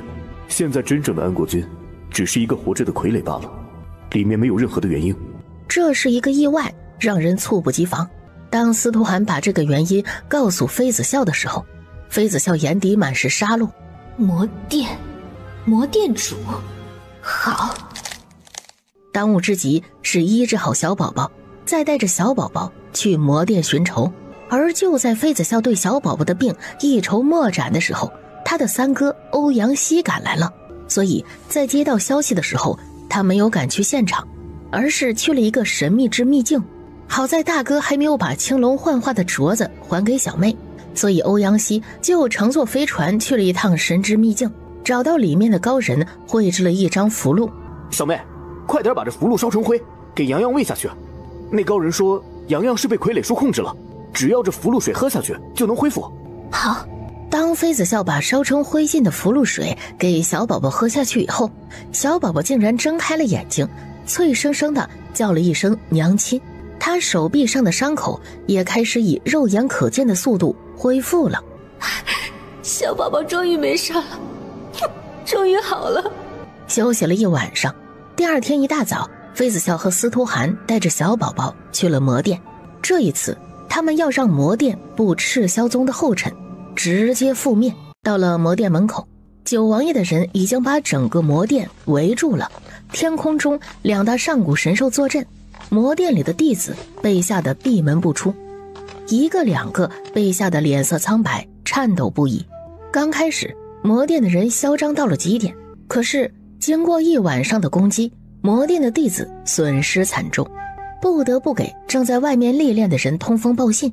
当魔殿的弟子通过禁忌之术联系到魔殿主的时候，得到了命令。九王爷带着妃子笑攻进魔殿里的时候，竟然没有看到一个人。怎么回事？昨晚玄武带着他们来魔殿的时候，魔殿灯火通明，魔殿里最少有200人，那么这个时候竟然一个人都没有啊！欧阳希跟在妃子笑身后走进魔殿的正门，顿时感觉到一股异样的阴气。小妹，快退，这不对劲，快点！欧阳希声音响起的时候，司徒涵同时下令让他的人退出魔殿，回到了殿门口。就在他们全部落定在魔殿正殿门口空地上的时候，刹那间空气中升起了一团白雾。九王爷脸色阴沉了下来，他大手一挥，直接把所有人都笼罩在了结界里。九王爷，这是聚阴阵吗？相传魔殿是邪术之士聚集的地方，所以这聚阴阵是南阳10大邪术之一吗？欧阳公子，这个属下知道，之前属下跟着王爷南下，在安云国组建暗部势力的时候了解调查过了。经过玉雷的解释，妃子笑才对这魔殿有了更直观的认识。总之，这就是一个很邪门的地方。一个魔殿竟然包含了南阳10大邪术，有死将、蛊将、鬼将、灵将、混合将、飞将、药将、符将、爱情将、生将。鬼火集结灵力在眼部，那是在下死将。大家快点闭眼，别看那绿光，快点！刹那间，所有人的眼睛都齐刷刷地闭了起来，只有妃子笑和司徒涵眼神冰冷地看着那个方向。也在这时，上古神兽青龙用神识给妃子笑恶补了魔殿的事情。这下妃子笑理解了，这魔殿主就相当于现代的阴阳先生了，能操控傀儡。所以傀儡就是僵尸，这何人报上名来，竟敢擅闯魔殿，受死吧！男子摇动了铃铛，随着那急切叮叮当当的声音，那些傀儡开始训练有素地攻击他们。这是魔殿的大师兄一魔，其余的弟子也纷纷召唤出来了各自培养操控的傀儡。一场混战开始了。娘亲，洋洋怕那个叔叔身上有很厉害的东西，洋洋怕。洋洋不怕，娘亲会保护小宝宝，不会再让小宝宝受到伤害，爹爹也会保护小宝宝的，好吗？你看着洋洋，我去。好，小心一点，他的符箓很厉害。知道。司徒涵接过小宝宝以后，顺势就给了欧阳希，然后集结了一个保护结界，把他们罩在了里面。纵然魔殿的人再厉害，也不可能破了九王爷这个超级强者的保护结界。混战这才正式开始。那些原本已经被他灵力球打得碎成渣渣的傀儡，眨眼间重组复活了。怎么回事？不死不灭吗？这下棘手了。奶奶的熊呢？这是什么鬼东西，竟然打不死啊！浪费爷爷的灵力。爷爷这个暴脾气，受不了了，我要爆发了！御风满含着威压的一掌打在了傀儡的头上，那傀儡的头瞬间和身子分家了，在地上翻滚。可是眨眼间，那颗掉下来的人头又飞起来，回到了头上，组装完成，又是一个完整的傀儡。这什么玩意儿啊？是的，一个两个的缩头乌龟，有本事和爷爷单打独斗啊！整这种玩意儿来干嘛呀？孙子，快过来让爷爷受死！他们一时半会儿想要灭了魔殿，好像不可能。小丫头已经攻击了5波，虽然最后一次终于伤到了一魔，只是让一魔吐了一口血而已。就在这时，妃子笑在解决那些傀儡后，趁他们还没有复活重生，直接朝着一魔攻击了过去。一魔直接被一掌击飞，身子狠狠地撞击在了魔殿大门的铁门上。你是谁？你为什么要灭魔殿？你们在伤害本王妃孩儿的时候，就没想过本王妃会来报仇雪恨吗？伤了本王妃的儿子，灭一个魔殿还不够，本王妃要安云国子民臣服圣王朝。狂妄的女娃啊，竟敢擅闯魔殿，妄言拿下安云国的江山，简直是不自量力，受死吧！这时又起雾了，这一次的雾气和阴风来得迅猛，刹那间让人迷失了方向，伸手不见五指。丫头，是我，魔殿主来了，是阴气，小心！敢擅闯魔殿，你们就等着被本殿主炼成傀儡吧！一只修为极高的傀儡，可遇不可求啊！能随本殿主征战，一统天下。你去保护洋洋，不用管我。我有预感，那魔殿主是冲着洋洋来的。放心，玄武和青龙保护着他，不会有危险。爹娘，救命啊！爹！当黑气眨眼间缠住小宝宝的时候，司徒寒一个飞身把小宝宝抢了过来。九王爷满含着超级强者威压的一掌朝着那黑气劈过去，灵力瞬间把黑气打散了。魔殿主元婴出窍，圣王朝的九王爷威名在外，也不过如此嘛。本殿主那不争气的弟弟竟然死在了你们手上，那就用你们陪葬吧。本殿主要让你们全军覆没，还要得到天生子。好漂亮的小丫头啊！如果做成傀儡，必定是本殿主手上最漂亮的傀儡，完美呀！弟弟，所以安国君是魔殿殿主的弟弟，难怪魔殿能在安阳国横行。这兄弟二人太好笑了，一个是高高在上的皇帝，一个竟然是人人喊打的大魔头，狂妄！司徒寒动了，一丝异样的黑气竟然在他的手上集结。黑气？怎么会是黑气？难道司徒寒也是魔修？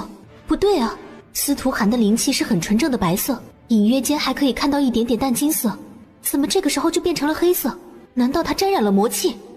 不自量力！你以为天阶强者的能力球就能伤到本殿主了？即使是上界的人，也休想伤到本殿主！那魔殿主站在那里没动，甚至眼睛都没有眨一下。他站在那儿迎接着九王爷的灵力球。疼！怎么会这样？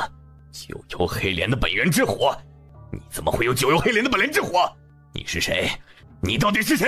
只见那团黑色的灵力球瞬间把魔殿殿主的元婴包裹在了里面，随即燃起了一点点的火焰。有黑莲的本源之火，是怎么回事？九幽黑莲和红莲业火都是能够燃尽世间一切的火焰，水不能灭，风吹不熄，他逃不掉了，只能被九幽黑莲的本源圣火烧成灰烬。就在他准备自爆，拉着所有人陪葬的时候，九王爷再一次出手了，一个结界把魔殿殿主包裹了起来。轰的一声巨响，魔殿殿主在结界里自爆了。去！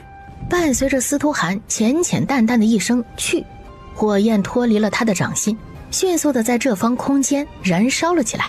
火到之处寸草不生，不过那火焰很邪门，对灵修竟然没有任何的影响。哥们儿，你去试试，看看那火热不热，能不能点燃了。这沙雕什么时候才能脑回路正常啊？和他待在一起久了，都快怀疑我自己智商也被影响了。难道傻气是能传染人呢？傻不傻呀？这肯定能烧成灰。这沙雕竟然开开心心的在哪玩火啊？差不多半炷香的时间，这里的东西就被烧成了灰烬。不知是怎么的，妃子笑总觉得有什么东西牵引着他往里走。小妹，你听到什么怪异的声音了吗？你们终于来了。画上的人是娘亲。湿了，哭了，这血，用你们的血滴在画卷上。欧阳希和妃子笑两个人同时往前跨了一步，对视了一眼后也不纠结，直接拿出了一把匕首，割破了手指滴在了那卷画上。孩子，我的孩子，我终于等到你们了。希儿，告诉婷儿，照顾好妹妹，一定要照顾好妹妹。如果有性命之忧，你们就去找飞老爷子，他手上有娘亲的信物，可以调动娘亲留下来的人。切记切记，在你们没有强大之前，一定不要轻易动龙虎令。就在欧阳菲菲的话音落下，整个大殿又恢复了原本破败的模样了。那画着欧阳菲菲画像的绢布竟然自燃了起来，直接成了灰烬。这是流阴符箓，为什么不是在飞府呢？而是在魔殿。这魔殿和他娘亲又有什么关系？难道欧阳菲菲没死，只是消失了？龙虎令。这时妃子笑从空间里拿出了一块木牌子，妃子笑把龙虎令递给了欧阳希，并且说明了来处。醉春楼早在几年前就倒闭了，哪里还有什么掌柜的？小妹，走，我们去找飞老爷子问问。好。吃，一天就知道吃，明知道没银子了，没日好吃好喝的供着，那老不死的怎么还不死？死了倒是好，免得恶心人。求那老不死的没用，油盐不进的老东西，就应该早点去死，活着干什么？贱人，你还有脸回来啊？都是你这贱人害的，要不然本相还无限风光着。贱人，你去死吧！小妹一个嫡出的大小姐，竟然被一个小妾欺负，甚至被庶出的小姐压着。欧阳希恨不得直接毒死丞相府的人，但是大哥说这件事交给小妹来处理，让他们不要管。希儿，是你回来了，快让爹爹看看希儿是不是瘦了。希儿啊，你不在家的日子可想死爹爹了。希儿，老爷子最喜欢你了，你快去帮爹爹劝劝老爷子，让爹爹官复原职吧。希儿，爹爹求你了，你帮帮爹啊！飞老爷请自重，本公子和小妹有爹，并不是什么阿猫阿狗都配给我们当爹的。好狗不挡道，让开！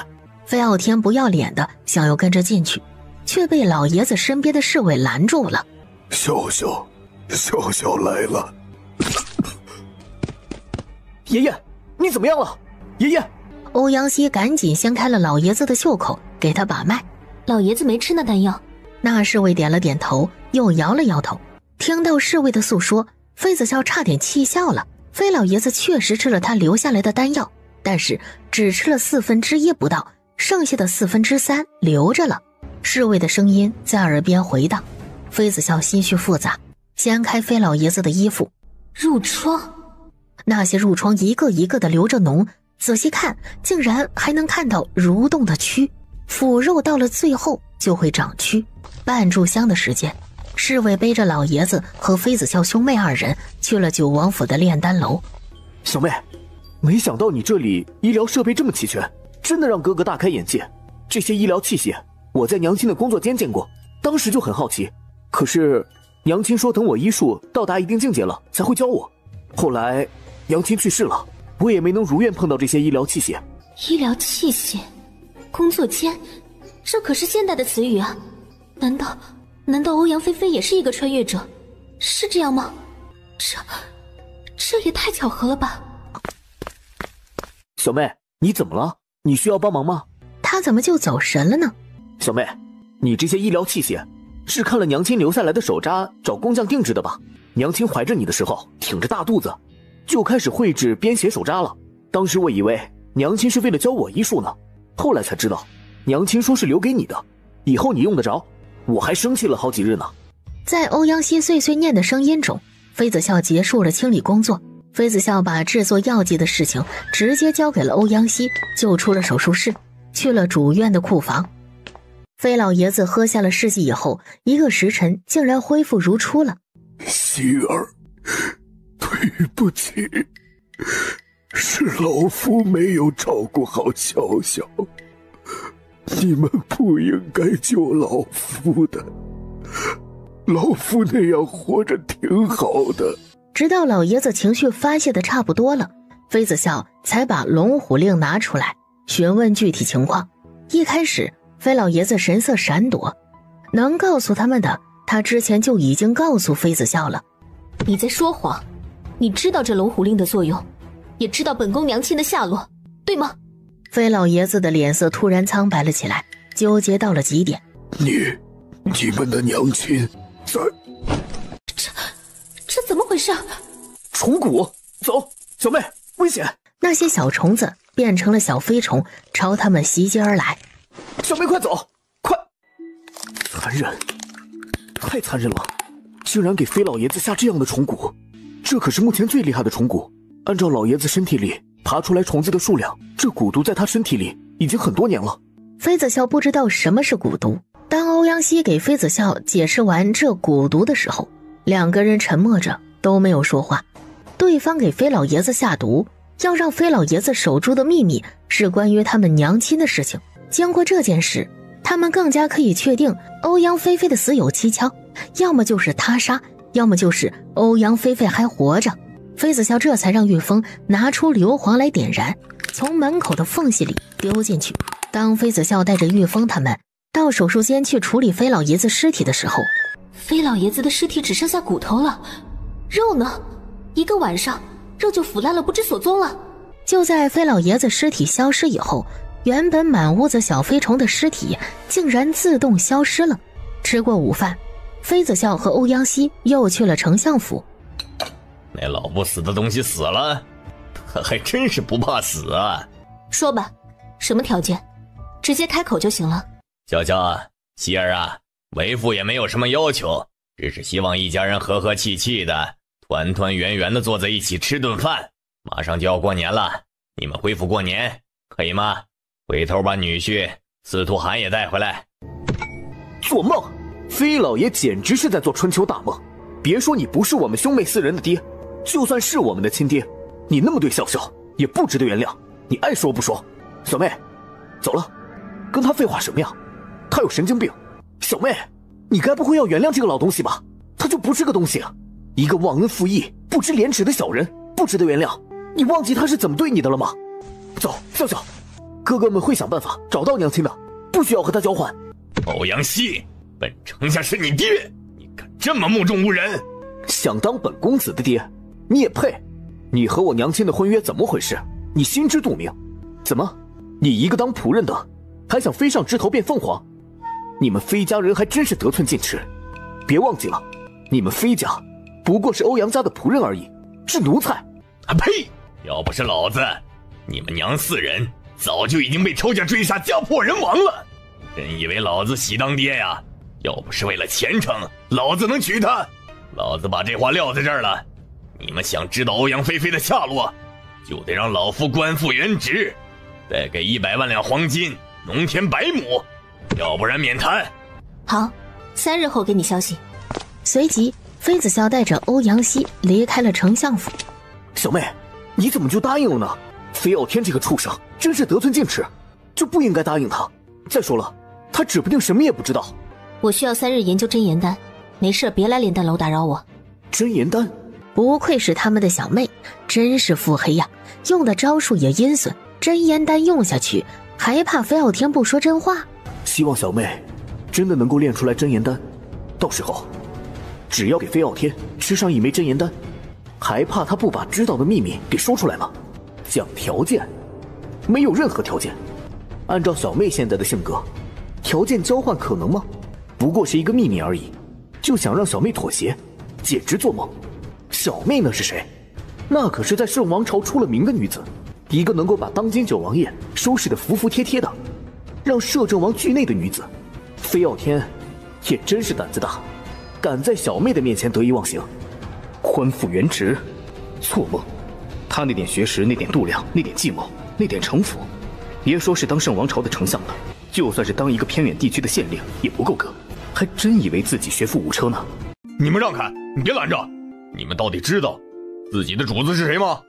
听命于谁啊？让开！别拦着我，我要去给九王爷送信给九王妃。少废话，小王妃说了，谁也不能打扰。你要给九王爷送信也可以，等着吧。小王妃要见你的时候，自然会见你。至于你问我们的主子是谁，这个答案还用问吗？当然是九王爷了。但是小王妃是九王爷的小祖宗，小祖宗，你明白什么意思吧？大兄弟，走，喝一杯。3日后再来吧。九王爷的小祖宗发火了，九王爷也兜不住。我当你是兄弟，所以才教你。这小王妃的大腿抱好了，保证你飞黄腾达。玄武跟在九王爷身边的时间不久，因为司徒寒一次都没有召唤过契约兽，只是最近才把玄武召唤到身边，所以很多事情他不了解。九王爷写给他家小丫头的信件交给玄武以后，就坐在房间里等着了。2个时辰后，玄武回来了。他可有回信？玄武摇了摇头，如实把九王府的情况汇报了一遍。当玉峰还在拉着其余3人显摆他成为上古神兽玄武大兄弟的时候，他已经被玄武卖了。他把玉峰说的话一字不漏地放给了九王爷听了。好，很好，有觉悟。那他回头就让玉峰知道，得罪九王爷的下场是不是比得罪小王妃要好，简直就是皮痒了。这时九王爷就已经坐飞船回圣王朝了。玉峰还不知道，他无意间得罪了九王爷这尊杀神。飞傲天带着有点痴呆的妃子熙就来到了九王府。让开，知道本老爷是谁吗？本老爷可是你们九王妃的爹，当今九王爷的岳父。你们敢拦着我？去把妃子笑叫出来，迎接本老爷。飞傲天以为他有关于欧阳菲菲的秘密，就把欧阳家这4兄弟拿捏住了。什么？飞老爷带着2小姐来了？他们怎么脸皮这么厚呢？竟然还敢找上门来！这时妃子笑手里捏了一瓶毒药给了丁姨娘，让她前去处理。玉雷已经让人把飞傲天和妃子熙引进了九王府的前厅，让王府的奴才给本老爷准备2间上房，今晚本老爷要住这里。啊，对了，这已经到了晚膳的点儿了，让厨房传膳吧，什么山珍海味都给本老爷来一份。啊，对了，再给西西炖一个燕窝，速度快点儿，本老爷饿了。贱人，你怎么在九王府啊？好啊，你个贱货，被赶出丞相府了，竟然还敢出现在圣城。老爷，妾身当初被2小姐赶出府后，差点死在了大街上，是大小姐怜悯把妾身救了回来，也是妾身福大命大而已。老爷，妾身已经让厨房开始备菜，都是您爱吃的。老爷，吃点点心垫垫肚子吧。不一样了。老爷，来日方长，妾身就在这里，你还怕妾身跑了吗？您放心，今晚妾身一定会好好伺候老爷。好好。老爷平日里喜欢小酌几口，这些都是老爷喜欢吃的菜式，怎么能少了酒呢？老爷，您等等妾身，妾身这就去厨房拿酒，今晚必定和老爷一醉方休。飞傲天不疑有他，一旁的妃子熙也默默地吃了起来，不管是什么菜都往肚子里塞。小王妃，那妃子熙好像真的疯了，看不出问题，但是没问题就是最大的问题。妃子笑点了点头。妃子熙以为装疯卖傻就能蒙混过关了，他倒要看看他演戏混进九王府有什么目的。老爷，妾身知道您喜欢刺激的，要不咱们今晚还来点刺激的怎么样？妾身伺候您。老爷，妾身要开始了，您等等，妾身马上就用绳子把你绑起来，不要着急。美人儿，你怎么停了？继续啊，春宵一刻值千金呐。继续，当然要继续，等你毒发了，咱们就继续。毒发？美人儿，毒发？什么毒发呀？下毒？你下毒了？丁姨娘，你要是敢给本丞相下毒，本丞相让你生不如死，让你在军营的儿子有家不能回，战死沙场。下毒了，就等着老爷毒发了。妾身的儿子现在活得好好的，跟着欧阳大将军混到了小副将呢。老爷，时间差不多了，咱们开始游戏吧。现在飞傲天还不能死，大小姐说还留着他有用。贱人，你干什么？你知不知道这是九王府啊？本丞相是九王爷的岳父，你敢在九王府动手，简直不知死活！本丞相死了，你也别想好过。老爷，你喝下去的毒药就是大小姐给我的，你看看，我手上的金针也是找大小姐讨要的。你觉得大小姐会在乎你的死活吗？当你忘恩负义、狼心狗肺的时候，就应该想到今日的结局。老爷，来吧，妾身好好的伺候你。这疼！你这小贱人，老夫要杀了你！贱人！老爷，这是妾身最后一次伺候你，你好好享受吧。老爷，妾身准备了一纸休书，按个手印吧。他用金针刺破了飞傲天的手指，按了手印。丁姨娘，你放过我吧，一日夫妻百人，让你收手。等本丞相官复原职以后，派你做正妻，掌管丞相府的掌家大权。官复原职？你做什么春秋大梦呢？飞傲天，你已经完了，等着你的就是地狱深渊，你去死吧！飞傲天别说是娶姨娘玩女人了，恐怕连排泄都有问题了。贱女人，我要杀了你！半炷香的时候，丁姨娘红肿着双眼从房间里出来了。谢谢大小姐。是女人，真是够蠢的，也不知道在丞相府怎么就活到现在了，还想给九王爷下药拔王爷上宫，真是不自量力。这下好了，便宜郑三娘的傻儿子了。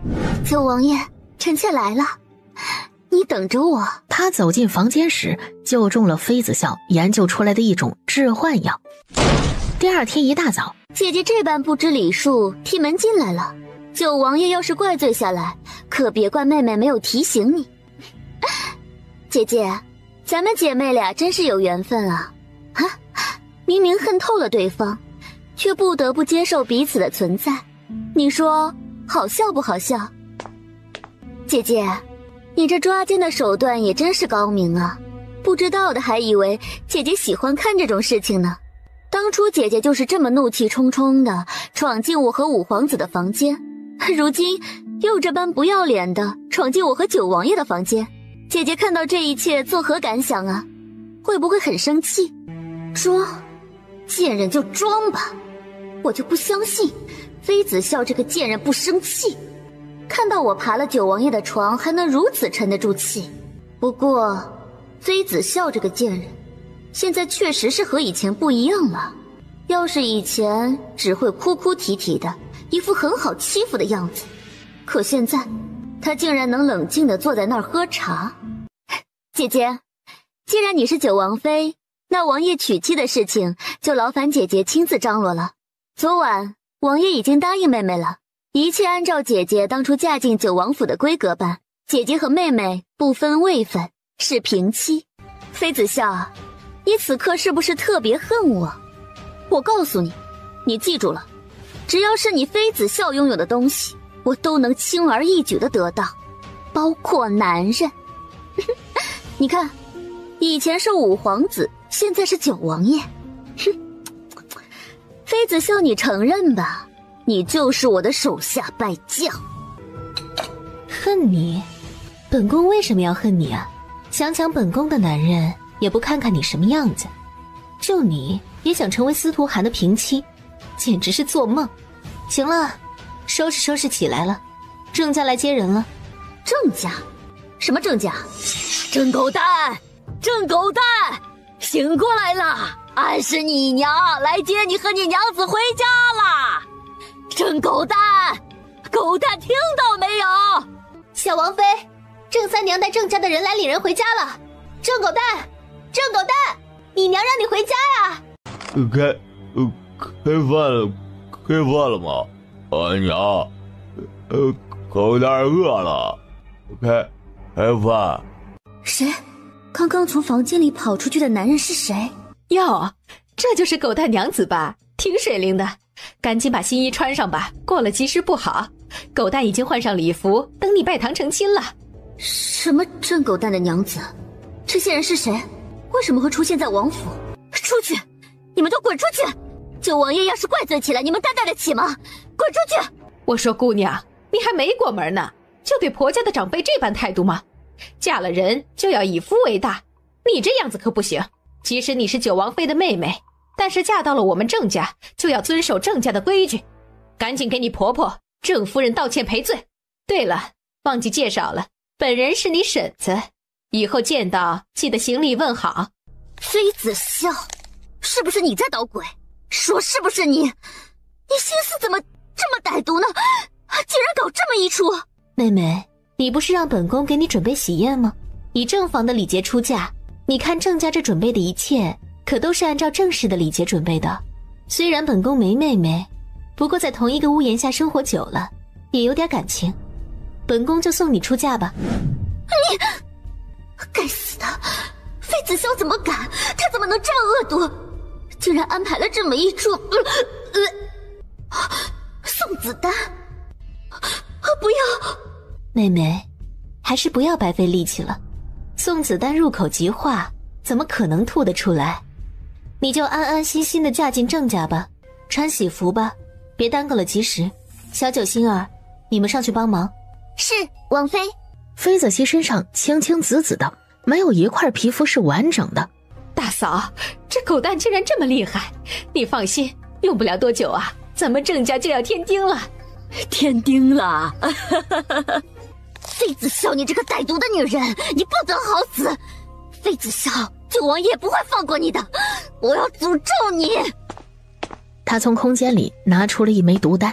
妹妹，这毒药只是让你不能说话，不能走路，四肢瘫痪而已，没有其他副作用。你放心，也不会伤害你肚子里的宝宝。既然要嫁人了，就好好在郑家相夫教子吧。毒药一下去，妃子熙的灵根尽毁，耳朵失聪，也不能开口说话了。从此妃子熙站不起来了。这就是妃子笑送给她的新婚礼物。郑三娘说了，他们郑家愿意照顾妃子熙。小九他们给妃子熙穿上喜服以后，就扶着她上了郑家的喜轿，送走了妃子熙。欧阳熙和妃子笑来到了飞傲天的房间，是时候处理飞傲天了。小妹，你先出去一下，这房间的情况少儿不宜。少儿？什么东西啊？这飞傲天的状况太惨了。欧阳熙走过去，用被子把飞傲天盖得严严实实的，并且用金针把他刺醒以后，小小希儿，救爹爹，把那毒妇给爹爹抓起来，等老夫痊愈了，老夫要让那毒妇生不如死。那女人，恶心，狠毒的女人，我要把她碎尸万段，把她绑在桌子上，用匕首一刀一刀把她的肉削下来，让她慢慢流干了血，慢慢的死掉。妃子笑把真言丹递给了欧阳熙，然后走过去，直接把真言丹送进了飞傲天的嘴里。三哥，可以了，你可以问他了。欧阳菲菲是不是没有死？她现在在哪里？你知道吗？飞傲天张了张嘴，原本答案要脱口而出，突然他惨叫了一声，好像正在经受着什么非人的折磨。被诅咒了？飞傲天也被诅咒了吗？只要是关于欧阳菲菲的事，他就不能说，要不然就会爆体而亡。三哥，帮下忙，快点！三哥，神庭、子宫、天府、孔最，快点！鸠尾、任中、灵虚、关元、劳营。他的速度很快，欧阳熙的速度也不慢，可即使这样，他们也救不回飞傲天。飞傲天依旧像飞老爷子那样七窍流血，血液不断的冒出来。小你娘亲，小妹，怎么办啊？一根最长的金针朝着飞傲天的头顶刺过去。说弟弟，快！人爹死了？就这么死了？小妹，他说了什么？说地名了吗？咱们的娘亲是不是还活着？是不是？神殿？什么？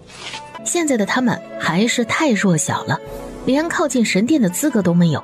欧阳熙和妃子笑不约而同地开始坐下来修炼了。这日，妃子笑终于出关了，从炼丹房里出来，新皇司徒云就来九王府了。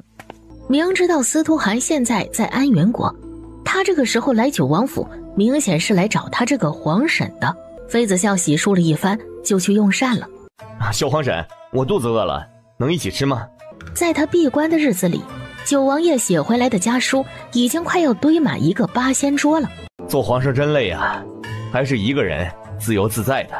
哎，九皇婶，要不你和九皇叔商量一下吧，让九皇叔来吧。所以让你皇叔去坐那位置，一年四季无休息，直到老死。你皇叔老了，老胳膊老腿的，你年轻一点就应该替长辈分忧。说吧，打什么主意？跟你九皇叔好的不学，腹黑倒是学的差不多了，一套一套的。皇婶，国库空虚，给九皇叔飞鸽传书半月了，他也没回信，这不就想到皇婶您了吗？冬日逼近，要给战士们准备过冬的衣袍了。两军交战，粮草先行，国库里的银子还不够买囤粮呢。小皇婶，我是真没办法了，刚登基，总不能增加老百姓的税收吧？差多少？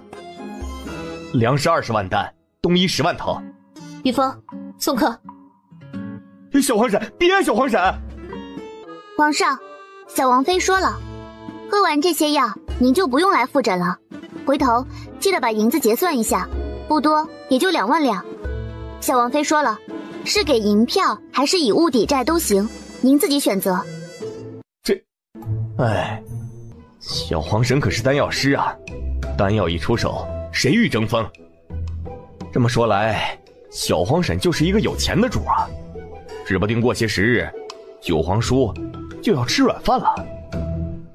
难道要打仗了？妃子笑纠结了一整晚，让小九去金营打探了一番后，果然要打仗了。三军都在紧急备战，难怪需要如此多的粮草。小蝶，去把柜子里的银票拿出来，去钱庄换购一些碎银子，招一批绣娘去欧阳府，然后采购舒适点的面料做军衣，棉花也要采购质量好点的。先不用管银子够不够，咱们手里的银子有多少怕多少。是，小王妃。周家是圣城最大的粮食商人。查！给本老爷查清楚，谁这么大胆子敢抢周家的生意？是不想活了吗？周家还没查到消息，被周老爷训斥一通，被骂窝囊废的周老三带着人直接去集市上，掀翻了九王府准备拉往粮仓的马车，金黄的稻谷撒了一地。哪儿来的龟孙子，也不打听打听周家是什么人，竟然敢恶意竞争周家的粮食生意，是不想活了吗？砸了，给本少爷把马车砸了，人打残废了，丢乱葬岗去。去，把你们主子叫出来，本少爷要问问他是吃了雄心豹子胆是吗？敢在圣城和周家抢生意，今儿个本少爷打到他跪地求饶。小王妃，不好了，周家来找事儿了，咱们雇的伙计都被打成了重伤，您快过去看看吧。手上的银子已经所剩无几了，他就快要变卖司徒涵库房里的那些破铜烂铁了，就连他卖丹药还有娘亲的嫁妆都贴进去了。走，去看看。伤了，小九报官，让衙门的人来处理。女人，没想到圣城还有胆子这般大的女人，敢在太岁头上动土。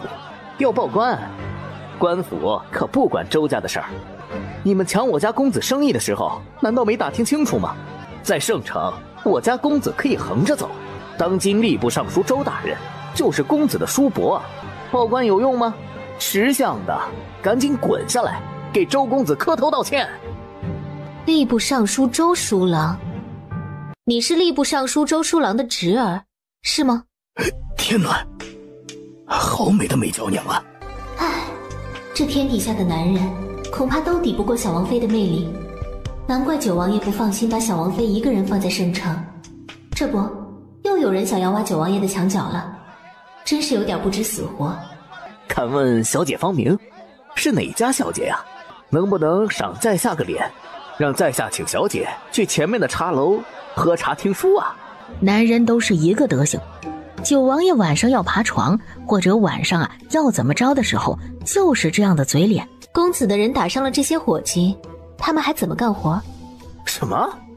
本公子的人伤了姑娘的伙计？这简直是不想活了。姑娘放心，这件事儿本公子一定负责。来人，把这些伙计送到医馆，医药费本公子出了，再调配人手过来给姑娘干活。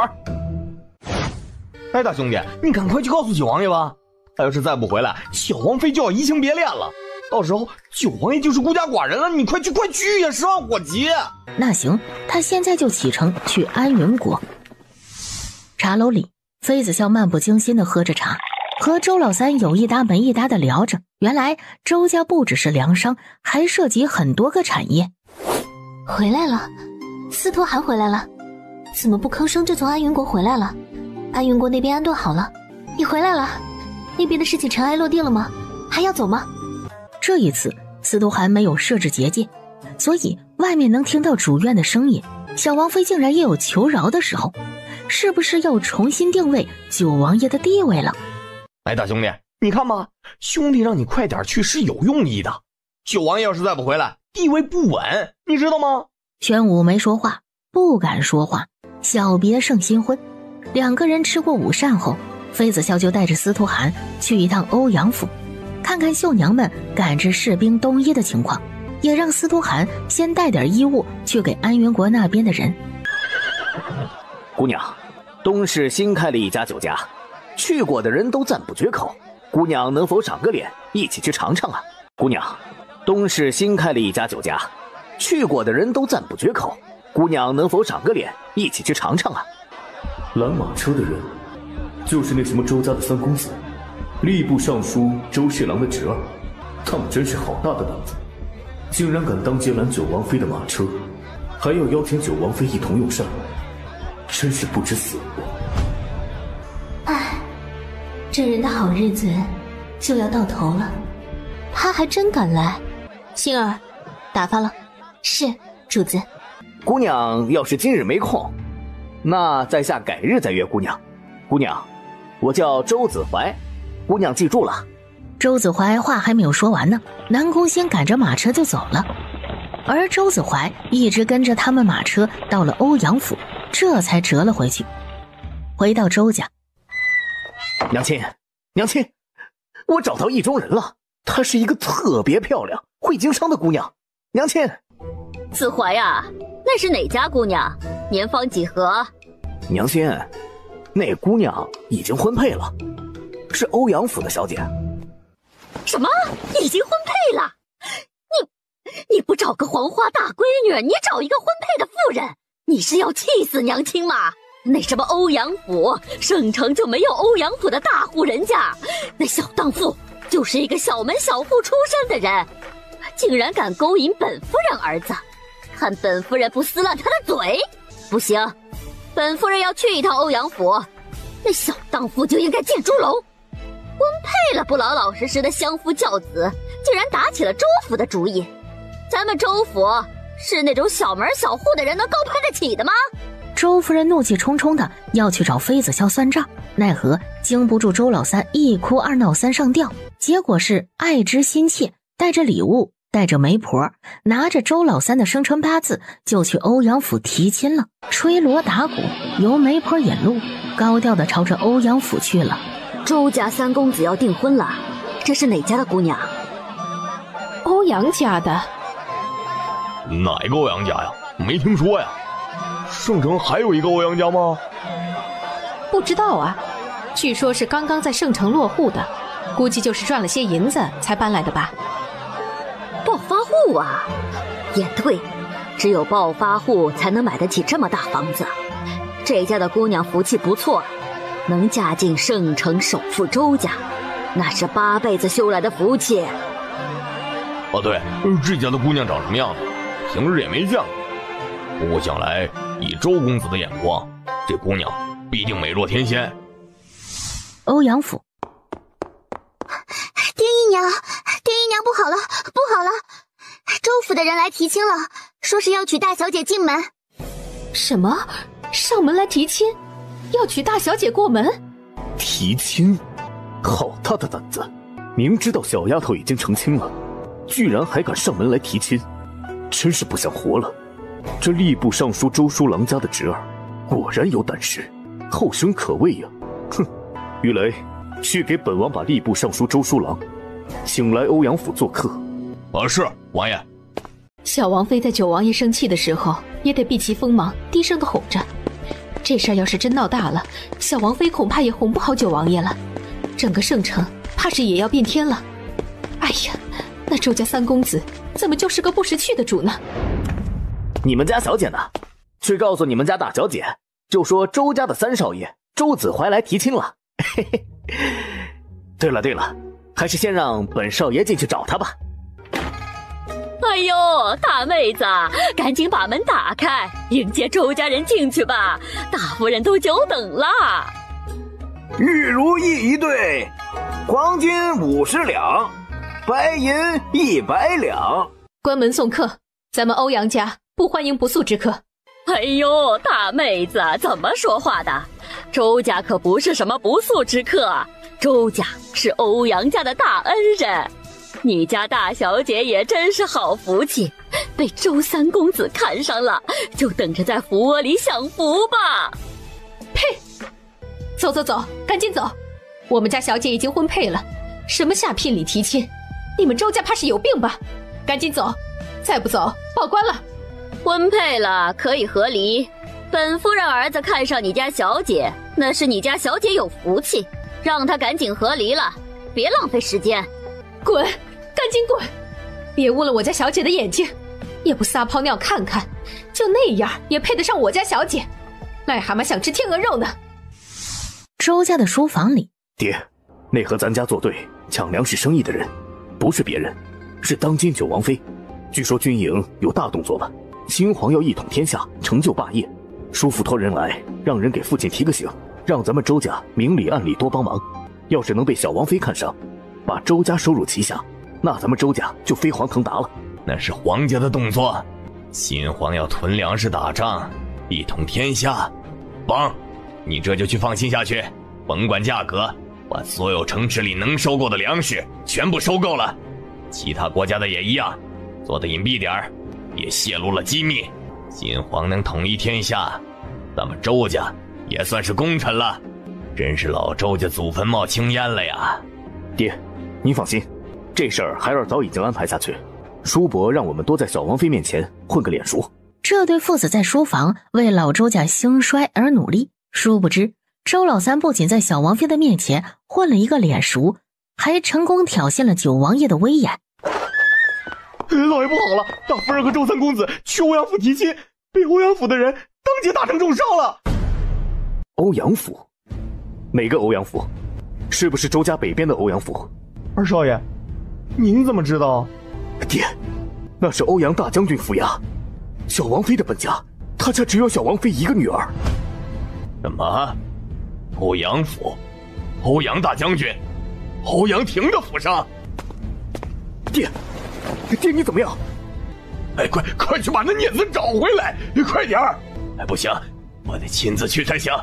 老二，走，也带你去负荆请罪，希望能保命啊！周老三，就是一个孽子啊！你们欧阳家什么意思？这就是你们家的待客之道？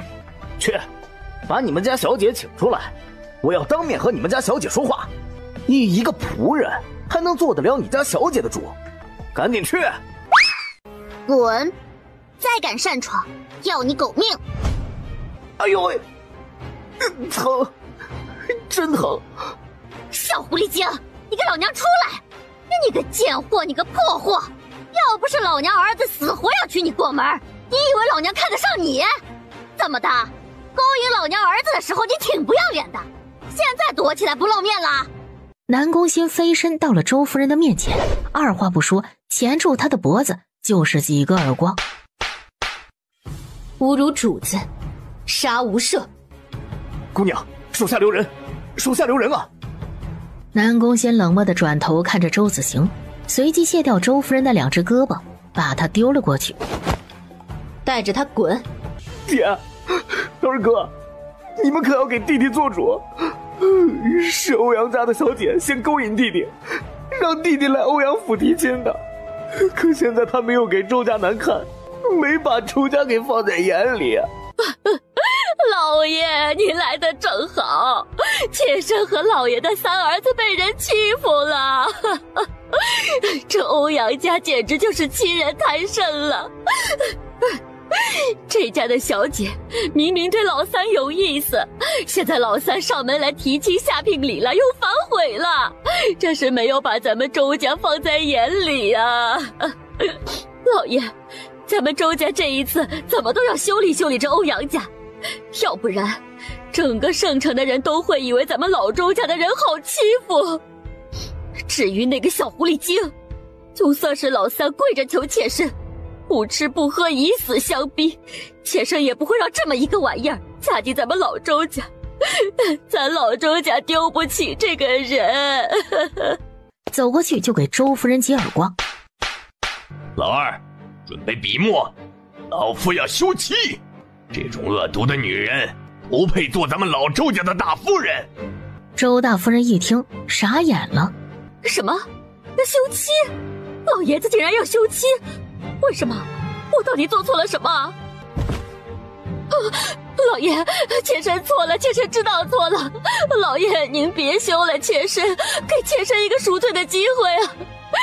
老爷。周老爷都不为所动，大笔一挥，直接写了一封休书，丢在了周夫人的脸上。周树任，老娘机灵就嫁给你，整日好吃好喝的伺候着你，你现在神气了要休妻了。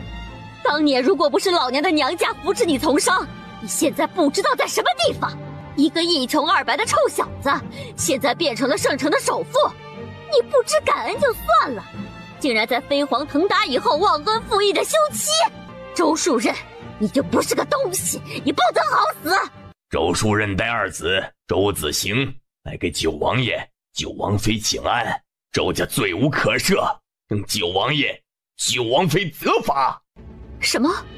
九王爷、九王妃？拜见九王爷，九王爷千岁千岁千岁。废了。是王爷。玉芳走过去，二话不说，直接卸掉了周子怀的2只手、2条腿。玉雷走过去，同样卸掉了周夫人的4肢，还有下巴。看上本王的九王妃了，让王妃和本王和离，周家人好大的胆子。什么？欧阳家那姑娘就是当今的九王妃？为这欧阳府不是什么暴发户买的房子，而是将军府吗？圣王朝的镇北大将军，名字叫欧阳霆，大将军就是九王妃的大哥。疯了，这周家人简直疯了吧！以为是圣城的首富周家，那就无法无天了呀！竟然敢打九王妃的主意！这周老三不知死活，50两黄金，100两白银的聘礼，这是聘礼吗？还让九王妃和九王爷和离，真是搞笑。九王爷可是圣王朝的摄政王，难道比不上一个周家老三吗？再怎么说，周家也是庶民，九王妃要风得风，要雨得雨，被九王爷盛宠着，怎么可能看得上周老三这样的人？活该，这周老三真是活该的。我呸！就你也想娶本公子的小妹，你什么德行？本公子今天废了你！泼妇！你骂本公子小妹是狐狸精，是破鞋，你说他勾引你儿子是吗？就你儿子那德行，欧阳府的家奴都比他强，所以你哪来的自信？本公子的小妹会勾引他？不要脸，太不要脸了！这件事虽然一波三折，可最终的结果是周家被重用了。是微臣管教不严，还请九王爷降罪，微臣罪该万死。回到周家，岂有此理！孽子简直是无法无天了，让他当街调戏九王妃不说，还敢上门下聘提亲，真是不想活了。还有啊，你正房怎么回事？你查清楚背景前就贸然行事了。这一次好在九王爷和九王妃格外开恩，咱们周家才躲过一劫。以后咱们老周家要夹着尾巴做人了。叔伯，那这购买粮食一事，周家该怎么做？做，不但要帮朝廷做事，还要完成的漂亮，这算是因祸得福了。咱们老周家一定要将功补过才是。最近国库的财政紧张，这囤粮食的银子就由咱们老周家出了。哪怕是倾家荡产卖地卖田，也要把小王妃所需要的粮食囤够了，知道吗？好。不行，没钱就赚。哪知道九王爷前脚一走，后脚妃子笑就上飞船去了三不管地带。当妃子笑拿着石头给交易场鉴定人员鉴定的时候，那人打在他身上的目光锐利到了极点。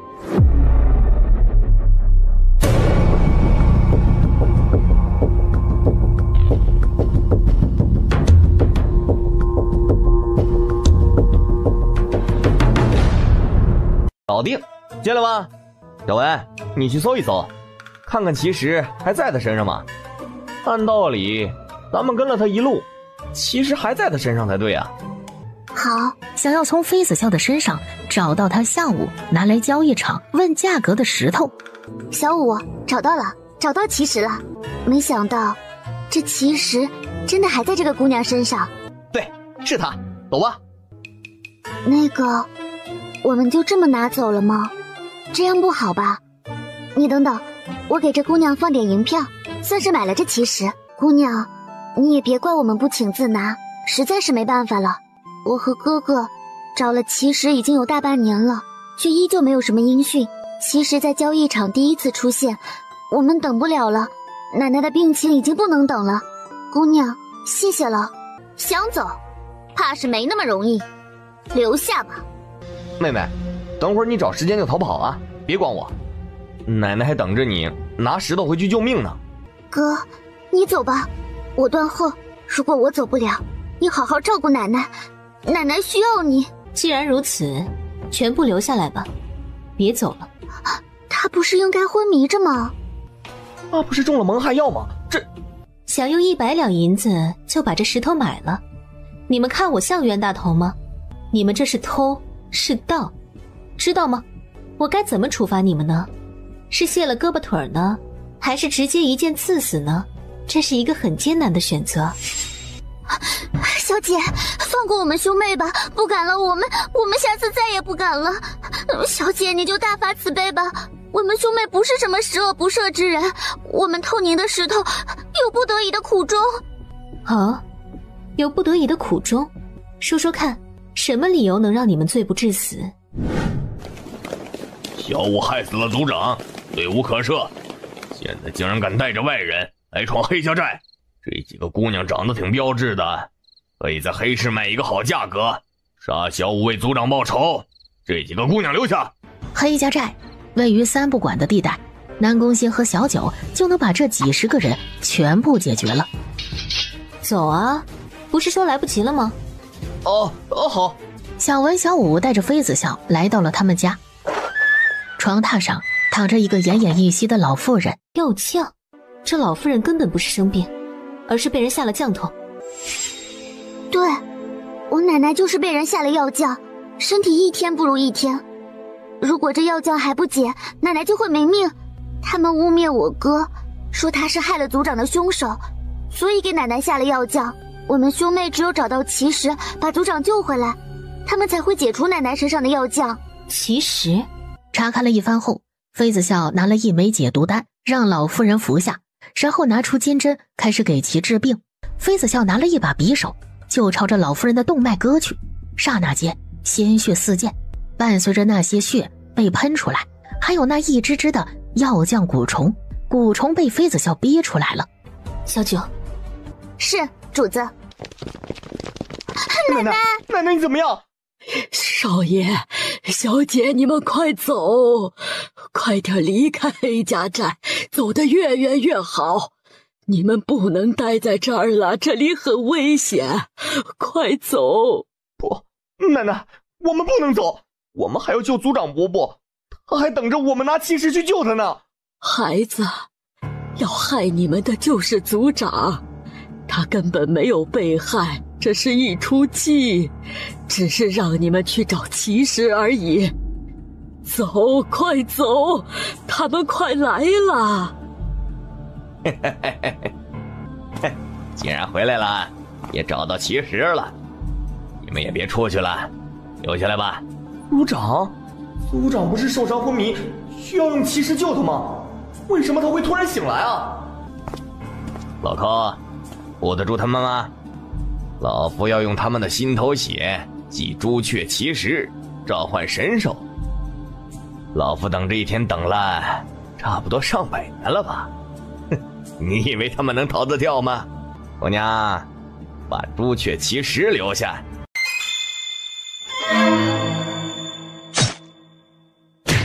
朱雀奇石？什么朱雀奇石？奶奶，奶奶，你怎么样？走，你们快逃，走得远远的，再也不要回来了。奶奶，奶奶，你醒醒！奶奶，你不要丢下文文和哥哥！奶奶，文文害怕。奶奶，你醒醒啊！奶奶，你别死啊！奶奶，老夫人都没有任何的反应。该死的！我要和你们拼了！我要为奶奶报仇！看着你妹妹，我来。真是一群不自量力的人。行了，安息吧。见血封喉，一根金针就要了那几个强者的命。这位小姐，这么强的吗？玄武，看着点南宫心和小九。妃子笑拿出了一枚还魂丹，喂进了老夫人的嘴里，用金针给她吊着那半口气，手上的灵力源源不断的输进了她慢慢冰冷的身体里。有救了，奶奶不会死了。不会死了，这位姑娘的医术很了得，一定可以起死回生的，对吗？轰隆轰隆，电闪雷鸣。哼，天道是什么东西？妃子笑不管不顾，继续用灵力催化着10级还魂丹。妃子笑一意孤行，非要救老妇人。小姐，小心！主子！砰的一声巨响，那道天雷刚好落到了南宫心的身上，瞬间把他的身体踢飞了过去。轰隆隆，无数的乌云往南宫心的头顶聚集，雷鸣电闪，好像聚集了无数天雷要劈下来一样。怎么回事？天道的惩罚不是只有1道天雷吗？怎么回事？不对劲，很不对劲。等等，这有点像是要进阶的天雷，难道是南宫心要进阶了？算算时间也差不多了。不好，这进阶天阶强者的雷劫可是最厉害的，一个不小心可能就废了，会走火入魔，必须得给南宫心护法才行。青龙，速战速决，一个不留。是，主人。青龙，上古神兽，4大神兽之一的青龙，怎么会？这个女人的契约兽，怎么可能是青龙啊？吓唬人的吧？嘿嘿，上古神兽青龙，呸！竟然敢冒充青龙，老夫看你是不想活了！按老夫的妖兽4阶火麒麟，受死吧！一个冒充的魔兽，也敢在火麒麟面前造次，简直是不自量力！去，把那些人都拿下，一个不留！火麒麟趴在地上一动不动，身子在瑟瑟发抖。怕什么？别怂，那就是一个冒牌的神兽而已。快去，过来吧！火麒麟不管族长怎么招呼都没用，他起身朝着青龙走了过去。哪怕受到死亡契约的反噬，火麒麟也不敢违背青龙的意思。感受到火麒麟的痛苦，青龙伸手点了一下火麒麟的眉心，一股灵力汇进体内。火麒麟身体好受多了，接二连三的闪电朝着南宫心劈了过去。主子，我不行了，撑不住了。妃子笑没说话，直接拿出了一枚还魂丹和进阶丹，丢进了南宫心的嘴里。凝神，运气，离下一道天雷还有5个呼吸的时间，快速调整，撑不住也得撑住，我相信你。主子，我真的撑不住了，对不起，我可能陪不了你了。又一道更厉害的天雷劈了下来，原本刚刚才重组的信息又被击碎了。扛，必须要扛住！你不是要报恩吗？我娘亲很有可能还活着，等着我们去解救她。你必须扛过去，她还等着呢。什么？欧阳菲菲还活着？闭眼，调整呼吸，还有半炷香，立即就完成了。我相信你可以的。南宫星快速地闭上了眼睛，不停地运转灵力，用尽全力控制着身体里的暴走的灵力。就这样，妃子笑一直给南宫星护法。可以了，终于可以了，剩下的雷劫，南宫星一个人就能渡过去了。妃子笑也放心去处理其他的事情了，毕竟这进阶天阶修为的雷劫有9981道，是一个很漫长的过程。这是他的契约兽，几级了？4级，刚刚开制，用来拉马车还行。一头火麒麟怎么拉马车呀？现在的马车都是2匹马驹，一头火麒麟能拉得动吗？还是不要了吧。上神，我还有2个兄弟，墨麒麟和五行麒麟，3只魔兽拉马车应该够了吧？还有一头6阶宗兽墨麒麟，9阶超神兽五行麒麟，3头拉马车够了吧？用宗兽和超神兽就够了啊，这4阶的就没用了。火麒麟快哭了，他为了保命把同宗的兄弟出卖了，哪知道还是被嫌弃了。留下吧，需要他带路。直接伸手解开了火麒麟和族长之间的契约，然后重新和火麒麟签订了契约。平等契约。晚上，一群人就在小文小武家住下来了。走，趁天黑，你们赶紧走。那姑娘会伤害你们的，会要了你们的命。她不是什么好人，就是冲着你们俩来的。奶奶，不是。姐姐不是坏人，她救了奶奶2次，也救了我们兄妹，她不是坏人。奶奶，你误会姐姐了，她是好人。你俩懂什么？赶紧走！你俩的心头血可以复活朱雀奇石，她就是来取你们的心头血的，快走！在老夫人的催促下，离开了黑家寨。小九去盯着那老妇人，有任何的不对劲通知我。是，王妃。那老妇人不是小文小武的奶奶吗？又没有灵力，能出什么幺蛾子？这是要离开，要离开也可以白天离开啊，为什么要等到半夜呢？再说了，小王妃又不是那种不通情达理的人，这黑家寨可是他们的地盘，做什么事情小王妃也不会管他们呢。青龙，你去跟着小文小武。是，主子。他竟然让小文小武连夜离开了，为什么？怎么没有3人一起离开呢？怪事了。此刻的妃子笑一回想，突然心有余悸。那老妇人应该是吃了引灵丹。对，明明她是没有任何修为的普通人，可是当丹药喂下去的时候，明显感觉丹药溶解的速度很快，就好像是在用灵力催化一般。对，这老妇人是有修为的，她绝对不是普通人。直到半个时辰后，青龙传来了消息，把小文小武的对话一字不漏的传给了妃子笑。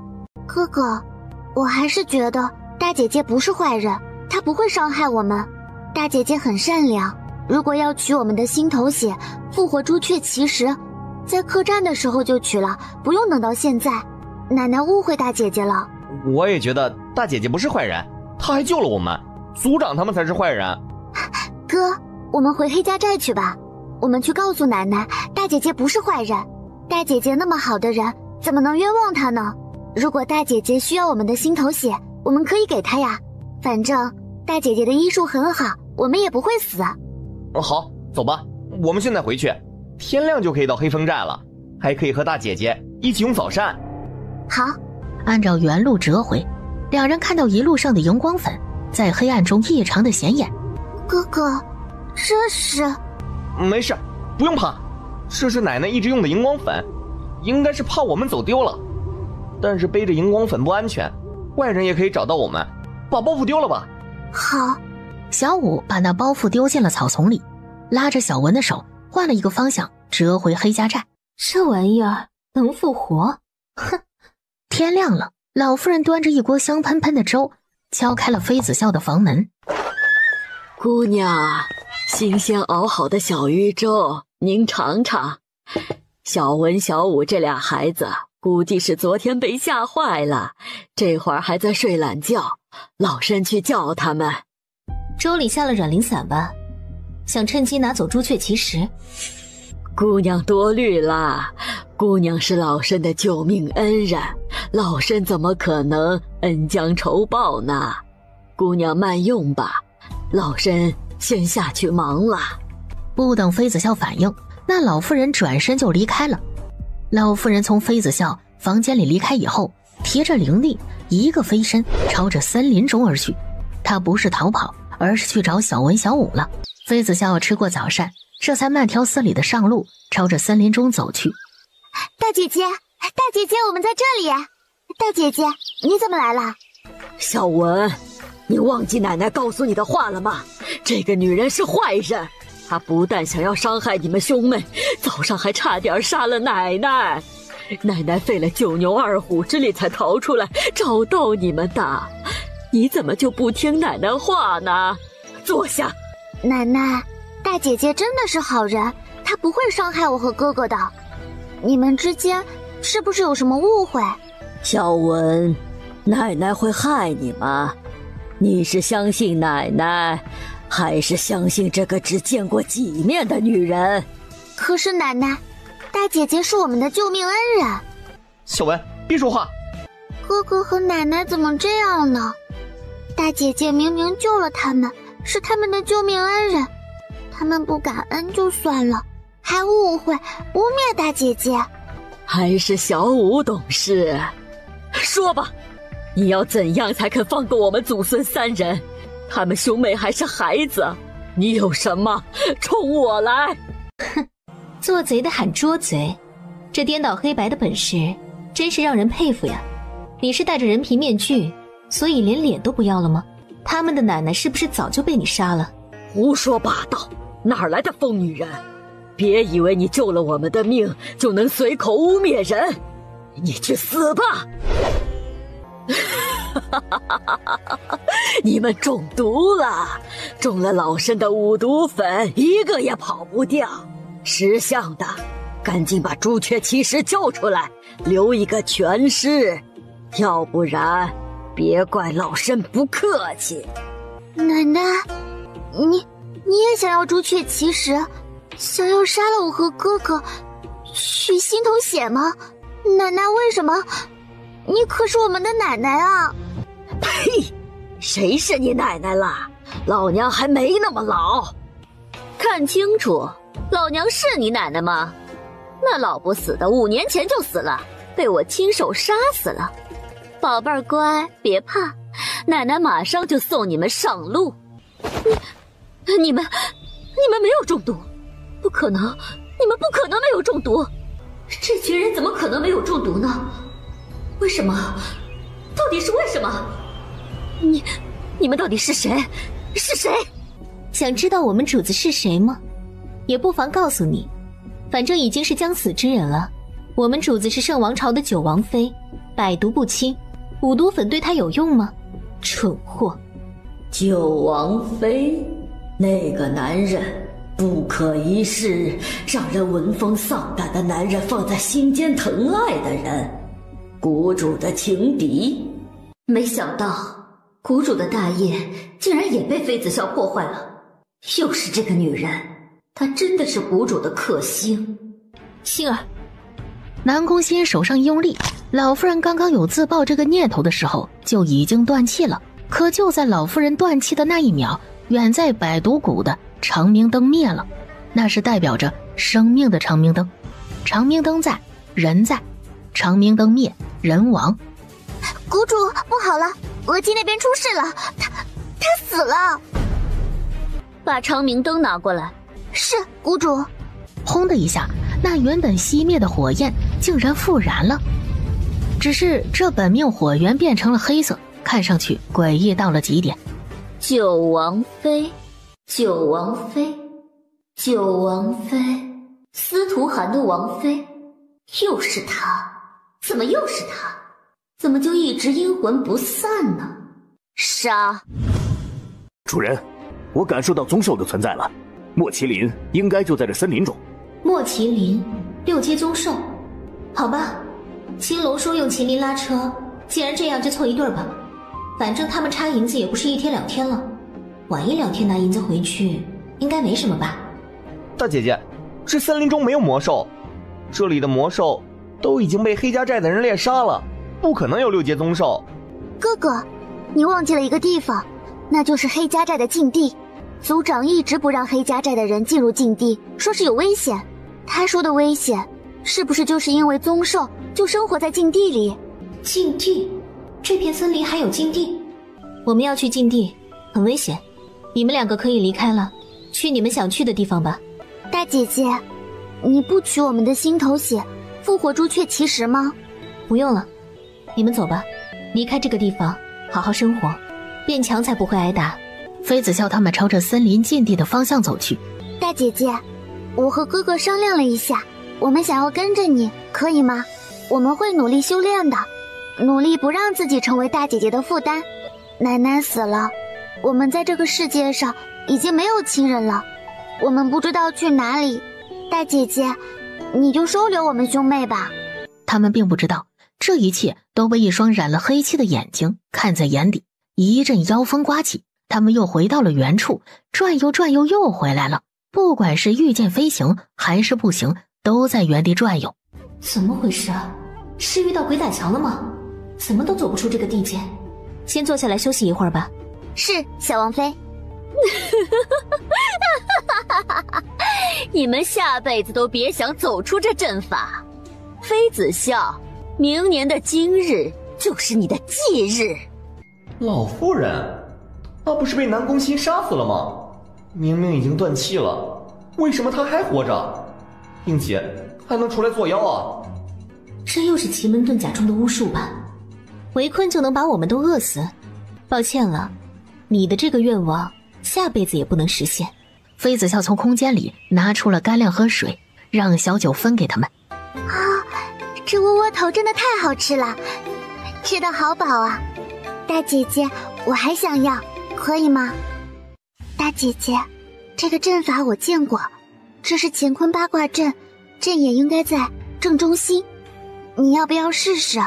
我以前偷偷看奶奶布过这个阵法，大姐姐是不是怀疑小文？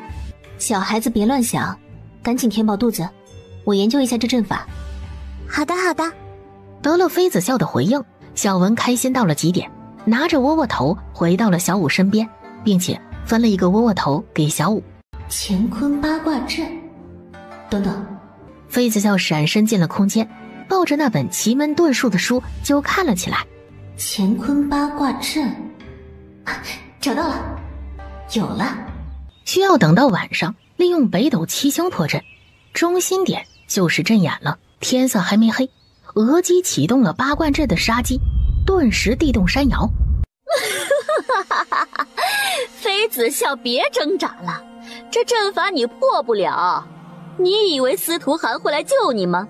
不可能，此刻他正在百毒谷和谷主你侬我侬，哪里还会管你的死活？对了，再告诉你一个秘密，司徒涵早就和谷主在一起了，他们还有一个7岁的儿子。他认识司徒涵，司徒涵和他们谷主在一起了。哼，有了，破北斗七星乾坤八卦阵，不就是要寻找正中心的位置吗？额姬启动乾坤八卦阵的杀阵，不就是要以阵眼为中心吗？利用山脉和树木不停地旋转移动，把我们逼到中心点，然后围困而死。中心点，对，这就是八卦阵的中心点，是阵眼。真是山重水复疑无路，柳暗花明又一村啊！这额姬做梦也没有想到，他会自己把阵眼暴露出来。妃子笑手里汇聚着一个灵力球，那灵力球越来越大，越来越大，不停地在他的手上猛转。他从天而降，推着灵力球朝着中心点击过去。破开！不是这样的！百毒谷，谷主你怎么样？谷主，去涵洞，快！百毒谷谷主被反噬重伤后闭关了。小王妃，是魔兽大军，大量的魔兽往这边跑过来了。什么？魔兽大军？主人，快，咱们快去看看吧，应该是莫麒麟苏醒了。莫麒麟是这个断魂森林最厉害的神兽，他苏醒，百兽出逃。走，快走！小小人类竟敢来打扰主上，受死吧！黑麒麟一个飞身，伸出手掌，满含着威压的一掌就朝着妃子笑拍了过去。你们退开！本宫今日要好好修理这不知死活的畜生！一人一兽缠斗了起来，他就不信了，他还制服不了这么一个畜生。渐渐的，黑麒麟身上多了很多的伤口，开始往外流血。打死莫麒麟那货！小小人类，不知死活，放了他，本座留你一个全尸。超神兽，狂妄！妃子笑直接把南宫欣、小九他们卷进了空间。这人类到底是谁？他一个小小人类，怎么会有空间？真是不可思议。行不通，主子的空间只能容纳进比主子弱的人和神兽。我能进来，那是因为我是主子的契约兽。主子没有契约五行麒麟，这方法行不通。妃子笑没理会青龙，一个闪身出了虚无空间，同五行麒麟缠斗了起来。不可能，本座怎么可能会输啊？本座可是9阶超神兽，怎么可能输给一个人类？不可能的！主人竟然真的收服了五行麒麟，这……你是怎么做到的？放开本座，等本座缓过来，一定会把你这个小小的人类碎尸万段！还敢威胁我？哼！输了还敢嘴硬？行，本宫现在就让你生不如死！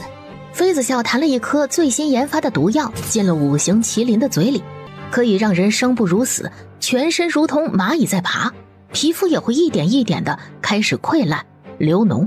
做完了这事，他才把虚无空间里的人放出来。天哪！5阶麒麟可是9阶超神兽，这主人太厉害了，竟然连5行麒麟也不是他的对手。要是他继续和主人缠斗，现在倒在地上喘粗气的就是他了。他不停地在地上翻滚，发出撕心裂肺的叫喊声，那声音含着超神兽的威压，却痛苦无比。那种痛苦他忍受不了了，意志力也变得越来越薄弱。主人，不敢了，我再也不敢了。主人，我愿意和你签订契约协议。本宫不需要，本宫缺契约兽吗？本座可是超神兽，你有这么厉害的魔兽吗？青龙。是，主子。青龙幻化出真身，乖乖地盘旋在妃子笑的旁边。没有比你厉害的魔兽，本宫的魔兽有上古4大魔兽之一的青龙，你有青龙厉害？什么？尊兽？那是尊兽本兽啊！尊兽竟然是这个小小人类的契约兽，上古尊兽可是奈飞的契约兽啊！难道这个人类是奈飞的转世？不对，一定是这样，要不然尊兽怎么可能被一个小小的人类契约啊？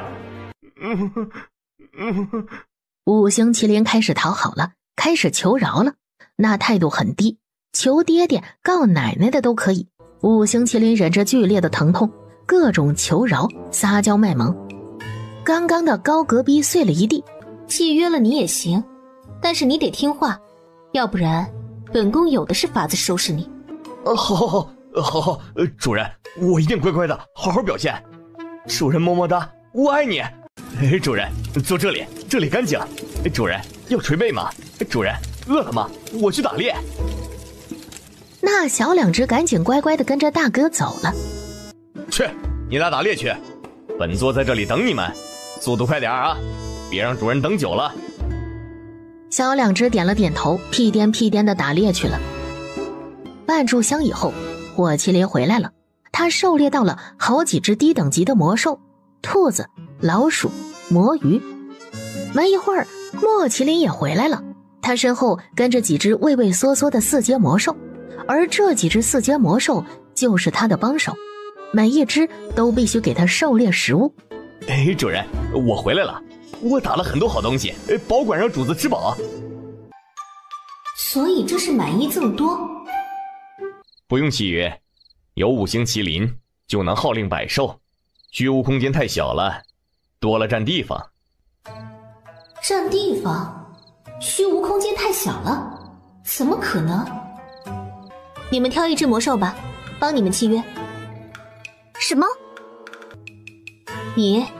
就你了，过来。你愿意成为他的契约兽吗？愿意呢，还是愿意呢？妃子笑二话不说，就帮小九和六阶魔狼建立了主仆契约。契约刚刚建成，天空就开始乌云密布，聚集在小九的头顶。这是契约了六阶魔兽遇到了契机，小九要立雷劫升阶了。南宫欣笑嘻嘻地走过去，选了一只6阶9尾银狐，魅惑的狐狸精他喜欢。小九找了一个离这个地方3里地的空地坐了下来，准备立劫升阶了。南宫欣带着他的契约兽一人一兽去护法了。你们也来选一只吧，选4阶魔兽差不多了，等级高了你们控不住。大姐姐，我们也可以有契约兽吗？可以吗？小文小武选了2只4阶魔兽，这一场选兽大典就结束了。风雨雷电他们不是也没有契约兽吗？还有黄老头、玄宗师、司徒云，他们也没有。要不一人送一只吧？妃子笑刚刚有这个想法，就让青龙幻化成飞船去接人。除了新皇司徒云走不开以外，竟然全部都来了。娘亲，宝宝，娘亲，洋洋想你了。都别动，还敢再动，打死他！御风叔叔，这风魔狼适合你，速度快，日行千里，火性。御雷叔叔是天虎不错，御电叔叔幻石龙很行，配你刚刚好。因为玉宇跟着司徒寒在安云国，所以没有来。小宝宝也给他挑了一只魔兽带回去，回头契约了就可以了。选好了魔兽以后，其余的魔兽小宝宝就让他退下了，各回各家，各找各妈，没事儿不要出现瞎蹦的。难道小宝宝会御兽，有御百兽的能力？早知道这样，我早点去讨好小主子了，指不定早就有契约兽了。我都存了好几年的月俸了，想要去黑市买一只契约兽，瞬间感觉自己暴富了呀，省下了好多银子。妃子笑等小宝宝把事情都安排妥当了，让那些魔兽离开了，赶紧把小宝宝叫到了身边，二话不说就开始给小宝宝把脉，里里外外的检查了一遍，没有任何的异样，这才放心下来。他是天生子，可以御百兽，不奇怪，只是这能力最近才觉醒。天生子御百兽，祖先百兽大军，天上飞的，地上跑的，水里游的，他都可以控制。水陆空都有魔兽大军，如果真的是发动战争，完全不需要一兵一卒就可以统一天下了，是这个意思吗？可是如果真的是那种情况，那就是生灵涂炭，毁了所有的生物链。百兽一出场，人还能活命吗？全军覆没，不会有一个活人。那么状况就是一统天下，守空城吗？这样的天下有什么意思？魔兽当道，没有人了。小宝宝的能力在一点一点的觉醒，万一被神界的人发现了呢？天道是不是就要处罚小宝宝？毕竟小宝宝的存在就是一个威胁，就是一个定时炸弹，指不定就生灵涂炭了，那就直接一刀切了，小宝宝就危险了。不行，不能这样。小宝宝是他和司徒寒的儿子，他们必须保护好他。以后不能用任何的特殊能力，娘亲只希望你成为一个普通人，好好的跟着皇帝哥哥学习技能。随后妃子笑让玉峰他们带着小宝宝回圣王朝了。等去了交易场以后，妃子笑就去安云国找司徒寒。妃子笑根本不知道，那对腹黑的叔侄已经在暗中教小宝宝帝王之术了。新皇司徒云日盼夜盼都在盼着退位，他可以成为帝师，但是绝对不是皇帝。这边天刚刚亮，妃子笑就带着小文小武离开了断魂森林。小九还在历劫，需要时间，所以小九和南宫欣就留下来。妃子笑去交易场拿出了一枚8级9转金丹。什么？竟然是8级丹药，还是9转金丹？这小姑娘是谁啊？竟然有9转金丹！妃子笑在一群人中选了出价最高的人，把9转金丹以9万两黄金的价格出卖了。第二日8级转生丹11万两黄金成交。第3日6级生机丹、洗髓丹，以6万两黄金出售。只是卖丹药，妃子笑日进斗金。第4日，严家家主严飞带人拦住了妃子笑，请他主仆3人去府上做客。我要是不去呢？没别的意思，就是想请姑娘叙叙旧，谈一谈合作的事宜。姑娘不去也得去。带走。干什么？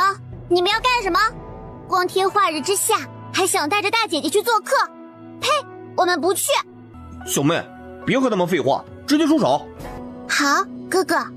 2人2兽二话不说就对几个冲上来的护卫动了手。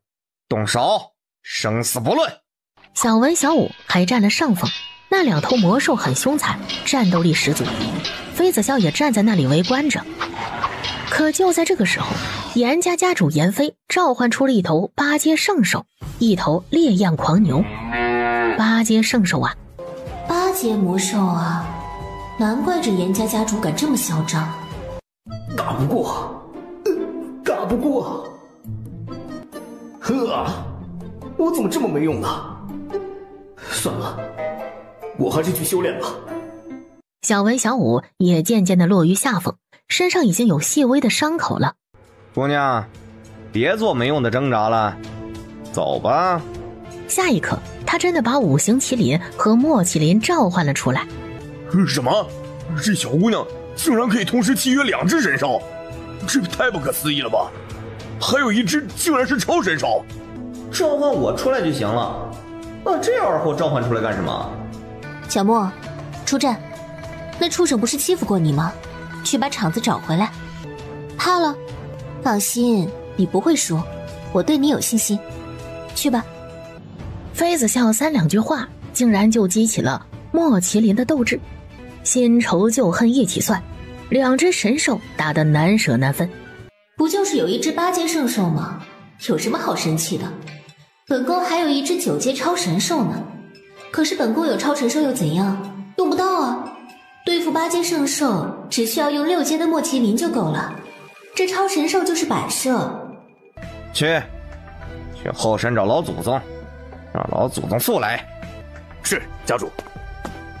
这话妃子笑也听到了。所以这严家是有后盾的，有超级强者作为后盾，难怪这么嚣张。找准弱点，避其锋芒。烈焰狂牛虽然是8阶圣兽，但是依旧有弱点。它身形庞大，转身没有你灵活，主要是用头顶的2个牛角攻击，而它的弱点在下半身，明白吗？只是墨麒麟速度快，不正面还击根本不会受伤。在烈焰狂牛飞奔过来的时候，墨麒麟只要飞身就能躲过去，然后攻击烈焰狂牛的腹部。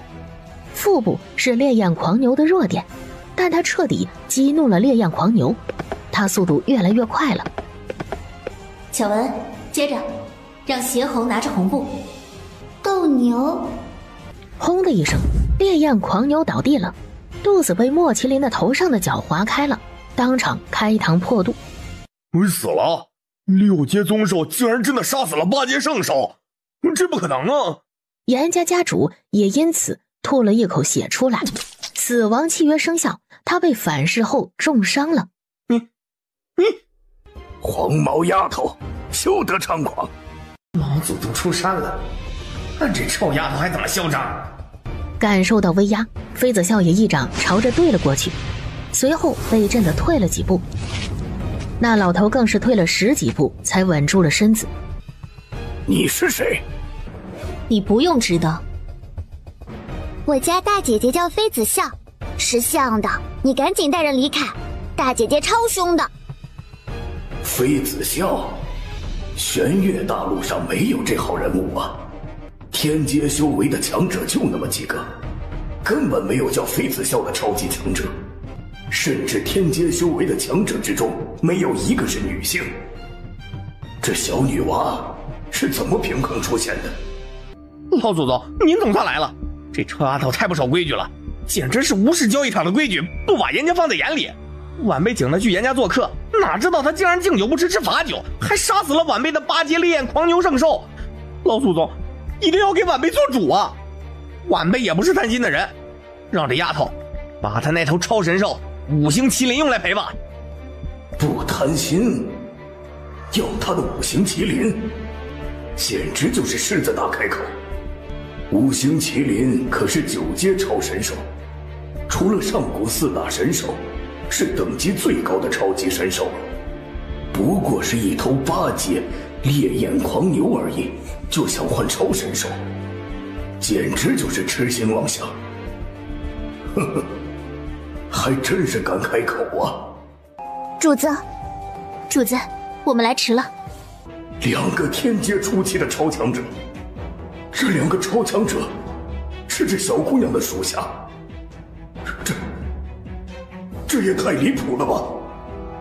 小姑娘的手下全是天阶超级强者，那这小姑娘的修为……放肆！飞姑娘是你能冒犯的吗？还不赶紧去给飞姑娘赔不是，求飞姑娘原谅！老夫让你在外行事，谨言慎行，勿忘初心。你是怎么做的？去，给飞小姐道歉。飞小姐要是不原谅你，严家就没有你这样的不孝子孙。家主之位你也别做了。怎么会这样？老祖宗为什么会让我道歉？这是哪一出啊？明明我才是被欺负的人呢！人家的脸面都因为这臭丫头被丢光了，老祖宗竟然还让我道歉！以后严家还怎么在这三不管地带立足啊？老祖宗真是闭关闭傻了，老糊涂吗？这不，道歉是不可能道歉的。要是道歉了，以后严家还怎么立足啊？老祖宗，这臭丫头坏了严家的规矩，必不能轻饶了她。既然如此，老夫就为严家除害。老祖宗，为什么会这样啊？老祖宗可是严家的老祖宗啊，竟然帮助外人。查一下，那白衣女子是何许人也？是尊主。主子，怎么了？别回头，在东南方有一个超级强者，他应该对我们没有恶意。走吧。这丫头警觉性挺高，有点意思。客栈里，公子介意奴家拼个桌吗？不同意，姑娘就会离开？不会。那姑娘慢用，再靠近，杀无赦。半炷香以后，魔尊收到了答案。妃子笑，司徒寒的王妃，有趣了啊！去，替本尊主传信给九王爷，笑笑，本尊主会替他照顾好的，让他安心收复安云国。是，尊主。当晚，魔尊就给严家去了拜帖，想要见妃子笑一面。要见我？身份暴露了，不应该啊！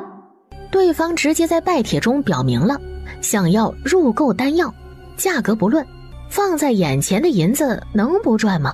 他已经和严家老祖宗谈妥了，他要在三不管地带开一家丹药楼，由严家管理，严家可以拿到1成的利润提成，就是合作。严家老祖宗很有魄力，一拍板就在原来利润的基础上让了1半的利益，并且把原本严家开设的兵器楼无条件的送给了妃子笑。妃子笑也不是那种让人吃亏的人，直接赠送了严家老祖宗一枚10级进阶丹。10级进阶丹，10级，以后丹药还打5折，这妃小姐难道是10级丹药师？当晚，严家老祖宗就下令，但凡是严家人都必须对妃小姐言听计从，见面如见老祖宗。妃子笑也让人回了那拜帖。3日后，九转丹楼见。九转丹楼，尊主，三不管地带没有九转丹楼。他说有，那就有。准备好贺礼，本尊主要去开业时朝贺。送点什么好呢？女儿家的喜好，本尊主还得研究一下。定情信物怎么也得贵重呢。3日后，九转丹楼在三不管地带开业了。魔尊让属下转达，来赴3日之约，小小礼物，望姑娘喜欢。小丫头开业贺礼，就不劳烦魔尊费心了。九王爷不是在安云国吗？怎么有空来啊？本尊不是托人告诉王爷了吗？不用着急回来。笑笑这儿由本尊照顾就行了。该死的，风清墨还让人捎口信了。要不是让玄武回九王府去送信，没有找到小丫头，又得知小丫头只身前往这三不管地带，这可是三不管地带，什么人都有。司徒涵曾经见过2个女人为了争抢风清墨大打出手，打了3天3夜，只为了和魔尊见一面。主人，收了神石，他是魔修，不是灵修。总之，他很危险。落将八仙将落在了九转丹楼的门前。吃醋了，生气了，看其他男人的时间太久了，所以等着毁灭吧。今晚，对，就是今晚，一定要好好的惩罚小丫头，竟然敢收风清墨的礼物，简直不像话。本王娘子的丹楼开业，魔尊大人亲临，本王怎么也得到位不是？本王家小丫头涉世未深，万一怠慢了魔尊，那就不好了。魔尊，请吧，本王亲自给你做向导。难道传言有假？司徒涵并没有把这个王妃放在心上？那甚好啊！多年不见九王爷了，没想到九王爷如此热情，是怕本尊向九王妃透露你当年的情史吗？放心，本尊没那般无聊。走吧。当年的情史，是和那什么谷主有一个7岁儿子的故事吗？哎呀，不管了，先赚银子再说。什么？可以去九转丹楼买丹药？只要有银子，高等级的丹药随便买。高等级那是多少级啊？6级吧？不对不对，应该有8级。那姑娘在交易场卖过8级丹药，她应该是一个8级丹药师。什么10级丹药？这三不管地带，严家很有威望，这消息是严家老祖宗传出来的，绝不会有错的。魔尊竟然来捧场了！等等，那姑娘身边的人是谁啊？九王爷，是九王爷司徒涵！天哪，这姑娘到底是什么身份？竟然认识这2位大佬！想要进九转丹楼买丹药，需要交5万两白银，成为九转丹楼的会员。会员即使不买丹药，离开时也可以带走1枚4级丹药。所以刚刚开门，门口登记的人就忙不过来了。魔尊来捧场，因为和司徒涵是旧识，九王爷大方地领着他进去，不交会费了。但是其他人就不一样了，必须交会费。各位，第1层是6级丹药，有需要的可以购买。那么介绍一下第2层，第2层是8级丹药，价格会比第1层的6级丹药贵很多，大家按需购买。第3层是10级丹药，数量不多，每日只供应3枚10级丹药，具体是何种丹药，需要看当日的柜台展出，大家可以持续关注一下。好了，简介就到这里，大家可以买各自所需的丹药了。2楼全是8级丹药，3楼竟然是10级丹药，是我听错了吗？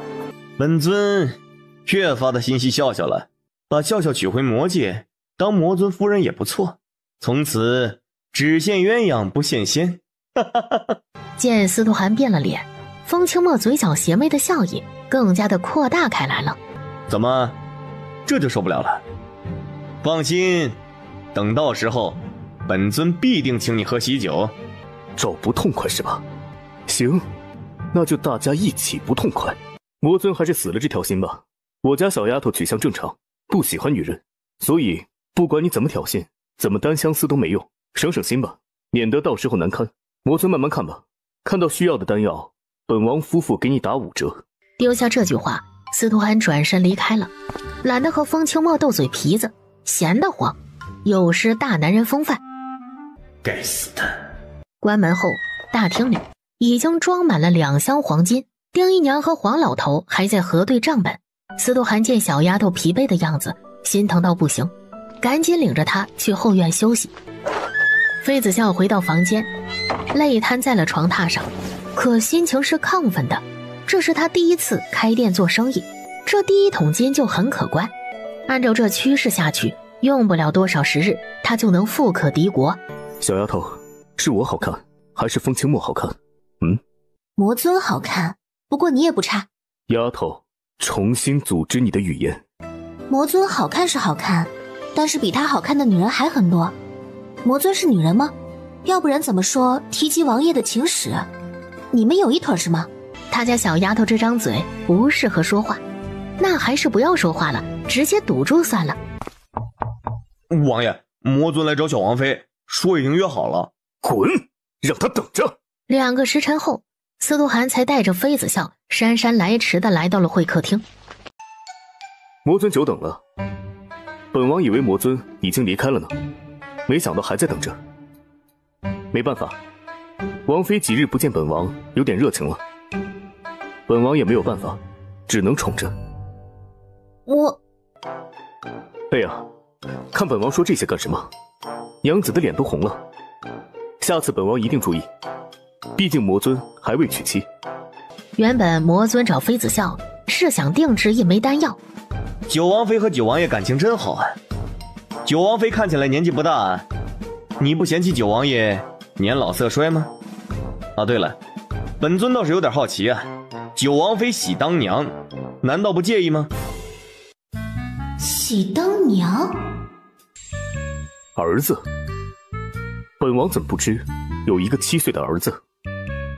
能和本王有子嗣，能替本王生孩子的，只有本王的王妃。魔尊还是不要拿这种子虚乌有的话来说笑，有点像是长舌妇。多年不见，魔尊越发的女性化了。笑笑，本尊对你一见钟情，他日你要是发现真相了，本尊在魔界等你，八抬大轿，明媒正娶，娶你过门。魔尊嘴角突然流出了一滴鲜血，空气中满是血腥的味道。九王爷一个飞身就来到妃子笑身边，抱着她，把她带离到了一边，远离了风清墨。起风了，只是这风阴冷无比。这是什么？丫头，别看。刹那间，魔尊大手一挥，飞出了窗外。丫头，本尊改日再来拜访。魔尊的敌人，魔界的人。第2日，妖族的人，所以魔尊的敌人是妖族。魔界和妖界势不两立，不分伯仲，都想吞噬了对方称霸。而昨晚妖族的人算准了魔尊旧疾复发，所以强势来袭。2日后，妃子笑和司徒寒分道扬镳了。妃子笑把空间里的粮食和其他物资让司徒寒带到安云国去，并且约定7日后妃子笑筹够物资就去安云国找九王爷。笑笑是在担心本尊的伤，原来不是本尊一厢情愿呢。银货2器，出诊费20万两黄金。成交。回到九王府，妃子笑就把魔尊带到了炼丹楼，看着断了的金针，妃子笑眼底满是诧异。这魔尊体内的毒素竟然比当初司徒寒中的9转奇毒还厉害几分，能融化金针。笑笑，本尊是不是病入膏肓，没多少时日了？要不你就帮本尊完成一个夙愿吧，做本尊几日的娘子。你看本尊对你真是一往情深呢。只见妃子笑眯了眯眼，手里的金针飞转，直接朝着魔尊的一个穴道刺下去。疼！笑笑，你是要谋杀亲夫吗？又是连续几根金针刺了下去，疼得风清墨额头瞬间盛满了汗水。金针扎下去，妃子笑直接退到了一边，在一旁的桌子上坐下来，慢条斯理的倒了一口茶，浅浅淡淡的喝了起来。而此时风清墨已经不能动弹了，承受着那非人之痛。痛，真的好疼啊！怎么会这样？别动，越动越疼。胳膊不想要了吗？能挨是不是？那就多挨几个时辰，毕竟出来混总是要还的，嘴欠也是要被收拾的。妃子笑做了半炷香的时辰，把黄老头叫了进来。你看着他，1个时辰以后再拔针。好。妃子笑离开以后，黄老头才靠近风清墨，观察那针法，以为师父又发明了一套全新的针法，想要偷师学艺。这魔尊是惹到小王妃了吧？要不然小王妃怎么会惩罚他呀？这套针法不是在治病，也不是在疗伤，而是在惩罚人。10大酷刑中就有这么一套针法，可以让人生不如死，生无可恋。这不愧是魔尊，竟然没吭一声，也没叫疼，脸色依旧是一副云淡风轻的样子。难怪魔尊能成为九王爷的对手。不过纵然魔尊厉害，惹了小王妃同样要付出代价。小王妃可不是那么好惹的人呐。过了半个时辰，风清墨见黄药神好几次欲言又止，他察觉到了不对劲儿。风清墨气得自己伸手拔掉了那些金针。该死的妃子笑，竟然戏耍本魔尊，简直是不想活了。风清墨气冲冲的出了炼丹楼，想要找妃子笑算账。该死的竟然不是解毒，让他活生生的受了1-2个时辰的罪。可是当风清墨走到门口的时候，突然就顿住了脚步。好好，果然是本尊喜欢的笑笑，够毒了，够狠。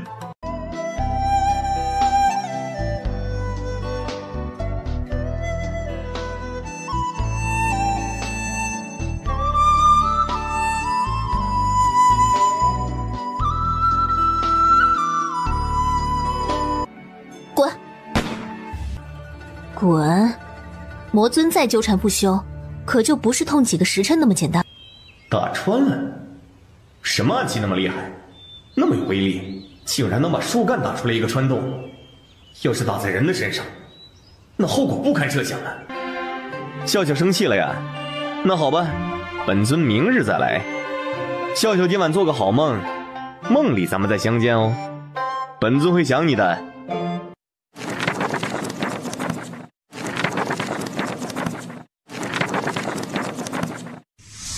晚上，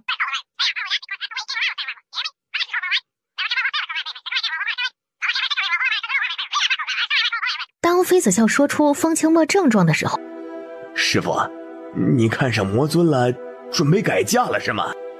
好女怕缠，魔尊和九王爷都可以，徒儿尊重你的意见。师傅，你真准备给魔尊解毒，卷进魔界的纷争？询问了一番才知道，魔尊体内的毒是妖族特有的毒素，如果解开了魔尊体内的毒素，那就预示着和妖族为敌。难怪当时他狮子大开口，魔尊一口就答应了。老狐狸搞清楚了这事，妃子笑又去翻了一下关于妖族的记载。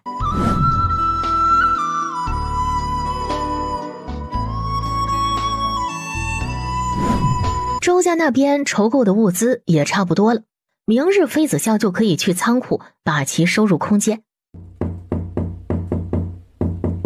麻烦通知一下九王妃，妾身带着小世子来请安。小姐，小姐醒一醒，小姐不好了，不好了，大事不妙了！发生什么事儿了？慌慌张张的，说吧，到底什么事儿？小蝶，你来说。小姐，九王爷的妾室带着孩子找上门了，看那孩子应该有6、7岁的样子，王爷骗了你。王爷就是一个大骗子，彻头彻尾的大骗子，说什么只对小姐好，都是骗小姐的。他早就和其他女人生孩子了。司徒涵养在外面的小妾，他们还有儿子，是7岁吗？真如额姬所说，司徒涵和那什么谷主有一个儿子。哼，男人真是天下乌鸦一般黑，司徒涵也不过如此。什么弱水3千只取一瓢，一生一世一双人，在九王府确实是一生一世一双人，但是在外面也可以和其他女子一生一世一双人，总不能在床榻上有2双人吧？小姐，见那妾室吗？咱们得拿出正妃的气势来，给那妾室一个下马威，让她知道九王府是王妃说了算，以后老老实实的可以有口饭吃，要是不老实作妖，那就直接休了吧。小姐，先去看看怎么回事吧，万一事情不是这样的呢？您要相信九王爷。清水出芙蓉，和司徒涵暗度陈仓的女子果然不一般。妾身水芙蓉给王妃姐姐请安，念涵，这就是你的母妃。本王妃从未给王爷纳妾，何来什么妾室？混乱皇家血脉，此乃大罪。小九、星儿，把其押入大牢，等本王妃查明真相再处置。姐姐这是恼羞成怒了，不管姐姐接不接受妹妹和小世子，这都已经是存在的事实了。姐姐不应该生气才对。世人将怎么看待姐姐？九王府的九王妃是一个妒妇、恶毒的女人，容不下一个妾室。妹妹劝姐姐还是三思而后行，别做后悔的事情。你是在教本宫做事？这还来路不明呢，就上纲上线了。要是真进了九王府的大门，那不得家宅难安啊！小九、星儿，动手。是，王妃。该死的，这货平日里天天在安云国和九王府之间徘徊，怎么到了关键时刻就不见踪影了呢？这大兄弟怎么还不来呀？再不来，九王爷就要被九王妃休夫了。一封休书让王爷滚蛋了呀！这。我不曾爱过你，我自己骗自己，已经给你写了信，又被我丢进海里。我不曾爱过你，我自己骗自己。怎么办？这大兄弟怎么关键时刻掉链子了呢？哎呀！过了半炷香的时间，怎么回事啊？难道九王爷大势已去？算了，分家产得了。哎，如果九王爷被小王妃赶出家门，你跟谁啊？跟着九王爷还是小王妃啊？你怎么选啊？玉雷狠狠地白了一眼玉峰。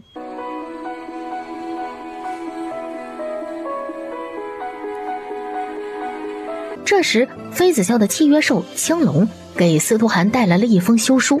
念：凡是夫妇之姻，前世3生结缘，始配今生之夫妇。若结缘不合，必是冤家。故来相对，既以2心不同，难归一意。快汇集诸亲，各还本道。愿夫君相离之后，重回沙场，名扬立万，巧成巍峨之姿，选聘窈窕淑女之主。结怨世结，更莫相赠。一别两宽，各生欢喜。九王爷生气了，一别两宽，各自生欢。再结佳偶，娶窈窕淑女。好，很好，好一个各自生欢，再结佳偶。妃子笑移情别恋了吧？让我猜猜是谁？魔尊？风轻狂？这是要改名字叫疯狂王了吧？其他的男人恐怕入不了小丫头的眼，也只有风清墨这样的男人才有一点点胜算。该死的风清墨！行，夺妻之恨不共戴天，妃子笑他敢。他要是敢移情别恋，打断他的腿，让他在床榻上躺一辈子，大不了哪里也不去，就在九王府伺候他一辈子，给小丫头当牛做马。司徒涵冷着一张脸上了飞船。哎，这年头做契约兽也难呢，特别是做强者的契约兽。半炷香的时辰就到了九王府了。王爷，主人正在气头上，您别惹他。您先去地牢安顿好小世子和侍妾吧。侍妾？小世子？莫名其妙，我哪来什么侍妾？小世子被关在九王府的地牢，怎么可能？青龙在低气压下赶紧把发生在九王府的事情娓娓道来。百毒谷，水芙蓉，好，很好，好样的！既然如此，百毒谷也没有存在的必要了，灭，一个不留。是，主子。王爷，留步！主子说了，狗与王爷不能进。司徒涵坐飞船回来了，回来干什么？没想到九王妃竟然是这般不懂事，不会相夫教子的人，简直就是妒妇。唉，九王爷真是倒霉，不过是养了一个小妾罢了，竟然闹得整个九王府鸡犬不宁。魔尊，风清墨，王爷，滚！司徒寒威压释放，小九和南宫欣如果再执迷不悟地拦着他，司徒寒必定要动手了。王爷，大小姐还在气头上，您哄哄她。魔尊大人才进去片刻。谢了。丫头，陪客人喝酒这种事还是为夫来，你尽兴就好。魔尊以后想要来九王府做客，派人通知本王一声，本王怕王妃招待不周，怠慢了客人。妃子笑睡着了。哟，什么时候杀遍3界的男人这般的体贴入微，洗手做羹汤了？司徒寒，你这般骗笑笑有意思吗？魔尊闲事管得太多了，你魔界的事情处理好了，救急痊愈了。司徒寒，你和妖王达成协议，联手封印本尊这仇，本尊时刻谨记，不敢忘。所以你就等着笑笑离开你，跟本尊回魔界吧。你最好好好给笑笑解释水芙蓉和那畜生的事儿，祝你被赶出九王府。该死的，是风清墨！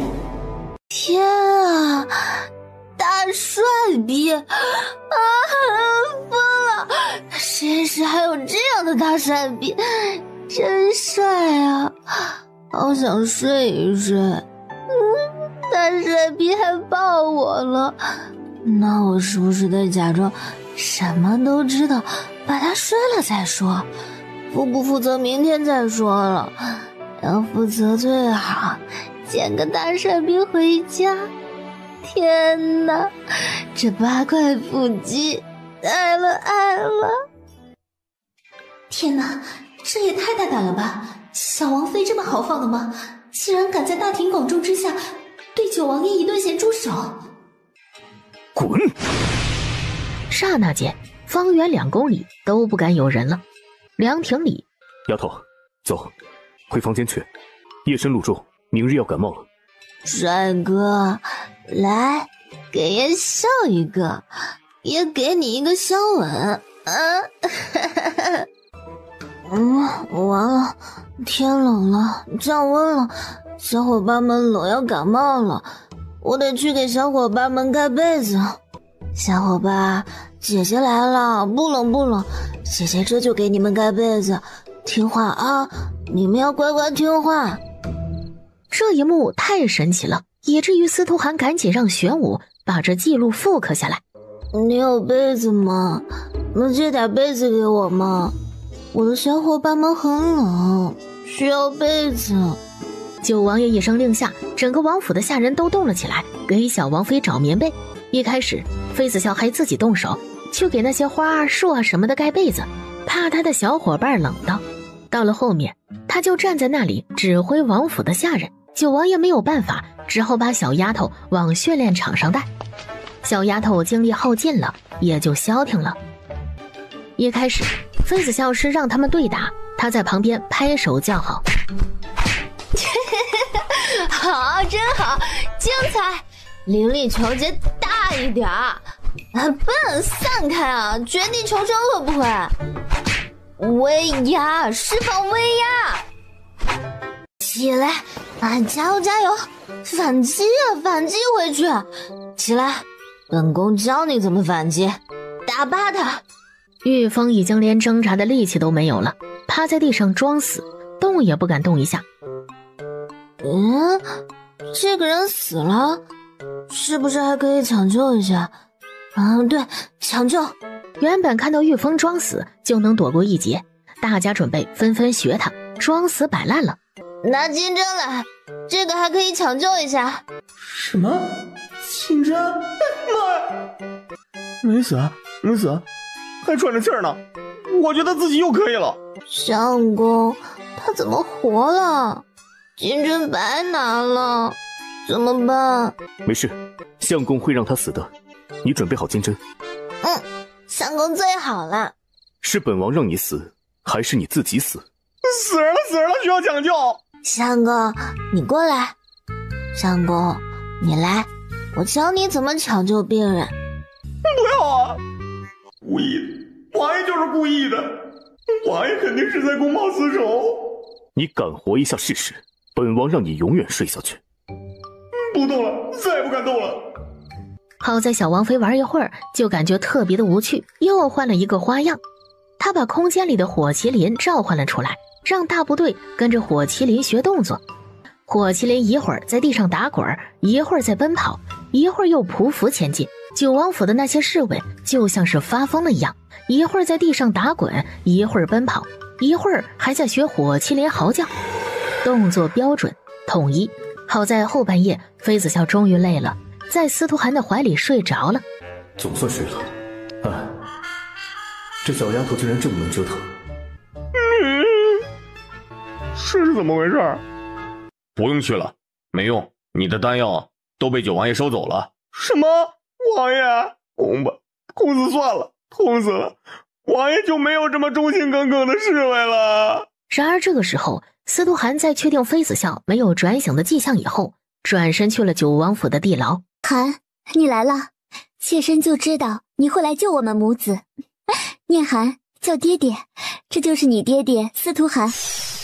娘亲，娘亲你怎么样啊？娘亲，你不是我爹爹，爹爹不会伤娘亲，你是坏人，你是坏人，我不要叫他爹爹。不可能啊，绝对不可能！我和水芙蓉之间什么也没有发生过，此时在地牢，是我跟他离得最近的一次，我们之间怎么可能有孩子呢？再是这个孩子，说，这个孩子是谁的？涵，虽然妾身负了我和宝宝，但是妾身依旧欣喜王爷能死在王爷手上，妾身心甘情愿，还请王爷和王妃善待妾身孩儿。这该死的女人，可以，真的可以。等真相大白那天，他必定要把这女人碎尸万段。你干什么？你放开我娘亲，放开！坏蛋，你就是大坏蛋，咬死你！我要咬死你！王爷，妾身就知道你舍不得杀妾身，一日夫妻百日恩，妾身好歹为王爷生了一个世子，王爷看在世子的份上，也会宽待妾身的，不是吗？丫头，难道你看不出来他在演戏吗？本王真的和他没有任何的关系，天地可见。至于这孩子，本王更不知道是怎么回事，你相信我。司徒涵在解释，风清墨这阴损的招数，真是釜底抽薪，伤筋动骨。把那孩子带出来，至于他，继续待地牢吧。那是个孩子，不是东西，怎么能有你呢？开始吧，就按照你的方法，滴血验亲，验一验。好。随即，黄老头走过去，取了一点那孩子指尖上的血，溶于特制的水之中。王爷，请办。那两滴原本在碗里还有一点距离的血液，却以肉眼可见的速度靠近了，然后融合在了一起。怎么会这样？不应该啊！这是怎么一回事啊？怎么又融合了？难道小王妃是这个小男孩的亲生娘亲？不可能，按照小男孩的年纪推算，小王妃不可能是他的娘亲。那时候小王妃还没有笄礼呢。再说了，那时候小王妃还是丞相府的嫡出大小姐，要是有作风问题，早就进猪笼了。所以，这滴血认亲不靠谱。妃子笑看了一眼晕过去的孩子，让黄老头把他叫醒，再让厨房给孩子弄点食物过来。回到房间，妃子笑也没有理会司徒涵，直接上床榻睡觉了。这是要将冷战进行到底了。拿开，干什么？睡觉。司徒涵更加的死皮赖脸了，把不要脸男人的本性发挥得淋漓尽致。妃子笑挪开一个位置，他也靠近一点，挪开他就靠近一点，两个人别扭到了极点。丫头，再躲就掉下去了。丫头，你再乱动，两个人都要掉下去了。丫头还生气呢？其实你心里知道真相的，对不对？就是想要撒娇折磨一下相公，是因为几日未见想相公了。骚气。没有什么是睡一觉不能解决的事情，睡一觉不行，那就两觉。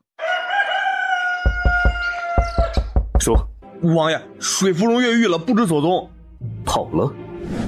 风清墨，该死的！查，挖地3尺，把风清墨和水芙蓉给本王找出来。是王爷。真的是魔尊太闲了，估计是魔界平静太久，以至于他竟然有心在儿女情长。那么，就让魔界乱上一乱了。丢出去！暗处的人出现，就准备把那个小男孩带出去，却被妃子笑制止了。听说水芙蓉潜逃了是吗？把他留下了，这是把儿子送我们养了吗？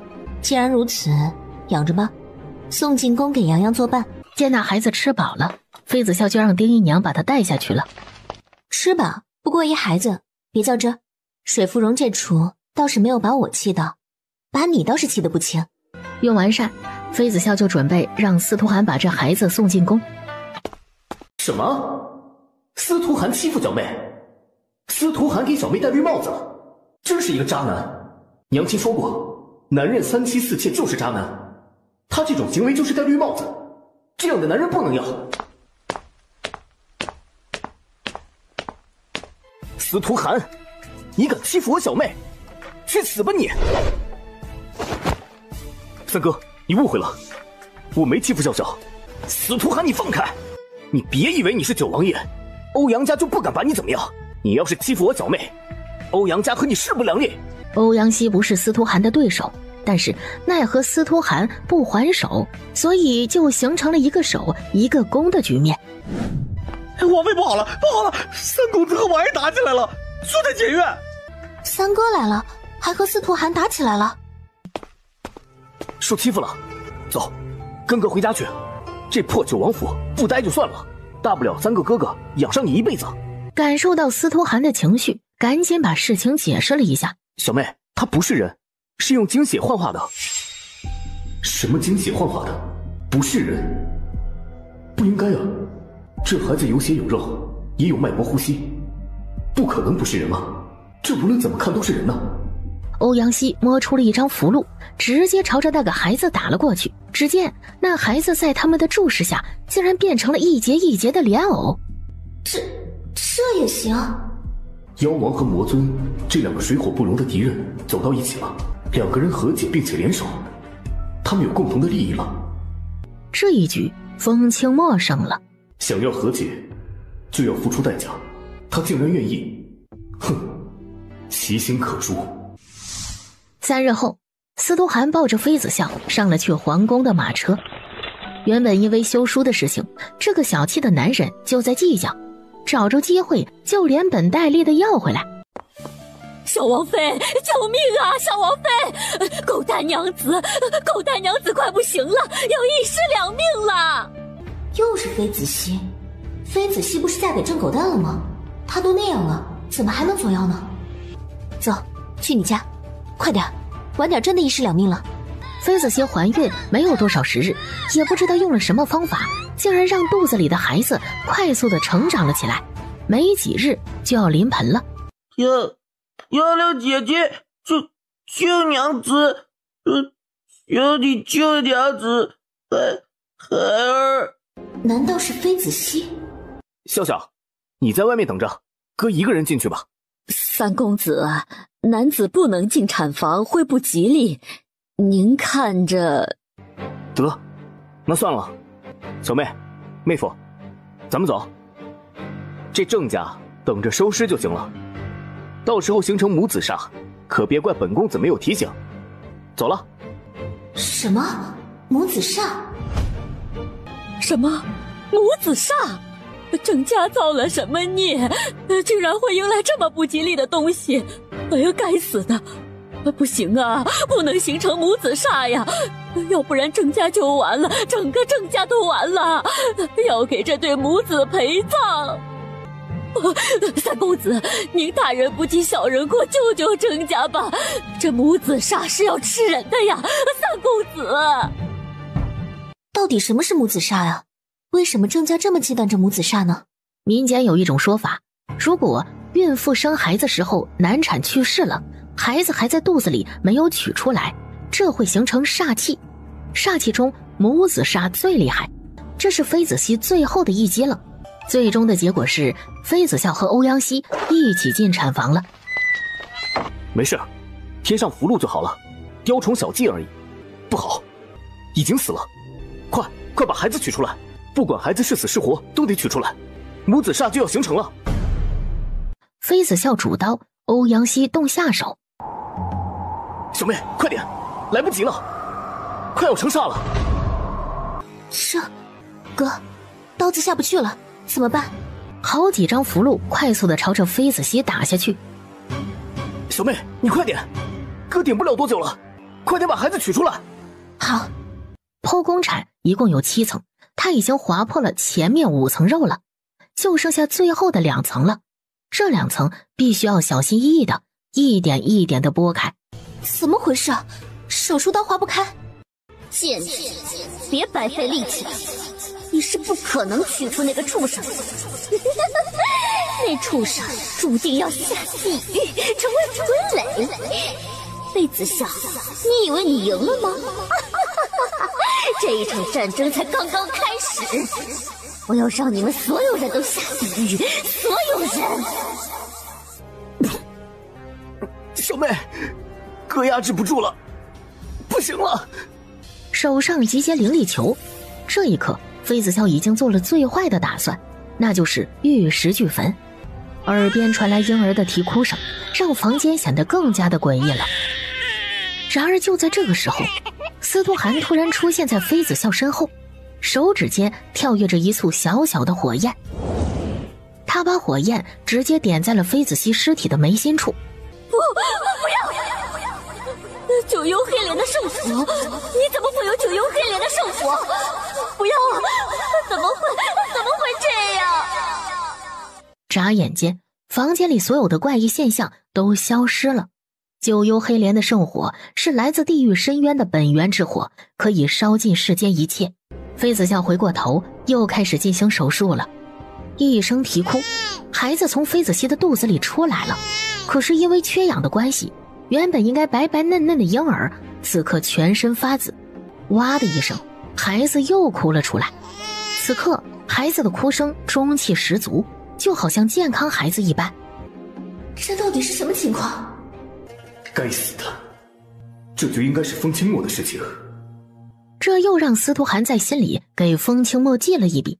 确定小丫头没有危险以后，司徒涵赶紧从房间里出来，甚至用了好几遍清洁术，还是感觉浑身不舒服。这个时候，妃子笑已经抱着婴儿出来了。郑家的人赶紧迎了上去。郑三娘接过孩子，扑通一声跪下来道谢。妃子笑也给郑三娘说清楚了，这个孩子因为在肚子里缺氧的时间太长了，到底能不能健康的活下去还是一个未知数。即使活下去了，脑子正常不正常也不好说。怎么会这样？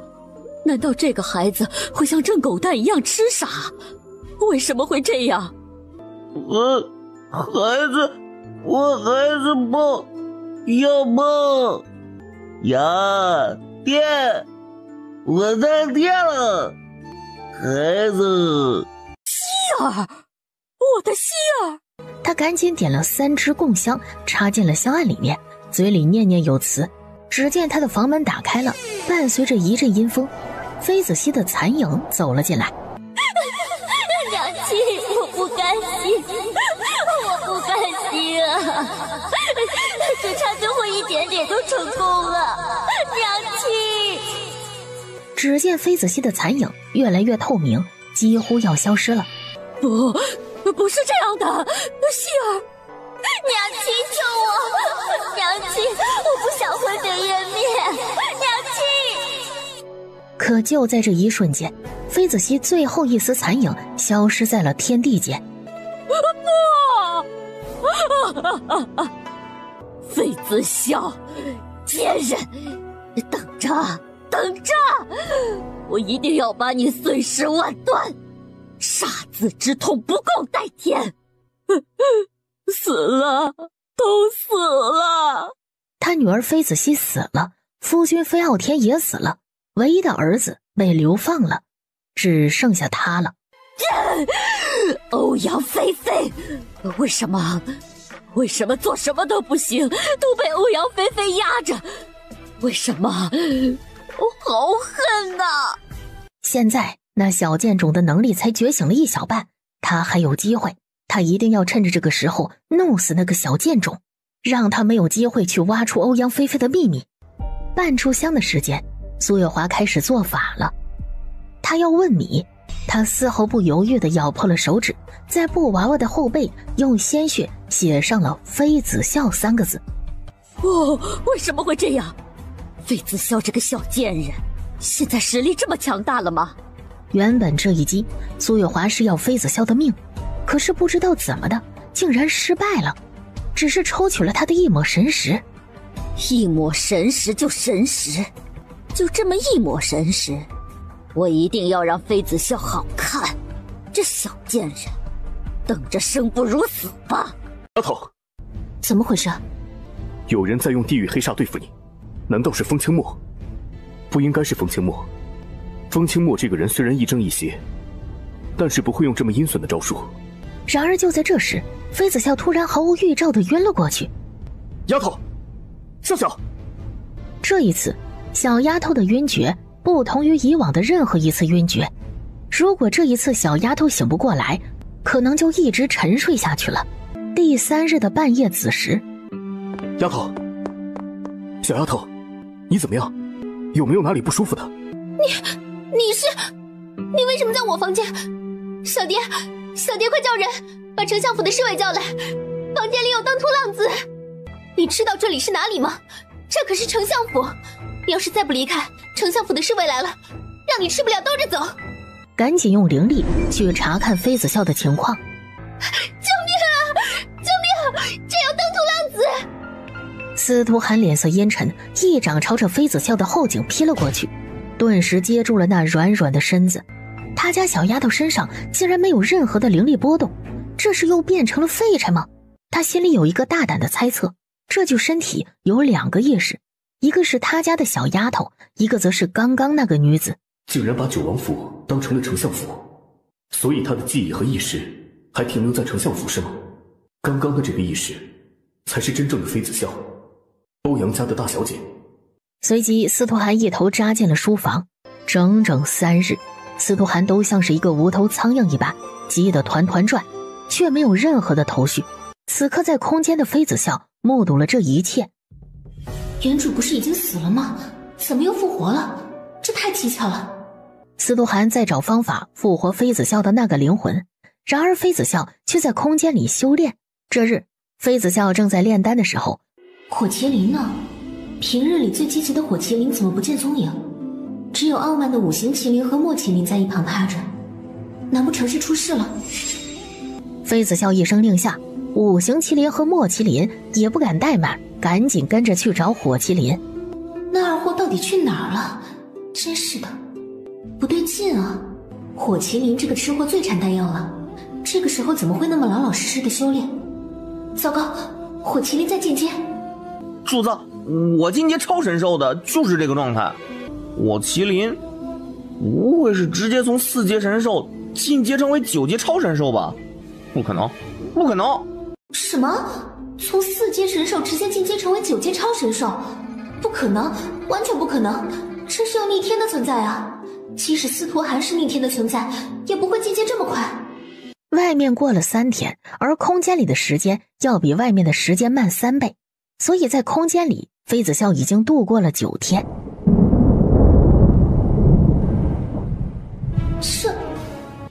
这天道真是无处不在。妃子笑在空间里的日子倒是很充实，随遇而安，可却苦了空间外面的人。又是和魔界有关，这让司徒寒不得不联想到魔尊风清墨。不管是不是魔尊在搞鬼，这魔界他势必要走一遭。魔界，您是您啊！让开！司徒寒直接抱着妃子笑进了风清墨的寝宫。司徒寒闯魔界，是来找我算账的吗？哼，几百年过去了，司徒寒的心眼还是那么小啊，不过是开了一个玩笑而已，就记恨上了。这是要秋后算账啊！如果他和笑笑的感情这般的经不起考验，那就趁早放弃算了。这样的男人也不值得笑笑爱。笑笑最好是移情别恋，到时候我俩只羡鸳鸯不羡仙呢，多好。哟，九王爷稀客呀，这是亲自送笑笑出嫁吗？三尊不用担心，本尊会对笑笑好的，毕竟本尊至今为止只对笑笑一个人动心过，本尊还等着和笑笑过神仙眷侣的生活呢。一言不合就开打，一时之间两个人打得难舍难分。司徒寒厉害，但是风清墨也不是吃素的，这一战打了整整3天3夜，整个魔界生灵涂炭。最后一击，风清墨被击落，一口血吐了出来。本尊要不是有救急，你以为你能取胜？司徒寒，你还不是不敢把本尊怎样？你就不怕本尊鱼死网破，拉着整个魔界和你同归于尽吗？3界大乱，以你现在的情况，你还能封印一次本尊吗？有何不可？要试一试。三尊不顾身份擅闯魔界，难道就是为了和本尊唠家常？要不本尊摆一桌，咱们再对影成3人。不用，今日来是想请你帮忙。什么？帮忙？九王爷竟然会说出帮忙的话来，并且是以这样傲慢的态度，他这是请人帮忙吗？闯魔界一言不合就出手，这哪是求人的态度啊？这根本就是个祖宗，好吧？半炷香后，司徒寒抱着妃子笑，跟着风清墨来到了魔窟。这就是风清墨的老巢了，难怪大战的时候，魔尊受重伤后，无数天兵天将都没有找到他的踪影，原来是躲在这个暗无天日的地方了。当风清墨查看妃子笑的情况后，神色异常的凝重。问了司徒寒几个问题后，他脸色越发的不好了，随即就让司徒寒抱着妃子笑跟着他走。万魔之坑，顾名思义，就是坑里全都是魔鬼，各式各样。只要从铁索桥上走过，万魔之坑里的魔鬼手伸出手来握住脚踝，一个不小心就被拖下万魔之坑了。想要本尊救他可以，只要你抱着笑笑从这铁索桥走过去，本尊就算是丢了性命也会救笑笑的。你敢吗？敢赌吗？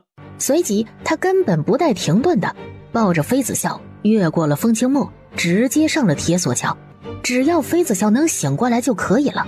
再走50步就到了万魔之坑的中心了，脚下是万恶之源的恶魔，想全身而退真的不可能。确定要过去吗？知道失言的后果吗？你要敢失言，救不回他。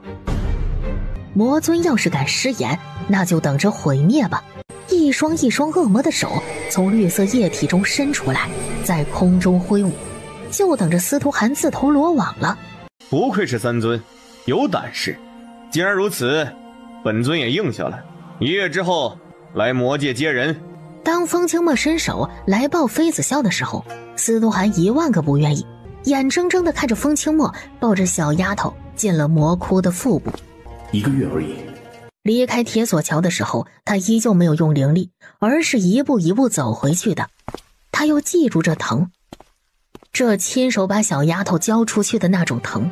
司徒寒出了魔窟后没有离开，而是直接守在了魔界的入口。然而这个时候，在暗处的苏月华继续在做法，就是他用古老的禁忌之术在给妃子笑施法，在他阴差阳错下，竟然把那身体里的原主唤醒了。魔窟里，直接说你要做什么，本尊没那么多精力去猜。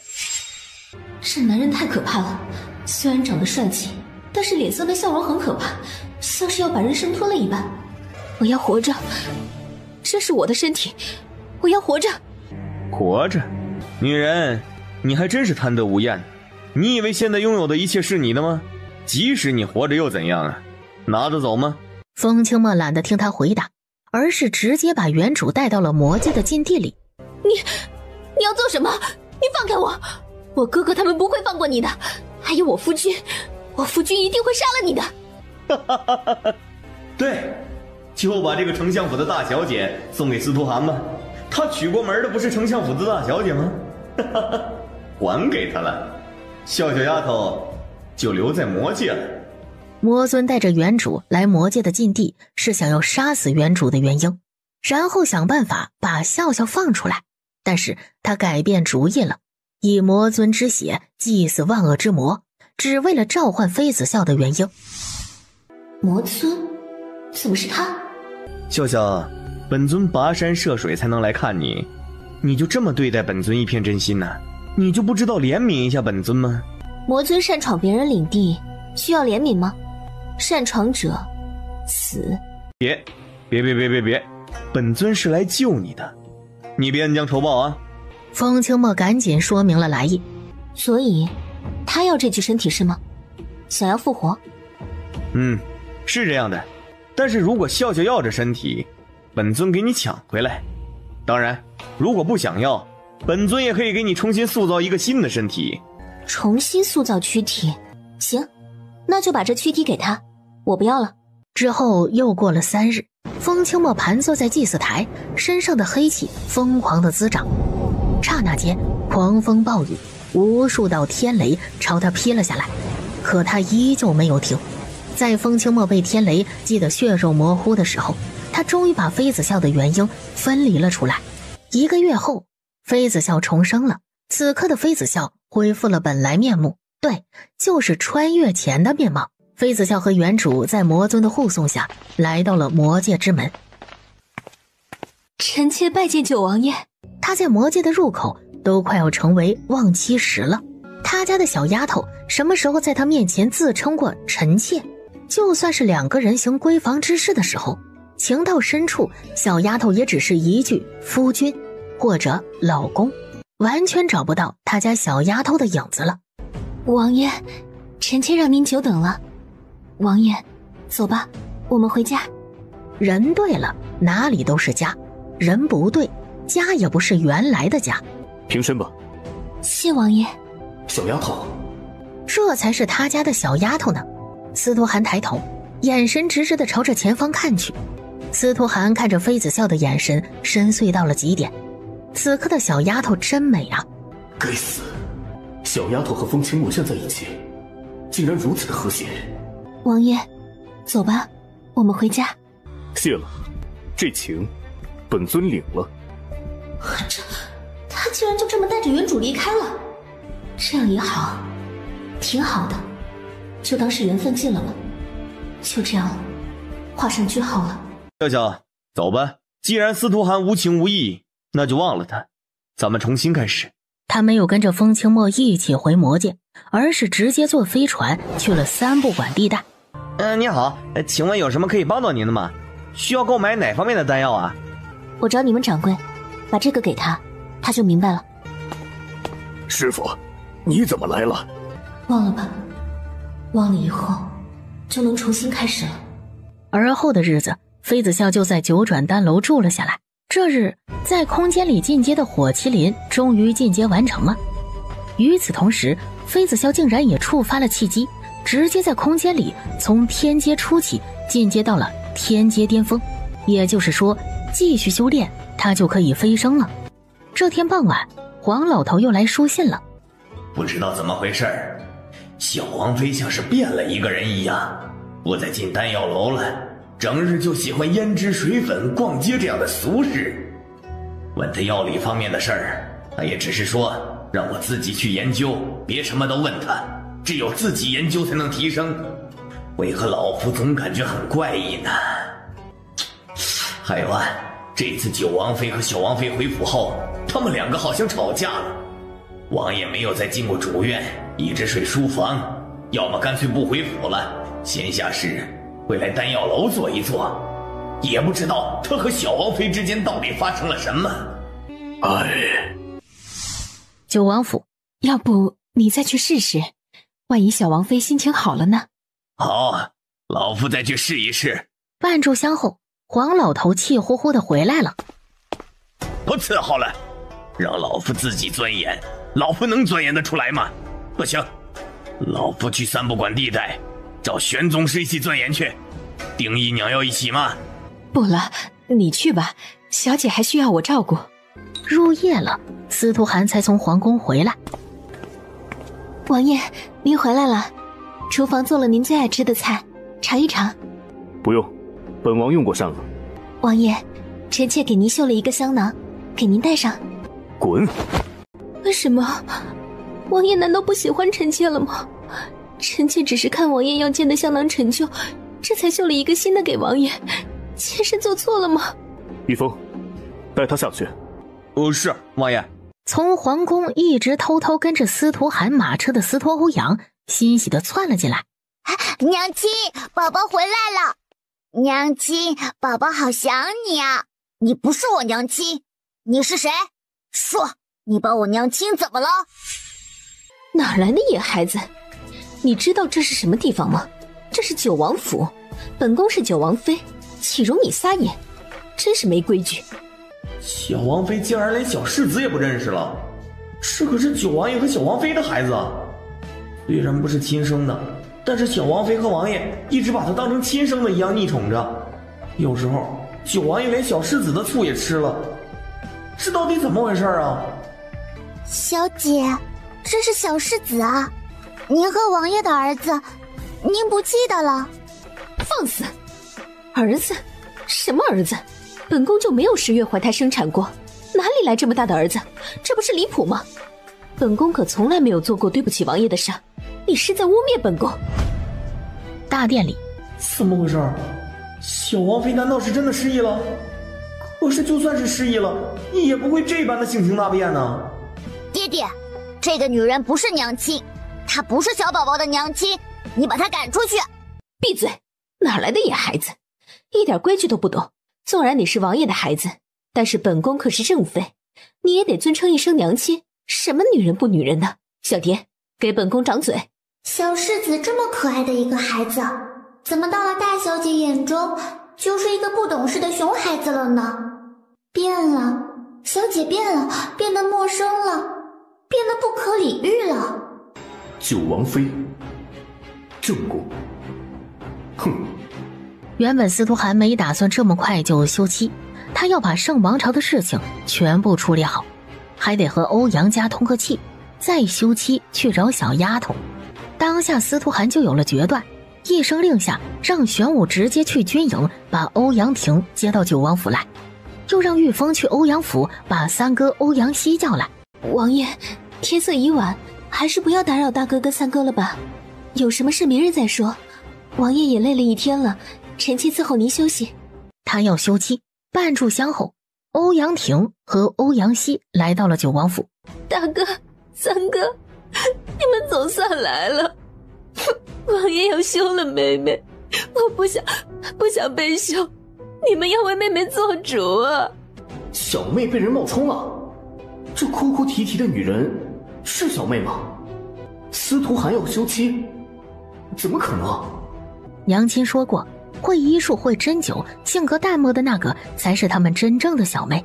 如果有一天小妹性情大变，证明他们真正的小妹回来了，小妹历劫就结束了。两人带着一哭二闹三上吊的原主回了欧阳府。果然，这两人知道点什么。回到欧阳府，大将军让下人把原主安排进了客房，而不是原本妃子笑的那个房间。欧阳府的书房。大哥，这什么情况？娘亲以前没说过这种情况啊，怎么这个又回来了？咱们真正的小妹呢？去哪里了？不会是又被封印沉睡了吧？等，保护好这躯体，等小妹回来。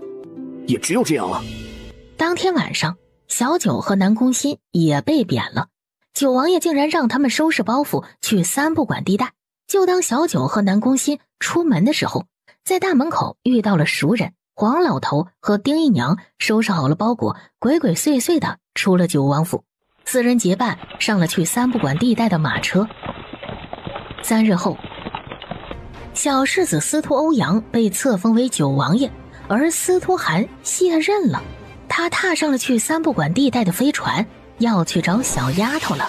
今日是他饭店开张的日子，店里有一面墙写着打油诗：红伞伞白干干，吃完一起糖板板，糖板板埋山山，亲朋都来吃饭饭，饭饭里有红伞伞，吃完全村都埋山山，来年长满红伞伞。一早上过去了，火锅店竟然没有一个客官。没事，慢慢来。九转丹楼开业的时候已经经验过了，咱们这次慢慢来。太阳快落山了，依旧没有一个客官进来。小姐，我去一趟丹楼，你看着点店铺。好。杨华拿着这几日他手绘的优惠券进了九转丹楼，只要是进九转丹楼买丹药的客人，他就会走上去送一张优惠券。火锅店和丹楼都是小姐的产业，希望大家能捧场，所以在丹药楼拿到优惠券的客人买好丹药就会赶紧去火锅店那边。美味，没想到这东西居然这么美味好吃啊！您好，请问您想买点什么类型的丹药？您有会员吗？咱们这儿实行会员制度。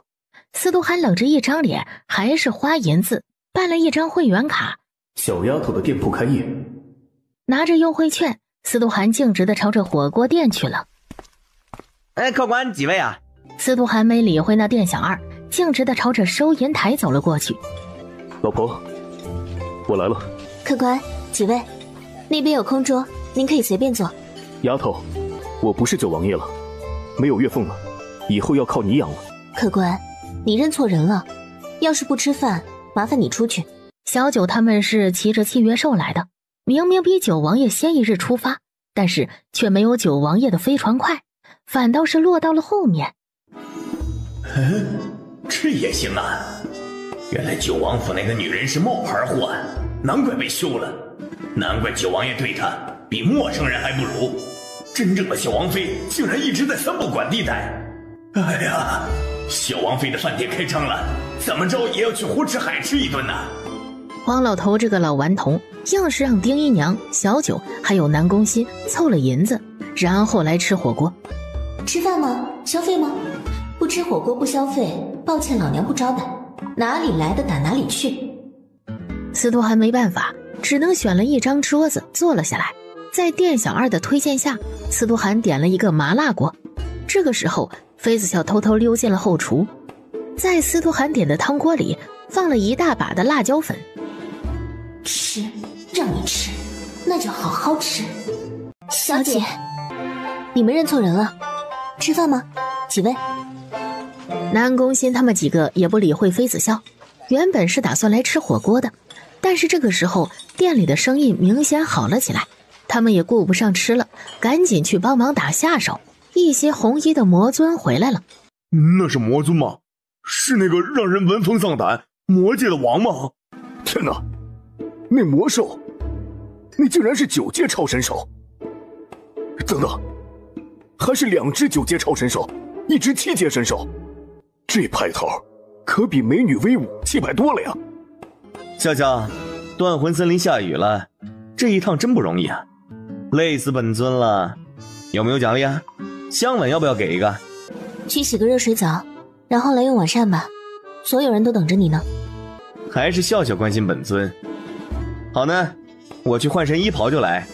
难怪了，原来是九王爷啊。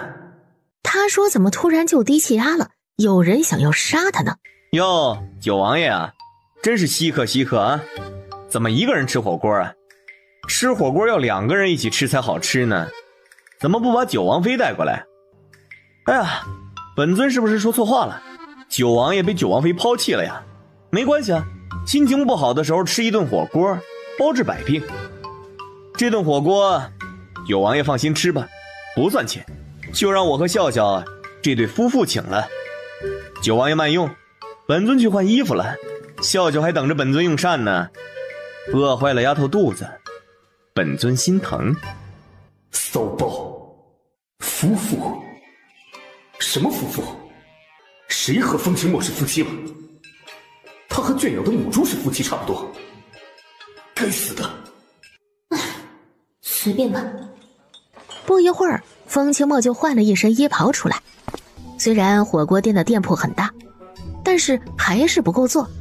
没办法，到了夜深的时候，依旧还有客官进来，可所有的食材都卖空了，只能明日再来了。就连妃子笑他们自己吃的那一桌也卖了出去了。夜深了，火锅店打烊了，他们终于有时间用膳了，大家一起吃火锅。两位，今日多谢了，这是2枚9转丹药，小小心意，2位收下吧。小庙容不下大佛，2位明日不用来了。哼，解气？什么夫妇？哼，有妄想症吧？狠心绝情的丫头。就在风清墨郁闷的时候，司徒寒收起了桌上的丹药，笑嘻嘻的起身离开了。玉峰，定客栈。魔尊，走吧，咱们继续一醉方休。于是风清墨和司徒寒换到了客栈，秉烛夜谈。风清墨哪里知道，他喝的酒已经被司徒寒放了100日醉，普通人喝了这酒，最少也要醉100日。像魔尊这种修为高的强者，醉3、5日应该可以吧？等他一觉醒过来，他和小丫头已经和好如初了，完美。2个时辰后，风清墨醉得趴倒在了桌上。3更天，司徒寒从客栈飞身出来，径直地朝着9转丹楼去了，目标很明确，爬墙。该死的司徒寒！那日在魔界的时候，妃子笑就下定了决心，要和司徒寒一刀两断，从此真正的各自生欢了。哪知道司徒寒一出现，他那些努力白费了，金针飞转，直接朝着窗外射了出去。滚！不解气，妃子笑又对着窗外补了几枪，那暗器直接打在了九王爷的肩膀上，发出一声闷哼。击中了？怎么就中枪了？这……丫头，当日在魔界，为夫不是故意的，只是这件事情太过于复杂，为夫需要时间处理。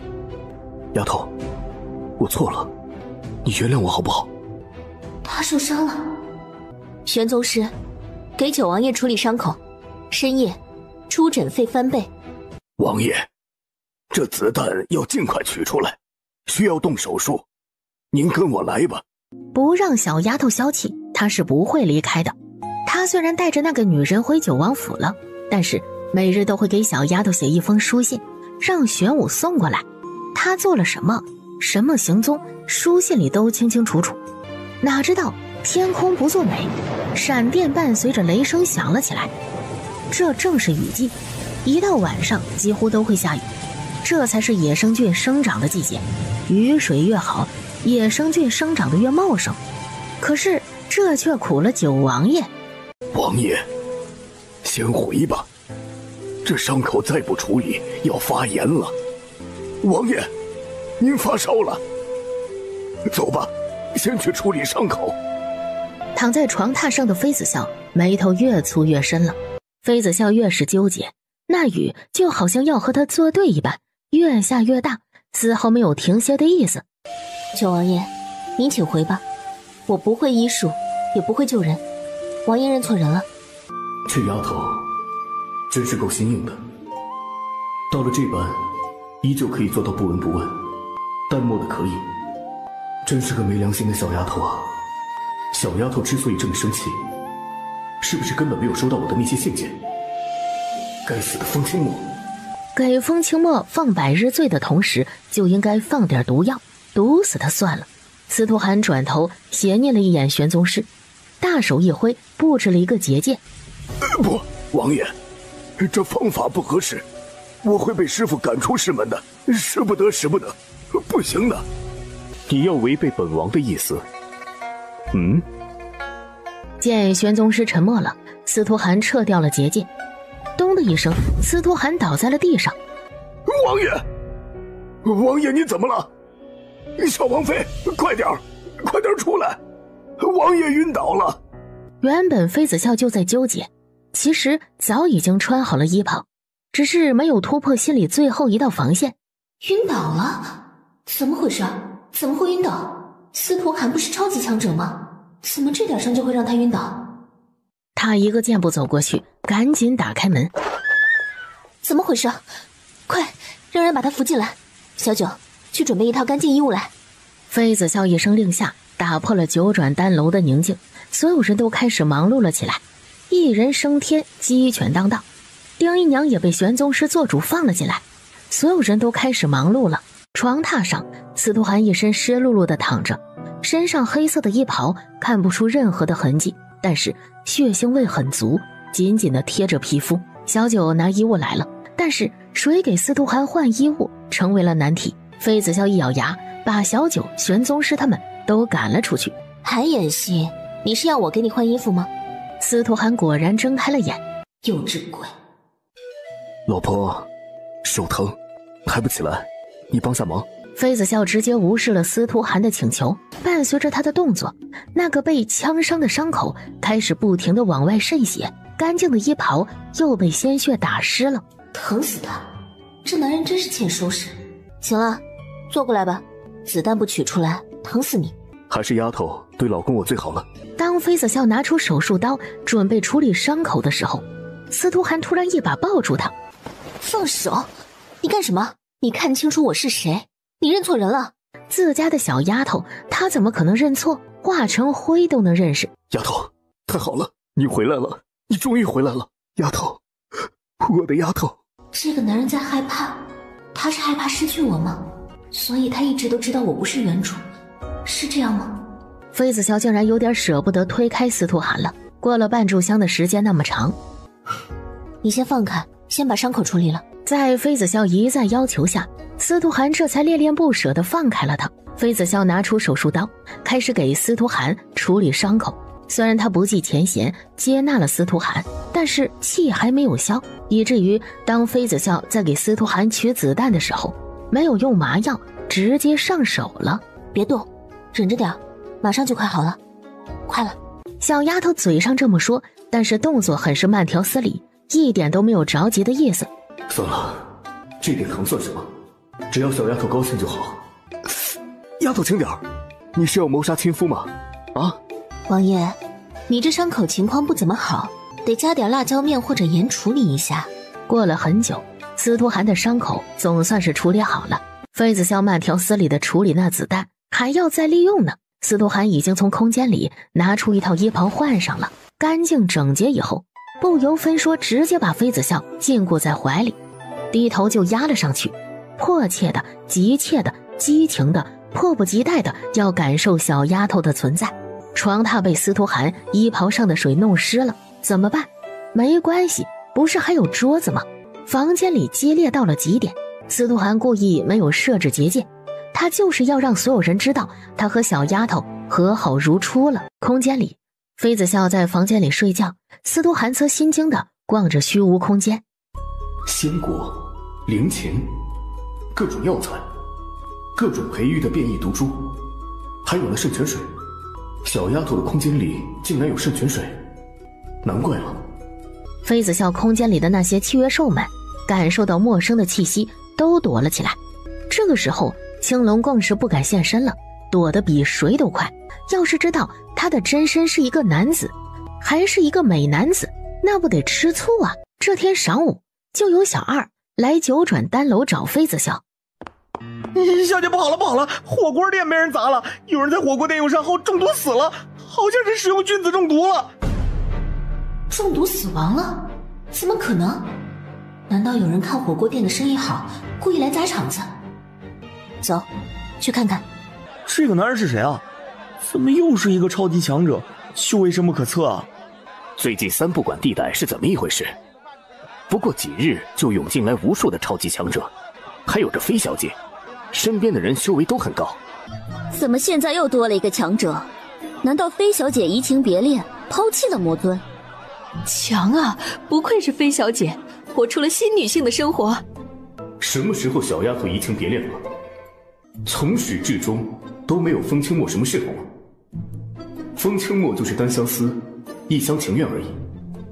幼稚鬼，醋鸡。时间长了，司徒涵就有安全感了吧？当司徒涵靠过来的时候，主动的伸手拉住了司徒涵的大手。既然这是从一而终的选择，那就坚定点，给他安全感吧。当司徒涵感受到那双小手凑过来的时候，赶紧握住了。此刻火锅店的门口已经围满了看热闹的群众。儿啊，我的儿啊，你死得好惨呐！你怎么就这么丢下娘亲和你的妻儿了呢？我们家就你这么一个顶梁柱，现在你让我们怎么活呀？活不下去了！哎呀，哎呀！飞小姐来了，飞小姐来了，她就是这店铺的老板。那老妇人一听店铺是妃子笑的，我的儿啊，我的儿都被这黑心的商家害死了，这让我们老李家可怎么活呀？不活了，老身也不活了，直接跟着去算了。妃子笑没有理会那老妇人，而是朝着那尸体走了过去。她低头看了一眼，确实是中毒死亡。火锅店的菌子都是经过严格筛选的，是不是毒菌子？当初妃子笑也给店铺从上到下的员工都培训了，就连那几只魔兽他也单独培训了。就在妃子笑去查看尸体的时候，司徒涵已经让杨华打样了。今日火锅店不营业，然后把受害者的家属请到了火锅店里面，免得大街上让人看热闹。不管李书瑞是不是吃了火锅店的菌子火锅中毒，他们都要把这件事解决了，免得影响火锅店的生意。九王爷就让玉峰去丹药楼那边拿了100两黄金过来。当老妇人李大娘拿到了100两黄金的时候，就止住哭泣了，也不撒泼了，拿着黄金眼底放光。这下发财了，李大娘拿着黄金就出了火锅店，并且让暗处的李家人把儿子的尸体拉回家去，入土为安。娘，夫君的命在你眼底就只值这么点银子吗？这是人命啊，这可是一条人命。娘，你拿了仇家的银子就想息事宁人，你让奴家有何颜面下九泉去见夫君？他死不瞑目啊！这是要反了天了，反了天了！那你要怎样？陈红花，你别忘记了，你不过是10文钱买回来的田房而已，真当自个儿是李家人了？李家还轮不到你做主。行了，你们还愣着干什么？赶紧拉回去埋了。夫君，妾身来陪你，你等着妾身来给你作伴，黄泉路上不孤单。这个时候，一直注意着他动静的岳雷一个瞬移挡在了陈红花的面前，把他弹了回去，跌坐在了地上。贱人，你要干什么？你害死了我夫君，想用银子就打发了，现在我求死你也要拦着，你到底有何居心？李家有什么是你图谋的？你不就是为了李家的藏宝图吗？你这贱人真是其心可诛。藏宝图？这李家有什么藏宝图？难道这飞小姐真是为了李家的藏宝图？李书瑞不同意，所以强取豪夺，要了其性命？藏宝图？我们李家根本没有什么藏宝图啊！这婆娘到底在胡说八道什么？贱人，闭嘴！你在胡说八道什么呀？李家哪来什么藏宝图？简直就是胡编乱造！自从你这个扫把星进门，李家就怪事不断。老身儿子就是被你这扫把星克死的。老身还没找你算账，你竟然敢给李家添堵！老身看你是活腻了。2娃3娃，把这扫把星给娘绑回家，别耽搁东家做生意。好，娘亲。李家几个5大3粗的大汉一左一右架着陈红花，再抬着尸体就离开了。是不是感觉那妇人有问题？有种熟悉感，像我们认识的某人。看热闹的人散去了，司徒涵他们依旧还在火锅店里。等等，还有一个人，当初丞相府的姨娘，也就是飞傲天的侍妾苏月华。对，就是苏月华。她是来自于21世纪的现代人，还恪守着公民的准则，杀人犯法，不能滥杀无辜，才弄死一个妃子熙，又来了一个苏月华。不行，欧阳菲菲凭什么历劫结束了？她就应该待在炼狱，永世不得超生。所以苏月华来了。对，陈红花就是她就是陈红花，不过是夺舍了而已。当晚李家32口人死于非命，凄惨到了极点。第二天一大早，陈红花拿银子雇人，把33具尸体整整齐齐地摆在了丹药楼门口。丫头，这情况诡异，丹药楼门口已经被布了杀阵，这个时候出去就会触动阵法，这杀阵很厉害，是魔界失传的阵法。什么？苏月华不是没有修为吗？只是一个普通人，怎么和魔界扯上关系了？当妃子笑得知真相，风清墨一直在背后捣鬼，司徒寒送的那些信件都被风清墨扣下来了，以至于他和司徒寒才发生了这么多误会。妃子笑本来就是一个睚眦必报的人，一气之下又给风清墨下了一种毒，然后让青龙连夜打包把他送到了断魂森林中。他的魔兽又给断魂森林的魔兽开了一个小会，所以风清墨会在断魂森林历练，直到他走出来。司徒寒出去干什么？邪气病长了吗？再说了，这苏月华可比妃子犀利还多了。只见陈红花正在尸体的中央，那些尸体竟然被摆出了一朵类似于菊花的形状，围成了一个圆圈。所有尸体的脚都对着陈红花，它就像是菊花的花蕊一般。原本那些尸体就是被陈红花杀死的，因为这一切都被九王爷的人目睹了。雕虫小技！轰隆一声，那些尸体竟然自燃了起来。九王爷就是这样的手起刀落，免得麻烦，懒得动手，直接就一把火烧了。九幽黑莲的本源之火可以烧尽一切的东西，更何况是几具尸体。这也行啊！该死的，怎么会这样？怎么会这样？你是谁？你到底是谁？为什么？司徒寒到底是谁？他不就是圣王朝的摄政王吗？就是一个普通人。他是谁？到底是谁？他的身份，他配知道吗？小贱人，你躲在男人身后算什么本事？你真是好狠毒的心啊！为了让李家人为火锅店洗脱冤屈未果后，竟然屠了李家32口人。你这样的人就不配在三不管地带交易，赚的全是黑心钱。奴家要为李家33口人报仇雪恨，你有本事出来迎战！陈红花想要激怒妃子笑迎战，在外面历练了半年，苏姨娘怎么就没有长点脑子呢？妃子熙恐怕就是遗传苏姨娘的智商才会惨死。苏姨娘是想下去陪她吗？被识破了！小贱人，既然你知道我是谁，赶紧出来受死！当什么缩头乌龟，丢人！妃子笑直接破了九王爷的结界，一个飞身朝着苏月华攻击了过去。既然要找死，那就成全你了。妃子笑一击，灵力汇集在手掌，威压一释放，苏月华连还手的余地都没有，一击直接被击飞了。不可能，怎么可能？妃子笑这个小贱人竟然有这么高的修为，一掌下来根本接不住，怎么可能？为什么会这样？小贱人的修为什么时候这么高了？不应该呀。西西也只是说小贱人炼丹药很厉害，但是却没有说过她修为高，怎么会这样？输了，这一次是真的输了。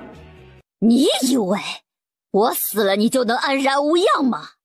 不可能，小贱人，你永远都别想救出你娘亲，别想！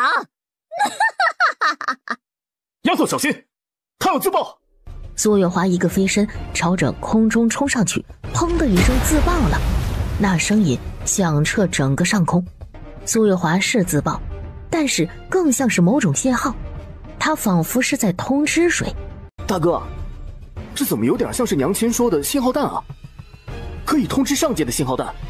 糟了，这就是信号弹！难道敌人找到小妹了？大哥，快点，小妹有危险了！要是被咱们的敌人先找到小妹，小妹就有危险。快点走，我们快去九转大楼。为了早日到达三不管地带，他们甚至召唤出来了契约兽，并且是一出生娘亲就送给他们的契约兽，是他们的本命兽。小妹也有本命兽的，只是小妹的本命兽还封印着而已。南宫欣可是娘亲留给小妹的人，他们可以无比的确定小妹就在三不管地带，或许小妹就在九转丹楼，可能是元婴的状态，所以欧阳希和欧阳婷两人一合计，直接把原主带来了，指不定小妹还需要这具躯体呢。大哥，我们这是要去哪里？非要这么赶吗？我不去了，你们两个爱去就去吧。我要回去找九王爷，万一他回心转意，后悔了呢？欧阳希和欧阳婷对视了一眼，两个人的表情都很是一言难尽，不知道怎么开口。傍晚的时候，终于进了三不管地带。欧阳婷带着原主去了三不管地带的客栈，三哥欧阳希独自一个人来到了丹药楼。客官你好，你有会员卡吗？需要买哪方面的丹药啊？你好，我找你们的东家飞小姐，麻烦您通知一声。欧阳希看到了妃子笑。娘亲，娘亲，您回来了。三哥，妃子笑已经可以确定她的身份了，她就是欧阳希和欧阳婷的小妹，欧阳家那个被团宠的妹妹。过了一会儿，她才松了口气，面前这个人确实是小妹，而不是他们娘亲。现在的小妹和娘亲长得真是一模一样，仿佛是从一个模子里刻出来的一样。欧阳希和妃子笑在房间里谈了差不多1个时辰，具体说了一些什么没有人知道，而后欧阳希就离开了。原本今日欧阳家两兄弟要带着原主回圣王朝的，哪知道临走时原主说要在街上逛一逛。司徒寒，你凶我就是因为这个女人吗？王爷是移情别恋了吧？所以不是臣妾做的不好，而是因为你喜欢上其他人了。是这个贱女人先勾引你的吗？你到底知不知道她之前是冒充的，不过是顶着臣妾的身份而已，臣妾才是真正的相府大小姐，你爱错人了。小九，掌嘴。是，王爷。暗处的小九二话不说，现身后直接给了原主几个大嘴巴子。现在妃子笑身边的人都知道的真相，小九几巴掌就把原主打懵了。就是你，就是因为你，那个贱人，你怎么不去死？那个恶毒的贱人，抢了本宫夫君，你就应该下地狱！大哥三哥，当初就是这个女人害死我的，你们要为我报仇，杀了她，必须要杀了她！放肆！打打杀杀的成何体统，一点教养都没有！赶紧给飞小姐赔礼道歉！大哥，你帮她，你竟然帮一个外人！我才是你小妹啊，我才是你们的亲生妹妹啊！这个贱人到底给你们灌了什么迷魂汤？这个原主就不应该醒过来，她已经死了，死了倒是清静了，可再复活了，一切都是麻烦。真不知道拿这个原主该怎么办。现在的原主尖酸刻薄，心胸狭窄，心思歹毒，抢了你的夫君，你也配？如果当初不是我，你应该是五皇子司徒羽的娘子，现在什么东西是通过你的努力拥有的？炼丹你会吗？你有修为吗？如果你有能力改变，你就不会在丞相府过着猪狗不如的生活，吃一顿饱饭都是奢望。你告诉我，现在的这些东西是你的能力能拥有的吗？你别强词夺理，要不是你多生抢了身躯，你能嫁给九王爷吗？你做梦吧！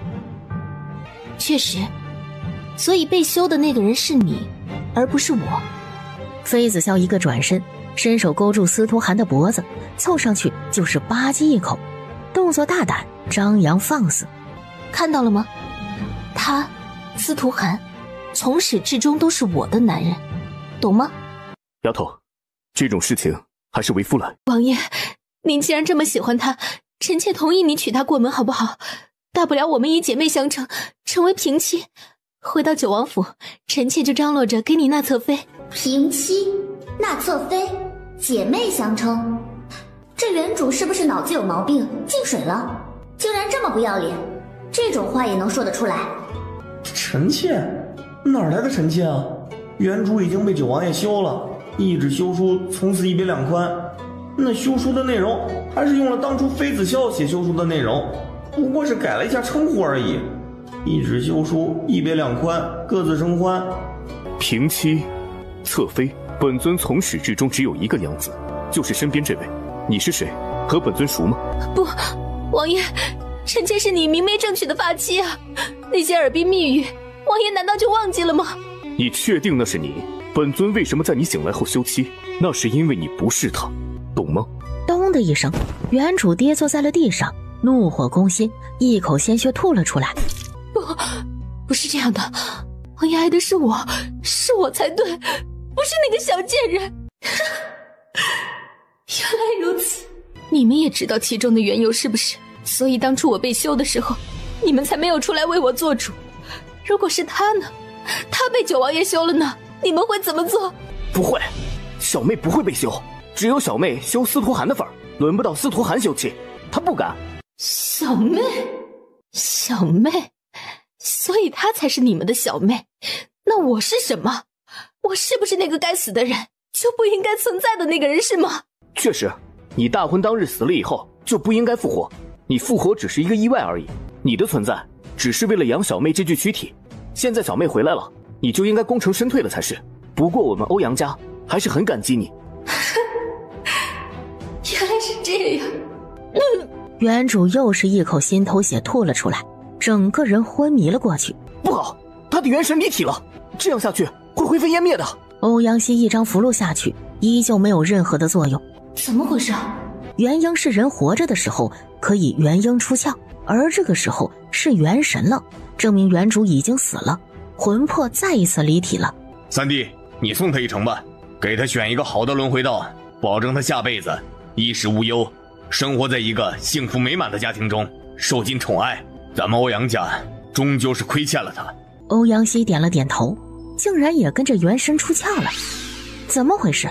欧阳希活着的时候竟然能够元神出窍，这欧阳家真是越来越神秘了。妃子笑赶紧让南宫欣他们赶马车过来，把他们带回九转丹楼。九阶超神兽，给小妹拉马车的竟然是2头9阶超神兽，这简直就是暴殄天物啊！在欧阳婷的震惊中，他们回到了九转丹楼。现在妃子笑也不需要原主这具躯体了，就当他们在矛盾怎么处理这具尸体的时候，那尸体眨眼间竟然消失了，灰飞烟灭了。轰隆轰隆，几个震耳欲聋的雷声响彻天际。妃子笑赶紧坐下来打坐，准备立天雷飞升了。不对劲，小妹这个时候不应该飞升，不好，是仇家吵来了。这个时候飞升对于妃子笑来说不是一件好事，反而是一件要命的坏事。不好了不好了，是谁触犯了天道？天道要来抓人了，赶紧跑啊！快点，晚点就要被抓走了。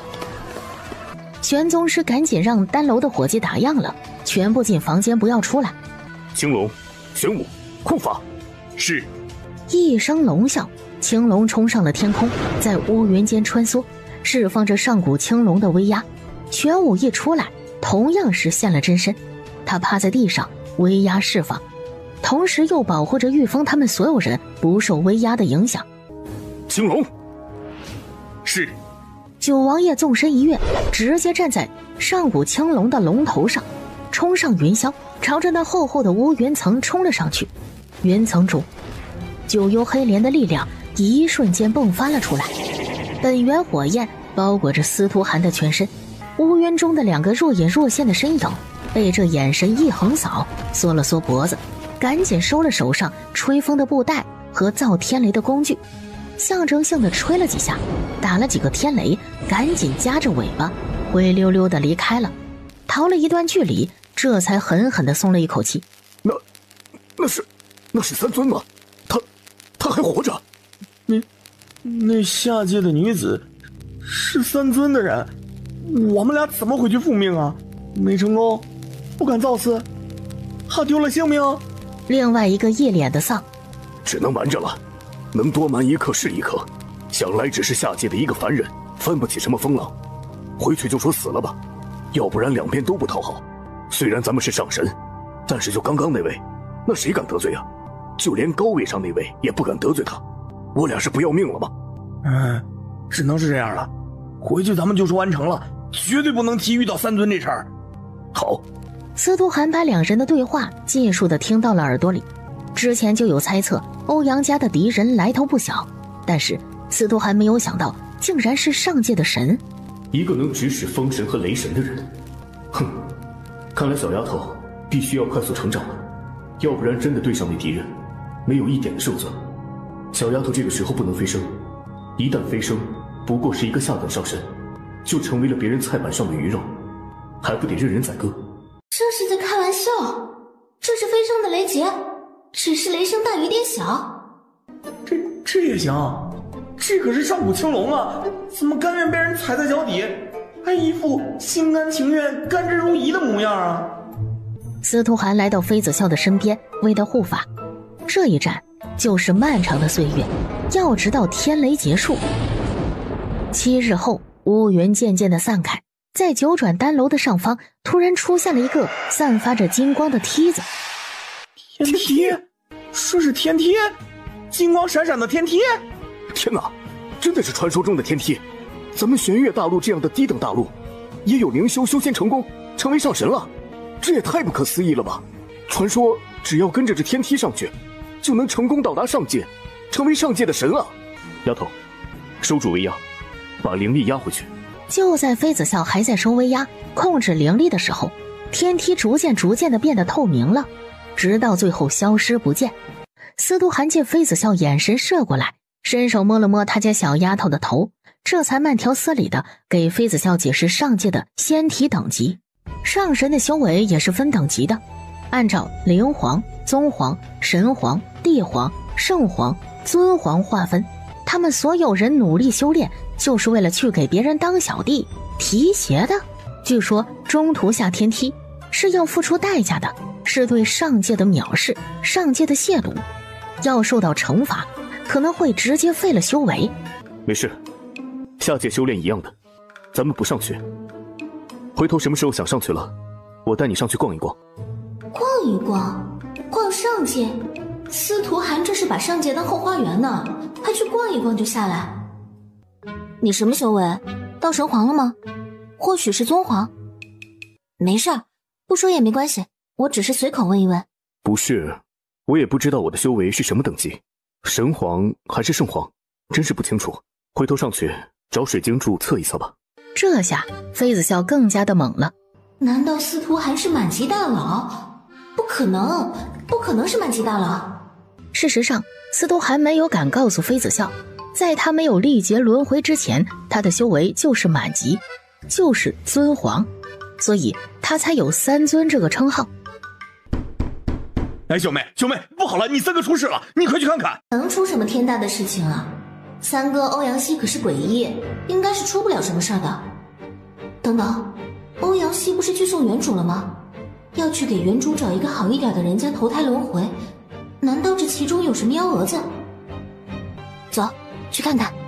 这个时候的欧阳希安静地躺在客房的床榻上，呼吸平稳，就好像睡着了一样，甚至也用了欧阳家失传的召魂术，依旧没有反应。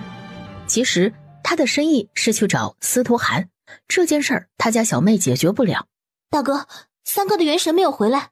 赶紧给欧阳希把脉，查看其他的情况。得到的答复是欧阳希的身体倍儿棒，没有任何的损伤。欧阳婷和司徒寒对视了一眼，只见司徒寒点了点头，走到床榻边，在欧阳婷的眉心点了一道金光。透过欧阳希的意识，他们看到了黑化的原主。夫君，臣妾等你下来圆房啊。对了，把那小贱人带下来。小妹别来，你们不要管我。欧阳希被绑在了一个满是雕刻着梵文的柱子上，那柱子立于大火中央，那是邪恶的地狱之火。怎么回事？原主不是没有修为，只是普通人吗？欧阳希的修为不低，为什么反而被他制服了，绑了起来？三哥，我可不会对你手下留情啊，毕竟我不是你们真正的小妹，不是吗？妃子笑应该不会放任你不管的吧？三哥就好好待在这里，等他们下来救你吧。怎么会这样？小贱人，你敢来吗？你要是不来，你三哥就要遭殃了。你说，本公主要是杀了欧阳希，你娘亲到时候会不会怪罪你呢？啊？当然，想让本公主放了他也可以。本公主3日后在地界准备大婚，只要司徒寒愿意当本公主的驸马，成为地界的驸马，本公主就放了欧阳希。司徒寒，你不是口口声声说爱那小贱人吗？既然你爱她，应该也愿意为她牺牲吧。记住，3日之后咱们不见不散。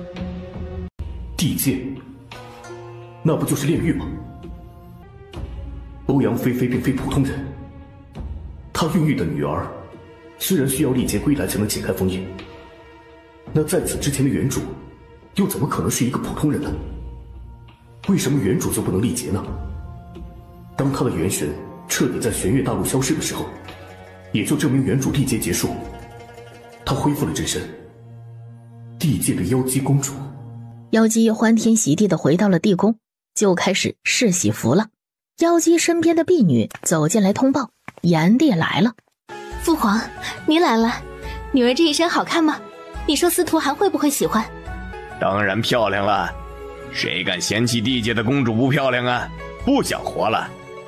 那区区一个凡人能娶到你，那是他8辈子修来的福气。妖姬性格偏激，竟然纵身跳进了轮回池，并且以曼珠沙华的花语诅咒自己：花开不见叶，叶生不见花，花叶生生两不见，相念相惜永相失。诅咒自己绝情绝爱。炎帝哪知道，他以为的普通人瞧不上眼的九王爷，就是他眼中那个唯一不可能看上爱上他女儿的人。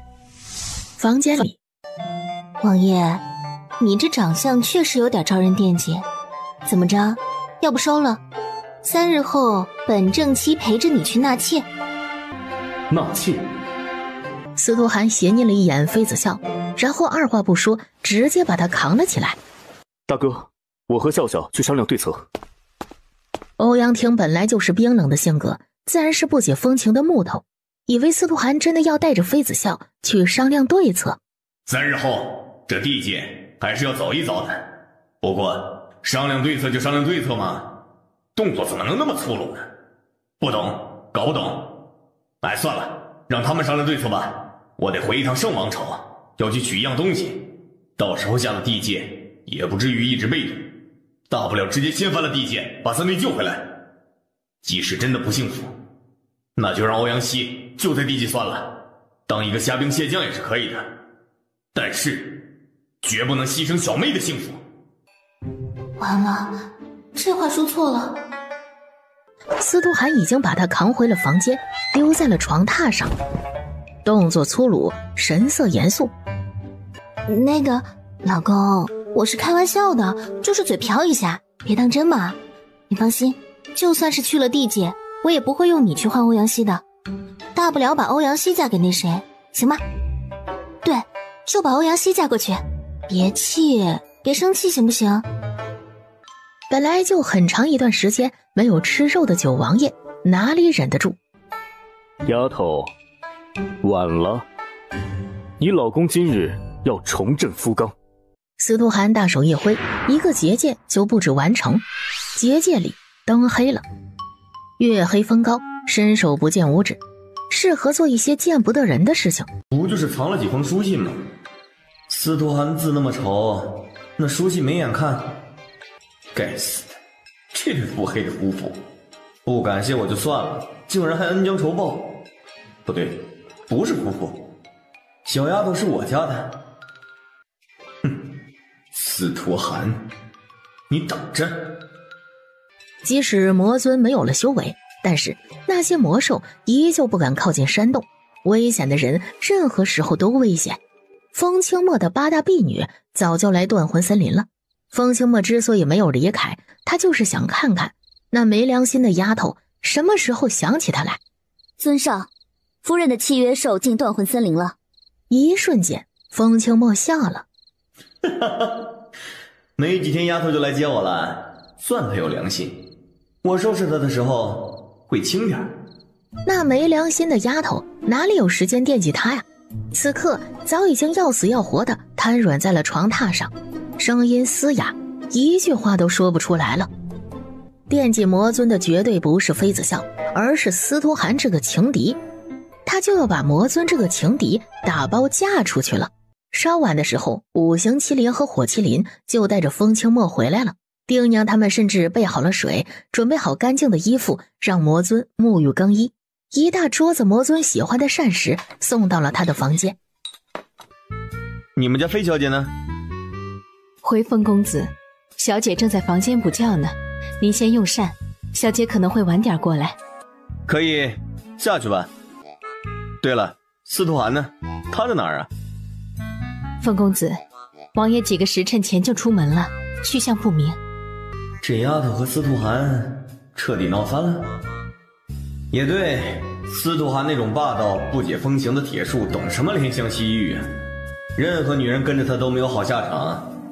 好在小丫头现在知道我的好了，回头是岸了。那行，我就吃饱喝足了，等着小丫头睡醒。风清墨之所以会这般脑补，而是因为五行麒麟和火麒麟去断魂森林找魔尊的时候就灌输了一整套。他们主人和九王爷吵架的时候，主人伤心欲绝，决定和九王爷分道扬镳。主人觉得因为九王爷的事情迁怒魔尊这个朋友，心里过意不去，很是抱歉，所以以他们这2个神兽来接魔尊回九转丹楼。妃子笑的虚无空间是司徒涵赠予的，虽然给了妃子笑，但是依旧留有司徒涵的气息。加上前不久妃子笑就带着司徒涵去了虚无空间，也给了司徒涵权限。现在司徒涵可以自由进出虚无空间，自然能够指挥虚无空间里的契约兽。此刻就在九转丹楼的后院房间里，魔尊洗着花瓣浴，心情那叫一个好啊，就差哼着小曲了。这么好的酒就这么糟蹋了。哎，就在风清墨沐浴的这会儿，这百日醉也已经研制出来了。真正的妃子笑在房间里呼呼大睡，而玄武幻化的妃子笑出现在了风清墨的房间。因为幕后有九王爷这么一个军师指导，玄武一举一动一眸一笑都很像妃子笑，身上甚至还有妃子笑用的香，那味道也是一模一样。此刻的风清墨灵力还没有恢复，哪里知道这是一个坑，一个巨大的坑。几杯下肚，风清墨在心甘情愿中又醉倒了。这一醉他就要被卖身了，卖身给地界的妖姬公主了。一行人组团去了地界，刚刚到地狱之门就迎来一股喜气。韩郎，你来了，我就知道你会来。来人，带驸马去换喜服，别耽搁了拜天地的吉时。韩郎，喜服早就为你准备好了，先去试试合不合身。现在离吉时还有一段时间，绣娘还有时间修改。快请本公主的客人去正殿坐，谁要是敢怠慢客人，本公主绝不轻饶他。欧阳熙呢？你把欧阳熙交出来，要不然别怪本将军不客气。大哥，别着急嘛，心急吃不了热豆腐。等妹妹和九王爷拜完天地，三哥会出来跟你们团聚的。放心，妹妹下面的人把三哥伺候得很好。你把欧阳熙怎么了？大哥，你这么紧张做什么？那可是本公主的三哥，本公主怎么会亏待他呢？放心，三哥现在正在享受天伦之乐呢，我安排了好几个美姬伺候着他呢。好了，大家快进去吧。欧阳婷已经有拔剑的冲动了，这把剑可是娘亲留下来的剑，上可斩天神，下可斩妖魔。就在欧阳婷有这倾向的时候，妃子笑不着痕迹地拉了拉他的衣袖，那意思很明显，就是让他不要轻举妄动。不行，为了救老三，怎么能牺牲小妹的幸福呢？要是小妹不要司徒涵了还好，那时候就是司徒涵有多远死多远，别来面前晃悠碍眼睛。可现在呢，他们明显是两情相悦，感情很好，自然不能为了欧阳熙牺牲了小妹的感情。没办法，他们欧阳家就是重女轻男，妃子笑可是10几代单传的闺女。欧阳家什么也不多，就是男丁多，男丁就是草芥，闺女丫头就是宝贝。进去吧，喜服在哪里？同意了，司徒涵既然同意了，以后司徒涵就是地界的驸马。韩郎，我带你去吧，就在咱们洞房的房间换喜袍就可以了。司徒涵点了点头，没有说话，领着司徒涵就往地府准备的洞房去了。不送送本王，本王虽然要娶亲了，但是好歹夫妻一场，送个祝福怎么样？本王准你最后一次为本王宽衣解带，换喜袍。事实上，他和司徒涵已经冷战很多天了，实在是这个狗男人太狠了。他这几日都躺在床榻上休养生息，昨日才勉强恢复了下榻。当他在客房看到昏迷不醒的魔尊时，又给司徒寒多了一个定义，那就是腹黑。司徒寒强行把昏迷不醒的魔尊塞进了他的空间里，司徒寒让他去洞房，那就是要搞事。故意冷着一张脸，就跟着司徒寒、妖姬去了他们的洞房。真是让人讨厌，这小贱人怎么就阴魂不散了？寒冷，你和飞姑娘进去换喜服吧，我在门外等你们，好好的和飞姑娘道个别。接下来他们要送妖姬一个大礼，炎帝的小女儿新婚，四海八荒，上界的神指不定都要来参加这婚礼。对不起，瞒不住了，他的真实身份是三尊。半炷香后，妖姬也换上了凤冠霞帔，由喜娘牵着来到了洞房门口，等着司徒寒换好喜服出来拜天地。穿着喜服戴着面具从洞房走出来的人不是九王爷，而是九王爷的契约兽玄武。待玄武牵着盖着喜帕的妖姬去正殿拜天地的时候，司徒寒把虚无空间里的魔尊放了出来。准备好了一切，司徒寒大摇大摆的带着妃子笑去了正殿。而此时欧阳希和欧阳婷正急冲冲的来找妃子笑。大哥三哥，走，我们去正殿吃席，这地界的膳食不知什么味道，走吧，一起。怎么回事？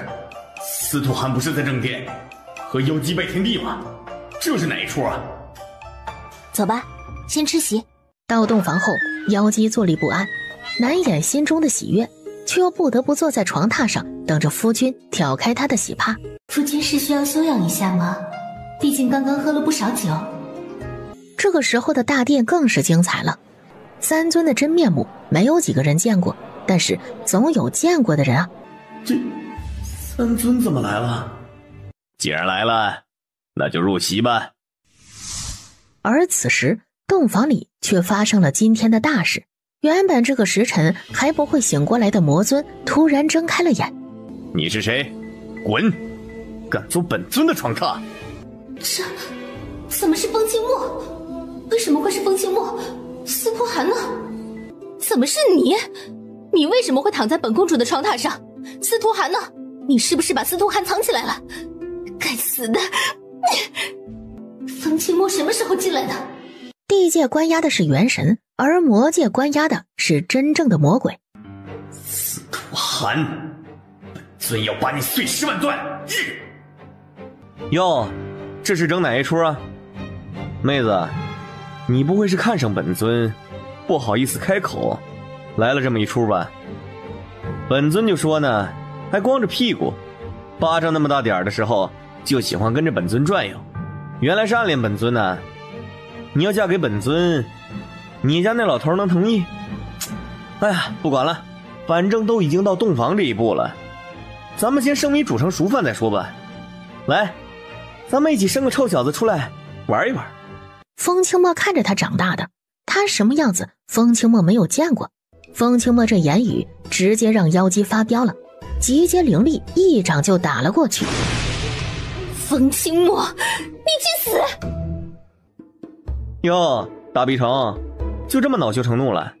你不是要嫁给本尊吗？爱本尊爱得要死不活的吗？放心吧，虽然本尊只爱笑笑一个人，但是也可以把你收了，身子可以给你。来，抓紧时间。风清墨，是你故意来捣乱的是不是？你是不是把司徒寒藏起来了？是不是？对啊，本尊和司徒寒就是一伙儿的，是他告诉本尊你爱本尊不可自拔，要死要活的。本尊寻思着，虽然本尊不爱你，但是也是一个怜香惜玉的男人，也可以收了你。怎样，本尊够义气吧？你，司徒寒他们还敢留下来？好，那就都不要走了，全部留下来。妖姬跑过去就扑到了炎帝的怀里，哭诉着。什么？一个凡人竟然还敢戏耍我的皇儿，简直是反了天了！来人呐，把这些人给本王拿下，打下18层炼狱，永世不得翻身！炎帝一声令下，就有地界的兵冲上来，把妃子笑他们包围住了。白先生和黑先生首当其冲。哎，怎么办？这小丫头真是被司徒寒同化了，竟然这么腹黑啊！学坏了呀！明明戏耍了人家妖姬公主，竟然还敢大摇大摆的留下来吃席。司徒寒真是让人恨得牙痒痒的，目中无人呢。即使此刻被地阶的兵包围着，妃子笑依旧没有任何的感觉，该看戏就看戏。知道上一个拿着剑指着本尊的人现在怎么样了吗？刹那间，司徒寒释放着威压，房间突然传来了一丝凉爽，一瞬间到达皮肤，简直比地界的阴气还要让人不寒而栗。完了，这下完蛋了！三尊要是生气了发火了，大家都别想好过呀！放肆！司徒寒，你一个凡人，竟然还敢威胁本王的人！本王的皇儿能看上你，让你做地界的驸马，飞上枝头变凤凰，那是你8辈子修来的福气。你别敬酒不吃吃罚酒，道歉赔不是。本王的皇儿要是能接受你的道歉，本王就当这件事没发生过，认下了你这驸马。要是你依旧执迷不悟，就别怪本王不客气了。哼，不客气？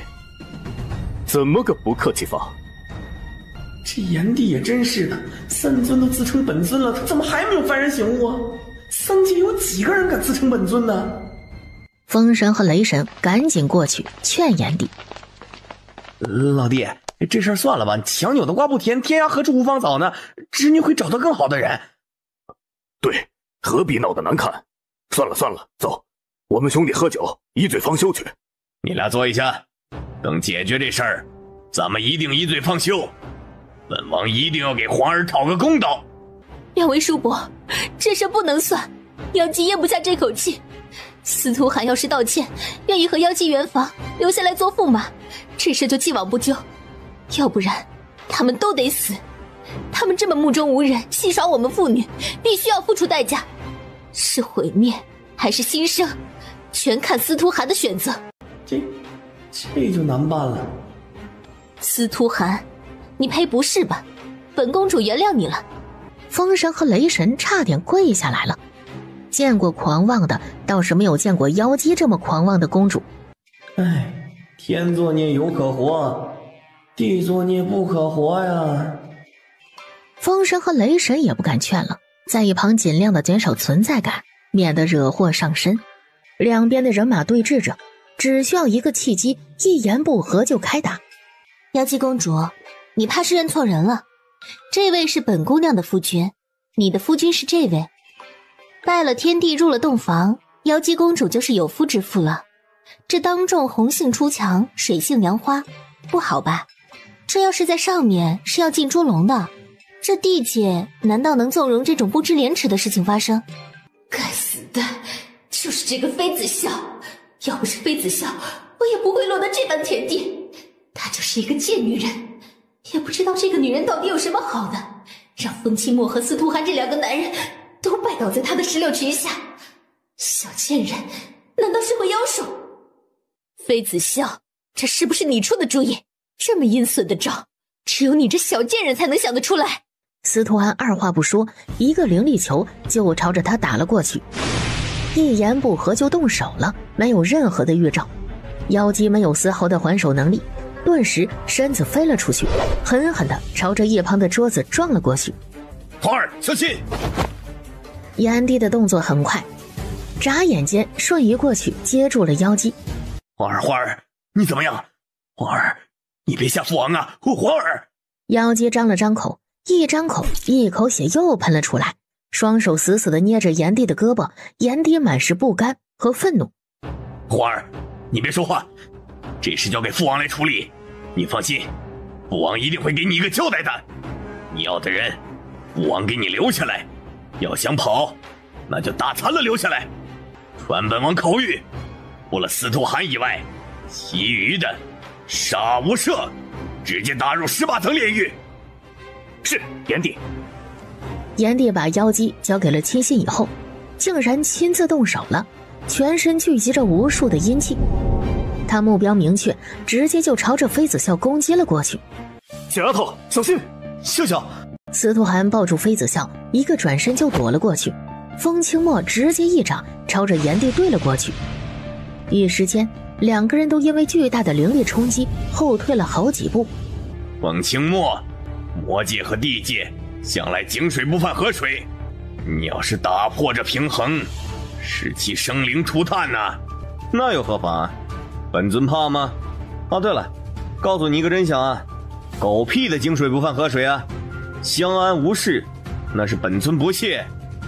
地界屁大点的地方入不了本尊的眼，但是你想动本尊的笑笑，那就不好意思了。本尊不介意一统黑暗地狱，把地界和魔界合并了。就在炎帝还没有说出其他话的时候，直接攻击上去了。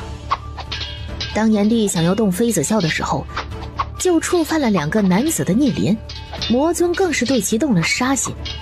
以前不屑，现在干脆借此机会统一了炼狱算了。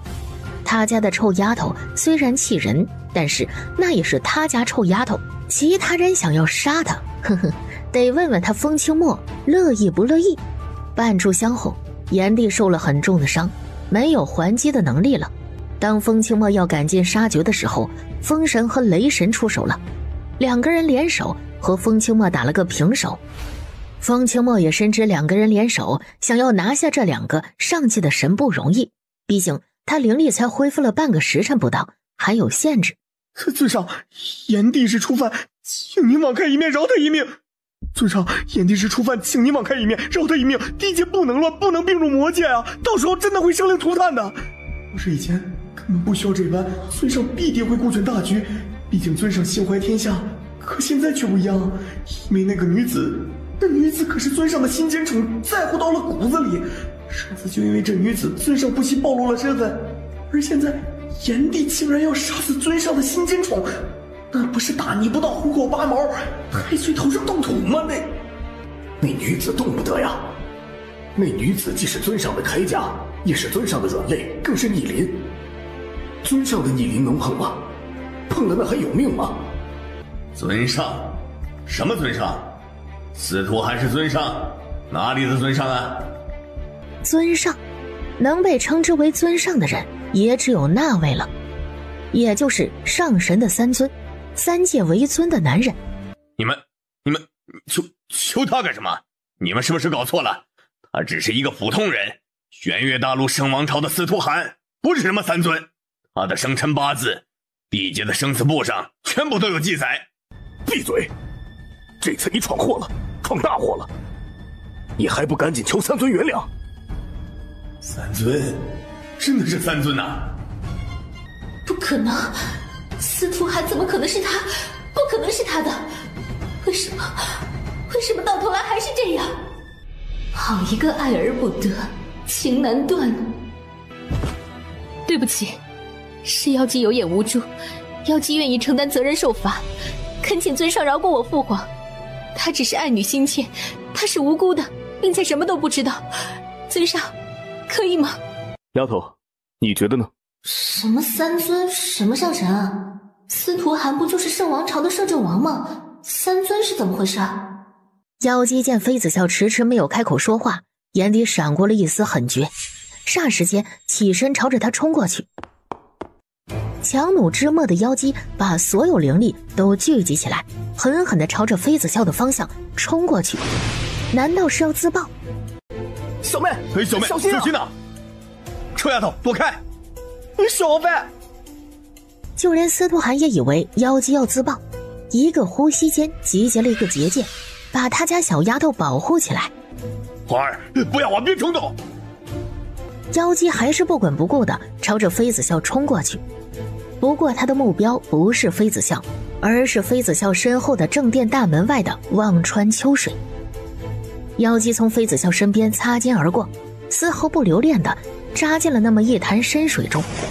妖姬愿灰飞烟灭来赎罪，保地界千年太平盛世。愿妃小姐和尊上百年好合，看在妖姬已经灰飞烟灭的份上，放过我父皇。顿时他的元神直接化成了一个一个的小碎片，永生永世将没有妖姬这么一个人消失在了天地中。他只不过是爱错了人，爱上了一个不爱他的男人而已，强求了不属于他的东西。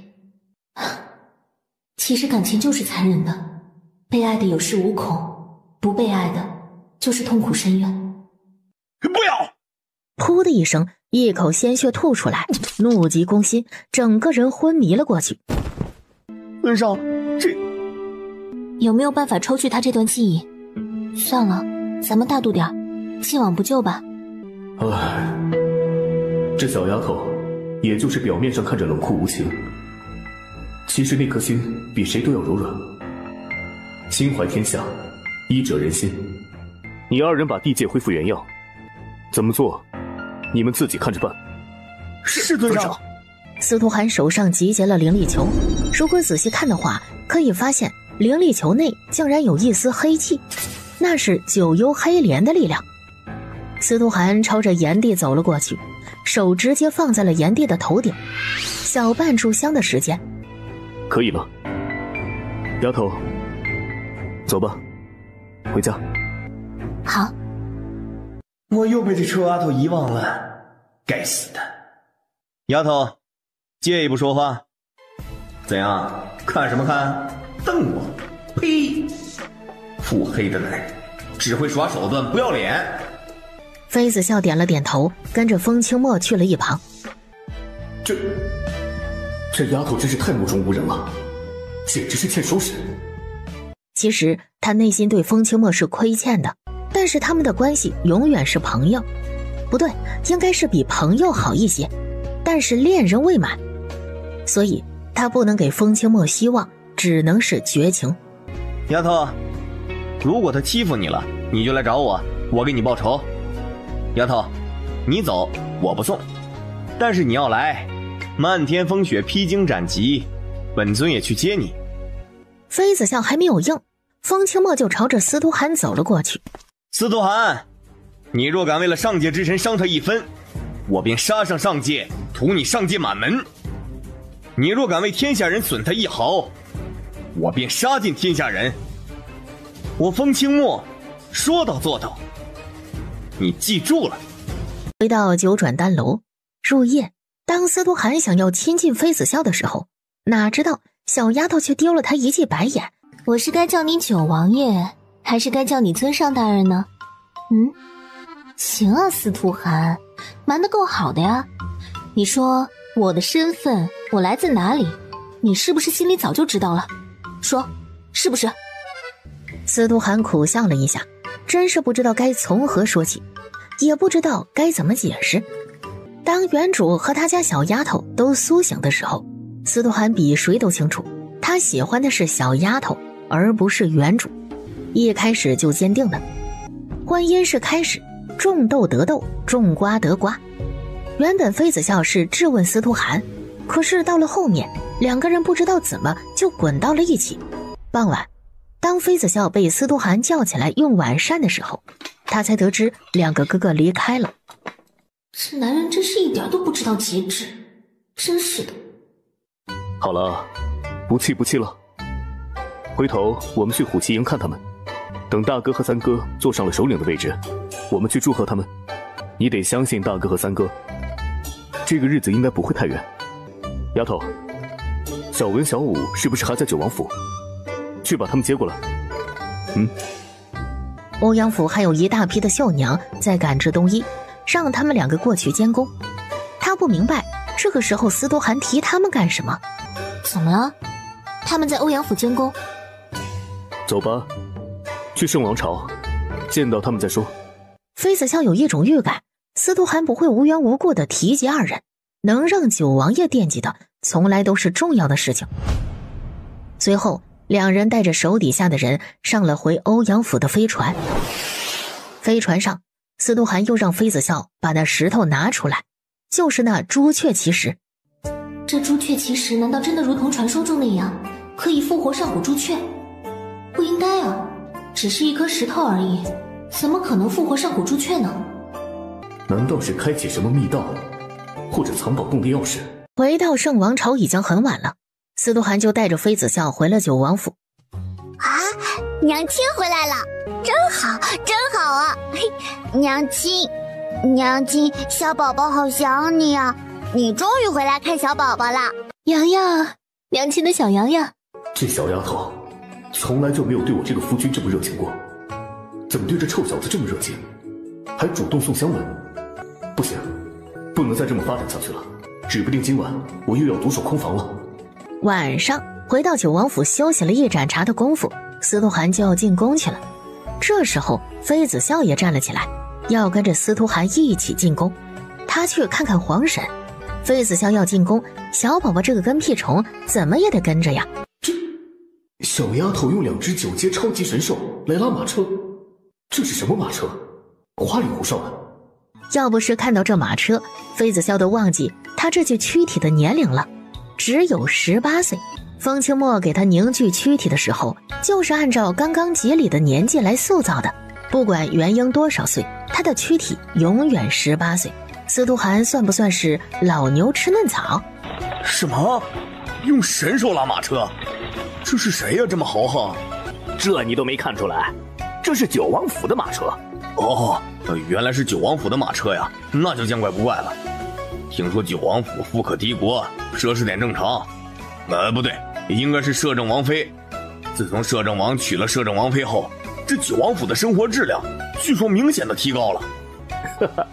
就是，现在的摄政王也是软饭男了。娘亲，什么软饭男呀？爹是软饭男吗？意思就是娘亲一个人赚银子养我们2个人，我们2个就是吃软饭的。哦，那以后洋洋努力赚银子养娘亲。可以，那坐等小宝宝赚钱来给娘亲和爹地养老。爹，你太没出息了，竟然一直要做软饭男。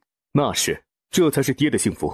听不下去，完全听不下去，上头。事实证明，在外面再厉害的男人，回到家还不是要睡娘子的粉红色床单被套，还特别的无耻，以吃软饭为荣。到了皇宫，司徒涵进了御书房，妃子笑和殷太后带着小宝宝去了他的寝宫。差不多1更天的时候，妃子笑竟然让人给司徒涵传信，让他一个人回九王府，他带着小宝宝在皇宫住下了。该死的，不可能的，怎么可能？司徒涵从御书房出来，他就直接去慈宁宫，抱着熟睡的小丫头回九王府了。娘子是真爱，儿子是意外，小宝宝被留下了。第二天一大早，司徒涵就把妃子笑叫了起来，2个人去了欧阳府。姐姐，你现在可比以前漂亮多了。嘿，姐姐，你这皮真好看。混蛋妹妹，这个躯体才是姐姐的，原先那个不是。司徒涵眯了眯眼，直接把这兄妹2人叫到了书房，即使是妃子笑也被拒之门外了。半炷香后，司徒涵才让人把妃子笑叫进房间。姐姐，我和哥哥愿意帮你复活上古朱雀，我们愿意牺牲，也愿意姐姐来取心头血。妃子笑还来不及拒绝，司徒涵就动手了。不要杀他们！放心，这方法不会伤害他们的性命，只是会流失一点气血。回头拿2枚丹药给他们补一补。好。妃子笑带着小文小武回九王府的时候，司徒涵就已经知道他们2个不是人了，他们只是拥有人形的精气，准确的来说是上古朱雀兽的2抹精气神罢了。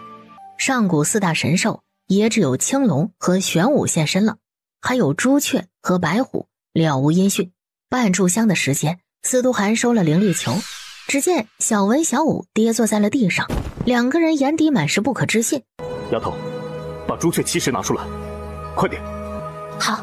那2团灵气像是找到了栖息地一样，以肉眼可见的速度融入朱雀奇石中，随即消失不见了。这也行？怎么会这样？同一时间，司徒涵布置了一个结界，不让金光散发出去。神之秘境朱雀线，当所有的字都显示完成后，金光消失了，整个房间恢复了平静。司徒涵让妃子笑收好了钥匙，2个人商量了一番，决定7日后去一趟神之秘境。妃子笑给了小文、小武好几种丹药，一枚10级9转丹药服下去，刚刚被取精气的损伤就被修复了。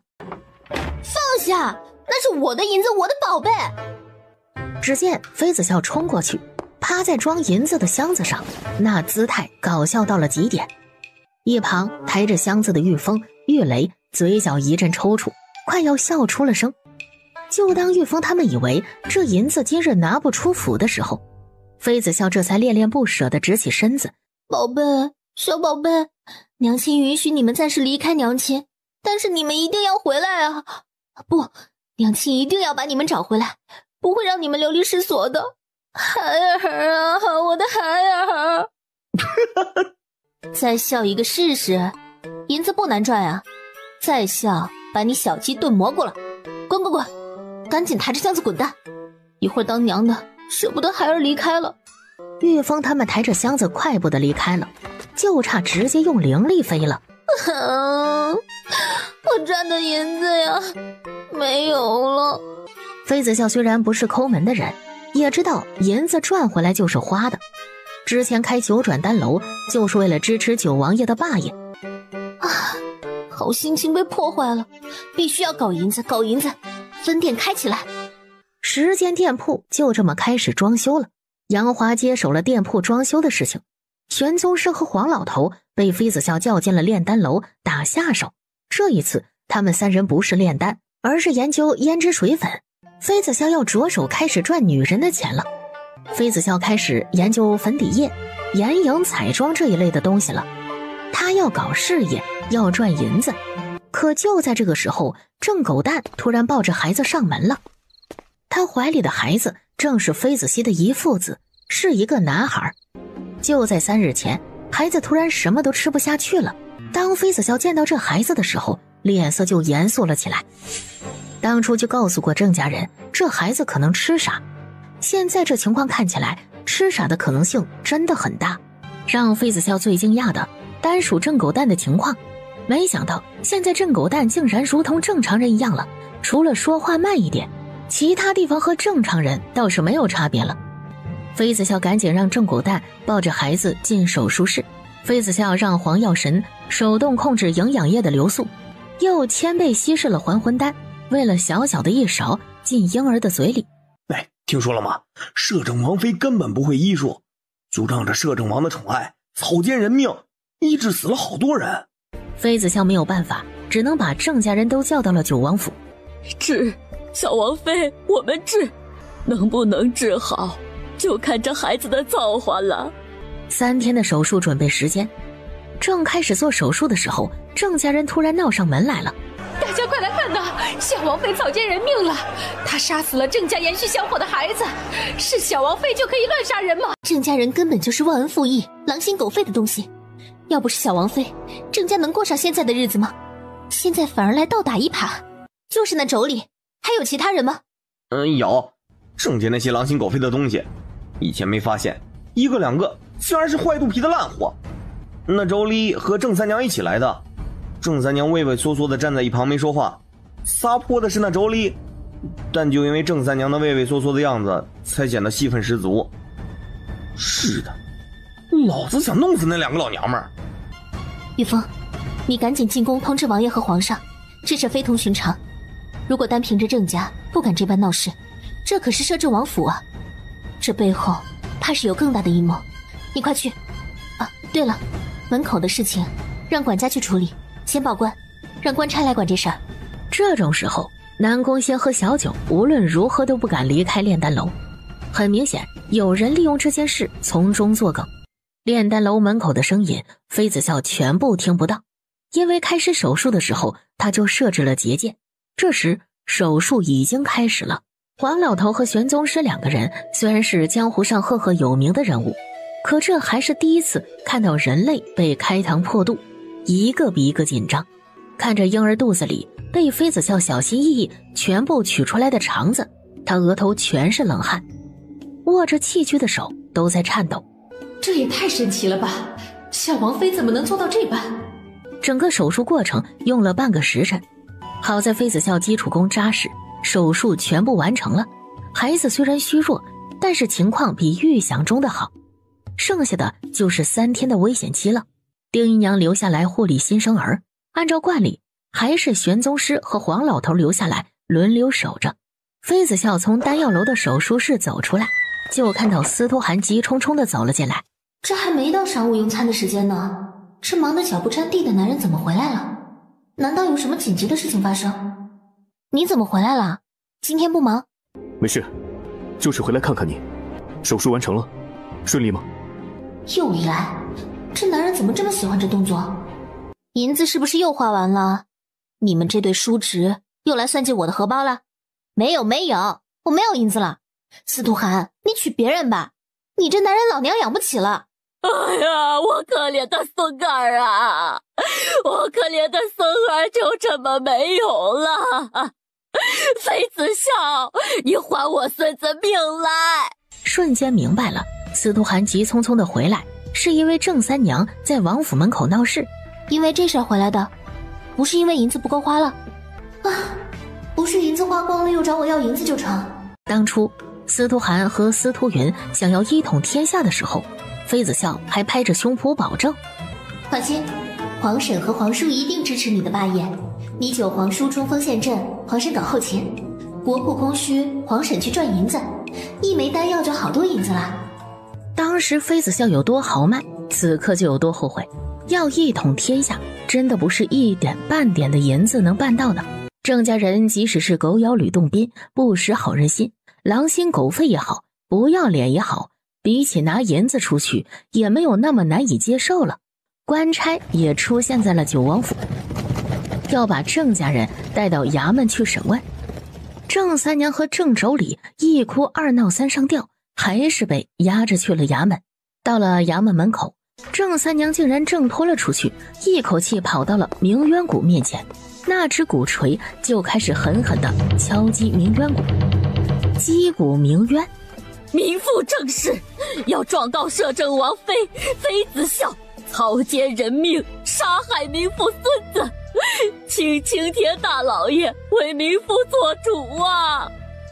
状告我草菅人命？哼，这郑家人实属有意思，一个两个都是白眼狼。这个时候去调查的玉雷回来了，敲了敲马车的窗户，在司徒寒的示意下上了马车。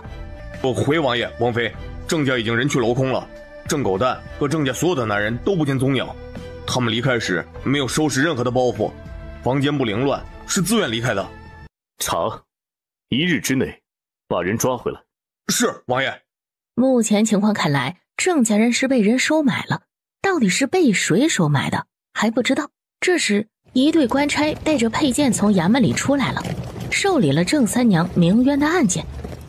司徒寒和妃子笑也得到了消息，两个人在知府的带领下来到了衙门的后院。原本司徒寒不准备旁听的，奈何他家小丫头想要去看看郑三娘的嘴脸。郑三娘在朝堂上哭诉着，当初妃子笑让郑狗蛋娶娘子的时候就是别有目的的，是为了想要生下一个孩子出来练手。他虽然会一点点医术，但是医术并不过硬，需要在人体上进行实验。所以在这样的情况下，郑狗蛋的儿子出生了。果不其然，妃子笑让人把孩子抢走了，还有更多毁三观的控诉。听到这些言语，妃子笑气笑了，怒不可遏，威压一瞬间就释放了出来。好在司徒寒及时出声制止了，走过去直接把他从位置上拉起来，让他坐腿上，抱在怀里。好了好了，不生气，乖，这种人不用跟他计较，等抓到了郑家人，一切就真相大白了。走吧，先回家去。入夜，在皇宫用过晚膳，两人才回府。妃子笑吃得太撑了，离九王府还有一段距离的时候，两个人下了马车，手牵着手准备步行回府。走了一段距离，妃子笑和司徒寒脸色不约而同地沉了下来，他们同时都感受到了熟悉的气息。玉峰。是王爷。玉峰往前走了差不多半公里的距离，扒开巷子里的一堆干柴，在里面找到了瑟瑟发抖的郑狗蛋。怎么会是郑狗蛋呢？他不是和郑家的男人一起离开了吗？怎么会出现在九王府的附近？我孩子，一家子的白眼狼，该死的郑家人怎么不去死啊？真是阴魂不散，白眼狼！小王妃为郑家人做了那么多，最后落得个这么一个下场，还被污蔑，名声尽毁，这郑家人都该死！玉雷见玉峰去查看情况，迟迟没有回来，不放心走过来了。去死啊！去死吧你！这个时候的郑狗蛋早已经神志不清了，被踹了几脚后，只能闷哼了几声，随后倒了下去。趁玉雷还没有走过来的时候，玉峰赶紧用旁边的干柴把郑狗蛋藏起来。对，就是让这狼心狗肺的狗东西在这里自生自灭，明早起来被人发现，肯定就死透了。那什么狗屁郑三娘不是最心疼郑狗蛋的吗？郑狗蛋死了，看他怎么活。怎么回事啊？你弄干柴干什么？没什么，我过来就看到一只野猫跑到这柴火堆里去了，弄开看看是不是躲里面了，还是没有找到。走吧，我们回去，别让王爷小王妃久等了。真是野猫？你没有撒谎？撒谎撒什么谎啊？你到底在说什么？走了，赶紧回去复命啊！真是的，你一天一天神经兮兮的。玉峰这个沙雕，难道不知道他不适合撒谎吗？每次撒谎的时候，他都心虚，眼神会一直闪躲。玉雷深深地看了一眼玉峰以后，朝着那干柴堆走了过去。这里面真的没什么，只是一只野猫。走了，别浪费时间了。你难道不知道你演技很差吗？让开！行了，我告诉你，行了吧？是郑狗蛋那孙子，好像命得不轻，要死了。管这狗东西干什么？死了才好呢。就告诉王爷和小王妃是小野猫就行了。这沙雕真是脑子有问题，告诉王爷和小王妃是小野猫，可能吗？按照王爷和小王妃的修为，刚刚的对话恐怕已经听到了，甚至可以清楚地感觉到郑狗蛋的存在。想在王爷和小王妃面前瞒天过海，玉峰是有多天真呢？再说了，主子最不喜欢有思维的奴才了。玉雷没有去扒开那干柴，而是赶紧回去复命。到底要不要救郑狗蛋？带郑狗蛋回去，还得主子们定夺。郑狗蛋？郑狗蛋怎么会在这里？这里离九王府只有200米不到的距离，他怎么会藏在这里？有没有一种可能，郑狗蛋是逃出来的？司徒还没有说话，一切看妃子笑的意思。走吧，先去看看情况。小王妃，郑狗蛋发热了，好像还被人打了，送衙门吗？已经病入膏肓了，要是送衙门，指不定明早就变成尸体了。先救了再说吧，把郑狗蛋带回九王府。妃子笑就把人丢给了黄老头，他确实是不想救郑狗蛋，心寒了，但是又做不到置之不理。孩子，求求你了，这小王妃。郑狗蛋念经一般的念叨了一天了，黄老头总算是受不了了，带着他来到了炼丹楼。王妃草民罪该万死。这个时候司徒涵已经得到了消息，郑狗蛋失踪了，可把郑三娘急坏了，想要报官，但是衙门可不管人口失踪这种事情。狗蛋，你出来呀！狗蛋啊，你别吓娘啊！娘错了还不行吗？狗蛋，跟娘回家吧。事情司徒涵基本已经调查清楚了，这郑家人竟然胆大包天，敢跟前朝的人勾结。勾结的人不是谁，而是当初司徒义宠妃殷妃娘娘的娘家人，想要让妃子笑遗臭万年。郑狗蛋现在说话不清楚，但是思维清晰，在郑家人搬迁到他国的过程中逃跑了。郑家不能忘恩负义，污蔑小王妃，他要见孩子。没想到郑家唯一明事理没有被银子迷惑双眼的人，竟然是傻子郑狗蛋。让他进来看吧，让郑狗蛋在这守着孩子。丁姨娘摇了摇头，出去叫郑狗蛋了。见到手术室里全身包裹着纱布，但是呼吸平稳的孩子，郑狗蛋扑通一声跪下来给妃子笑磕头。行了，起来吧，磕破头还得浪费我的草药。虽然因为郑家的事情心情很糟糕，但是火锅店装修事情却如火如荼，正在紧张地进行着，丝毫没有受到影响。火锅店开业第一天，这销售额就很可观。第二日，黄嫂和司徒云这坑货竟然微服私访火锅店。不行，司徒云一定是来查看火锅店的生意是不是好，能不能赚钱的。赶出去，把他赶出去。妃子笑杀到火锅店的时候，司徒涵和司徒云还有黄嫂已经坐在了包间了，菜也上得差不多了。奶奶的，来晚了，这个时候把人赶出去还来得及吗？黄婶儿，你来了。黄婶儿累吗？茶已经冷了，可以直接喝。来，这儿给你捏肩捶背。大嫂，管好你儿子，整个就是一只花孔雀，看得人心烦。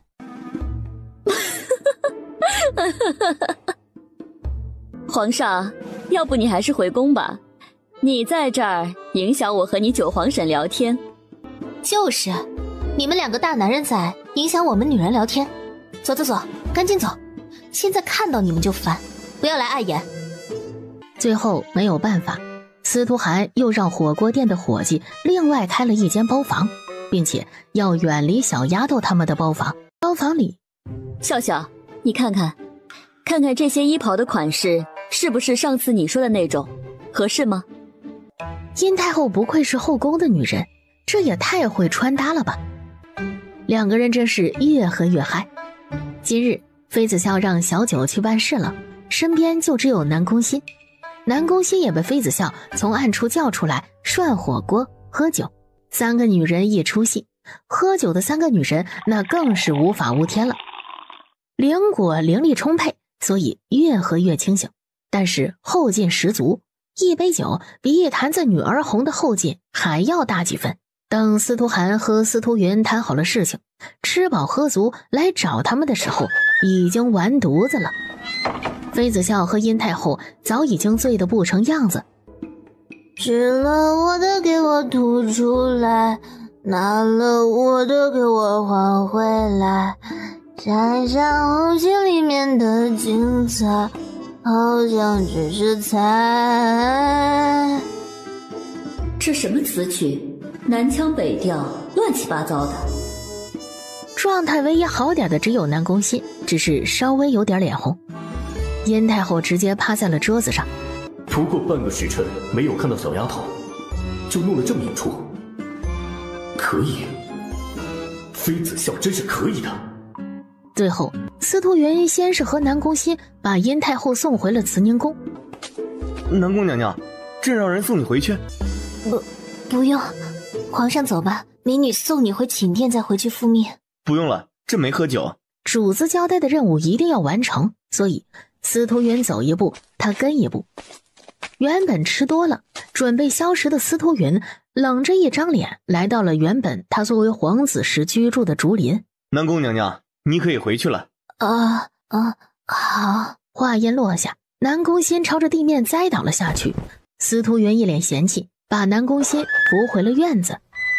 没办法，这院子偏僻，也没有工人，他上哪儿去找人来弄这女人？刚进房间，南宫欣突然睁开了双眼。客官，心儿好好伺候你。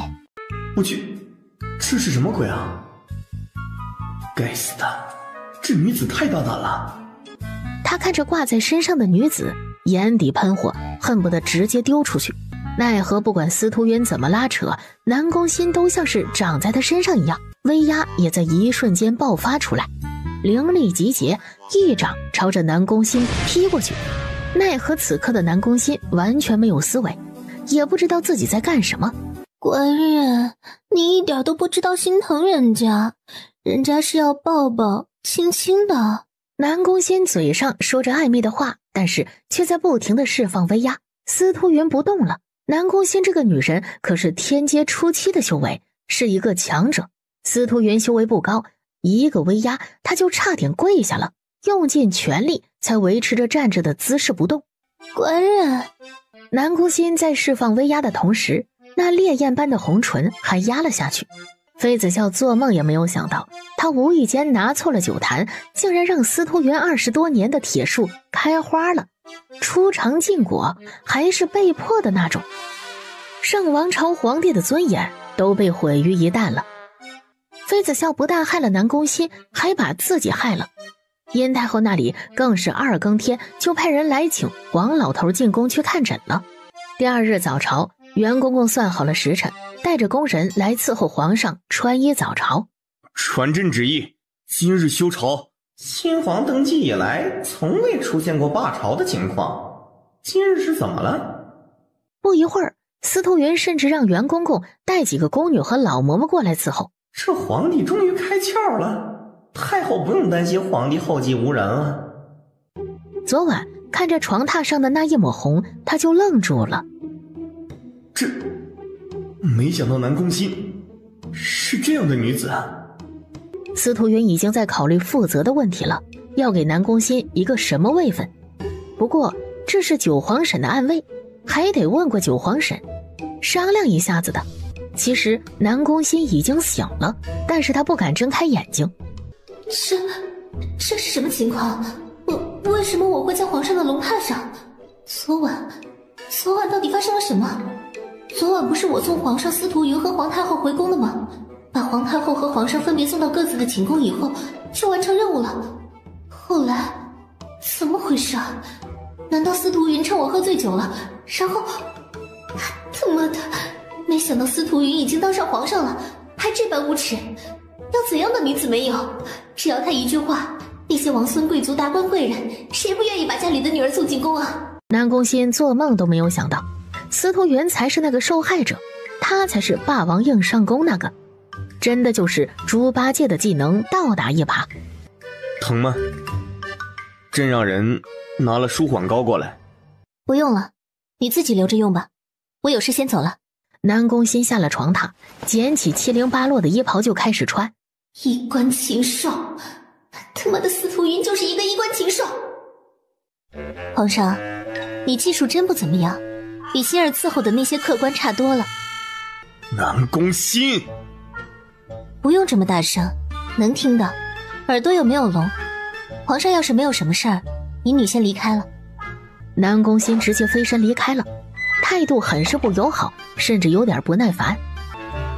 这是女人吗？是女人该有的样子吗？连花魁还头牌，哪个男子吃饱了没事干，家里的美娇娘不喜欢，会去找南宫欣的。没了，就这么没了，被司徒云这个登徒浪子拿走了。回到九王府的南宫欣直接守在了妃子笑的房门口。小九，昨晚我没有回来的事儿，你不要告诉主子。主子已经知道了，九王爷还让玉雷进宫去找你了，但是说你在紫竹院就回来了。南宫欣真的有点无地自容，扑通一声跪在了地上，等着妃子笑和司徒涵起来请罪。小九见南宫欣跪下来，一个飞身就上了屋顶。九王爷起床晨练，妃子笑依旧赖在床榻上，不愿意起身，感觉全身骨头都像是车碾过一样的疼痛，打哪里都不是自己的了。昨晚他以为他要死了，死在床榻上。明明只是稍微添加了一点点助兴的药，明明是不伤大雅的药剂，怎么放在酒里效果就翻倍了呢？不应该啊，完全不应该啊，真是。丫头，起床了，晚点再睡。丫头，别吵，再睡会儿。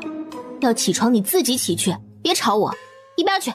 他无奈地摇了摇头，朝着一旁的衣柜走过去，从里面挑选出小丫头今日要穿的衣袍，这才在床榻边坐下来，小心翼翼地给小丫头穿衣袍。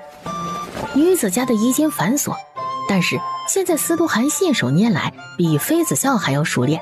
丫头起床了，南宫欣5更天就跪在门口请罪了，你确定不起来吗？跪门口干嘛？出事了？我操，什么情况？昨夜南宫欣彻夜未归，夜宿紫竹院，所以昨夜南宫勋和司徒云，他妈的，司徒云竟然敢杀我的人，真是不要命了！星儿，走，进宫杀了狗皇帝！主子，星儿，走，我们去皇宫，我替你杀了那狗皇帝！奶奶的，扎谁都行，现在扎到姑奶奶身边的人头上来了。我看司徒云是不想活了，那姑奶奶就去替天行道。要是司徒云此刻就在他面前，他恨不得直接一个灵力球炸了那渣男。什么玩意儿？当上了皇上，什么政绩都还没有，倒是把昏君的潜质发挥得淋漓尽致了。该死的，还是小宝宝的师傅，跟着司徒云学什么？学怎么渣女人？司徒云这个狗男人，还真是深藏不露啊！可以，隐藏得够好。南宫欣的眼泪如同断了线的珍珠，尽数往下掉。南宫欣这么一哭，妃子笑就不知所措了。完了，该死的大渣男，他妈的伪君子，大猪蹄子，把他剁了！小九、玉峰，走，进宫去。今日带你们弑君去。玉雷他们早就去训练场了，可玉峰这沙雕见南宫欣跪在主子门口，就一直磨蹭着没去训练场，在这看热闹。什么进宫还要去弑君？那不就是去杀了皇上吗？皇上司徒云不是小王妃的皇侄儿吗？怎么当皇婶子的还要去杀自己侄儿？想不通。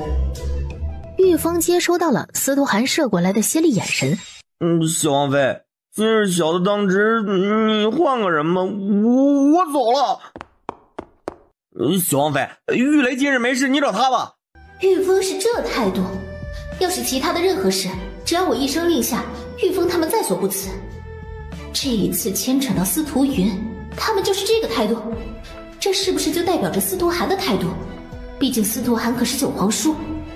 说，是不是你和司徒云狼狈为奸？你们早就开始打欣儿的主意了，是不是？丫头，你确定是司徒云扎了南宫欣，而不是司徒云才是受害者？呸！这种事情还能是欣儿主动？你为司徒云开脱，也得找个好点的理由。真是蛇鼠一窝，叔侄一个德行。丫头，你别忘记昨晚你给南宫欣喝了什么？什么啊？昨晚给南宫欣喝了什么？酒啊，桃花笑。桃花笑，对，就是桃花笑。完了，完犊子了，好像真的是这样。南宫欣和殷太后也一起喝了桃花笑，两个人喝的都不比我少，所以是这桃花笑惹的祸。桃花笑？什么桃花笑？主子，什么桃花笑？那个，欣儿，昨晚吃火锅的时候，我们不是喝酒了吗？你说有没有可能司徒云才是受害者？我是说，我只是假设。不可能，怎么可能是这样的？我就不是这样的人。昨晚你们喝的酒叫桃花笑，是你家主子自制的一种怡情的佳酿，功效不用再陈述了吧？这一刻，妃子笑无地自容，恨不得找一个地缝钻进去，甚至不敢看南宫欣的眼睛。欣儿，昨晚我一不小心拿错了酒，所以我们喝的是桃花笑。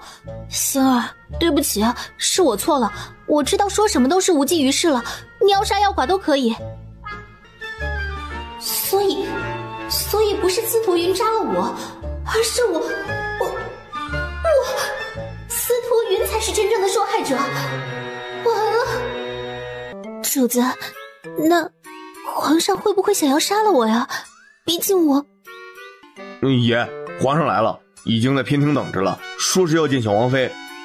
完了，真是怕什么来什么，她才是渣女，扎了司徒云。南宫欣心虚，妃子笑比南宫欣还要心虚。这就怕了，刚刚要进皇宫弑君的时候可不是这副样子，这会儿就怕了。当他们三人走进正殿的时候，反倒是司徒云等不及，直接迎了上来，开门见山。皇婶，我想要娶南宫欣为妻，行吗？娶妻？皇帝说是娶妻，他要娶南宫欣为妻？娶我为妻？不行的，怎么能娶我为妻呢？皇上，民女不配。怎么想不负责啊？扎了朕不认账，想白嫖啊？南宫欣不可能，你想要抗旨不准？行，择日完婚，直接封后大典也行。1个时辰后，妃子笑带着小九、南宫欣直接坐飞船逃了。妃子笑胆子也大，直接带着他们闯神之秘境去了。你终于来了，终于把朱雀钥匙带来了。快，你们进空间。妃子笑速度也快，一个闪身就把二人收入了空间。谁？鬼鬼祟祟的干什么？出来！你不需要知道老夫是谁，你只需知道老夫等你很久了。把朱雀钥匙留下，老夫饶你一命。一开始妃子笑不是很确定对方的虚体，只是一抹神识罢了，所以故意引诱对方再次说话。他可以确定了，实体不出现，用一抹神识吓唬他也是搞笑了。之后不管对方再说什么，妃子笑直接无视了。一个时辰后，确定安全了，妃子笑这才把南宫欣和小九放出来。欧阳菲菲嫁给飞傲天的时候，苏月华就是娘亲的陪嫁丫鬟。苏月华是神之秘境的人，有一大半的可能，欧阳菲菲也是神之秘境的人。难道欧阳菲菲真的被囚禁在神之秘境？就当三个人想要进神之秘境的时候，刚刚一靠近，那6根石柱突然散发着金光。主子，小心！小王妃！三个人竟然被一股神秘的力量弹出去几米远。还以为那女人的后人有多厉害，原来不过如此。弱鸡，老夫在秘境等着你，不过多半是死在半路。罢了，回了。主子，等等吧，等王爷来了再说，这样太危险了。这打出去的灵力球被反射回来的威力一次比一次强，这样下去不是办法。这丫头就不能消停一下吗？不过是和司徒云去书房说几句话，出来就不见她的踪影。这丫头真是屡教不改，恐怕只有哪日当娘亲了，怀孕了，她才能消停下来。这女人真是胆大包天，扎了我不说，竟然还敢逃婚！不行，必须要抓回去，狠狠的惩罚。看到司徒寒的飞船，妃子笑一点都不意外，因为他们早已经约好了。司徒寒来的比他预想的要快一点。难道他们在书房没说几句话？来了，放心，我没有闯进去，在这等着你呢。调皮捣蛋的小东西！我操，司徒云怎么来了？他不是圣王朝的皇帝吗？日理万机，怎么有空来神之秘境？该不会是来逮我的吧？可以的。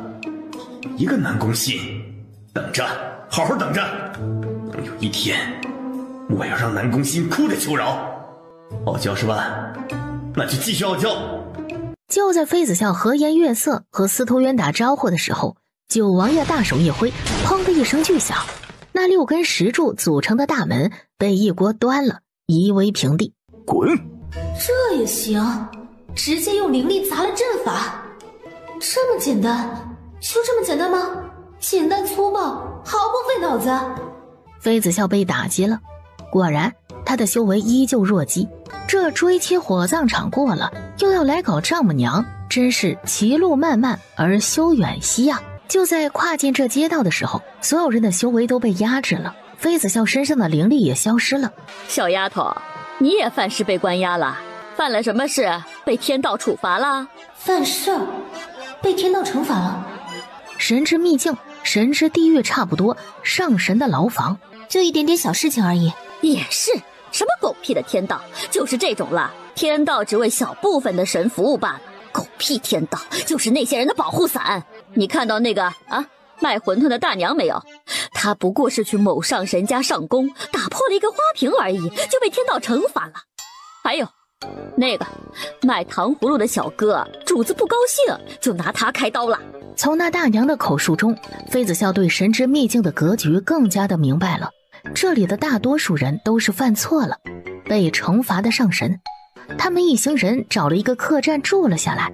当付账的时候，妃子笑傻眼了，这里竟然不是用银子，而是用修为值。也就是说，他们的修为等级决定了他们富有还是贫穷。就在妃子笑穷迫的时候，司徒寒去结账了，吃饭住店都得靠司徒寒。一日，当妃子笑看到一个稀罕玩意带着司徒涵过去结账的水晶石付款的时候，他身上的龙虎令突然散发着金光。扣款成功？这也太不可思议了吧！丫头，走，回客栈。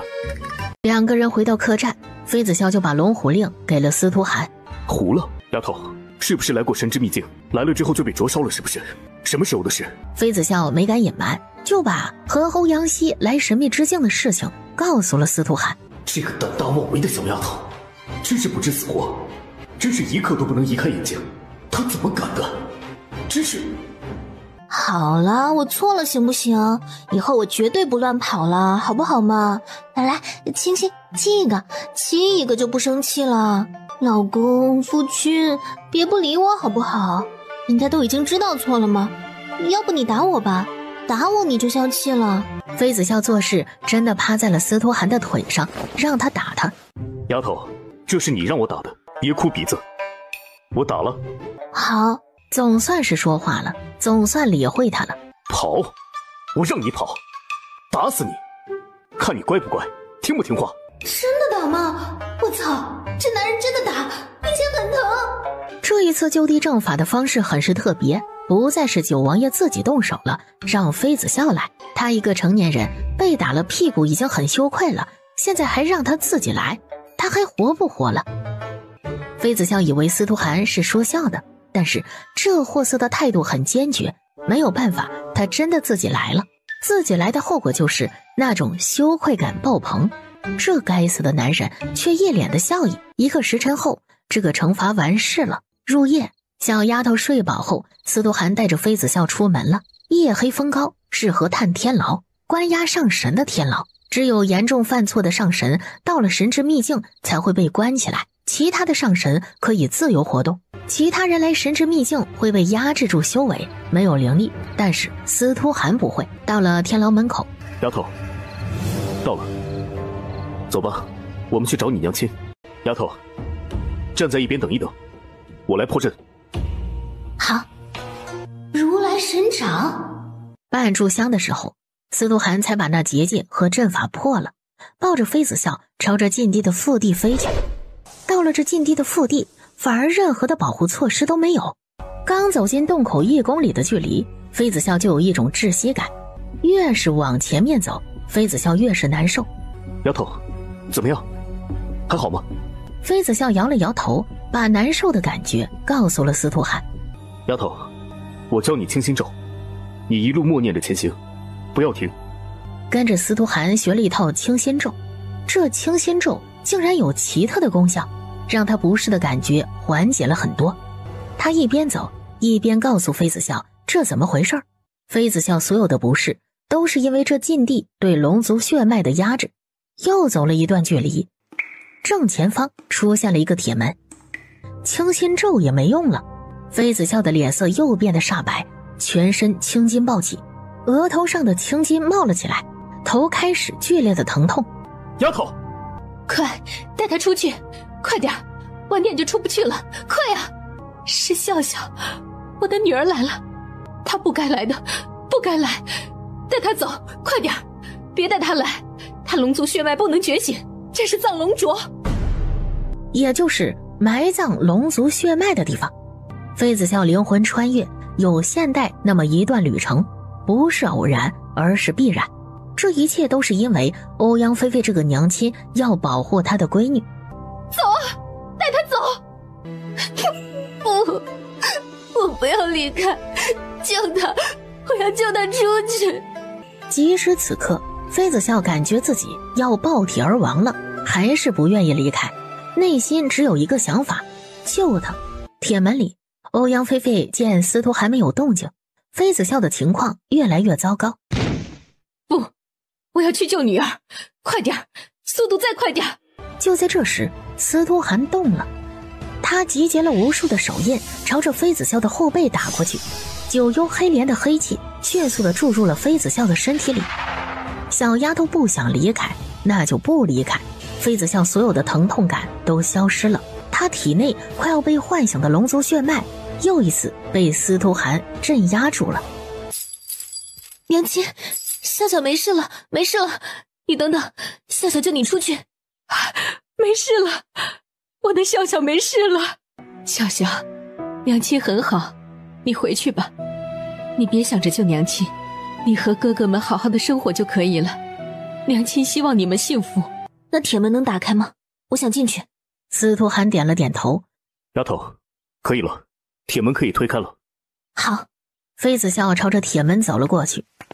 丫头，娘亲就在里面，进去吧。好美。笑笑，娘亲。笑笑，过来，娘亲看看，我们笑笑终于长大了。娘亲无数次幻想过笑笑长大的样子，必定亭亭玉立，倾国倾城。娘亲还是低估了笑笑的美。笑笑，娘亲终于见到你了，见到我们家的小棉袄了，也知足了。娘亲，丫头别哭，娘亲没事儿，不疼的，真的一点都不疼。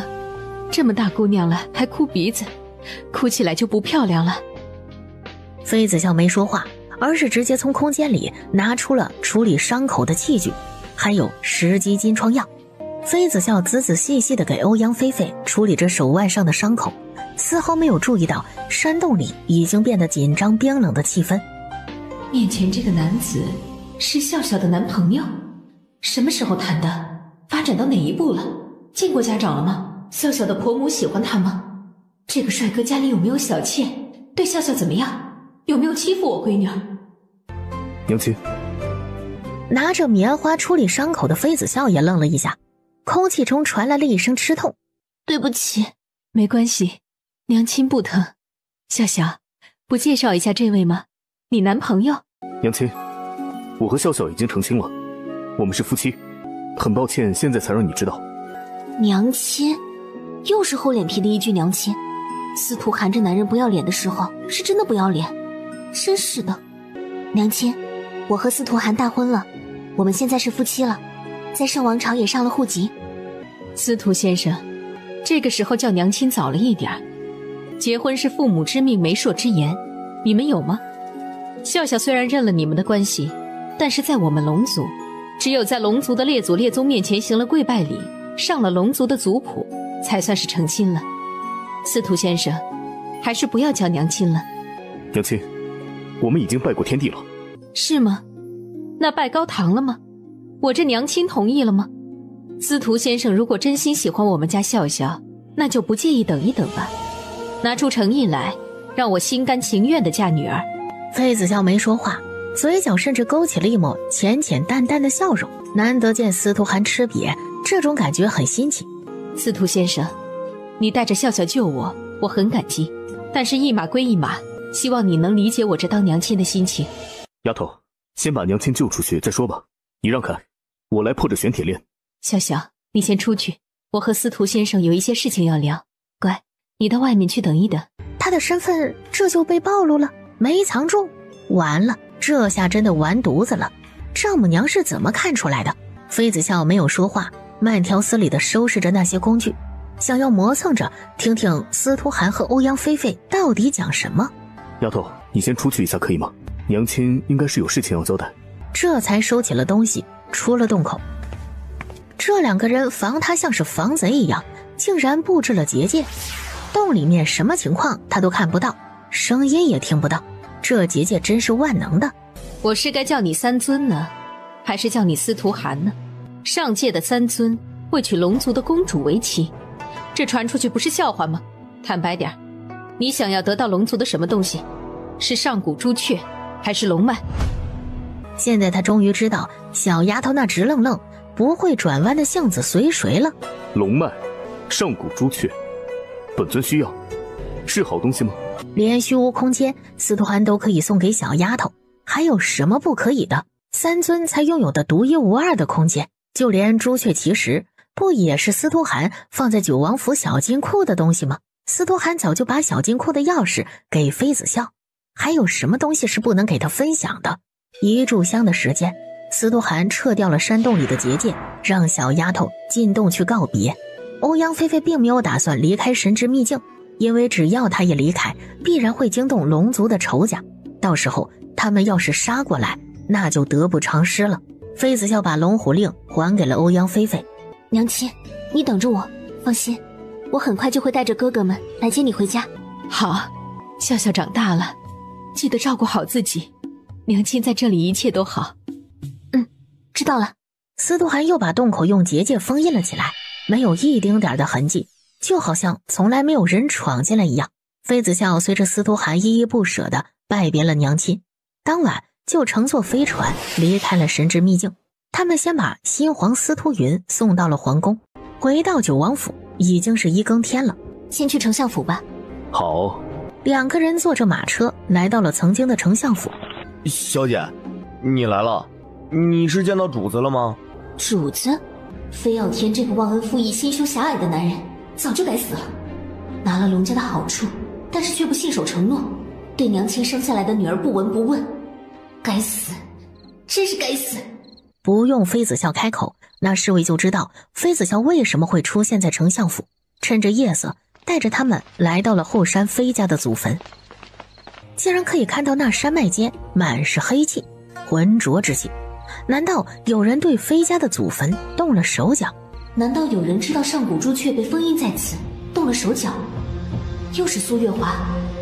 到了山顶，结界和阵法都没有被破坏，苏月华还没有这个本事，不过他却在祖坟的外面动了手脚，布了一个聚阴阵。刚刚靠近祖坟就不寒而栗，阴风惨惨。我来吧。好。娘亲说过，靠近朱雀的时候，手里的钥匙会有强烈的反应。难道朱雀没有被封印在这里？是娘亲记错了？扑了一个空，妃子笑和司徒涵都郁闷到了极点。这朱雀必定被封印在与妃家有关的地方，是哪里呢？寺庙，对，就是离妃家几里地远的寺庙。妃家人以为欧阳菲菲去世了，她的牌位一直被供奉在寺庙。从那以后，妃老爷子也常年居住在寺庙，为欧阳菲菲祈福诵经。如果朱雀会自己挪地方呢？夜黑风高，3人又坐着马车去了城外的寺庙。麒麟，2只麒麟拉马车，小姐真是了不起，竟然能驯服麒麟拉马车，主人真是后继有人，青出于蓝而胜于蓝啊！城外寺庙的大殿里，当妃子笑踏进大殿的时候，手里的钥匙竟然开始发烫了，越来越烫，越来越烫。就在妃子笑放手的时候，那钥匙飞了出去。就当钥匙落下来的时候，砰的一声，那真身竟然碎成了碎片。丫头，小心！只见在一堆碎片中，一个身影飞了出来，伴随着一声鸟叫，一只披着金光的鸟冲破云霄。欧阳菲菲留给笑笑的本命契约兽。就在大家都震惊的时候，上古朱雀一个飞身，竟然直直的朝着妃子笑俯身飞来，一副攻击的姿势。司徒涵察觉到上古朱雀的意图，朝着小丫头的身边靠近了一点点。没事，我能处理。他是想要试探我的实力而已，想要给我一个下马威。夫君，明早我们吃山药炖朱雀，味道应该还不错。话音落下，妃子笑放开了司徒涵，一个飞身迎了上去。当朱雀丝毫不减威压，朝着他们的方向飞身下来的时候，就已经触怒了妃子笑。虚无空间里，这一出现就得罪了主子，这朱雀的好日子到头了呀，还不如乖乖的被封印着。主子可是一个睚眦必报的人，就朱雀今日的举动，够他喝一壶了。仗着性别，就开始飞扬跋扈了。一人一兽在黑夜中大战着，明明妃子笑可以直接秒杀了朱雀，一出手就让他臣服，可是偏偏妃子笑没这么做，而是慢慢的折磨戏谑着朱雀，周而复返。朱雀终于意识到这个小女娃是在戏谑他。妃子笑给了朱雀致命一击，甚至把它打回了原形，变成了一只和锦鸡差不多的禽类，然后又把它封印住了。好好的人不当，神兽不当，要当畜生是吧？行。不一会儿，妃子笑手上就拧着朱雀进了虚无空间。妃子笑直接把朱雀往养灵禽的地方丢去。好好待着反省，你和他们没什么区别。妃子笑转身离开了。按照主子的性格，这才是主子会做的事儿。一群灵鸡朝着朱雀围了过来。一副要进攻外来侵略者的架势。朱雀傻眼了，我被丢下了，主子不契约我，把我丢在了鸡圈里，是这样吗？啊，我可是上古朱雀呀，不是鸡，怎么能和这群畜生生活在一起呢？不要，我不要生活在鸡圈里，吃鸡食，我要出去。我错了，我知道错了，我这就去认错。主子这一波下马威很是可以啊，好好打击一下朱雀也是可以的，免得朱雀太傲气了。跟着以前的主人从来没有压制过他们的脾气，一个两个的脾气傲气到不行。但是现在不一样了，小主人的性格内敛一些，比较注重规矩，所以朱雀这样的傲气是不行的，很容易给主人招来麻烦，到时候得不偿失。要是真惹上麻烦，那就惨了。在这虚无空间，朱雀所有的灵力修为都被妃子笑封印住了。你放开老娘！老娘的毛啊！你竟然啄掉了老娘的羽毛！老娘干死你！滚开！滚开！老娘要发火了！救命啊！我的毛要被这些畜生扒没了！青龙，救我！第二天，当妃子笑睡到日上三竿，想起了被他丢进虚无空间的朱雀，赶紧进来查看一下。这是朱雀吗？这确定是朱雀，神兽上古朱雀。这一击真的打击到了朱雀的心灵，它不是上古朱雀，只是一只无毛鸡。来真的？行，姑奶奶就好好修理一下这些不要命的畜生。朱雀根本不是对手，最后上古朱雀和这些灵禽竟然上演了一场最原始的斗鸡大战，结果是朱雀身上的羽毛全部被拔光了，整个变成了一只裸鸡，就像是那些被拔了毛等着开膛破肚送上人类餐桌的白斩鸡。这是朱雀？这确定是朱雀？妃子笑甚至不知道要怎么安慰朱雀，因为这个时候朱雀根本不搭理他。算了，还是再等等吧，等过段时间再契约朱雀算了，等它的毛长起来。妃子笑不知道怎么办，只能让青龙看着点。他撤掉了朱雀身上的压制，让他恢复了灵力。一开始朱雀并不知道他身上的灵力恢复了，整日生无可恋，不吃不喝，反正他是上古神兽，已经辟谷了，根本不需要进食。有一天，当朱雀突然发现他灵力恢复的时候，老娘灵力恢复了，行，报仇雪恨的时候到，拔老娘的毛。行，老娘让你们从此都不知道毛是什么东西。当妃子笑再一次进空间的时候，更是傻眼了。他空间里所有的灵禽都没了毛，就连池塘里的鲤鱼、鳞片也被刮得干干净净。从此以后，这空间里都是一群和尚、尼姑，就连青龙在空间里也时刻戴着帽子，不敢把头发露出来。朱雀这个女人可狠了，有了心理阴影，只要看到谁有毛，必定会动手。女人真是惹不得，女魔兽更是惹不得。怕我？既然怕我，还假装一副若无其事的样子干什么？想好了吗？要不要成为我的契约兽？你只有一次机会，只要你点头，我手上这瓶生发剂就是你的。要不然，按照你羽毛的生长速度，想要恢复必须1-2年。你不契约也行，我现在就放你出去。但是你要让其他魔兽看到上古朱雀没毛的样子吗？即使你化成人形，也是没有头发的尼姑，没头发美吗？行，你要是不愿意就算了，我这就放你出去。朱雀一个转身就抢走了他手上的生发剂。你赔我羽毛，赔我！这上古朱雀怎么像是小孩子一样呢？这脾气傲娇到了极点。他已经有一个傲娇的小宝宝了，司徒欧阳现在长大了，性格也傲娇了，现在又多了一个朱雀，真是心累啊。妃子笑也不着急，见朱雀把生发剂收下了，转身就出了空间去忙其他事情了。九王爷和妃子笑商量了一下，他们要去虎旗营一趟，给虎旗营的战士们送去粮食补给和冬衣。3日后，司徒寒带着妃子笑出发了，此行妃子笑没带南宫欣，交给了南宫欣一个任务，那就是帮着皇宫里的燕太后张罗开布庄的事情。妃子笑和燕太后不只是开布庄那么简单，而是要开一个造型室，打造女子变美一体化店铺，也就是美容美颜、胭脂水粉、成衣，各种变发造型都会设计。丁姨娘没有修为，也被留下来了。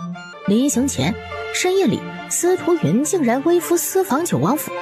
司徒云好说歹说，求九皇神把南宫欣留下来。南宫欣这次跟着九皇神出去历练，这一走也不知道何年何月才能回圣王朝，他上哪儿去找娘子呀？总不能一直等着吧？要是以前，妃子笑怎么可能答应司徒云把南宫欣留下来？狗皇帝惦记他的荷包就算了，现在还惦记他的人。可是自从发生了那件事以后，妃子笑看到司徒云就心虚。要银子。好，皇上有。国库空虚，行，需要多少银子？7万金。可以，明日就让玉峰送进内库。丫头，嫂子那边不是一直抱怨一个人忙不过来吗？让南宫欣去帮忙吧。至于司徒云和南宫欣的事情，咱们不管，顺其自然。能不能娶到娘子是司徒云的事情，媳妇儿都不能搞定，不能追到手，还当什么皇帝？话说得好听，什么司徒云事情？那他现在是在干什么？腹黑的男人，把南宫欣留下来，那不就是在给司徒云制造机会吗？最后，妃子笑还是妥协了，在司徒云离开后，单独找南宫欣问了问他意见。妃子笑以为南宫欣会极力反对，可当看到他纠结的样子，妃子笑直接拍板把南宫欣留了下来。女大不中留啊！看来这次历练回来就要为南宫欣准备嫁妆了。这不仅要准备嫁妆，还要准备封后大典，打哪都是要银子的事儿，荷包疼。妃子笑又忍痛割爱，把丁姨娘留了下来。这边的店铺必须要尽快开张才行，女人的银子最好赚了，赶紧赚银子才是真的。他们带着满满2飞船的物资上路了，直接去了虎旗营。虎旗营不在圣王朝的都城，而是在一个秘密的地方操练。即使知道妃子笑和司徒寒来军营了，大哥和三哥竟然都没有露面。忙着修炼，这么卷的吗？第2日，今日是军营的大日子，每半月一次挑战的日子，一大早整个军营的气势就变得严肃凌厉了。得知九王爷亲自组织这次考核，将士们一个两个气势十足，势必要挑战成功，拿下既定的目标。将士们集合完毕以后，司徒寒才把赖床的小丫头从床榻上哄起来，来不及用早膳了。妃子笑抓起桌子上的饼，就跟着九王爷去了观看台。王爷，武清的大日子，外人应该回避。外人？谁是外人呢？统领是在说小王妃是外人吗？这真是有点离谱了。小王妃怎么可能是外人呢？这可是九王爷的娘子啊！再说了，即使小王妃不是九王爷的娘子，那也是九王爷的心尖宠啊，所有人的祖宗。这小祖宗要是发火了，那后果不堪设想，好吧？外人？你说谁是外人？领罚去！和九王爷名不正言不顺的，算什么九王妃啊？只是和当初的小王妃名字一样而已。真把自己当小王妃了，这真是脸皮厚。王爷，玉金不服，这位姑娘名不正言不顺，连侍妾都算不上，是自己人吗？虎旗营自古就有规矩，除了主子的正房有资格进军营，其他女子都没有资格进军营。王爷，您忘记了吗？就当司徒寒要出手的时候，妃子笑突然拉了他一下。你说我是外人，不是九王爷的正室，好像也是这么一个理。我和九王爷没有拜天地，也没有明媒正娶，确实算是外人。这样吧，我现在加入虎旗营，当一个小兵可以吗？一个花瓶而已，竟然想加入虎旗营，不是自不量力还是什么？原来九王爷喜欢这类型的女子，一个能说会道的花瓶，会哄人开心，确实讨男人的喜欢。但是九王爷是虎旗营的主子，不应该沉迷于女色。一个没有修为的女子，怎么可能成为虎旗营的主母？不服众啊！姑娘，虎旗营有规定，修为没达到玄阶是没资格加入虎骑营的。姑娘没有修为就应该安分守己。为了王爷的声誉，末将劝姑娘以大局为重，还是回营帐去休息吧。什么？没有修为？要玄阶的修为才能加入虎骑营？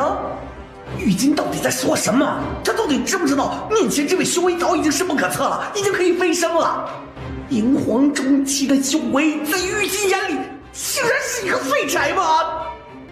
惹的什么货色，竟然敢羞辱小王妃啊！我去他的玄阶修为！小王妃怎么可能是废柴没有修为呢？小王妃就是他的祖宗啊！好，很好。按照小丫头的脾气，这怕是被触怒了。那就让小丫头好好教训一下这些不知天高地厚的虎骑营士兵。行，虎骑营不是讲究实力吗？那就让小丫头肆意发挥，让他们知道花儿为什么这样活。丫头，反正无事，玩一玩。可以。在司徒涵的示意下，妃子笑也要参加这次的考核，一层一层的挑战上去。第一项就是射箭，还是花样式射箭。那就让这花瓶知难而退吧。这比赛的第一项，这花瓶就不可能过关。就这匹了。追风，妃子笑竟然选追风，这是想不开还是狂妄自大呀？这追风可是九王爷的坐骑，出了名的烈性。至今为止，除了九王爷，没有人能征服追风。妃子笑要骑着追风奔跑，完成追击打靶，这不是儿戏吗？这追风不合适妃小姐，摔倒了王爷会心疼。来人，给妃小姐换一匹温顺的马。金统领这是笃定了本宫驯服不了这烈马，要给你们主子丢脸。在金统领眼中，这马儿是烈马，可是本宫看马儿挺温顺的呀，和马驹没什么区别。金统领不能做到，难道其他人也做不到吗？未免太自负了一点吧。是的，让他去牵一匹温顺的马儿过来，牵了一匹小马驹过来，这是怎么回事啊？这小马驹怎么参加考核呀？是猴子请来的逗逼吗？小马驹根本就是小娃娃过家家初学者才会骑的马儿啊！牵这么一匹小马驹过来，什么玩意儿啊？这不是羞辱小王妃吗？在玉阶和那副将的眼中，小王妃这花瓶就只能骑小马驹。小王妃还是不要逞能了，这小马驹挺适合你的。好了，比赛就要开始了，我要当个其他将士选马。丢下这句话，玉金没理会妃子笑，转身就去忙其他事情了。小王妃，上马吧。不需要，留给其他人骑吧。妃子笑朝着追风走了过去，一个翻身直接落在了马背上。小王妃，小心啊！小王妃还是快下来吧，追风是烈马，不行啊，这可太危险了。追风是出了名的烈马，整个虎骑营就算是马术最好的将士也驯服不了追风。至今为止，整个圣王朝只有九王爷才能驯服追风，追风是九王爷的专属战马。九王妃，赶紧下来，追风会要了你的命的。追风有了强烈的反应，开始疯狂地甩着马身子，想要把妃子笑甩下来，又开始在营地里不停地乱窜，发出急切凶恶的叫声来。这女人真是一个麻烦精，一不小心丧命了，谁来承担这个责任啊？九王爷要是追究起来，我们可担待不起。可是不管追风怎么奔跑，身子怎么扭转，拿出所有的看家本领，妃子笑都稳稳地坐在马背上。你再发狂试试，信不信本宫拔光你的毛，把你做成马肉干，请将士们吃一顿。听到这威胁，追风不屑地哼哼两声，越发的傲慢了。哪知道刹那间，妃子笑强者的威压一释放，他瞬间趴在了地上。这上古神手，2只上古神手，还有2只超神手。妃子笑把空间里的神兽的威压释放了出来，追风马上就蔫了，趴在地上动弹不得，脚软到了极点。怎么回事？追风怎么跪下来？这姿势是跪拜和臣服啊？难道不可能？这花瓶怎么可能驯服追风？不可能的。行了，起来，待会儿好好跑。你要是输了，本宫就把你炖了。追风赶紧起身，那样子就像是温顺的小绵羊，不敢造次。妃子笑一夹马肚，追风直接朝着比赛的起点奔去了，留下傻眼的虎旗营统领玉金。金统领，看到了吧？你做不到的事情，并不代表本宫做不到。邪乎了啊！这花瓶还真有几把刷子，竟然连追风也驯服了。但是这还不够，这点本事不是当家主母最基本的要素吗？想成为虎旗营的当家主母，这点本事是不够的。在经过半炷香的准备以后，比赛正式开始了。妃子笑骑着追风，不疾不徐地排在最后面，并不去抢前面的位置。他笃定了会赢，那就赢得再漂亮一点。这考核并不是骑马跑一圈就行了，还得再骑马射箭。就在比赛要开始的前夕，就在将士抬来了一箱又一箱的零部件，每一个考核的将士一人一个箱子，箱子里有无数不同的零部件，甚至还有废弃制作时候有偏差的零部件，这组装起来难度更大了。军营里谁组装这个速度最快，准确度最高？当然是统领了，他只需要小半炷香的时间就能完成组装，然后骑马射击，精确度最高，正中所有的靶心。玉雷、玉宇他们几个狠狠地剜了一眼玉峰。玉峰突然意识到错误，赶紧用手捂住了嘴巴。这样啊，看来功夫练得不错，不过也不怎么样，手下败将。金统领，来一场比一比。什么？小王妃是疯了吗？竟然要和金统领比赛骑马射箭，这是多想不开啊！这女人为了出风头，竟然想一出是一出，有点过分了吧？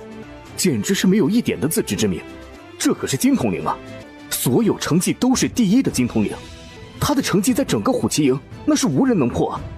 哎，小妹，考核这样的大日子，金统领很忙，怕是没时间和你比试。听大哥的话，回头有空了私底下再比试吧。小妹，加油，咱哥看好你。跟着胡闹什么？一边去。大哥，放心，我有把握。金统领，怎样？敢应战吗？啊，行，比就比，但是得有彩头。魏姑娘觉得如何？行，本宫要是输了，从此不再踏进虎旗营一步。金统领要是输了，那就给本宫端茶送水当小厮，直到本宫离开虎旗营，怎样？可以。比赛开始了，妃子笑又开始作妖了。只见妃子笑竟然拿出了丝巾蒙住了眼睛。这是要盲组装，岂不是儿戏吗？整个玄月大陆都没人能蒙着眼睛组装，这又不是一般的弓箭和弩，只是那么几个零部件组成的，这可是九王爷研发的弩啊！组成的零部件多达几十种，九王爷可能也做不到蒙着眼睛组装，何况是其他人呢？这小王妃真是让人很无语。喜欢出风头也就算了，但是每次她选择出风头的方式都让人很无语，简直就是不可能完成的事情嘛！真就是搞笑。哼，看来真是高看你了。一个绣花楼上坐的女子，只会绣荷包什么的，没有修为是废柴不说，那性格真是不讨喜，花样是作死。伴随着比赛开始的号角，他开始在零部件箱子里拿出零件，开始组装了。他只需要用手一摸，就知道这零件处于什么部位，正确不正确，在零件箱里摸索着。这是比赛吗？还是搓洗衣服？输了，小王妃必输了。输了也好，以后就不用在虎旗营看到她了。真是倒胃口。花瓶就应该发挥花瓶的作用，让人赏心悦目，而不是在这儿膈应人。时间一分一秒的过去了，这个时候玉金已经组装好了一大半。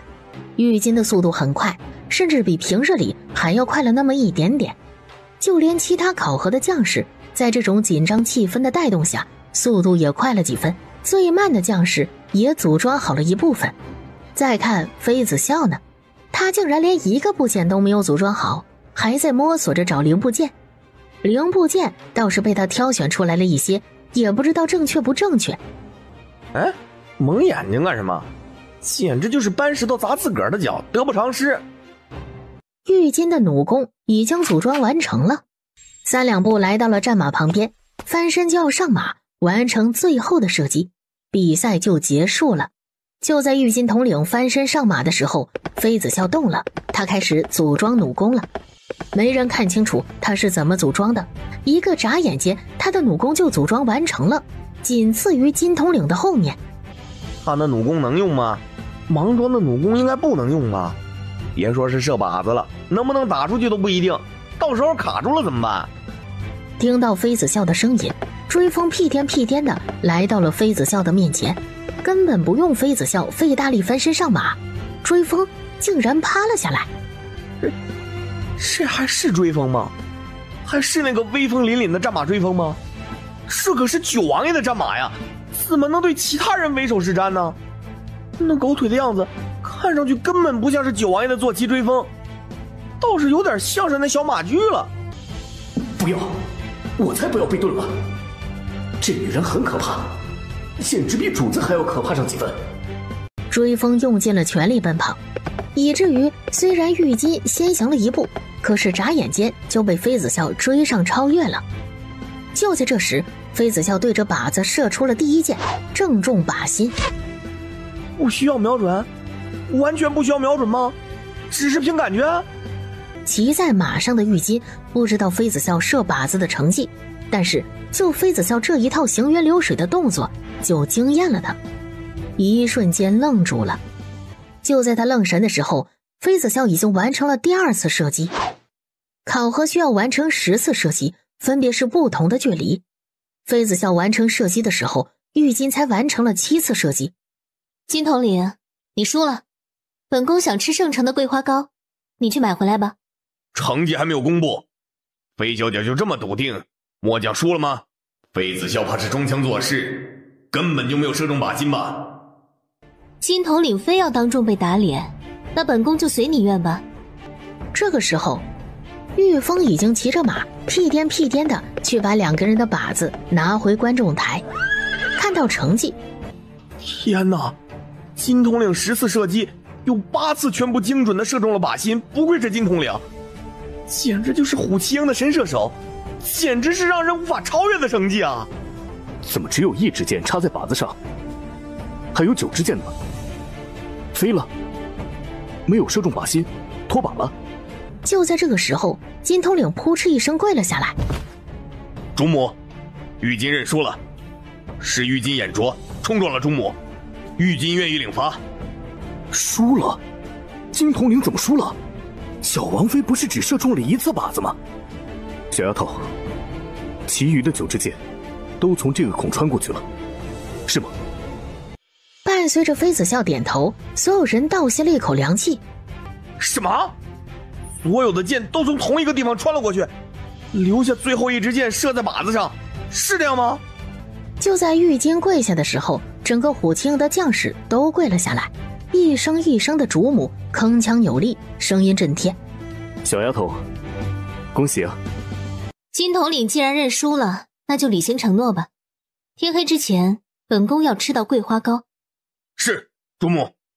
玉金二话不说，起身翻身上马，一路疾驰，必须要在天黑之前从军营到圣城跑1个来回，买桂花糕。这日就到了虎骑营1月1休的日子。这个日子可以不用修炼，不用操练，除去执勤的将士，其余的将士都可以把酒狂欢了。2日前，金统领就带着下面的人去附近的城镇采购了1只羊和1头牛回来，顺便还拉了几车的烈酒。金统领进来通报的时候，司徒涵和妃子笑正在用膳。一听玉金要进城去买酒买肉，妃子笑也来了兴趣。篝火晚会啊，大口喝酒大口吃肉，可以，这可以有。来回要2日，不行，太久了。妃子笑直接把麒麟马车借给了玉金，有了超神兽拉马车，不用2日，几个时辰就可以来回了。原本休息日在2天后，但是被妃子笑来了这么一出后改时间了，择日不如撞日，就今日。王爷，今日休息，可以饮酒，可以吃肉，可以篝火晚会。这丫头真是不长记性，上次那一团桃花笑才出了事，还要饮酒，真是不记得。司徒涵故作迟疑没有应，让小丫头说出一个可以说服她的理由来，等着小姑娘来软磨硬泡，撒娇求抱抱，求她答应。这小丫头根本不是撒娇求抱抱，而是激情热情的邀请。就在喝了汤要吃肉的时候，小丫头叫停了。王爷，今晚把酒言欢后再战，怎么样？成交吗？行，今晚要让小丫头知道花儿为什么这样红。半夜子时，小丫头喝得晕乎乎的，突然往司徒涵的怀里一坐。老公，你回去营帐洗白白等着我。半炷香后，司徒涵真的听话的回了营帐，沐浴更衣。他哪里知道，他离开后，这小丫头把酒言欢，把他忘记到了九霄云外。这时，朱雀趁机悄无声息的从虚无空间里出来。行，敢拔他的羽毛，他就敢睡他的男人。朱雀穿着丝薄如蝉翼的衣衫，风情万种的走进了九王爷的营帐。爷，奴家伺候你。小丫头派遣一只魔兽来伺候本尊。爷，奴家会唱小曲，会跳舞，要不奴家来一段？长夜漫漫，总得找点乐子不是？朱雀手里突然多了一把琵琶，开始自弹自唱了起来。朱雀敢出现在他的营帐，必定是妃子笑授意，要不然朱雀是吃了雄心豹子胆。那丫头为了喝酒，竟然派遣一只神兽来，把他当什么了？可伴随着朱雀不正面回答，甚至拿出琵琶来开始弹唱，司徒涵就知道这不是小丫头的主意了。听曲这种事情或许是其他男人的爱好，但是他不爱。一只神兽有反骨，敢勾引主子的男人，真是反了天了。他在朱雀身上察觉到了一丝让人不易察觉的黑气，那黑气很淡，藏得很深，就连司徒涵如果不是仔细看，也不容易发现。朱雀身上有浑浊之气，显然是被感染了。果然，男人都不是好东西。一曲迷魂曲，这个男人就上钩了，一点自制力都没有，和当初主子的男人差不多，都不是什么好东西。只见朱雀犹抱琵琶半遮面，整个人风情万种，身上的薄丝料若隐若现，营帐里的气氛暧昧到了极点。哪知道这个时候玉峰好死不死的冲了进来，实在是没有办法了，玉峰只能硬着头皮来找九王爷，因为小王妃喝醉酒了。小王妃喝醉酒的下场，就是整个虎旗营的兄弟们都惨了。不管是喝醉的，还是没有喝醉的，还是巡逻的将士们，都被小王妃拉到操场训练了。锻炼的内容那就是车轮战、近身搏击。这一次小王妃更狂妄，让整个虎旗营的将士一起上。因为前几天虎旗营的将士大多数修为都升阶了，初生牛犊不怕虎，所以在小王妃提出来消食的时候跃跃欲试。这一试完犊子了，完全被小王妃打趴在了地上。趴下了不行，起来起来，继续操练。这不又上演了当初在九王府的那一幕，所有将士今晚都被操练了。风雨雷电四个人知道小王妃喝醉酒的尿性，不把人操练到实在爬不起来是不罢休的，所以一开始他们四个人就往旁边躲了。有人陪着，妃子笑也不在意。不过半炷香，玉金就趴在了地上起不来了，全身筋骨断了十几处，整个人是出气多进气少了。玉雷他们没有办法，只能趁小王妃不注意的时候把玉金从人群中捞出来，赶紧正骨，用还魂丹又用金疮药。玉金吃了好几枚食剂丹药，恢复了一点点。哎，兄弟，小王妃到底修炼到哪里了？我修为也是天阶中期了，怎么到了小王妃那里毫无还手之力，只有被打的份儿啊？前段时间是灵皇中期，最近就不知道了。什么灵皇？这不是上级的修为等级吗？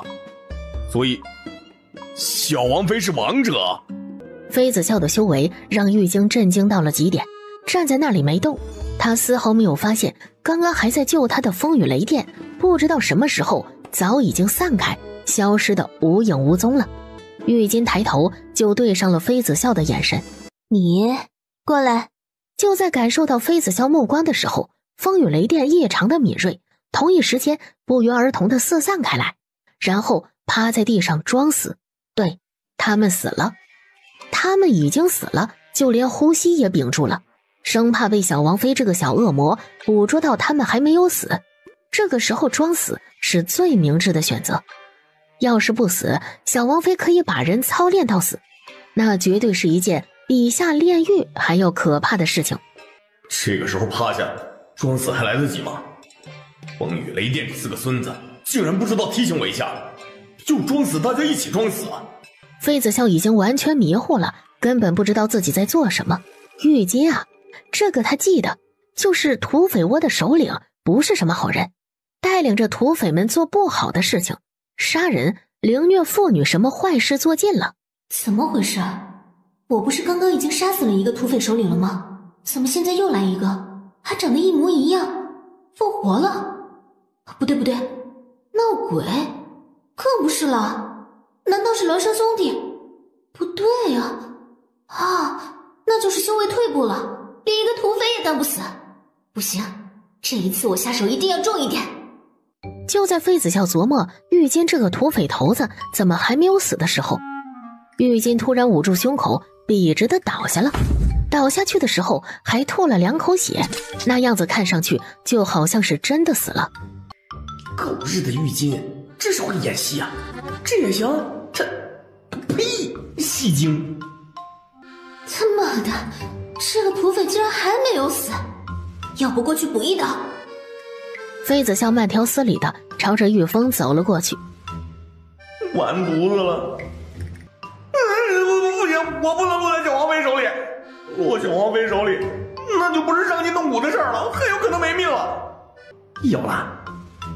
玉峰趁妃子笑还没有走过来的时候，一个飞身朝着玉金飞了过去，然后直接把躺在地上的玉金拧了起来。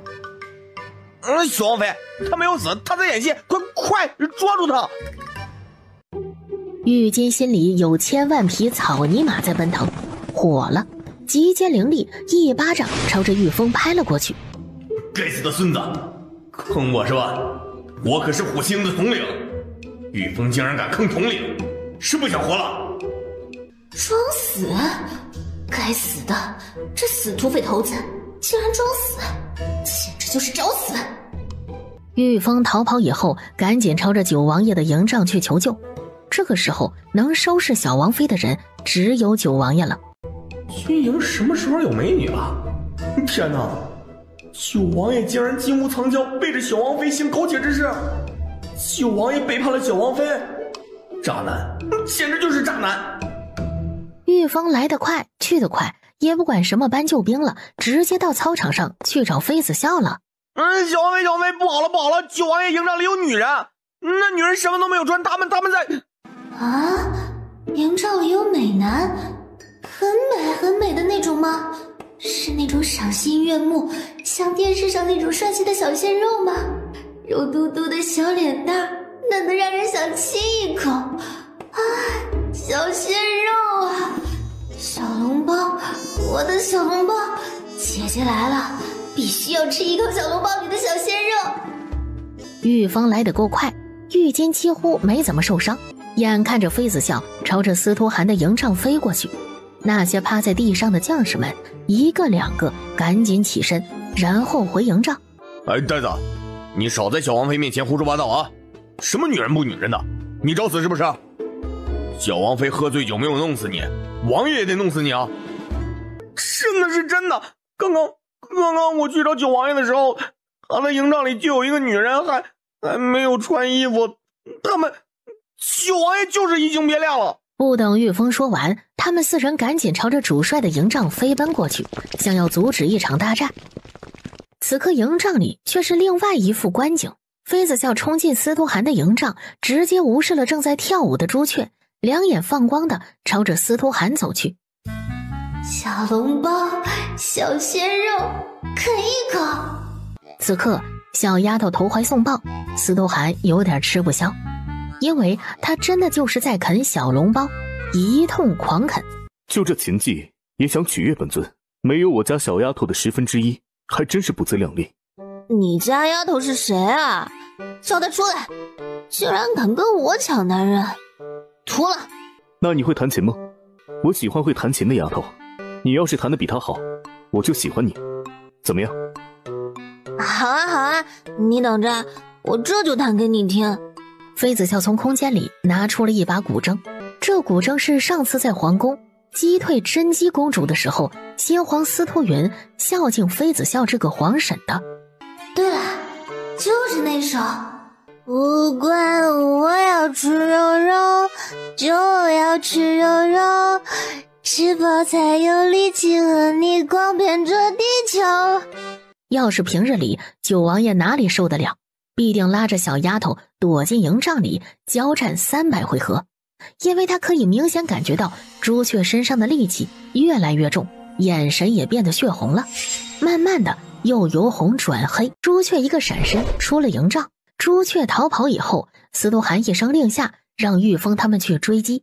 九王爷陪着妃子笑实战了2天，这日整个虎骑营都安静了下来，一道妩媚的身影悄无声息地在军营里穿梭。逃跑的朱雀又回来了，这次他的目标不再是九王爷，变成了妃子笑的大哥欧阳霆。第2日，左等右等，副将怎么还没来？下面的将士赶紧让人来副将的营帐查看，这一看出幺蛾子了，副将昏迷在了营帐里，一个是鬼医，一个是比鬼医医术还高明的妃子笑，2个人轮流给欧阳霆把脉，硬是没有找出来病因，根本不知道怎么回事。妃子笑赶紧用金针施展了一套鬼门13针，可欧阳霆依旧没有任何的反应。朱雀来过了。九王爷转身就吩咐身边的人去准备东西，今晚要用，再去附近的道观请一个阴阳先生回来。等等，就把东西买回来就行，不用找阴阳先生了。是，王爷。入夜，伴随着一声异样的鸡叫声，原本躺在床榻上昏迷不醒的欧阳霆突然睁开了眼睛，眼底满是黑气。已经子时了。糟糕！小妹，快逃！大哥是戾气入体，变异了，快出营帐啊！风雨雷电4人分别抓着渔网的一端，死死地困住欧阳霆。突然，渔网破了，激怒了欧阳霆，开始更加凶猛地攻击了。九王爷一声令下，玉雷得令后，迅速地飞身靠近欧阳霆，检查他裸露在外的肌肤。王爷，有愧了，欧阳将军的右手臂上有一块发黑的疤痕，冒着黑气。真的是沾染了戾气，这戾气到底是什么时候沾染的？这段时间以来，大哥都没有任何的异样，怎么会一下子戾气就严重了呢？也不像是朱雀所谓，朱雀身上的戾气没有欧阳霆身上的戾气重。很显然，大哥沾染戾气已经有一段时日了。朱雀可能是诱发大哥发病的主要原因，但是这戾气应该和朱雀无关。青龙，找到朱雀，带回来。是，主子。不可能，怎么可能是这样？完了，完犊子了！大哥这次是真的完犊子了。小妹，杨谦以前说过，我们兄妹4人都有特殊的能力，但是在出生的时候，为了不被仇家发现，就封印起来了。大哥的特殊能力，难道是号令师界？一统疆界，大哥这特殊能力真是让人一言难尽啊！小妹，我封印松动了，龙族血脉要觉醒了，用灵力封住，快点儿！封印之术，妃子笑根本不会啊。九王爷动了，他按照那日在神之秘境的方法，又开启封印欧阳霆的龙族血脉了。明显感觉到封印欧阳霆的龙族血脉，竟然比封印他家小丫头的龙族血脉要难得多。半炷香，欧阳霆身体笔直地躺了下去，整个人又陷入了昏迷。又是一声鸡鸣，欧阳霆身上散发着黑气的伤口，竟然以肉眼可见的速度消失了。风雨雷电合力，这才把欧阳霆又送回到了营帐的床榻上。将士抬来了一大桶的糯米水，司徒寒让人把欧阳霆丢进了浴桶里，这才算是完事了。司徒寒抱着妃子笑，飞身回营帐休息，等天亮了再处理其他事情。明早去一趟神之秘境，问问娘亲，这到底怎么处理？有彻底封印这能力的办法吗？还是直接除去？不用去找娘亲，我有办法。先睡吧，明早再说。他依旧失眠睡不着，直到天亮了，这才迷迷糊糊地睡过去。听到身边那均匀的呼吸声，司徒寒这才睁开了眼睛。他用一个结界封印住了外界的所有声音，并且让风雨雷电在四周守着，任何人不能来打扰小丫头睡觉，这才离开了。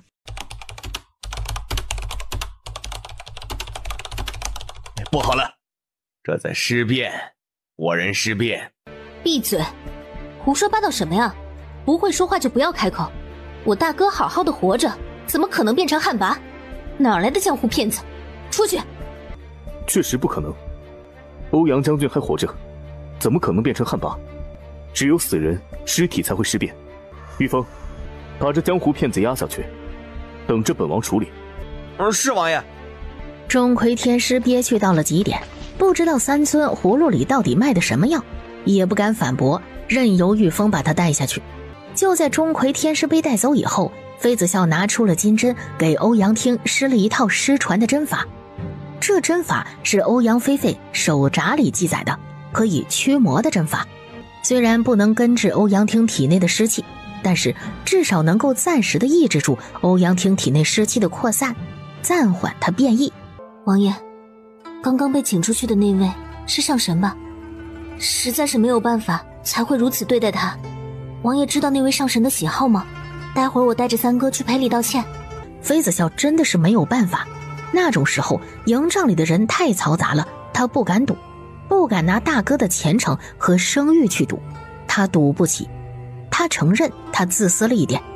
没事，只要是礼物他都喜欢，送几枚丹药也可以的。好，三尊家小祖宗送的东西他敢挑剔，是不想活了吗？一炷香后，他们来到了关押钟馗天师的营帐。三尊，我有罪，愿意接受天道的惩罚。你有罪？你有什么罪？现在本尊都没空追究，有罪找大帝领罚去。在司徒寒的示意下，妃子笑把赔罪的礼物给了钟馗天师。看着桌上那一排排的丹药，他家小丫头真是大方，一出手就是各种类型的丹药，各送一枚，还全部都是10级丹药。来送丹药，一次性送这么多，难道这其中有鬼？给你就收着，怎么还要本尊劝你？不敢不敢，小臣不敢。钟馗天师战战兢兢地收了一瓶丹药，其余的丹药他实在是不敢收。王爷，你还是先出去吧，一会儿这里完事了，我去营帐找你，可以吗？在钟馗天师震惊的眼神中，司徒寒出了营帐。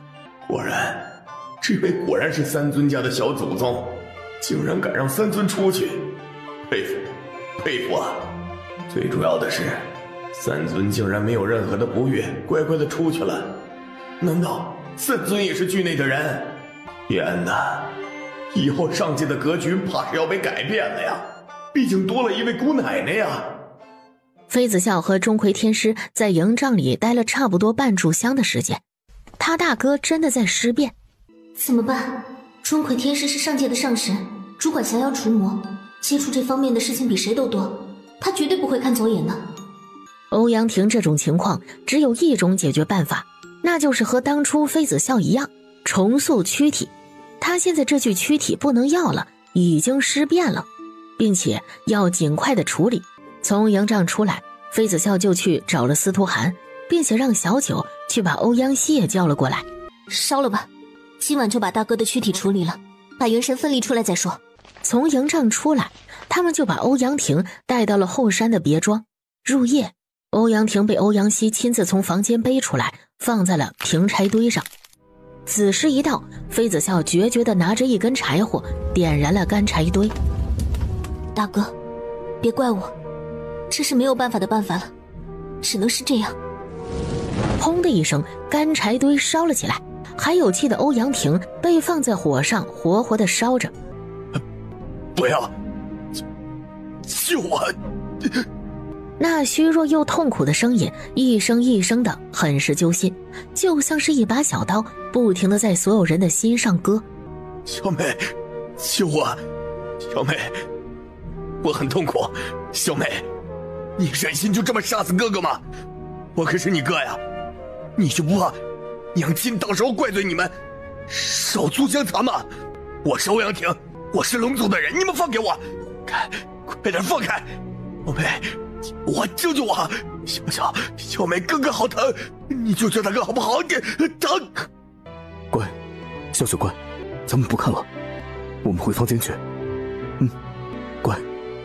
欧阳婷的声音越来越虚弱了，仿佛已经被烧死了。就当欧阳希红着眼准备上去查看的时候，旁边的钟馗天师拉住了他。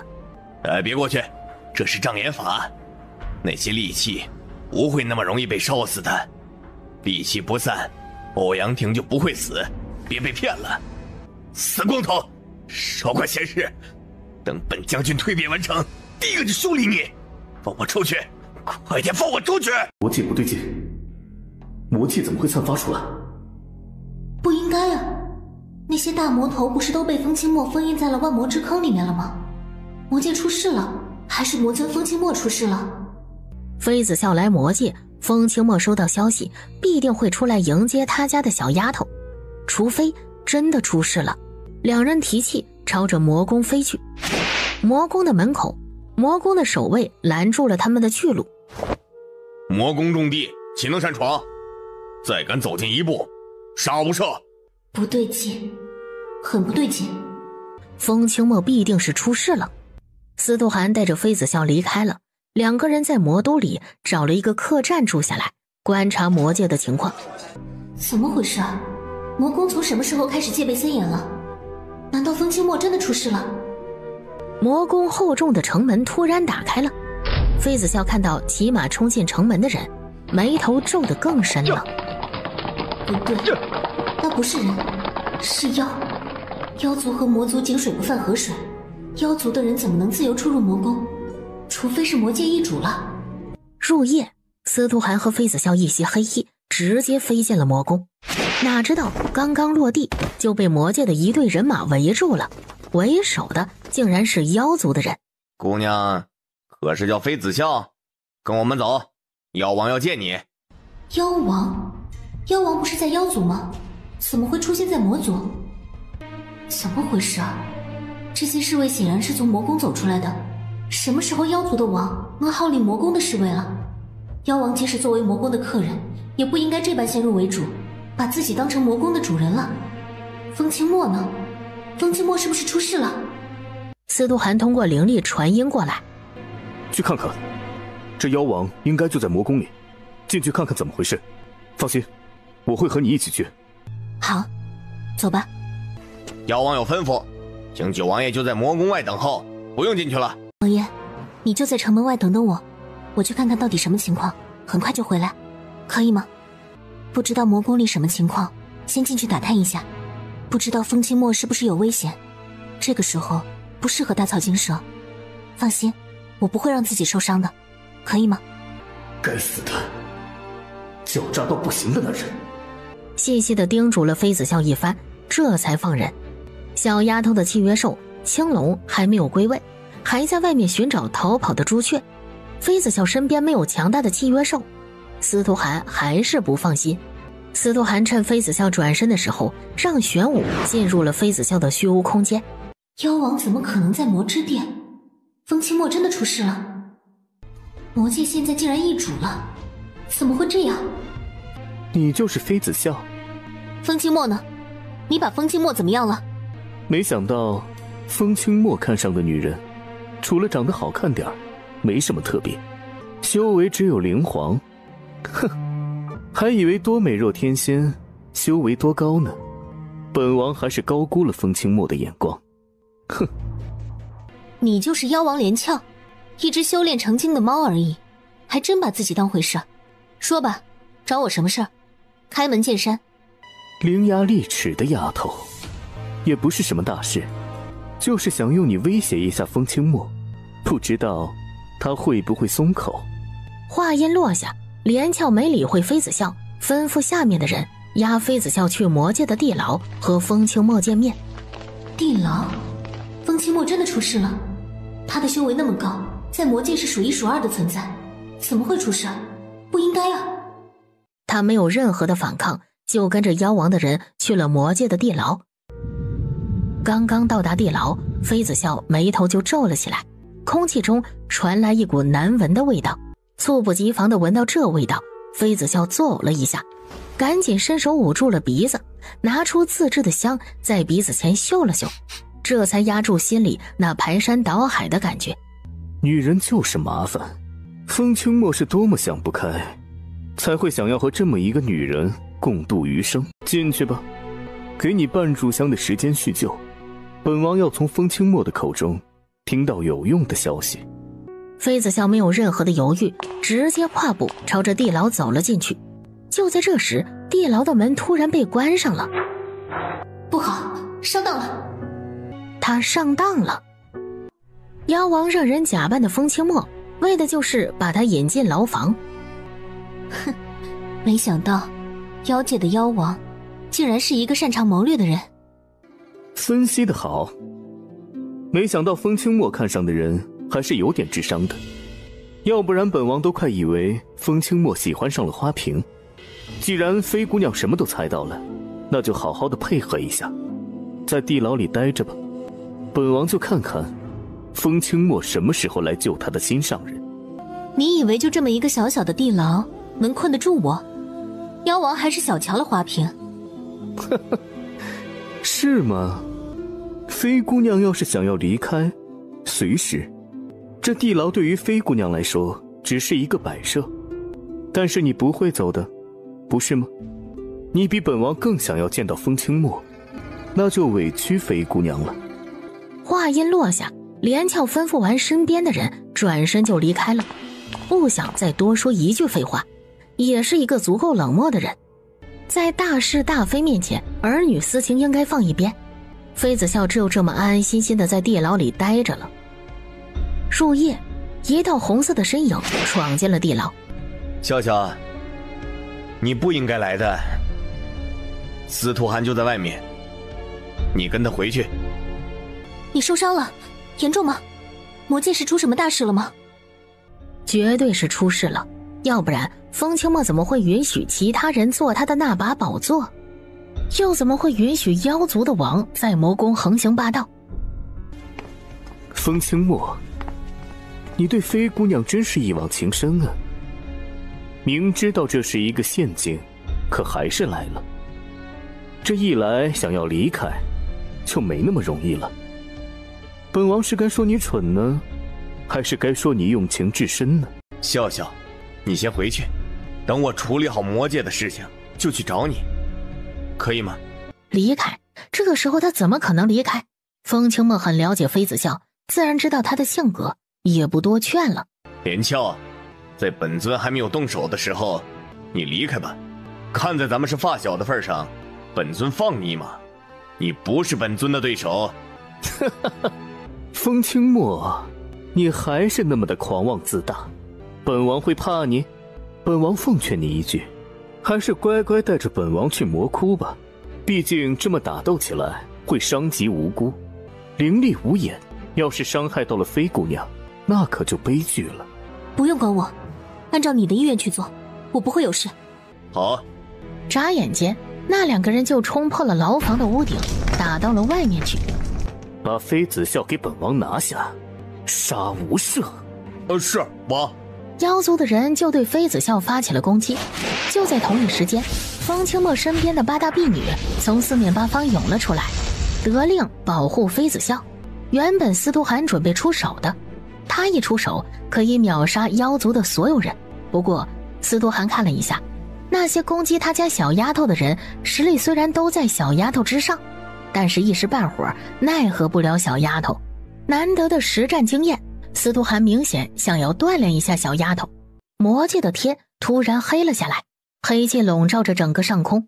连翘，你使诈！好样的，好样的，你去死吧！这时司徒涵也发现了不对劲儿的地方。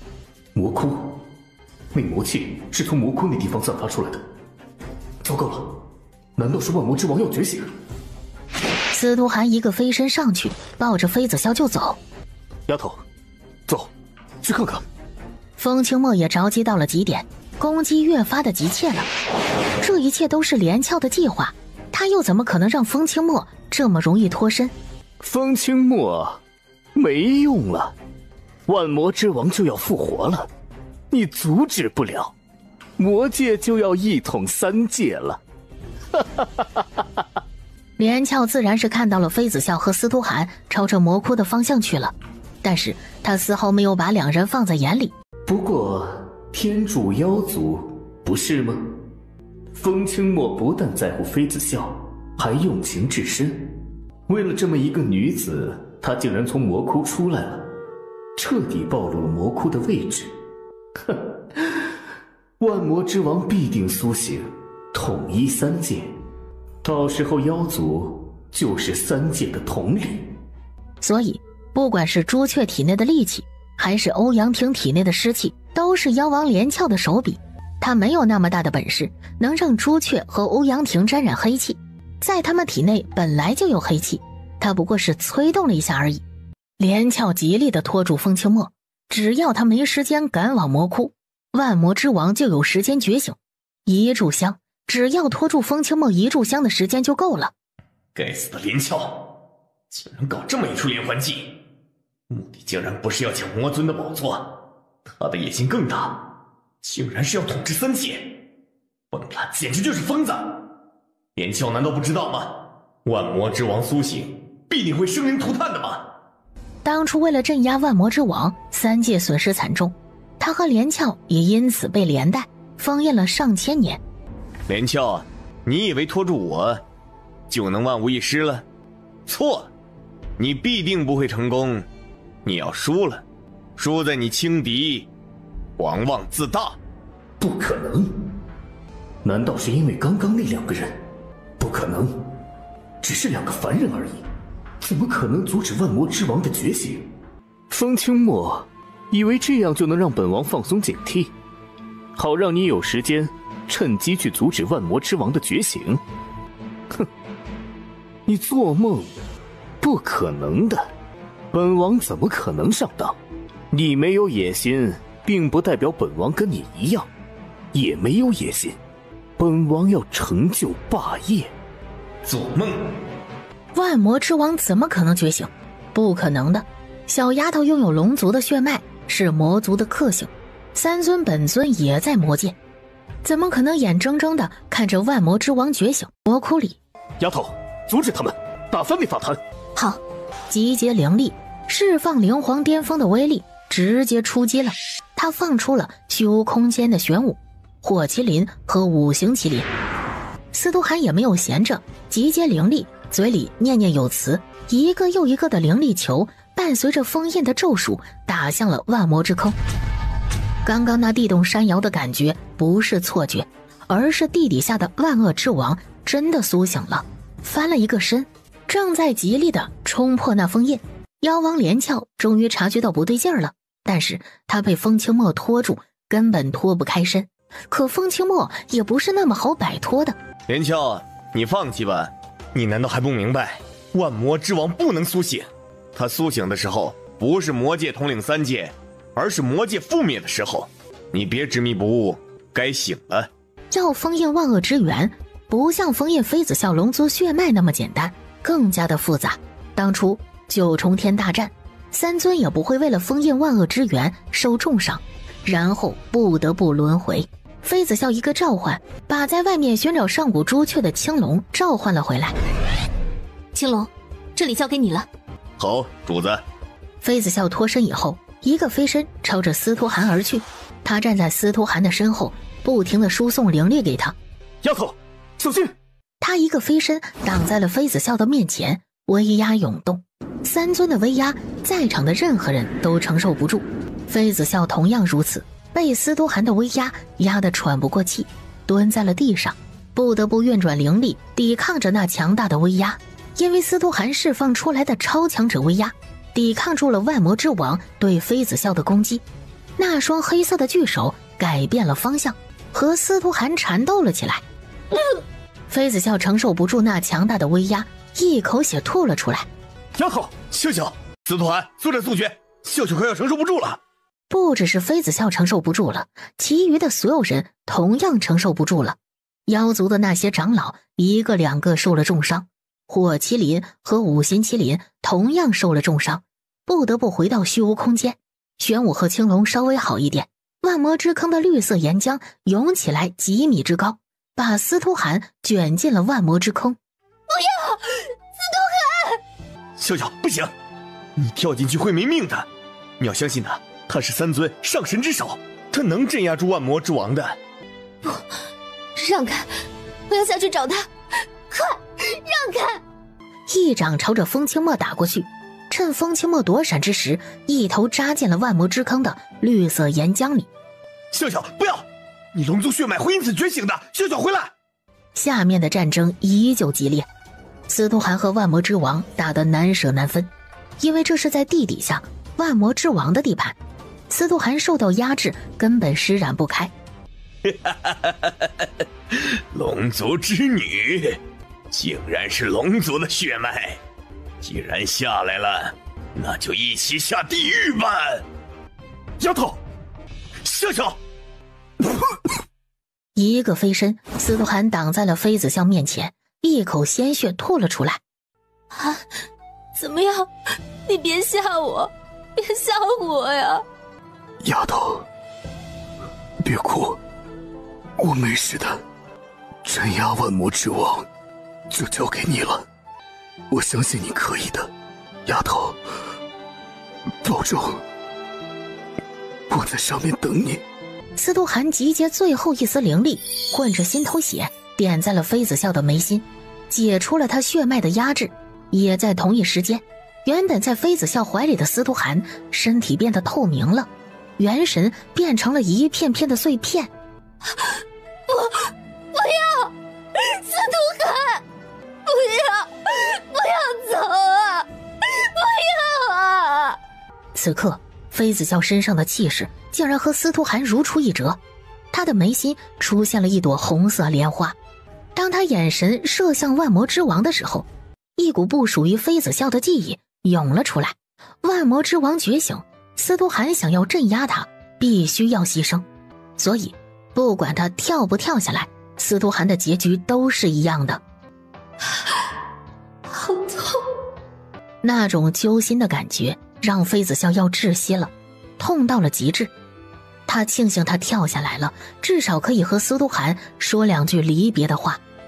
他说：“丫头别哭。”好，他不哭，即使痛到极致，他也不哭，昂着头，让眼泪流回到眼眶。他说：“他等他，他一定会等着他的，不是吗？”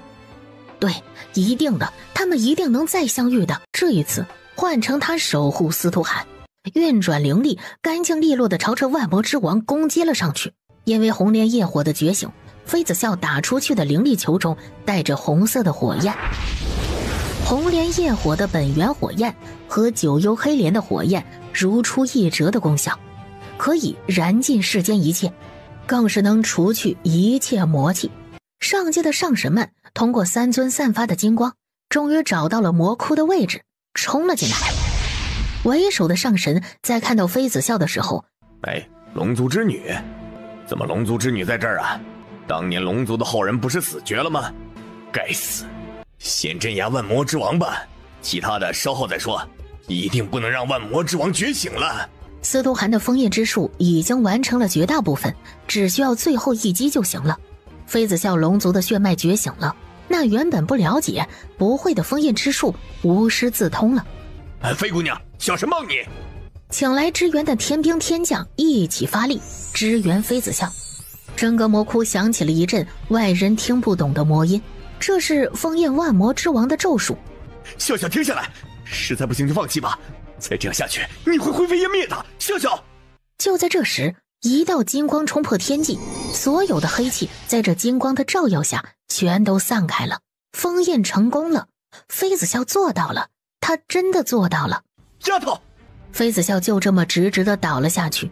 风清墨厉声呼唤着他，同时飞身上去接住了他。也是这个时候，那封印的咒术也停止了，妖王连翘。再跟着风清墨冲进魔窟以后，承受不住，早已经撤退了。那龙族之女必须死，必须要葬在万魔之坑，要不然上面那位追究起来，不是任何人能承受的。在还没有酿成大错，龙族一脉还没有再次崛起的时候，必须要扼杀在摇篮里。这女子必死无疑。你们什么意思？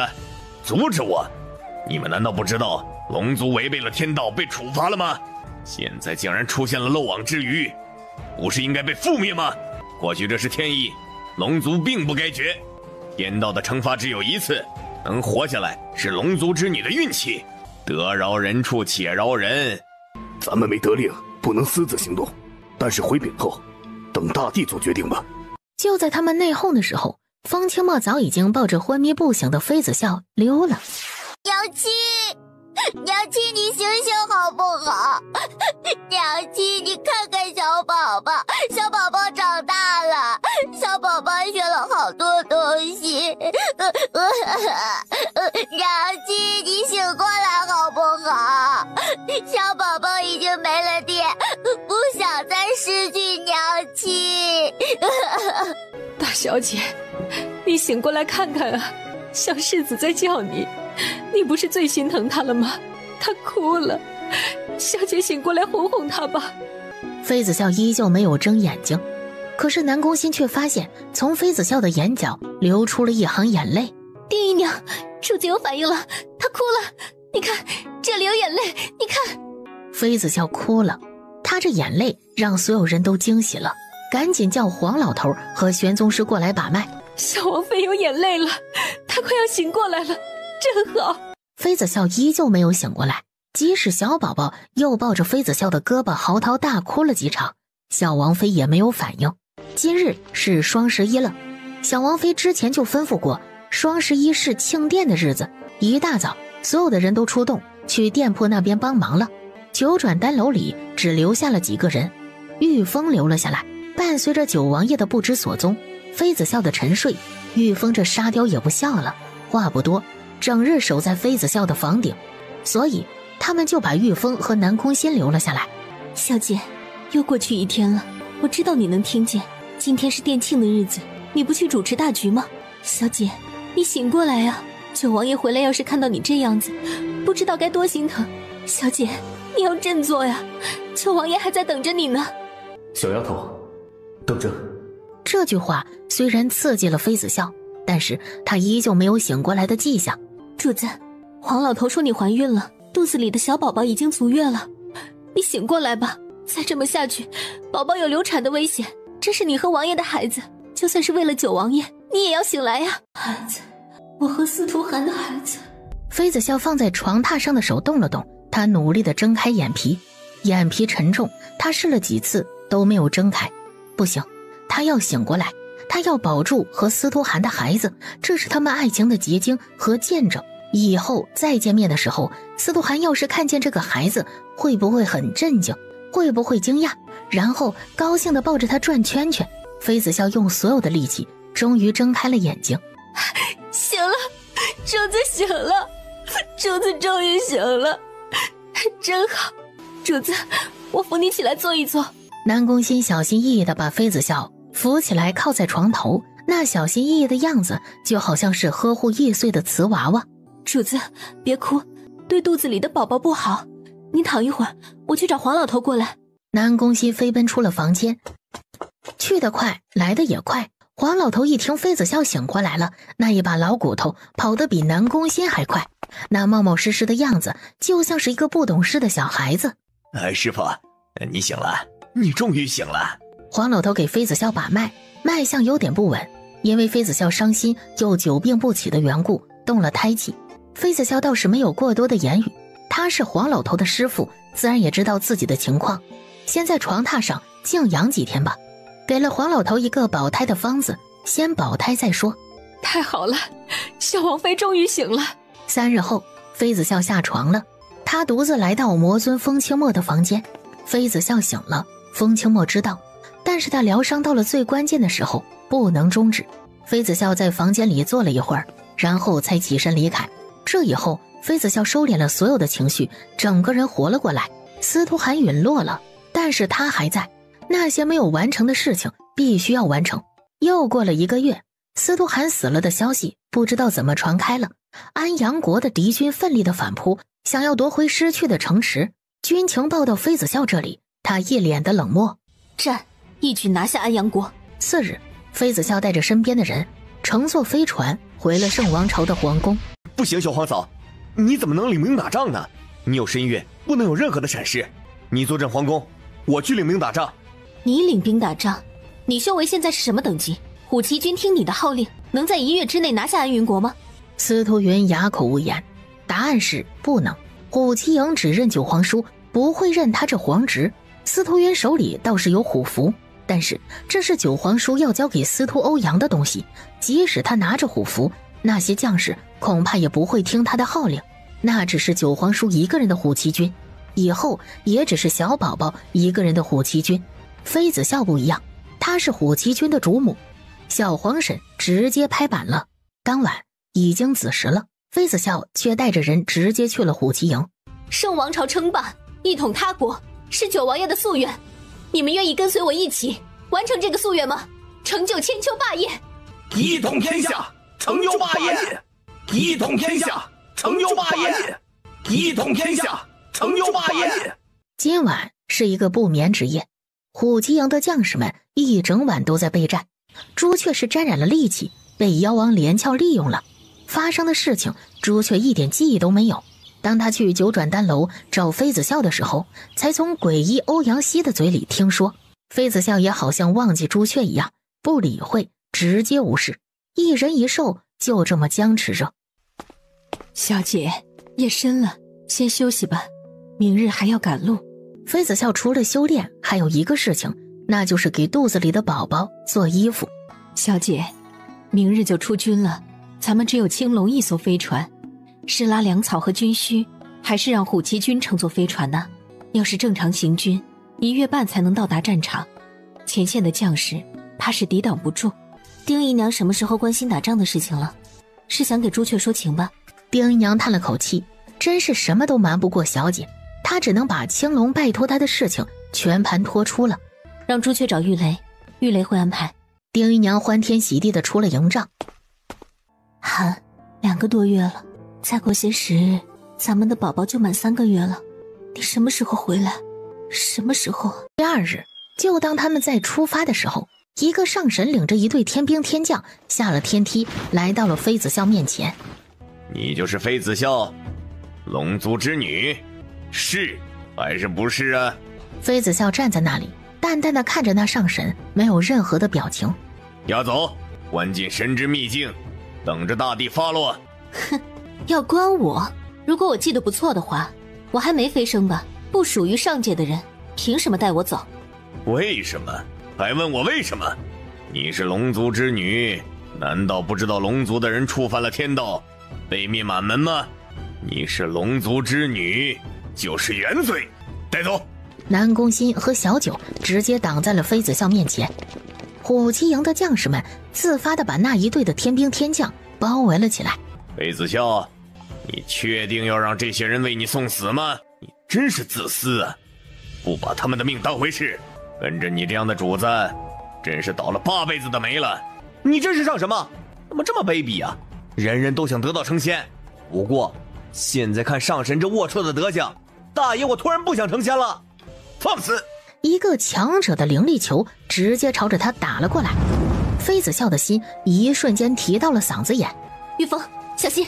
妃子笑集结一个灵力球撞击了过去，2个灵力球在空中相遇，然后炸开了。妃子笑，你竟敢动手！上，抓回去，生死不论。小九、星儿，你们退开，各将士听令，退到1里开外。小王妃，主母。玉雷他们并不愿意退开，要是妃子笑有什么危险，即使他们打不过也要上。九王爷不知所踪，他们不能再让小王妃出事了。小王妃可是九王爷的心尖宠，要是王爷回来，小王妃有任何的闪失，必定会怪罪他们。宗皇而已，也敢反抗，真是不自量力。本皇看你是不想活了，既然如此，不用抓回去等着大地发落，本神今日就让你陨落。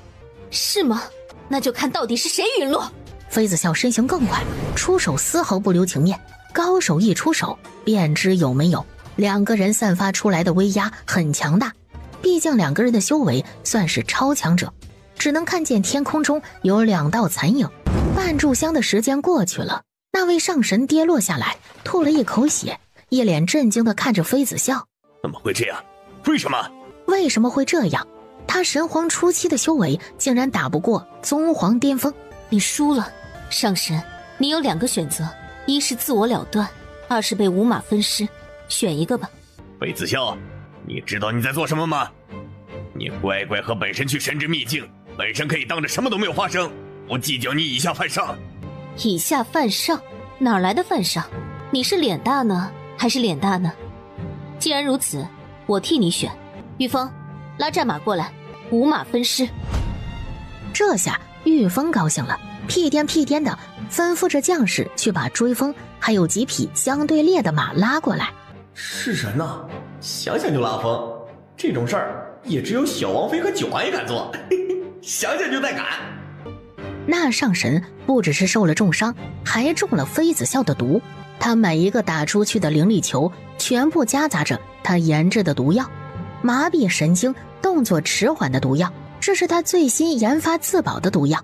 3下5除2，玉雷他们就把那上神的手脚、头全部用绳子捆了起来，2只手、2只脚、1个头、5个地方，末端的绳子系在了马鞍上，然后一声令下，疯狂地用鞭子击打着马屁股，马儿受到了惊吓就会奔跑。5匹马在5个方向同时奔跑，被绳子套住的人就会被5匹马分尸。风雨雷电，玉金他们5个人翻身上了马，驾！一声令下，风雨雷电用鞭子疯狂地击打着马儿的屁股。可就在这时，又闪过一丝金光，一个灵力球打过来，5根绳子整整齐齐地断了。钟馗天师从上面走了下来。什么？要找三尊家的小祖宗？那这可使不得呀！三尊步入轮回道，总有重生恢复记忆的一天。要是上界的神动了三尊的心尖宠，那还得了啊！万一三尊醒过来，妃子笑死了，三尊那不是得疯啊！不行，一定要救下那小祖宗，那小祖宗不能有事啊！必须救啊！至于救了小祖宗的后果，等把人救下来了再说。使不得呀！三圣母不能这么做呀！三圣母？什么三圣母？这是什么称呼？妃子笑不知道，如果上界三尊成亲了，那么他的娘子就是上界的三圣母，众女神之尊，统领整个后宫，是比大帝的妻子王母更高一个级别的存在。你要救他，让本宫放了他可以，但是你和本宫之前的情谊就此了断。三圣母，得饶人处且饶人，小神先带他回去了。失控了。空气中有一股难闻的味道。这上神拥有的光环都被丢光了，真是丢脸呐！不用惊讶，只是不小心中毒了而已。你那不是有解毒丹吗？分他一粒就行了。钟馗天师心里更是苦哈哈的，这话绝对是膈应他呢。就当钟馗天师带着那废物上神登上天梯的时候，他发现了异样。你孕有灵儿？三尊孑然一身上万年，要是有了灵儿，格局就会被改变。这让钟馗天师不得不多想，灵儿有危险，落到坏人的手里，三尊会是什么反应？九重天大战难道还要重演一次？不行，不能让其他人知道，这是三圣母怀了三尊的灵儿，到时候后果不堪设想啊！别怪小神，小神也是身不由己，你知道的太多了。钟馗天师一放手，那小神竟然从天梯上掉了下来，粉身碎骨。天师，你……钟馗天师并没有收手，一个飞身腾起，一掌又一掌的朝着那些官差的头顶注入灵力球。不过眨眼间，那些官差关于这一切的记忆全部被毁灭了。三圣母，小神能给你把把脉吗？妃子笑往后退了几步，伸手护住了肚子。果然是冲着肚子里的宝宝来的。玉峰他们也挡在了妃子笑面前。该死的，这什么上神就是不安好心，想要残害小世子，想伤害娘亲和妹妹，找死！随即小宝宝一个召唤术，地动天摇，无数的魔兽开始往这个方向而来。地底下那些大东西接收到了召唤令，一个两个的从地下钻出来，挡在了小宝宝他们的面前。一时间，妃子笑被里三层外三层的保护了起来。天生子，竟然是天生子！天哪，这天生子竟然叫三圣母娘亲，这天道之子竟然也向着三圣母，好事，这是天大的好事啊！那个三圣母，小神没有别的意思，就是想看看灵儿是否安好。三圣母，能借一步说话吗？可以，阳阳乖，娘亲没事，让他们退了吧，行吗？小宝宝依旧警惕地看着钟馗天师。妃子笑带着钟馗天师进了主营帐。好了，你可以实话实说了，是肚子里的宝宝有问题吗？半炷香的时间，妃子笑的脸色越来越阴沉，全身充满了杀戮，威压情不自禁地释放了出来。营帐外一直守着的小宝宝冲了进来。娘亲，没事，宝宝不用担心。你是说想要生下这宝宝不容易，危机重重是不是？能不能顺利生下来是一个未知数，即使生下来了，能不能长大，会不会夭折，又是一个未知数。孩子的存在会打破现有的平衡，所以危险，是不是？这是他和司徒涵的孩子，他一定会护着长大。妃子笑总算是明白娘亲欧阳菲菲的苦心，因为娘亲的牺牲才换来他和哥哥们这么多年的平安。三圣母，这是小神送给灵儿的礼物，希望能压制住他身上的神圣之光。还有这道符箓，如果遇到解决不了的时候，三圣母就烧了这符箓，上天入地，赴汤蹈火，小神一定赶来。钟馗天师千叮咛万嘱咐，这才离开圣王朝的营地里。退什么退啊！战！老子拼死一战，也要保住圣王朝的城池，哪怕死在战场上也值得，名留千古。不行，死守是不行的，不能全军覆没呀！20万大军啊！如今加上伤兵，咱们只有5万兵，怎么和对方30万大军抗衡呢？敌方其中有25万是邻国安阳国的军队，个个勇猛善战，咱们根本打不过，这是白白送死啊！对，不能白白送死，咱们得把这5万将士带回去啊！粮草不足，伤亡惨重，只能退兵了。大多数的主将主张退兵休养生息，只有小部分的坚持死守。喂，退到何时才是头啊？敌军必定乘胜追击，打到我圣王朝的都城去啊！哎呀，要是欧阳霆将军在就好了。这时大将施秉红着眼眶，做了一个艰难的决定：退军，拼死守住下一个城池。营帐外面一片嘈杂，甚至响起了嚎叫。糟糕，敌军来袭了！将军，虎骑军援兵来了，是虎骑军。什么？虎骑军来了？圣王朝的那一支骑兵，当年跟着摄政王打天下的虎骑军，个个勇猛善战，一个顶普通兵10个的虎骑军吗？当真是虎骑军来了？多少数量？虎骑军来了，竟然是虎骑军！太好了，太好了！全部，据说有5万虎骑营的精兵，还有10万增援，在虎骑军的后面，正在日夜兼程的往这边赶呢。哈哈哈，15万，还有5万虎骑军，这场战，圣王朝不会输了，一口作气直接拿下安云国，让安阳国的军队全军覆没在这儿，拿下安阳国还远吗？士兵大将军，看看盒子里的礼物，这是小王妃送给大将军的见面礼。施秉大将军想要大叫出声，奈何他吃了丹药，只能发出一个单音，不能说话。那么一个大箱子里放着10几颗人头。怎么会这样？这些全是敌军的主将啊，全部都被杀了。1、2、10，一颗一颗人头，敌军多少个主将，一个都没有落下。几颗人头就被吓到了，这不过是小王妃送给他的一个小礼物而已。要是小王妃送一个大礼物，那他不是要被吓破了胆啊！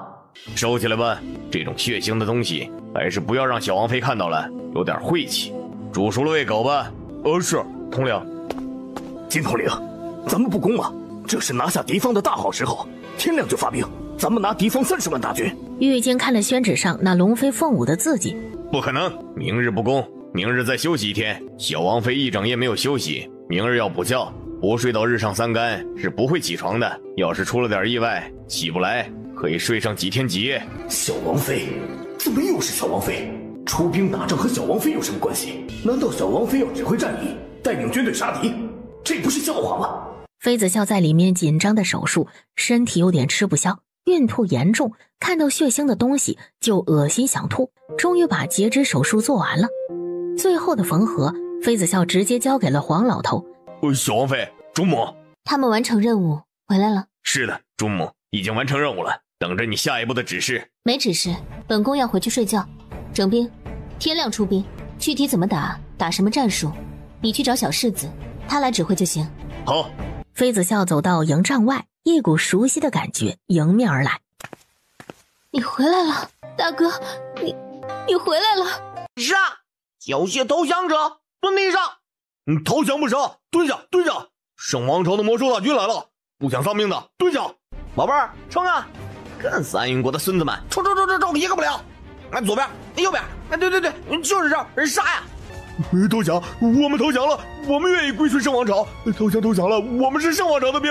快点，快把安云国的铠甲脱下来，没收人是铠甲。安云国和安云国的10万大军全军覆没。儿郎，妾身得救了，娘和孩子都安好，投降吧。儿啊，别战了，你死了，叫为娘怎么办呢？哥哥，是嘟嘟啊！娘亲让你缴械投降，回家用膳啦。这一场战役就此结束了。皇上万岁万岁！摄政王妃万福！韩，看到了吗？这是咱儿子为圣王朝拿下的第一个城池，你是不是也很欣慰？洋洋长大了。突然，小腹传来一阵剧痛，他蹲了下来。主子，你怎么样？你别吓星儿啊！主子，从妃子笑小腿的地方顺着流了一股鲜血下来。小王妃，大小姐，你醒醒啊！快，小王妃晕倒了，有流产的迹象，快点！玄宗师到妃子笑身边以后，赶紧给妃子笑把脉。怎么样？小王妃怎么了？肚子里的宝宝有问题吗？情况不好，这外面风大，先安置了小王妃再说。什么？情况不好？完了，这下真的完了。欧阳婷小心翼翼地把昏迷的妃子笑抱上了飞船，众人也跟着上了飞船。玉雷他们留下来处理俘虏和降兵的事情，提心吊胆地把小王妃送进了安云国的皇宫。天已经黑了，小王妃怎么还没有醒过来？这是急死个人，怎么回事？怎么会这样？小宝宝还在，没有流产。大小姐，你醒了，要喝水吗？随后妃子笑又喝了一碗安胎药，吩咐了一些事情，这才又睡了过去。咱圣母瞒不住了，大帝已经知道您怀了3尊1父子的事情，今日他恐怕就要动手了。该来的还是要来，挡都挡不住是吗？所以只能冒死抵抗了。来了吗？这就来了。好，那就战吧。之前他就已经想好了对策，如果有人敢动他肚子里的孩子，他就要拉着天下人陪葬。当开始有胎动的时候，不需要 B 超，妃子笑就知道是2个宝宝，因为胎动的时候可以看到4个小拳头，4个小脚丫子。为了这2个小宝宝，他要坚强。谢谢，大恩不言谢，他日天时有难，必定涌泉相报。三圣母，此刻你就不用担心我们了，我们自有对策，还是先想想办法，保住灵儿再说吧。钟馗天师赞同的点点头。对，三圣母就不要管我们了，有我们三人在，如果大帝真的派天兵天将来了，我们还能抵一阵。小世子现在几个月了？8个多月，现在应该有8个多月了。如果这个时候出生，可以活了。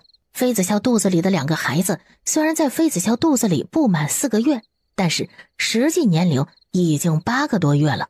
缩短孕育的时间，这是他们目前唯一能做的事情。其实妃子笑那会儿流血，不是要早产了，而真的是生产的预兆。当下，妃子笑做了一个大胆的决定，剖腹产，必须要剖腹产了。走，快收拾东西去魔界，我们人全部去魔界，虎旗军留在云城镇守。快点，现在就走。好。笑笑来了，糟糕，出事了！这个时候笑笑来魔界，绝不是一件好事情。妃子笑躺在产床上，即使下半身因为麻药没有任何的知觉，可他还有意识，嘴巴还能动。三哥，开始吧，不用紧张，咱们已经演练过无数次了，你一定能够完美完成的。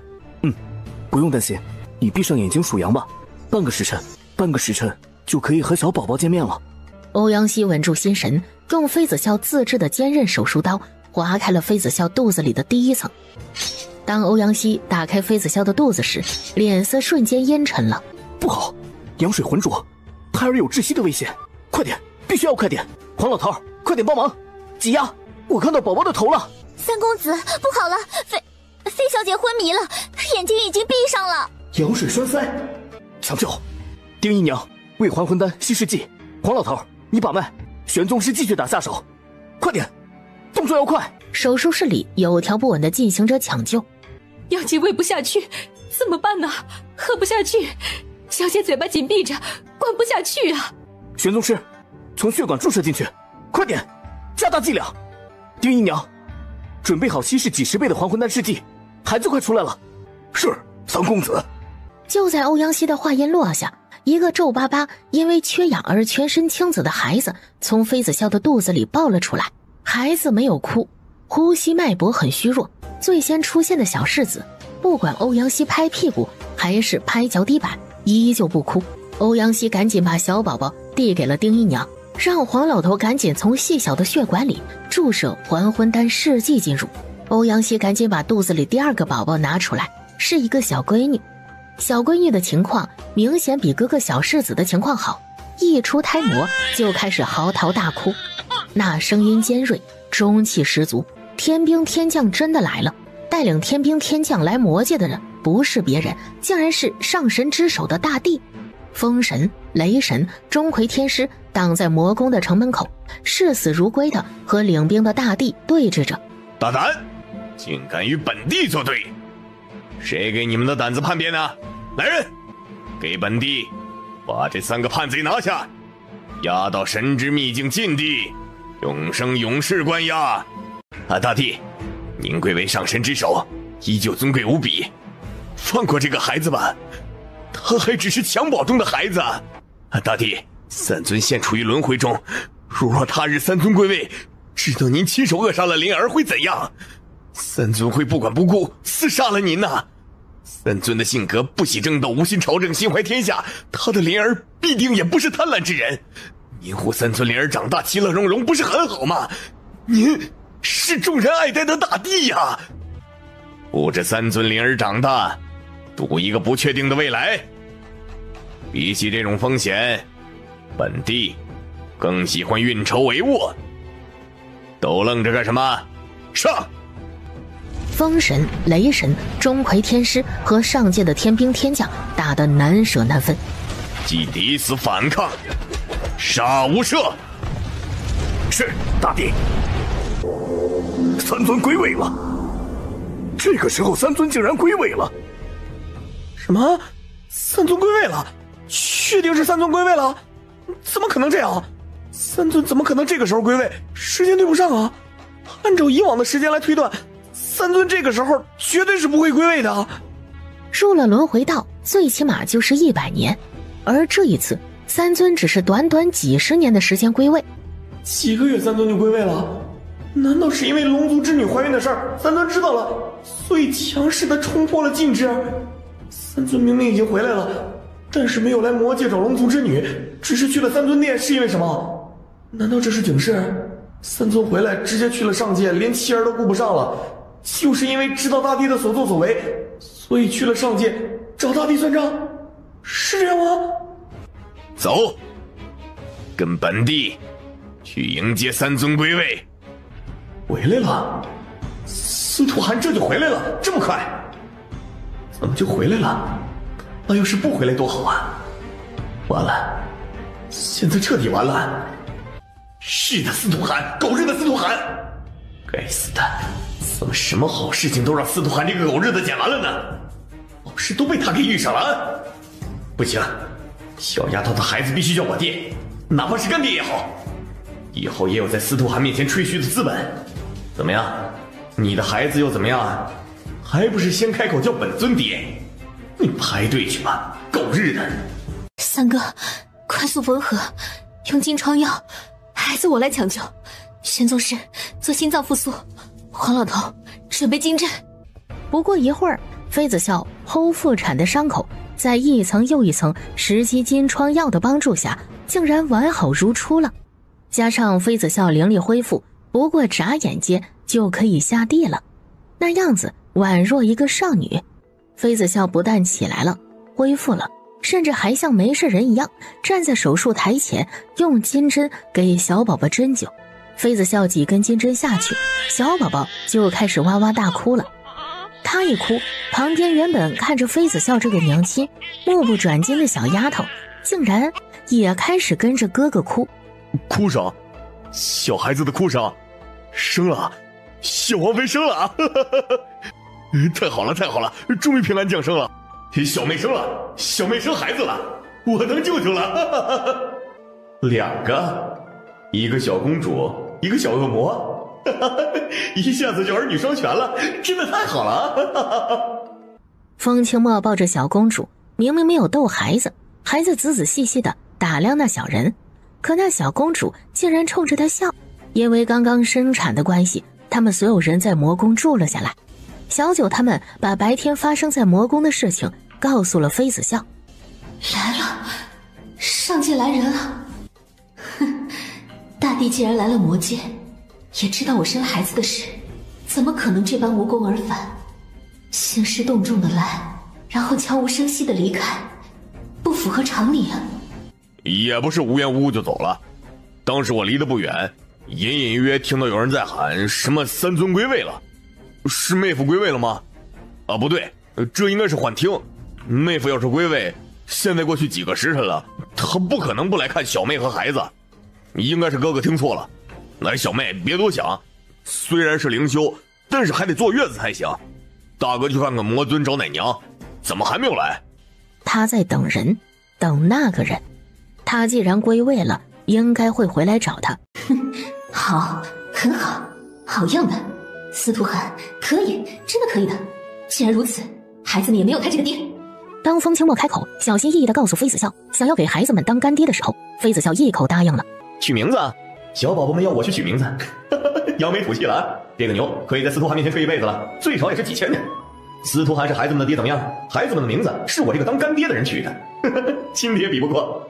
3日后，丫头，名字想好了，女宝宝呢叫风甜心，男宝宝叫风贝贝，全名呢就是甜心宝贝。风清墨却忙活了3日，就取了这么个名字，还告诉他这是所有魔界大臣们商量的结果。他甚至问了风清墨，为什么男宝宝不是叫风宝贝，而是叫风贝贝呢？有一个叫小宝宝了，司徒欧阳不是叫小宝宝吗？不能重名，那就叫风甜心和风贝贝吧，就这么定了。入夜，司徒寒，你看，女儿儿子是风清墨取的名字，你会不会嫉妒？会不会吃醋？应该不会吧，毕竟你已经抛弃我们母子4人了，不是吗？要不然几日过去了，你为什么不回来呢？如此，那就别回来了吧。上界，三尊，您没事吧？快喝水。三尊，您救急未愈，就别气急攻心了。无妨，今日有上神来拜访吗？不是他不去小丫头身边，他5脏6腑全部受损，如果要修复恢复全盛时期，至少需要3-5年。这个时候他不敢动。几日后，司徒寒出了三尊殿，钟馗天师听闻三尊出了三尊殿，赶紧跑过来请安。钟馗天师看了看一旁没有任何情绪的大地，鼓足勇气把三圣母的事情和灵儿的事情告诉了三尊。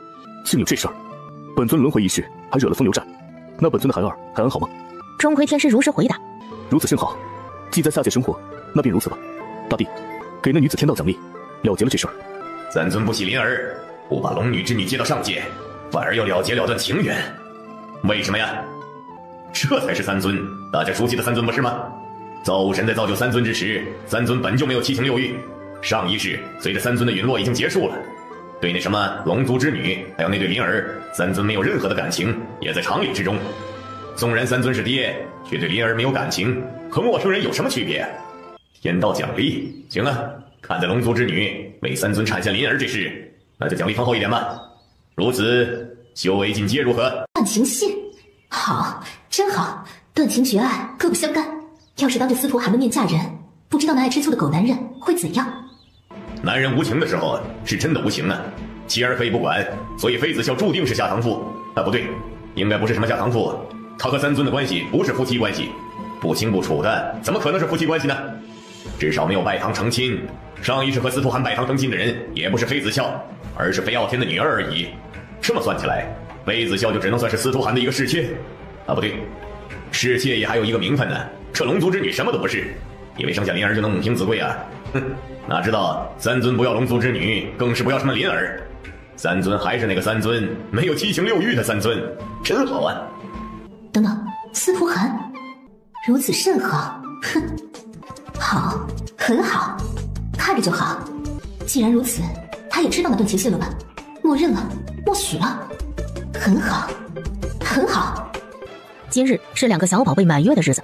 妃子笑放飞自我，压抑了大半年，她终于可以好好的轻松一下了，全身心的轻松，以至于洋洋也被妃子笑拉到军营去喝酒了。可是慢慢的，随着时间的推移，1个2个竟然不见踪影。怎么回事？虎骑营的将士们修为高，打架猛，喝酒的时候就开始怂了。金统领，怎么回事？怎么到喝酒的时候就不爷们了？你们虎骑营的将士1个2个跟娘们似的，一点都不干脆，还喝不过本帅下面的兵呢。玉金被鄙视了，也不恼怒，摆了摆手，醉醺醺的离开了。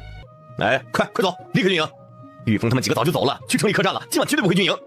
小世子、太子还有小君主呢，被丁姨娘他们带走了。小王妃这么喝下去，整个军营都要陪葬了。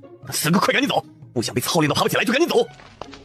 我大干爹，司徒寒的臭男人不要我们母子了，要不我们凑合过日子吧？怎么样？这小丫头啊，喝醉酒了就是一个恶魔，一个小恶魔。这丫头不就是看司徒寒一直在上界，没有下来看他们母子，所以生气了吗？想要惩罚司徒寒吗？这玩笑有点开大了呀，是要死人的。这丫头难道不知道三尊殿里面有无数的法器吗？司徒寒是一个灵修，修为深不可测，修为到一定的境界就可以练气了。他想要知道妃子笑的现状，简直就是轻而易举。这小丫头怎么就不明白呢？这是陷害我呀！风清墨，你到底怎么回事？你是答应还是不答应？给个准信儿，快点，别让我等太久。那个丫头啊，我不放心田宝宝，我去找小甜心去了啊。今晚我带着小甜心在客栈睡，你随意。司徒寒，你别走。小丫头这是要死了吗？装醉，逼我出来，真是一个小恶魔。小洋洋，小甜心，风贝贝，别跑，娘亲要追不上你们了。怎么那么顽皮呢？喝醉了吧？这下是真的喝醉了。妈呀，累死人了！这丫头以后还是不要喝酒了，喝了酒就知道折腾人。你头发！别说见过我，现在还不是时候。我先抱笑笑回营帐。回到妃子笑的营帐，司徒寒小心翼翼地伺候小丫头躺下，又是给小丫头换衣袍，又是洗漱，弄完了，小丫头这才安安稳稳地睡过去了。怎么会？妹夫的头发怎么就白了？少年白吗？怎么会这样？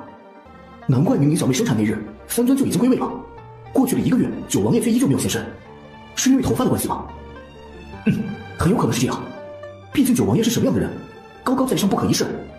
这样的人自负到了极点，恐怕是忍受不了朱颜改变的吧。他看小妹的眼神一点点变化都没有，九王爷怎么可能变心了？估计就是拉不下这个脸面吧。得了，终于忍不住了，这才半夜偷偷摸摸的回来了。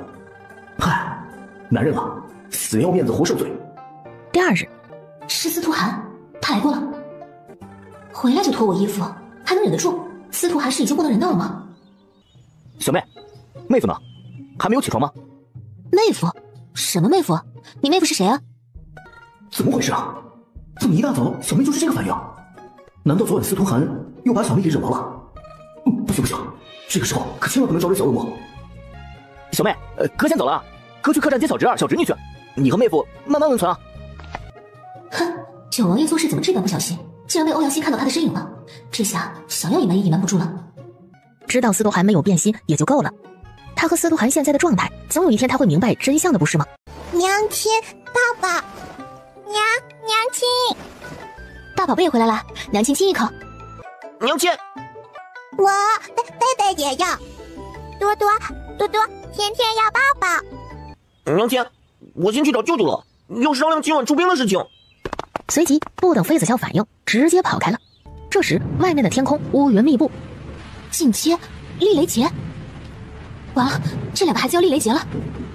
难道是上面的上神公报私仇，要借着厉雷劫的事儿处死我的两个小宝贝？好样的！难道风神和雷神也叛变了？不可能，风神和雷神绝对不会这般对小宝宝。这两个孩子可是他们两个拼了命护下来的，甚至不惜和大地决裂，所以他们绝对不会做伤害两个小宝宝的事，这其中必定有隐情。不对，乌云在小王妃的营帐，到底是谁的厉雷劫啊？难道是小王妃又要进阶了？不对啊，这雷劫有点弱，不应该是小王妃。小王妃身边的亲信也没有谁的修为这般低啊，玄阶雷劫不应该啊。哎，糟糕，是两个小宝贝儿，那快，是风贝贝和小甜心厉雷劫，出事了，不好了！一人回一个，保险一点。好，妃子笑把笑眯眯的小甜心朝着风清墨的方向抛了出去，风清墨接住小甜心，眨眼间就消失了。妃子笑给风贝贝护法，风清墨给小甜心护法。贝贝，听娘亲的，坐下来，闭着眼睛，快，运灵力，像娘亲一样。完了，风贝贝要是不会运灵力的话，根本渡不过去。一定不能这样，绝对不能这样。三尊，您怎么来了？你要趁机弄死本尊的灵儿？三尊，小神知道错了，小神是鬼迷心窍，真的没有要弄死灵儿的意思。三尊，放过小神吧。司徒寒折回了三尊殿。丫头，和宝宝做游戏，来，我教你。司徒寒，是司徒寒。小宝宝，来，娘亲教你做游戏，手掌伸出来，用力击打娘亲的手掌。来，我们拍拍手，对，用肚子里面的气发力。对了，就是这样，宝宝真棒。在妃子笑的引导下，风贝贝一点一点的学会了运灵力。就在一切准备妥当以后，第二道天雷下来了。什么情况？第二道天雷打下来，劈在结界上感觉不到任何威力，有气无力的。到了贝贝这里，仿佛就像是挠痒痒一样。不对，就好像是下雨天，人在屋子里听着外面打雷闪电一样，不受到任何影响。结界就充当了这屋子，这是礼节吗？当两个小宝贝列完雷劫，已经是第二天的傍晚了。爹爹，抱抱爹爹。在，爹爹在，宝宝等着爹爹。要不了多少时间，爹就回来了，爹爹就来陪宝宝了。司徒寒，段情信的事情你知道了吧？既然你能和我们通话，必定知道段情信的事情。说吧，你打算给我们怎样一个交代？丫头，你要怎样的一个交代？以身相许行不行？千万全部交给你，可以吗？丫头，你等着，我把上界的事情处理好了，就来给你交代。呸！该死的，这个不要脸的臭男人！娘亲，吃好吃，多多。妃子笑把风贝贝也交给了风清墨，让丁姨娘过来看着照顾他们用膳。回到营帐，妃子笑就闪进了虚无空间，她急切的想要看看玄武现在的情况。主人，玄武已经离开了，去他主人那里了。你愿意和我契约吗？可以吗？可以，过来结地吧。平等契约。之后，妃子笑让朱雀幻化成人熊，跟着小九他们一起。妃子笑准备把南宫欣送回皇宫了。入夜，妃子笑躺在床榻上翻来覆去的睡不着。时间到了后半夜，她不得不睡了。明日还要去服装店看看。哟，舍得回来了？喜欢在外面浪的男人，现在终于回家了。妃子笑没理会司徒寒，转个身继续睡。哼，男人真是自以为是的动物，忽略了女人那惊人的第六感。司徒寒，我们已经和离了，请你出去。和离了，懂不懂？这个时候，男人就是要怂，越怂越有利于和娘子之间的关系。这是司徒寒一直以来总结的经验。当妃子笑疯狂输出的时候，一定要装死。即使是高高在上的九王爷，上界上着位序的三尊，在娘子面前也是一个彻头彻尾的怂包。半个时辰后，小丫头终于没有力气了。丫头，几日不见，知道心疼为夫了。放心吧，为夫不会掉下床榻的。老婆，辛苦了，想你。不气，老公知道错了。老公知道你生宝贝辛苦，我应该在你身边为你分担的，但是老公却缺席了，对不起，以后再也不会了。老公会守在你和三个宝贝的身边，好不好？对不起，真的对不起。丫头乖，不怕，我回来了，没事了啊，乖。丫头，我家小丫头以后都不离开了，以后我不走了，好吗？回来了，终于回来了。快要天亮了，小丫头哭累了，才在她怀里迷迷糊糊的睡着了。司徒涵却没有睡，没有丝毫的睡意。这样的意外绝对不能发生了。他家小丫头看似坚强淡漠，其实比谁都脆弱。前面的路很崎岖，充满了荆棘，他必须要提前拨荆斩棘，什么都不做，不是他司徒涵的性格。司徒涵，妃子笑以为是司徒涵真的回来了，可是睁开眼还是熟悉的一切。又做梦了，司徒涵也不知道什么时候回来。丫头醒了，醒了就过来用膳吧，快点啊，愣着干什么呢？又是做梦，梦中梦，还是那么真实。算了，是梦就是梦吧。司徒涵做的饭呀，梦里这味道真是真实。看来我是想吃司徒涵亲自下厨做的饭了，那就多吃点。丫头，吃饱了吗？慢慢吃，回头想吃什么我给你做。乖，怎么不吃了？吃多了积食。吃太饱了，没想到梦里这吃撑的感觉也能这么真实啊。所以丫头没有什么太大的反应，以为这一切只是做梦，不是真实的。丫头，不是梦，我回来了，我真的回来了。你掐一掐看疼不疼，就知道是不是做梦。妃子笑做事狠狠地掐了一把司徒涵的腰。丫头，你在谋杀亲夫知道吗？掐得这么狠啊，掐废了怎么办？你生生世世的幸福可全靠这老妖了。昨日就和黄嫂子约好了，今日他们相约去造型室看看，看看有什么地方需要改进。这是妃子笑第一次来商铺。敢问小姐是圣城哪里的小姐？有熟人引路吗？没有，只是听闻这里能让女人变美，所以来看看。小姐，咱们这儿消费高，一套造型下来至少需要100两银子。小姐有银子吗？你能消费就进去，要是没那消费能力就离开吧。稀客，这不是听说也有便宜的造型吗？耳环首饰什么的也就几两银子呀。去，消费不起就走开，不要影响本姑娘接客。什么几两银子的耳环，那么廉价的东西怎么会出现在我们店里？走，赶紧走。赵小姐，您来了。本店推出了几款新样式的衣袍，挺符合赵小姐气质的，带您去看看。你不是在接待客人吗？你们店不是规定1对1接待吗？本小姐还是去找小翠吧。哎呀，赵小姐别呀，什么接待不接待的，这位就是来打听打听。店里最便宜的一套衣袍，她恐怕也买不起，怎么能和赵小姐相提并论呢？赵小姐一看就是金枝玉叶，哪里是粗俗之人可以比拟的？小姐是想换个造型，参加明日的吟诗大会吗？啊，那赵小姐更要看看那新到的衣袍了，保准能让小姐一鸣惊人。站住！谁说本小姐买不起了？这一袋银子够吗？那钱袋子不大，就算是装满了银子，最多也才100-200两的银子，能和赵小姐这么一个大客户比吗？赵小姐随便一出手，一套造型下来就是上千两银子。这位小姐，你找别人服务吧，我现在没空招待你。赵小姐，请吧。你们店长呢？找你们店长来。这位小姐，你找店长也没用，走，赶紧走。我们店不做你的生意，你要是敢闹事，我就报官了。官差可不会和你讲道理。怎么回事？客官，这位小姐想进店里消费，但是没带够银子，所以小的劝她下次再来。没带够银子，这样够吗？够，当然够了。公子真是疼爱自家娘子，真是让人羡慕呢。你们店长呢？找你们店长来，本姑娘倒要看看什么样的店长能培养出你这样的销售来。你们再闹，我报官了。你们知道这是谁家的店铺吗？就敢闹事？赵小姐，和气气的不好吗？这家店的幕后之人别人不知道，难道您也不知道？这可是摄政王宠妃和殷太后合开的店铺，别怪我没提醒你俩，闹到最后吃亏的可是你们。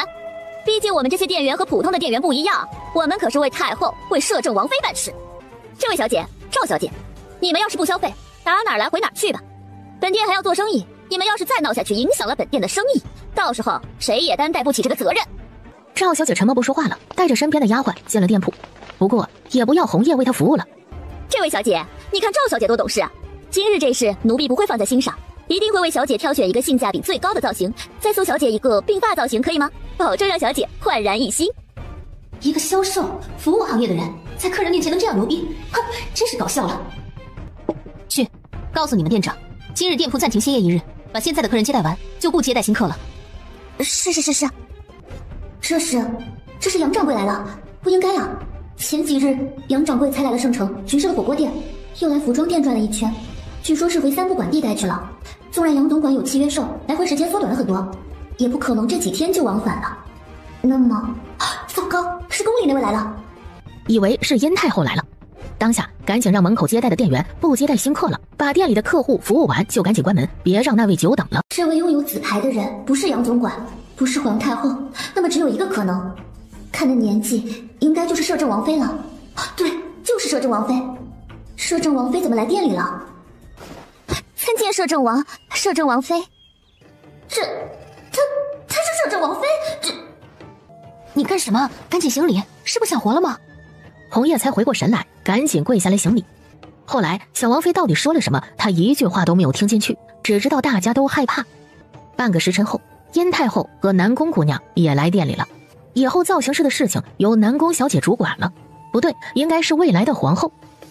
妃子笑也提到了店员服务态度的问题，把店员欺客的这种现象说了一遍，会给店铺带来怎样的影响，都以例子的形式说了一遍以后，三个人的脸色全部变了。没想到只是一件小小的事情，竟然会造成这么大的后果。不行，不能这样。明天起，造型室关店歇业3日，这3日用来制定规章制度，培训店员。小王妃不说，春妍也知道应该是下面的店员出了问题。在春妍的安排下，造型室免费送了一套造型给赵小姐，店长春妍亲自赔了不是，甚至还送了几张代金券，这才息事宁人了。赵小姐离开造型室以后，整个人还在云里雾里，根本没有反应过来到底怎么回事。直到3日后的吟诗大会，赵小姐得到了答案。司徒涵，你的头发回来了，先出去吧，一会儿就好。这嫌弃？小丫头的眼神是嫌弃我吗？嫌弃我一夜白头显老了，是这样吗？丫头，你先出去一下好吗？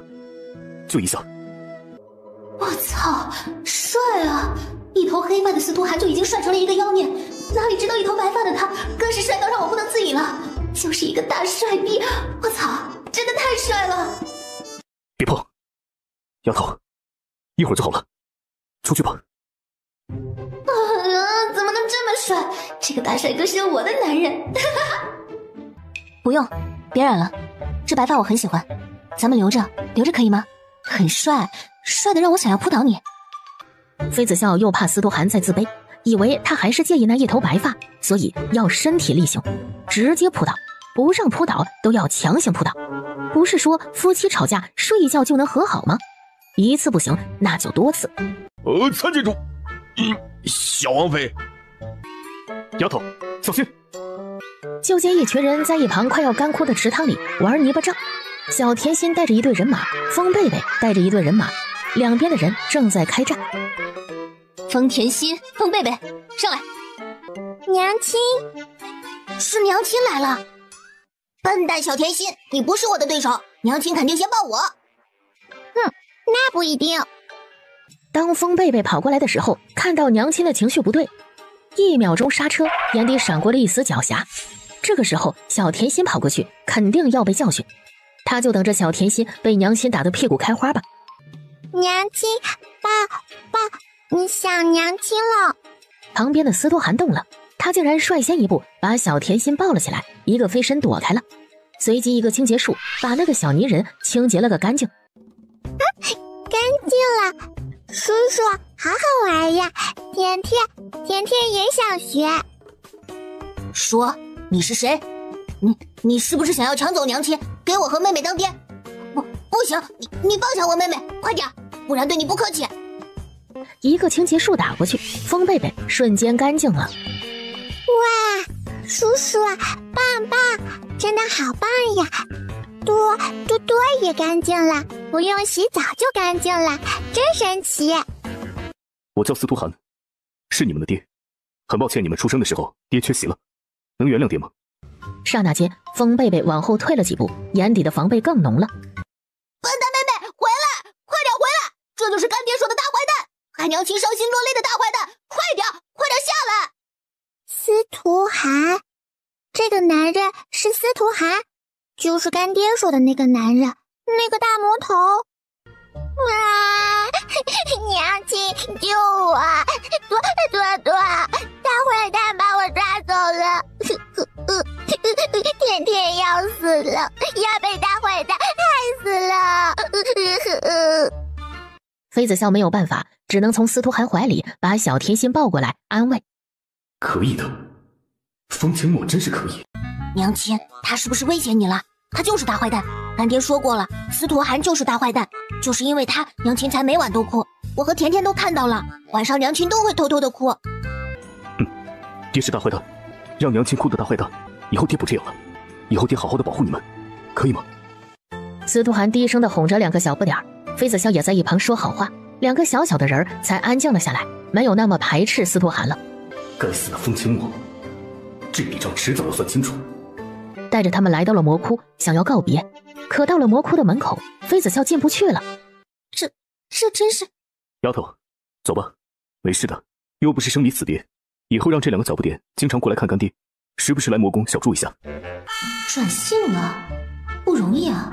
按照司徒涵的性格，他竟然愿意让两个小宝宝来魔宫看风清墨，甚至愿意让他们小住，真是不容易。风清墨既然不想面对离别，那就是道别了。来日方长。随即，两个人转身就去了妖族，两个小不点被妃子笑放进了虚无空间。妖界是狐妖，丫头，别看他们的眼睛，这是媚术。司徒涵和妃子笑还能应付这一群狐狸精，可玉峰他们就不行了。几个狐狸精围住妃子笑和司徒涵，其余的狐狸精一人对付他们一个。官人，奴家等你好久了，奴家好难受哦，想让官人帮帮忙，可以吗？这里，就是这里，官人。狐狸精拉着玉峰的手，引导他往不可描述的地方摸去。官人，你爱奴家吗？愿意把元神交给奴家吗？玉峰的意识早已经慢慢的消退了，狐狸精说什么他就做什么。只见玉峰身体里元神慢慢的离开了灵根，慢慢的腾空而起，来到了嘴里。呆子，醒过来！这是梦，快点从梦里醒过来！再不醒过来，你就完蛋了！妃子笑的金针一下去，一瞬间，玉峰他们恢复了神智。一开始只是狐狸一族的精英来了，渐渐的又来了很多狐狸。随着时间的推移，妖界的狐狸一族倾巢而出了。狐狸毛啊，做衣袍的原材料啊！这些狐狸全部修炼成精了，比一般的狐狸毛色要漂亮得多，又饱满啊！银子就这么点儿，只有几千只狐狸就没有了，灭族了，可惜。收工。该死的司徒涵和妃子笑。总有一天他会报仇雪恨，拿他们的心头血祭奠他的爱妾。他要狐狸毛，拿这些狐狸毛回去给殷太后做披风，放在造型室里卖，又是好多银子了。最好那几匹狐狸毛他要留着，到时候给他们一人做一件披风。寒冬来了，有一件狐狸毛大衣绝对是一件很美好的事情，就不怕被冻了，不畏惧严寒了。是的，该死的狐狸精想要吃爷爷的元神。现在好了，爷爷剥了你们的皮做衣袍，爷爷还要炖你们的肉吃。算了，肉还是算了，有味道，还是不要了。欺负爷爷，现在下场惨了吧？哼！该死的剥皮，恨的剥皮。怎么，你想要？这狐狸皮对你很重要。行，你乖乖出来受死，本宫把这狐狸皮送你，怎样？妃子笑的每一句话都通过灵力，准确无误的送给了连翘。好，挺好的，误打误撞竟然杀了连翘的宠妾，真好。要不是连翘试图放出万魔之王，当初司徒涵又怎么会陨落？他又怎么可能悲伤这么久？杀夫之仇不共戴天。连翘，这是你宠妾的皮毛啊，本宫也最喜欢这张皮毛了，做成衣袍绝对好看。如此，本宫就让你一饱眼福，看看你的宠妾是怎么变成一件衣服的吧。小九、朱雀，来，本宫给图纸，你们把衣袍做出来。妃子笑的设计稿出来了，小九在一边给朱雀讲解，一个人剪裁，一个人用针缝衣服。一旁，妃子笑还要慢条斯理的给连翘讲解怎么做衣袍，他们正在剪裁哪个部位。为了讲解清楚，语速很慢，但是每一个字都很清晰，准确的传达进入了妖王连翘的耳朵里。每一个字都是一把尖锐的匕首，在狠狠地刺着连翘的心脏。玉峰他们一边剥皮一边看戏，那叫一个解气呀！不一会儿，在朱雀和小九的合力下，一件崭新亮丽的衣袍就制作完成了。我想让小甜心出来，可以吗？她有危险吗？没事，让他们出来吧，我会保护好他们的。连翘，看到了吗？你的爱妾现在被本宫的女儿穿在身上，好看吗？小甜心，来转一圈，转个圈看看，娘亲看看你的新衣服美不美？小甜心，来给娘亲转一个。好，嘿嘿嘿。妃子笑，你找死！王爷，保护好甜甜。连翘，你的死期到了，受死吧！砰的一声闷响，连翘的生命定格了。怎么可能？只见连翘被妃子笑一枪打回了原形。只见那只狐狸跌落在了地上，胸口的位置正在不断的往外冒着血，伴随着鲜血还有灵气。直到连翘断气，他也没能想明白他为什么会丧命。丫头，可以了。要死了，活该！狐狸啊，连翘竟然也是一只狐狸，哼，太好了！好漂亮啊，又是一只皮毛漂亮的狐狸。连翘的皮毛比他那什么宠妾的皮毛还要漂亮，不过色泽不是那种鲜艳的颜色，适合给男子做衣袍。妃子笑走过去踢了连翘两脚，原本就奄奄一息的连翘被妃子笑毫不怜惜的踢两脚，直接断气了。想想真是冤。刹那间，妖王连翘的元神出窍了，玄武一个飞身过去，张开嘴就吞了下去。哦，好吃，真的好吃。元神也能吃，这太不可思议了吧！这个世界上就再也没有妖王连翘了。顺便把皮剥了。哦，是主人。这一波妖族之行，妃子笑终于了结了心愿，杀了妖王连翘，心里惦记的事情总算是落实了，还赚了很大一笔。当晚，妃子笑和九王爷就满载而归了。休息了一夜，妃子笑带着无数的狐狸皮毛进了后宫。笑笑回来了。主子，主子，皮毛，满正殿的皮毛，这是怎么回事？怀孕了，有子嗣了。没怀孕，正殿的味道太难闻了。狐狸毛要做成衣袍，还需要各种处理才行。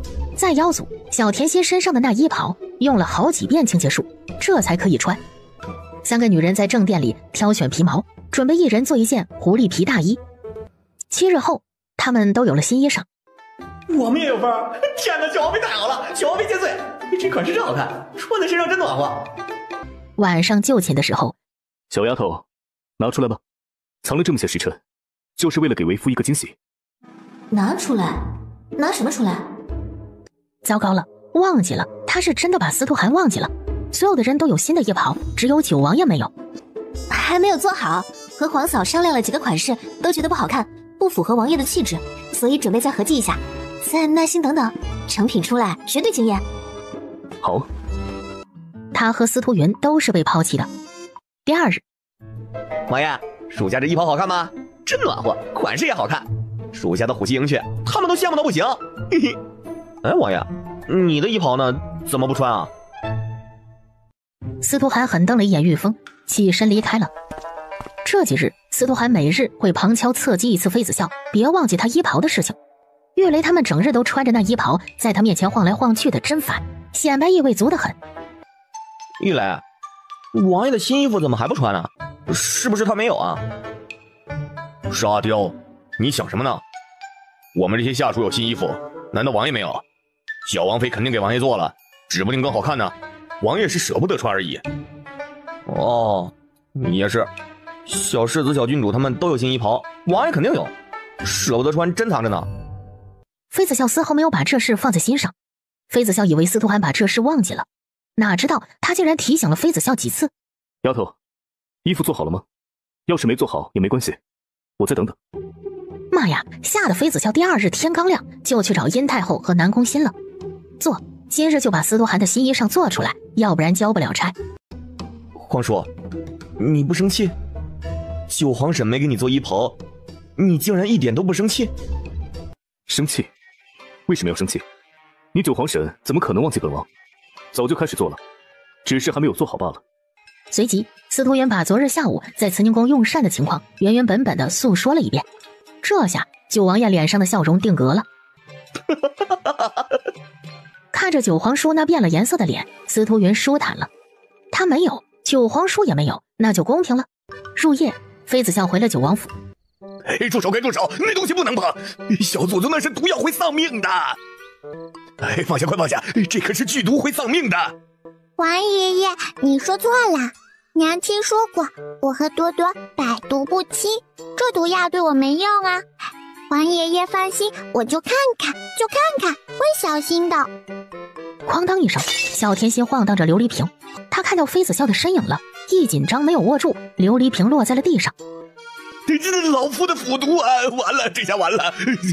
小恶魔，老夫我揍死你！哪知道黄老头这才刚刚伸过去手，小甜心就开始哭。当然，他不是害怕黄老头揍他，小甜心比谁都清楚，他们这些人每次要揍他的时候都舍不得揍，但是娘亲揍他就是真的揍了。看到妃子笑来了，小甜心自然害怕，先哭着道：他哭得越伤心，娘亲就越舍不得揍他。玄爷爷，贝贝肚子疼，先去上个厕所，等会儿再回来跟玄爷爷学炼丹。搬救兵，这个时候必须要搬救兵。娘亲要是真的生气了，小甜心那笨蛋肯定会屁股开花。爹，救命啊！爹，娘娘又要揍甜甜了。一声爹把司徒涵整不会了。路上，风贝贝把前因后果说了一遍。当司徒涵走进炼丹楼的时候，预想的那一幕没有发生，知错要改，那怎么办？就让小甜心自己动手，做一瓶一模一样的毒药给黄爷爷。怎么是这样的？娘亲没有揍甜甜。爹，爹，要不我们还是回去吧。进去吧，你放心，爹不会告诉娘亲你通风报信这件事，这是我们之间的秘密。爹，你是世界上最好的爹，贝贝之前错怪你了。小九，王爷今日没回来。王爷晌午回来就没外出过，一直在主院。知道了。奇怪了，今日司徒涵怎么这般奇怪呢？这是生气了，要冷战了，真幼稚。哼，真以为能睡着啊？洗漱好，爬上床，然后钻进被窝。今晚真冷，你给我捂一捂。冷战着，不开口说话，却用行动在回应着妃子笑。这样的男人真可爱，这种态度能冷战多久？抱抱。想睡觉了，要抱着睡。司徒涵一言不发，照做了。妃子笑以为已经胜利了，冰释前嫌了，睡一觉不就好了？衣袍明日就做好了，有点费工，明日你和我去上衣局试试吧。要是不合适，需要改一改。只见司徒涵放开妃子笑，转过身去背对着他。难道这男人是因为做衣服的事情在生气？这下妃子笑也不睡了，只能是想方设法的哄司徒涵了。最后他的老腰快要断了，喉咙喊破了，才把司徒涵哄好。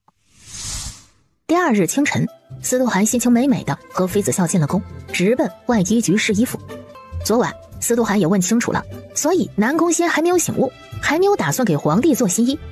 这下司徒涵心里平衡了，被治愈了，穿着衣袍去御书房找司徒远显摆了。继续，你们继续。本王闲来无事，过来坐坐。大臣们又开始你一言我一语的开始讨论了。显摆，九皇叔这就是来显摆了。两叔侄就这般无声的较量着。快到晌午用膳的时间了，九皇叔怎么还不离开啊？皇太后、皇后、小王妃都在，如此甚好。皇嫂，咱们今日去御书房用膳吧，当家宴了。不了，哀家回慈宁宫，星儿和你去吧，哀家肚子饿了，先走了。这也行。最后，妃子笑带着南宫欣去了御书房。丫头，你过来，你说说本王这衣袍是不是你亲手设计、监工，让上衣局制作出来的？你给本王做新衣袍的时候，是不是忘记黄芪儿了？看她挺可怜的，本王特意来安慰她。真是。因为妃子笑和南宫欣的到来，那些大臣就告退了，赶紧回家用膳去。皇上，是臣妾疏忽了，臣妾这就让上衣局来给皇上量尺寸，做新衣。都晌午了，到了用膳的点儿，难怪你九皇婶会找来，应该是肚子饿了。如此，本王就带你九皇婶恢复用膳了。幸好有你九皇婶提醒。走了。回九王府的马车上，司徒涵嘴角的笑容一直没有落下来。这一年冬，圣王朝停止了征战，拿下了安云国、安阳国2个国家，打下了北夏国8个城池，终于休战了。整个军队都回了圣王朝论功行赏，10里长街迎将士。司徒欧阳太子，他骑着战马走在最前面，英姿飒爽，英俊到了极点。这一高大威猛的形象深入人心，勾走了无数圣城小姐们的心。妃子笑，司徒涵，杀夫之仇不共戴天。本宫来了，杀了本宫夫君，就用你们儿子的血来祭奠吧。救命啊！太子救命啊！来，洋洋，小心！大胆刺客，竟敢袭击太子，拿下！太子，救命！救命啊！奴家没有袭击太子，奴家是身不由己才冲撞了太子啊！四目相对，刹那间，妖后的眼睛红了。把他带下去，带回九王府看着，等本宫进宫面圣后，再回来审问。是，太子。他用了狐媚术，就这么顺利的进入了九王府。上午，所有的将士都分到了赏银，晚上，整个军营将举办一次大型的庆功宴。什么？小王妃来了？小王妃也要来参加庆功宴？那个小王妃喝酒吗？完犊子了！这下真的完犊子了！这个庆功宴开不成了。小妹，主将们让我来问问，小妹你今日饮酒吗？不饮酒，可以了吗？不饮。一个两个大老爷们儿不关心国家大事，整日就关心我喝不喝酒。你们和司徒涵一个德行。得了，我不喝了总可以了吧？小丫头一饮酒，军营不是庆功宴了，直接就是灾难现场。不耐烦地轰走了欧阳希。此刻主营帐里却是另外一番景象。妃子笑不饮酒，岳峰他们也没有喝，一个两个忙着呢。妃子笑下午的时候就让岳峰他们去竹林砍了几大棵竹子回来，给了他们一人几张图案，让他们按照这个做出来，做1到10个数字，每一个数字都要做4个，但是上面是不同的图案，一个是倒立的正方形，一个像是一朵梅花，一个小王妃那是心形。是的，妃子笑让岳峰他们用竹子着了一副简易的扑克出来，没有花的扑克，只要是黑红梅方1到10的牌，他要在军营开启一场豪赌之旅，炸金花。王府有生人来，走，进去看看。司徒涵和妃子笑找暗处的暗卫问了一下，这一听妃子笑整个人都不好了。什么？小洋洋带女子回来了？这是什么跟什么呀？司徒欧阳这是皮痒了，这才哪到哪啊？竟然就带着女子回家过夜了。前段时间追着我屁股叫娘亲的小屁孩，竟然知道什么是儿女私情了，这就算了，还公然带回家了，了不得，这臭小子胆子真是大。小丫头，你这个时候过去不合适，明日再说吧。儿大不由娘了。我不合适？怎么不合适了？他要是再不冲过去，他儿子就要被扎了，他家的白菜就要被拱了。真是的，这小丫头真是没轻没重，这个时候怎么可以冲进儿子房间呢？万一两个人在做什么亲密的事，那不是很尴尬？她还没有做好要当婆婆的准备呢，怎么就被迫成为婆婆了？司徒涵拉着妃子笑回了主院，房间里，单说无妨，怎么回事？爷，查清楚了，小世子今日上午在城门口才认识的这位姑娘，这姑娘身家清白，家徒4壁，据说当爹的是个赌徒，要把她卖给刘屠夫当田房，被殴打后冲出了队伍，惊住了小世子的马。他爹找到了吗？爷，找到了。属下找到他的时候，他还在赌坊里，以为属下是看上他的女儿了，狮子大开口要50两银子。你下去吧。是，爷。有蹊跷，只见一面而已，小洋洋不会这么冲动的，这其中怕是有阴谋。应该是冲我们俩来的。丫头，把2个小不点送进皇宫，让皇嫂带几日，怕是来者不善。好。第2日一大早，小洋洋就跪在了主院外。娘亲，儿子想要娶妻了。丫头，你躺着，我出去看看。好。中邪了，还是被人下降头了？爹，洋洋有喜欢的女孩子了，想和她共度余生，希望爹和娘亲成全，可以吗？共度余生的女子？好啊，小宝宝有喜欢的人了，娘亲和你爹自然会为你高兴。儿子长大了，有要共度余生的人，我们当然不会反对。哪家的姑娘性格怎么样？这样吧，午膳的时候咱们去娘亲的火锅店用膳，你带那姑娘来见见娘亲，如此也商量一下你们的婚事。好，娘亲，儿臣这就去把这个消息告诉她。看着司徒欧阳欢天喜地的回院子的背影，怎么样？察觉出异样了吗？没有，再看看，等见了那姑娘再说。好，果然有问题。司徒涵和妃子笑合计了一下，这些事情从长计议。入夜，司徒欧阳睡了，熟睡的胡一姬睁眼，一个翻身下床，鬼鬼祟祟来到了外间。参见妖后。本宫不是什么妖后，你的任务完成了，你回妖界去告诉你们狼王，妖族交给他了，这是妖王的掌印，你拿回去吧。是妖后。那黄鼠狼拿到那枚小小的掌印，转身就从旁边的狗洞离开了。胡公，这不就是那什么胡一姬的爹吗？哼，还真是被小丫头猜中了，这狐狸尾巴这么快就露了出来。黄鼠狼啊，最狡猾不过黄鼠狼，这胡一姬怎么和黄鼠狼扯上关系？司徒涵回到主院的时候，妃子笑正在房间里等着他。黄鼠狼，妖族的人，应该是妖族的人要为妖王年敲报仇。这黄鼠狼的皮毛也可以的，要不把黄鼠狼一族也灭了，到时候再做一批新款式的衣袍出来。3更天，原本已经回军营的大哥三哥突然来到了九王府。书房里，小妹，我想起来了，狐狸族有一种禁忌之术，叫祭天之术。祭天之术启动的时候，可以和天道做一个交易。以前听谁说过，狐狸族的灵修为到了一定的境界，可以幻化成人形。但是有狐狸在历练的时候爱上了普通人，甘愿用灵根和元神做交易，做一个普通人。那谁？应该就是这种情况。妃子笑被这真相吓得一激灵，突然妃子笑坐不住了，一个飞身朝着司徒欧阳的院子飞去。他可不愿意让一只狐狸和他儿子同床共枕。妖后，哼，好一个妖后胡一姬啊！妃子笑这个女人真是不简单啊！难怪能让不可一世的三尊、桀骜不驯的魔尊都拜倒在他16群下，佩服佩服！你来了，杨郎刚刚睡下，娘亲不怕吵醒他吗？妃子笑，你就不怕你儿子永远醒不来吗？你杀了本宫，也救不回你儿子，你儿子就只能沉睡一辈子了。你敢杀本宫吗？灵力球在妃子笑的手里集结。糟糕，难道妃子笑不在乎司徒欧阳这个儿子？也对，司徒欧阳是天生子，又不是妃子笑和司徒寒的亲生儿子，即使是毁了也不怎么样。毕竟他们2个人有亲生的儿女，损失不大。妃子笑，你屠了狐妖一族，杀了本宫夫君，这仇不共戴天，你罪该万死。本宫不仅要拉你儿子陪葬，还要让他永世不能超生。就在胡一基疯狂的时候，几根金针快速的朝着他的穴道飞过去。刹那间，胡一基不能动弹了，整个人僵硬到了极点，甚至连话也说不出来了。说完了，说完了就闭嘴，真是话多。谁说本宫要杀你了？你放心，你这条命没那么容易丢失，本宫不会让你死的，你就好好的活着，看本宫的儿子苏醒过来。不可能的，妃子笑怎么可能救醒司徒欧阳？他可是中了狐狸一族最厉害的媚术啊！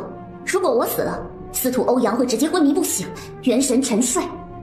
难道妃子笑真的有办法？难道他真的能解狐妖一族的千年媚术？伤风败俗的东西，真是狐狸精。妖王连翘的品味就这种。妃子笑站在院子里没动，让司徒寒和2个哥哥进去看看小洋洋，毕竟男女有别。当3个男人走进小洋洋房间的时候，看到里面的场景，愣住了。只见小洋洋身穿里衣，昏迷不醒的躺在床榻上，地上到处都是凌乱的衣衫。只要是经历过人世的人都知道发生了什么事情。一个灵力球径直的朝着屋外打出去，准确无误的打在了胡一基的致命处。一口鲜血，胡一基就这么直直的倒了下去，断气了。就这样，胡一基死了，被愤怒的九王爷一掌打死了。这变故让妃子笑愣住了。丫头，你进来吧。好。房间里的景象让他的小脸瞬间涨成了猪肝色，不是因为害羞，而是愤怒。哥，这种情况怎么办？能解吗？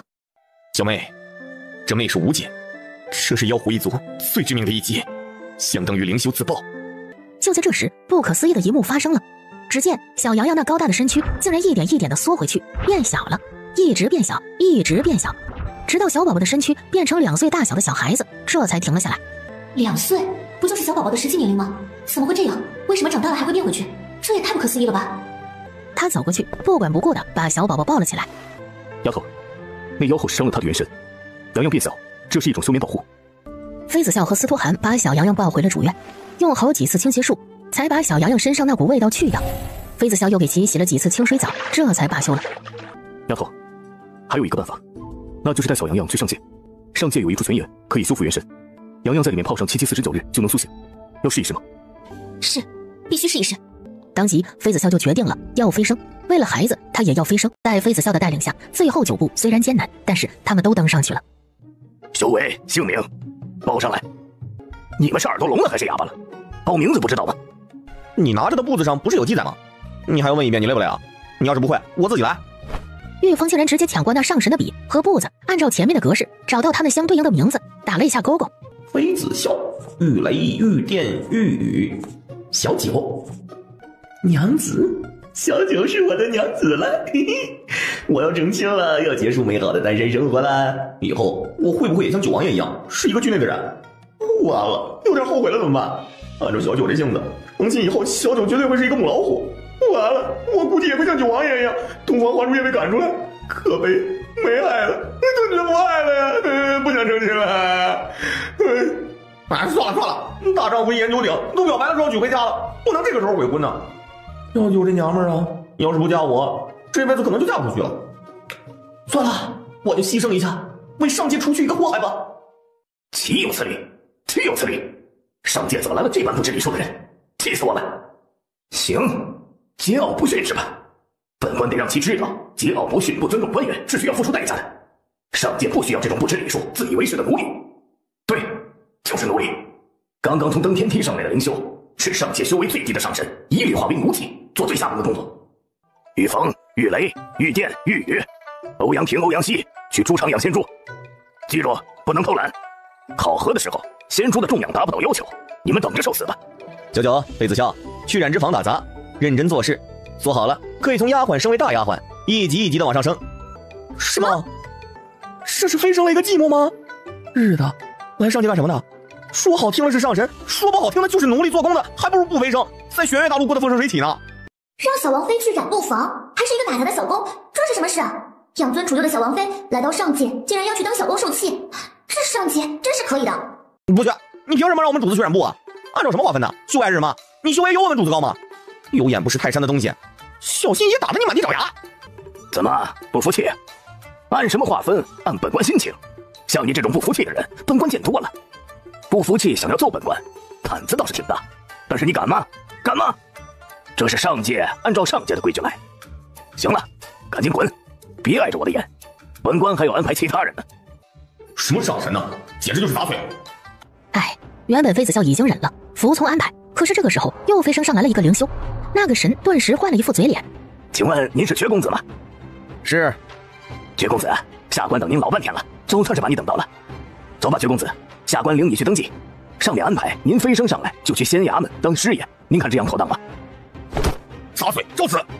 今日老子就教训你这狗眼看人低的东西！妃子笑比岳雷出手更快，一击直接把那上神击飞了。毕竟妃子笑的修为可不是什么灵皇，他在上界也是超级强者。你竟敢出手伤本官！行，今日本官就让你知道什么是上界的规矩。一炷香的时间，妃子笑和岳雷他们被上界的官差带到了仙衙门，要问罪。妃子笑，你可认罪？攻击仙庭命官，以下犯上，这是大罪。你可认？认罪啊！没想到他公认不讳，结果就是被带去了地牢。这上界的地牢和下界的地牢差不多嘛，里面关着好些犯人，据说都是不服从管理或者犯事的人。哼，敢和本官作对，真是不知道锅是铁造的。行了，这下完事儿了，回头你们就去神之秘境自生自灭了。这上界已经没有你们的立足之地了，拜拜，倒霉蛋们！真是小人得志，没想到上界一个小小的官差会这么嚣张，还有那什么县令也是一个狗屁，明显就是拉偏架。像他那个小人，二话不说就问小王妃认不认罪，真是欠抽啊！来，小妹，下一步有什么打算？我们不去找妹夫吗？暂时不去三尊殿，今晚司徒涵应该就会来接小宝宝过去。我们得趁敌人还没有发现我们的时候，尽量排查，看看能不能遇到二哥。哥哥，你看我们抓到了兔子，你给我们做红烧兔头好不好？那只兔子可是仙娥送给仙童的见面礼，跟着仙童在上界生活了上千年，就是仙童的亲人。看着断了气的仙兔，仙童顿时红了眼眶，抱着仙兔的尸体在台阶上哭得肝肠寸断。仙童哥哥是不是不会做红烧兔头？不会做也没关系，我教他不就可以了？怎么就哭鼻子了呢？原本司徒涵要去找妃子笑，奈何来了这一出。最后找到仙娥，又要了一只兔子赔给仙童后，又亲自下厨去给小甜心做红烧兔头了。小棉袄啊，不宠着怎么办？钟馗天师已经去天梯那儿等着。钟馗天师询问小神有没有见过妃子笑。钟馗主神，小神见到您说的那位女子了，她手底下的人出言不逊，不服从安排。那女子也是张扬无比，桀骜不驯，对小神出手，被仙衙门的官差带走了，估计要被打入神之秘境。完犊子了！三圣母竟然被关进了仙衙门的地牢，还没定罪呢，这下真的完了。到了仙衙门，怎么回事啊？小九怎么不理我呀？一个眼神都没给我，我可是你的夫君啊！有娘子这般对待自家的夫君吗？真是反了天了！你来了。三圣母，比预想的晚了点。三圣母，钟馗天师叫这女子什么？是我听错了吗？竟然叫她什么三圣母啊？三尊的娘子啊，又要死了！下官眼拙，冲撞了三圣母，还望三圣母再向肚里能撑船，大人不计小人过，饶了下官这一次。早知现在何必刚刚？奶奶的熊的，刚刚不是那么神奇吗？不是要把我们打入神之秘境吗？小王妃说了，等这边的事儿处理好了，就要去神之秘境，大爷不需要你去送，自己去。真是的，不是答应嫁给我了吗？真是一点都没有把我当夫君。算了，回头再好好哄一哄吧，大不了再被暴锤一顿呗。这小祖宗是什么意思？还在生气？完了，这是在憋什么大招？等着要把他们这些人碎尸万段吗？这差事真是有点苦啊！过了半晌，你们查那个什么叫欧阳烨的男子。不一会儿，那县令就带着妃子笑他们一群人重新回了衙门，一堆的陈年卷宗摆在了地上。玉峰他们也没有闲着，一个两个手里拿着卷宗在查看，就想要查到二公子的下落。算了，慢慢来吧。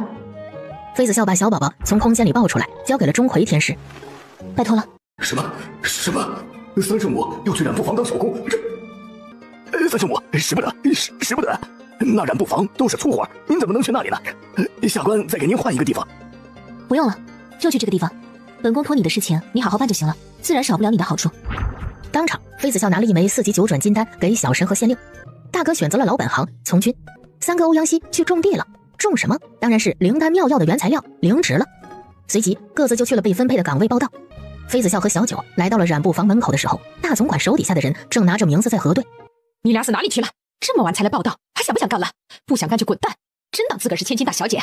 该死的，这些人真是的，这些1个2个的上神都是这德行，真是神奇了。妃子笑用灵力无声地提醒小九，别冲动，别忘记咱们的目的。妃子笑和小九被骂一通后，就和其他的丫鬟被领到了一个下人居住的院子里。一同被安排进来的是4个人，除了妃子笑，还有其他2个灵修，一个叫叶修锦，一个叫田小蕊。这是人住的地方吗？我家丫鬟住的地方都比这个好，早知道就不飞升了。飞升上来竟然是当丫鬟，真想回家。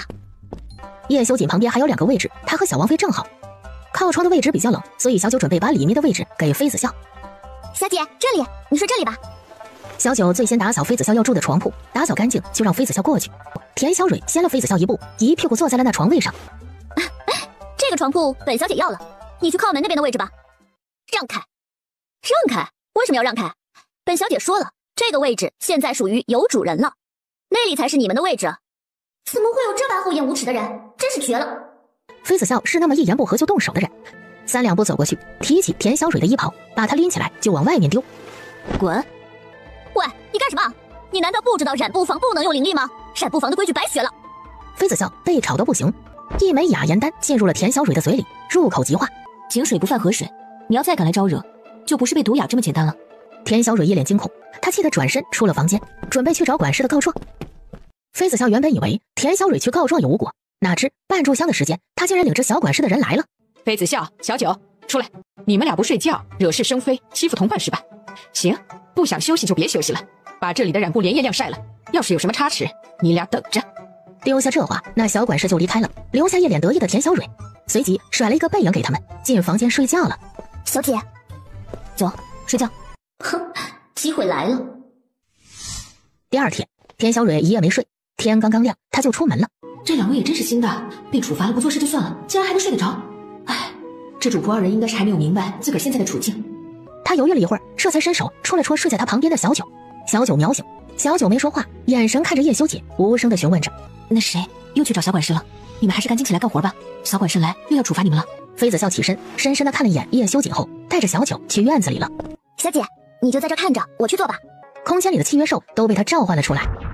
5行麒麟、火麒麟、墨麒麟、朱雀、玄武、青龙，这一只一只的超级契约兽，根本用不着小九动手。3只麒麟一只比一只卖力，不过眨眼间，一人就晾晒好了一箩筐的染布。几只神兽在晾晒的地方来回穿梭，不一会儿，那些染布就在杆子上被铺开来了。当叶修锦从房间里出来的时候，傻眼了。这麒麟，3只麒麟，2只是超神兽，1只是8阶圣兽，1只6阶魔狼，这还有上古神兽，竟然是3只上古神兽。这位主仆到底是什么身份？怎么有这么多契约兽？这是契约兽大户吗？不一会儿，活干完了，妃子笑就把契约兽收了起来。小九也让魔狼幻化成了不起眼的饰品，隐藏了起来。这时天已经大亮了，田小蕊带着小管事气势冲冲的来到了院子里。这怎么可能？小管事，妃子笑使诈！奴婢离开的时候，他明明还没有开始干活，他们主仆2人怎么可能这么快就干完活了？一定是有人帮忙了，他们都帮忙了。对，一定是那些丫鬟都帮这个小贱人了，要不然小贱人怎么可能这么快就干完活了？气人，真是气死人了！闭嘴吧，赶紧去干活，耽搁了时辰你来承担。惯会投机取巧的，才来第1天就把所有人都收买了。老实点儿，别以为有人罩着就能高枕无忧。上界最不缺聪明的人。这就是小管事对妃子笑敌意的来源，应该是县令或者是那个小神来打过招呼了。不过不但没有护住妃子笑，反而弄巧成拙了。平日里他的事情都让小九和小景干了，白天他除了睡觉就是晒太阳，日子怪无聊的。这日的活计很重要，这一批布料很贵重，属于天蚕丝。染布房需要把所有的天蚕丝染好了，送到上一级织布房去，不能出一点的差错。嬷嬷明明确确地告诉了他们染布的步骤，可是当那天蚕丝到了小九他们手里，贵重的原料却和平日里没有任何的差别。当小管事来巡视的时候，嬷嬷，奴婢有事要禀告。作死的来了，该来的还是会来。怎么又是你？不好好干活，整日就盯着旁人，这样你就能升阶了？嬷嬷，这次是真的有事，很重要。妃子笑他们手里的天蚕丝已经被他们毁了，小蕊怕到时候嬷嬷没有办法向上面交差，才冒死告诉嬷嬷的。什么？天蚕丝毁了？这天蚕丝要是毁了，我拿什么交差？指不定小命也要交代在这里了。天蚕丝呢？按照步骤，这个时候天蚕丝应该还没有加染缸。你们的天蚕丝呢？拿出来，快点拿出来看看。嬷嬷，妃子笑他们的天蚕丝拿回来就丢进染缸了，这个点还没有捞出来晾晒，天蚕丝怕是已经毁了。什么？毁了？真的假的？天蚕丝呢？我问你，天蚕丝呢？是不是毁了？唉，嬷嬷安心吧，天蚕丝好好的，没有毁。天蚕丝不仅没有被毁，反而已经晾晒好了。我们已经完成任务了。不可能！妃子笑你撒谎！你们领回天蚕丝就丢进了染缸，天蚕丝怎么可能还完好无损？你当嬷嬷是3岁小娃那么好骗吗？不一会儿，小九和小锦就抬着一个箩筐的天蚕丝来到了嬷嬷面前。嬷嬷一个箭步冲过去，拿起成品布，仔仔细细的检查。这是你们染的天蚕丝，怎么做到的？你们怎么做到让天蚕丝的色泽如此鲜艳亮眼的？嬷嬷，我们提前完成了任务，是不是可以休息1日了？明日就不用干活了。可以，你们可以休息1日。小管事嬷嬷心急，也没等妃子笑的答案，提着那箩筐的天蚕丝染布就离开了。怎么回事啊？他不惩罚这几个小贱人吗？哼，很喜欢嚼舌根，喜欢告状。怎么办？你一开口就让人讨厌，还是闭嘴的好。以后不用说话了。小九得令后，提着田小蕊的衣领就进了房间。小九把田小蕊带进房间就是一顿胖揍。小九直接喂了半瓶毒药进田小蕊的嘴里，把她毒哑了。田小蕊这辈子别想开口说话了，除非妃子笑赦免了她，亲自为她解毒。小姐目睹了整个过程，看着小九，眼底也充满了紧张。她同样害怕了。放心吧，只要你对主子没有二心，他会对你很好。以后你就知道了。没几日，田小蕊就消失在了染布房，没有人在意她的失踪。不过那些丫鬟看妃子笑的眼神充满了复杂。剩下的日子，他们3人都没出房门，一直在修炼。第3日，妃子笑睁开了眼，她又遇到瓶颈了。不管她怎么修炼，灵力就不会长，体内的灵根也没有任何的变化。算了，不折腾了。来上界也有一段日子了，她还没出去逛逛，那就出去逛一逛吧，看看那群养猪的儿郎。可当他们来到养猪场的时候，妃子笑走进来时，正好看到那管事的拿着鞭子打在玉峰的背上，衣袍破了，瞬间皮开肉绽。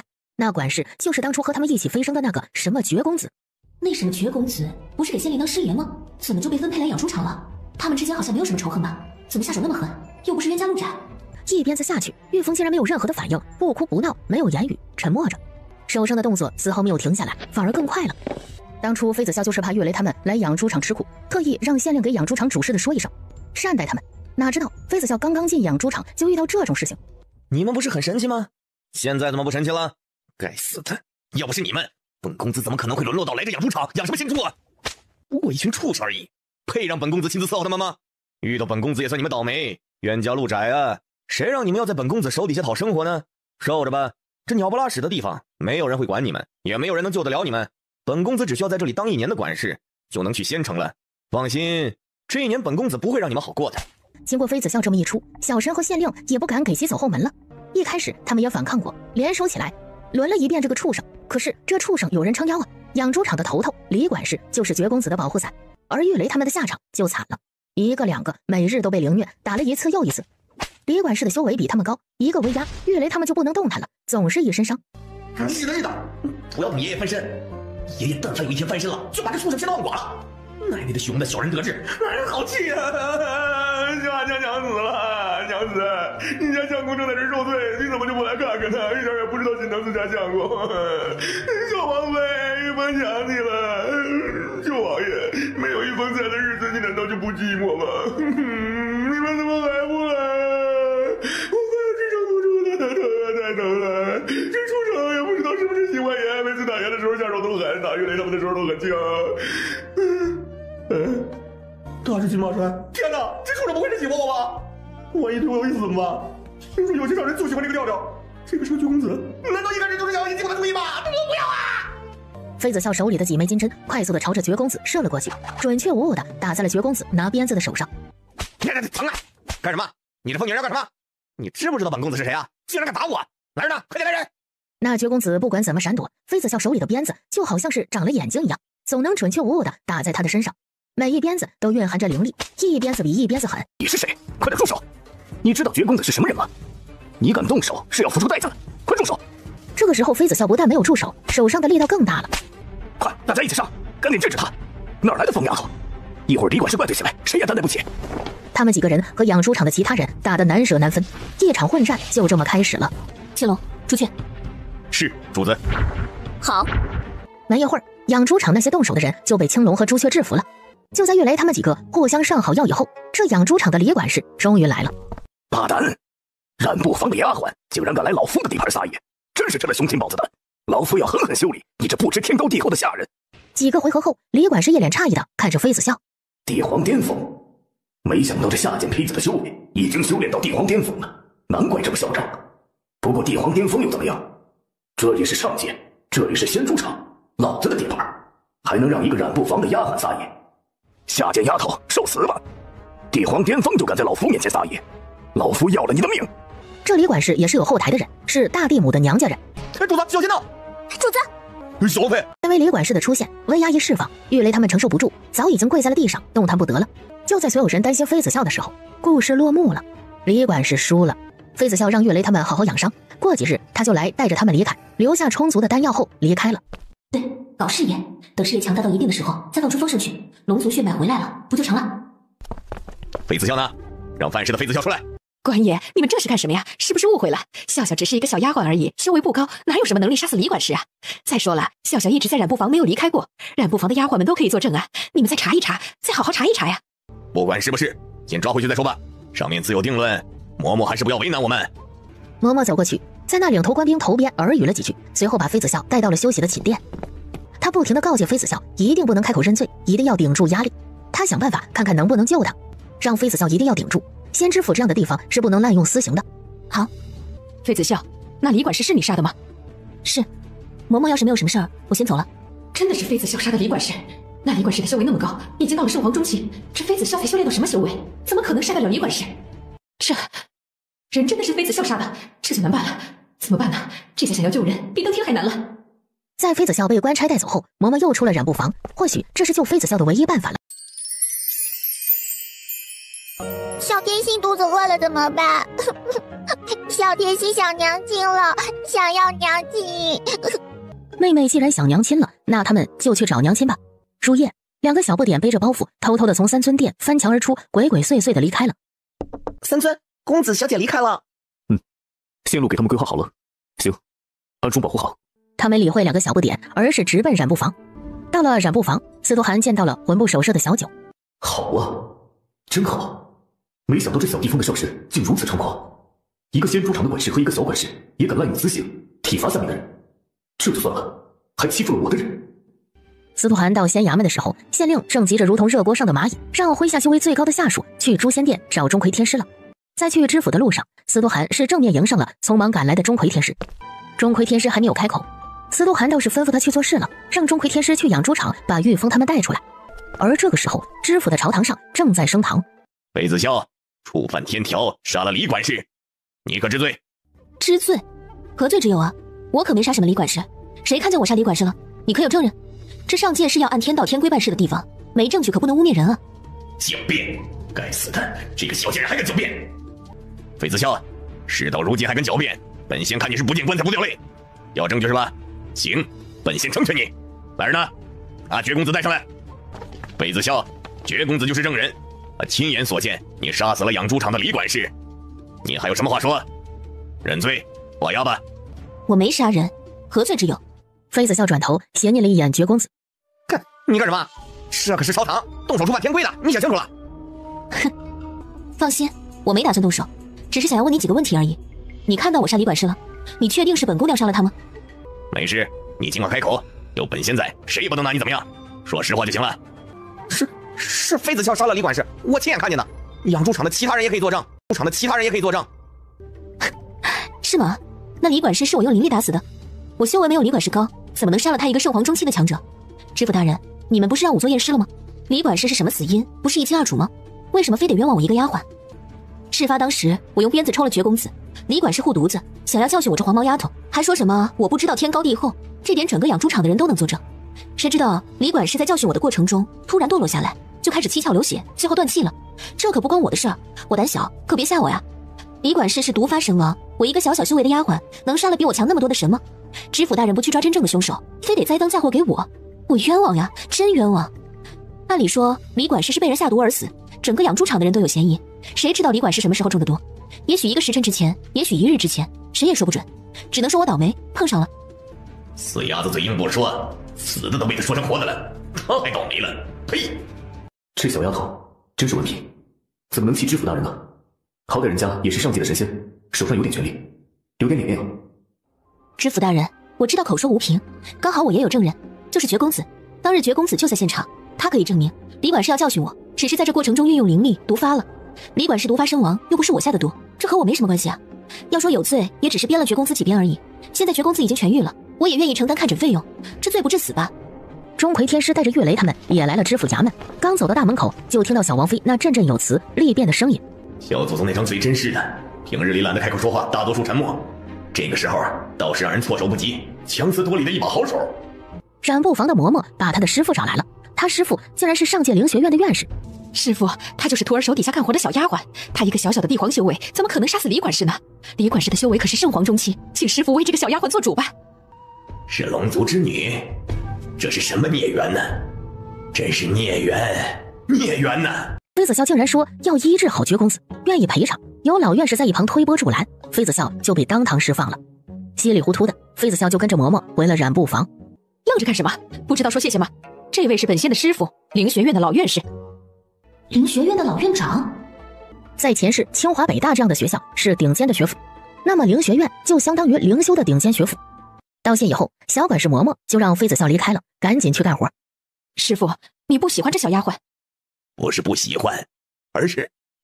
算了，和你说不清楚，老夫在这儿多住几日，你去准备膳食吧。随即，妃子笑、小九和小锦就被嬷嬷派去打扫了。入夜，丫头，想我了吗？孽缘，孽缘呐！这劫难终究是来了，终究是逃不过，剪不断理还乱，只能如此了。当妃子笑告诉司徒涵他要去灵学院修炼的时候，司徒涵沉默了。他不想让妃子笑去灵学院，但是又舍不得拒绝，因为那地方修炼太苦了，不是小丫头能够承受的。快要天亮了，妃子笑回寝殿了。原本应该离开的司徒涵，却转了一个弯，进了一间客房。怎么，知道来看老夫了？要不是老夫下灵学院，你还要等几千年才会去看老夫啊？你这日子过得悠闲呐。说吧，给个准信儿，什么时候回去守着你那灵学院？我家小丫头要去灵学院，写一封推荐信吧。不写，不收。灵学院已经几百年没收新人了，死了这条心吧。那这雷香花怎么回事？灵学院几百年没收弟子了，她飞升不过短短100年。你私人的关系我不想追究，但是丫头必须进灵学院。得，算了，和这家伙争了什么？反正结果不会改变，还不如保证自己的身子。连夜，老院长就回灵学院闭关了。但第二日，一个消息让整个上界动荡了，灵学院要招新弟子了。有信心的灵修都可以前去考试，通过考试的灵修就能进入灵学院了。小祖宗，可以了吗？抵不住了，天蚕丝要是再不交出去，整个染布房都完了。小祖宗，你快点啊！啊，这晾晒的布料是我们染布房出品的，是吗？妃子笑，你出来，你回答我。七彩琉璃布，他们染布房竟然能制作出大量的七彩琉璃布。拖一拖日子，3日，还需要3日就能全部完成了。好。小管事嬷嬷也不出染布房了，躺平了，她只需要守着这一批七彩琉璃布料就行了。当晚，妃子笑就从小管事嬷嬷的手里拿到了他们3人的玉碟。她离开的时候，把当初那天蚕丝染布的配方和七彩琉璃布的染料配方都给了小管事嬷嬷。这七彩琉璃布的配方算是妃子笑报答小管事嬷嬷的救命之恩。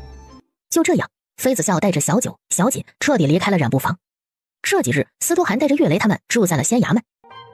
这是九王爷，下界传说中那个战无不胜、攻无不克、不可一世的盛世王朝摄政王，九王爷也飞升了。小九悄无声息的拉着震惊的小锦离开了。这个时候是九王爷和小王妃的2人世界。那个小锦姑娘，你能不能……好，我这就走。我懂。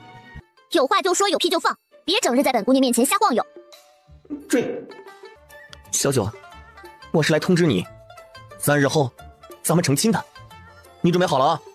喜服什么的，明日我们一起去街上采购。明早我来院子里来找你。成亲？谁说要成亲了？成什么亲？还在做梦呢！这娘们儿到现在竟然还不收心，真是欠收拾。小九，再给你一次机会，重组你的语言，要不然我可生气了啊！当娘子就要有一个当娘子的样子，一直摆谱不成亲是个什么事儿啊？告诉你啊，你再这样我要动手了。我要是生起气来，我自己都害怕。有病就吃药，实在不行，明日找小王妃看看，我看你病得不轻。小九，我生气了。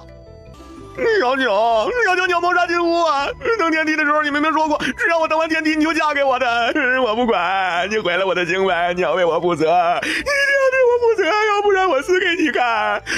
说吧，你什么时候给我名分？你给个准信儿。小九灵力球已经在手上集结了，玉凤要是再敢多说一句，他的灵力球就砸下去了。娘子，那我回去休息了，你别太想我。哎呀，行了，别走了，怎么跟个娘们似的，天天都能见到，用不着这般舍不得。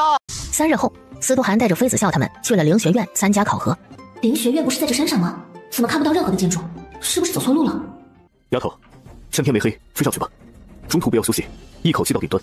好。当玉峰他们纷纷掉下去以后，司徒涵不放心来陪他家小丫头了。这断崖就是司徒涵设计的，对于他来说自然没有半点的作用。好在小丫头上去了，到了灵学院的门口。这个女人怎么回事？丫头，认识？不认识，就莫名的敌意。哼，那些伤害过我的人，一个也别想逃。上天真是待我不薄啊！大哥二哥都在这灵学院，来日方长，我一定要让妃子笑好看，走着瞧。妃子笑哪里知道，这个什么铁小姐就是那什么田小蕊。灵学院的导师们在老院长的带领下来到了院落里。首先自然是欢迎他们成为了灵学院的弟子，其次就是按灵根分配导师，什么灵根分配什么样的导师，大家就开始排队依次测试。天哪，双灵根，这什么铁灵童，竟然是金灵根和土灵根。这种双灵根的人太少见了，几乎没有。铁灵童选了一个统合实力比较强的上神当导师。挑衅？难道是苏月华？苏月华元神已经灰飞烟灭了，还能复活？不一会儿就轮到妃子笑测试了。妃子笑把手放在了测试位置，胸有成竹的开始测试了。这小丫头一开始计较的时候真是睚眦必报。什么？所有颜色？这妃子笑是天才吗？五行修为拥有所有的灵根，金木水火土，风雷光她都有。这样的情况从来没有出现过。妃子笑这是第一人啊，怎么会这样？为什么会变成无色？这是哪里出错了？其他的水晶柱子都变成了无色，只有代表着木系灵根的水晶柱子还在蓝色，所以最后的结果是妃子笑只是木灵根，是所有灵根中最次等的木灵根，这不是逗着玩的吗？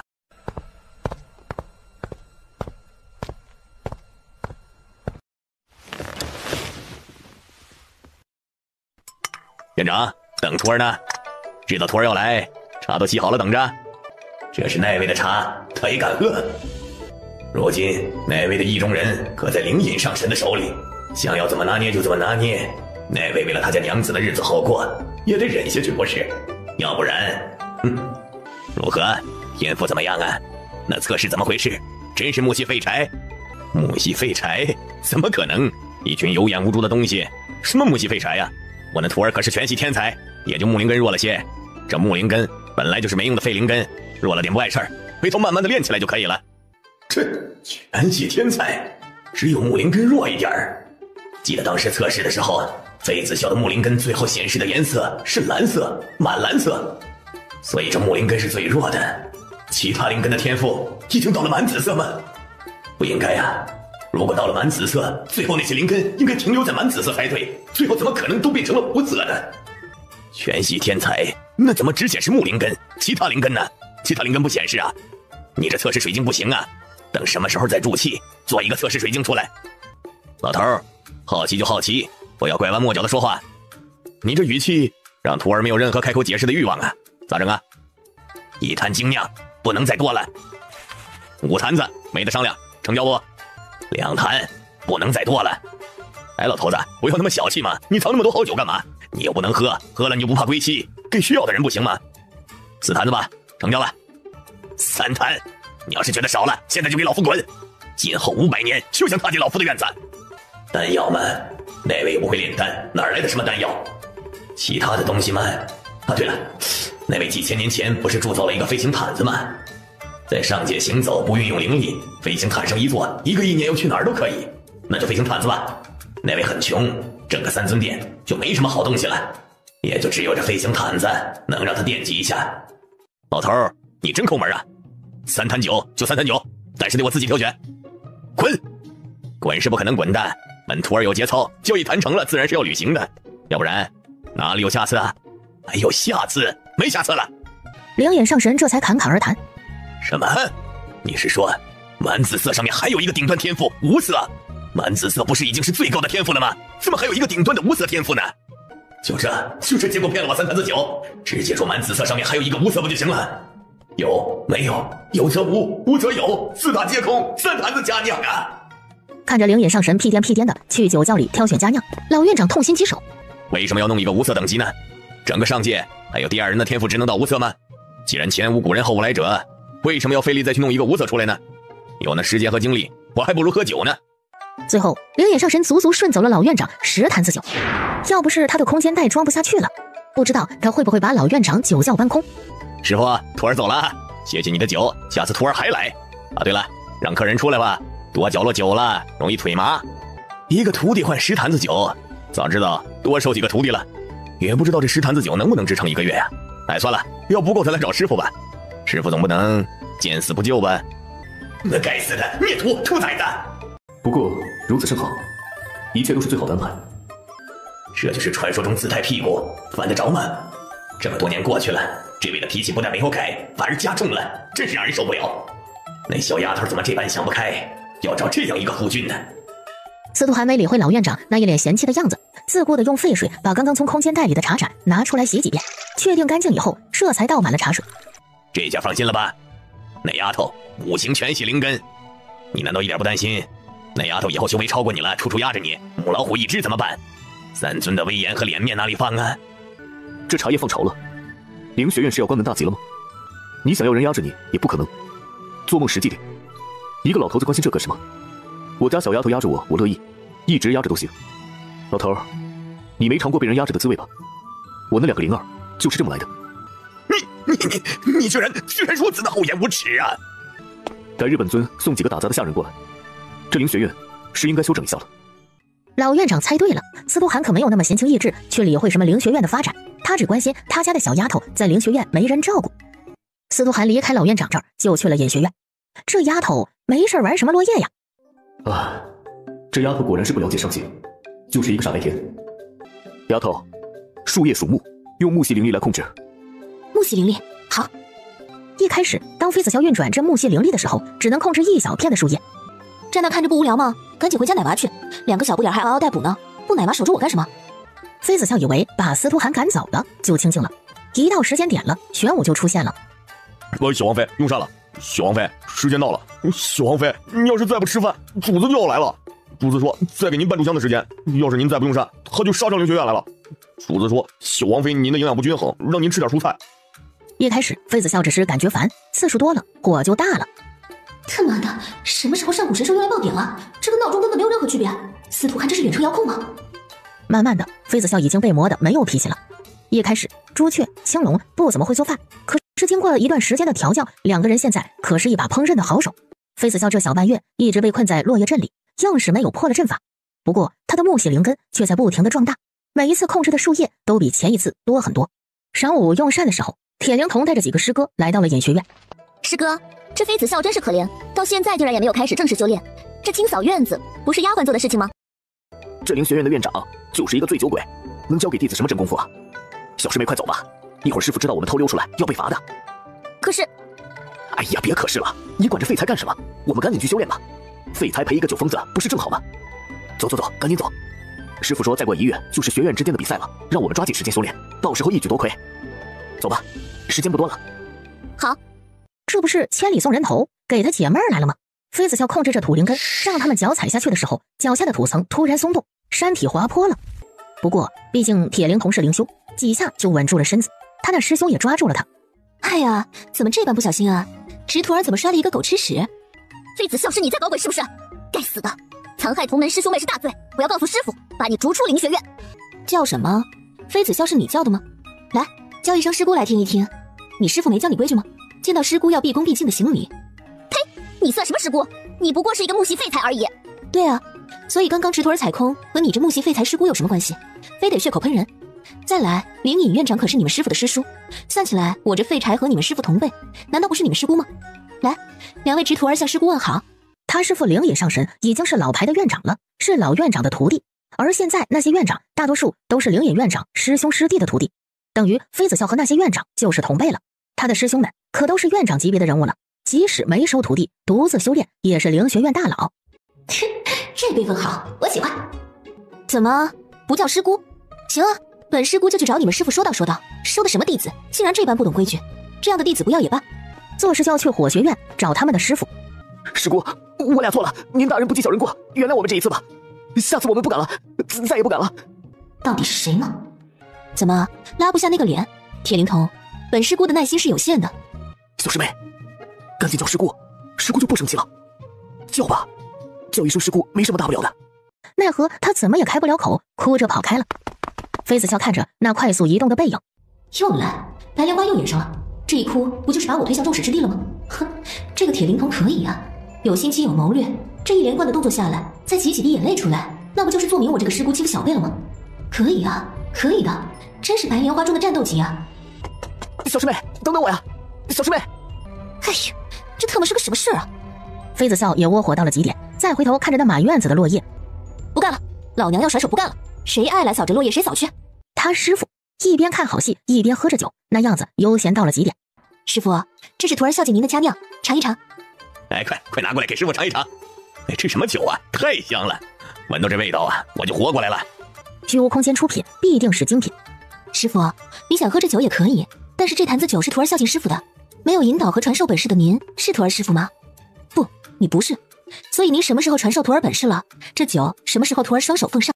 得，不就是教你怎么修炼吗？这本来就是师傅应该做的事儿，这不是最近没空吗？教，这就教你。真是的，一点都不可爱。徒儿看好了，为师只教一次，能不能学到精髓，就看你自个儿了。灵眼院长飞到了落叶堆里，运转灵力，开始玩转那些落叶了。那一片一片堆积成山，让妃子笑有点烦躁的落叶，在灵眼院长的手中仿佛活过来一样。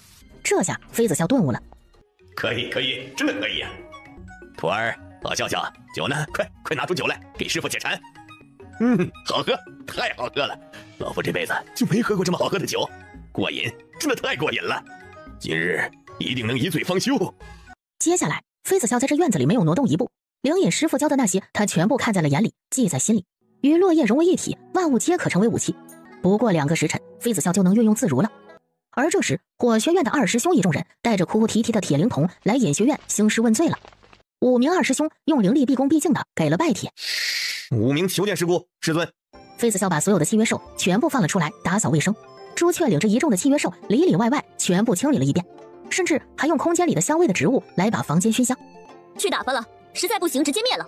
主子有起床气，要是吵醒了，后果不堪设。丫头，酒没了，再给2坛。就2坛？别这眼神看着师傅，我害怕。一坛行不行？就1坛。谁答应过1个月只喝5坛酒？这个月已经没了。笑好笑，好徒儿，就1坛可以吗？就当灵隐上神和妃子笑在讨价还价的时候，他一口鲜血吐了出来，整个人就晕倒了过去。师傅你怎么样？师傅，病情竟然已经到了这般地步，怎么会这样？灵隐上神已经酒精中毒了，还有各种并发症。妃子笑让青龙现身，把灵隐上神抱回到了房间里。这就是现代人们常说的肝癌。这是怎么回事啊？这个老头怎么会昏迷不醒啊？小王妃，我来吧，这消毒的事情我可以。行。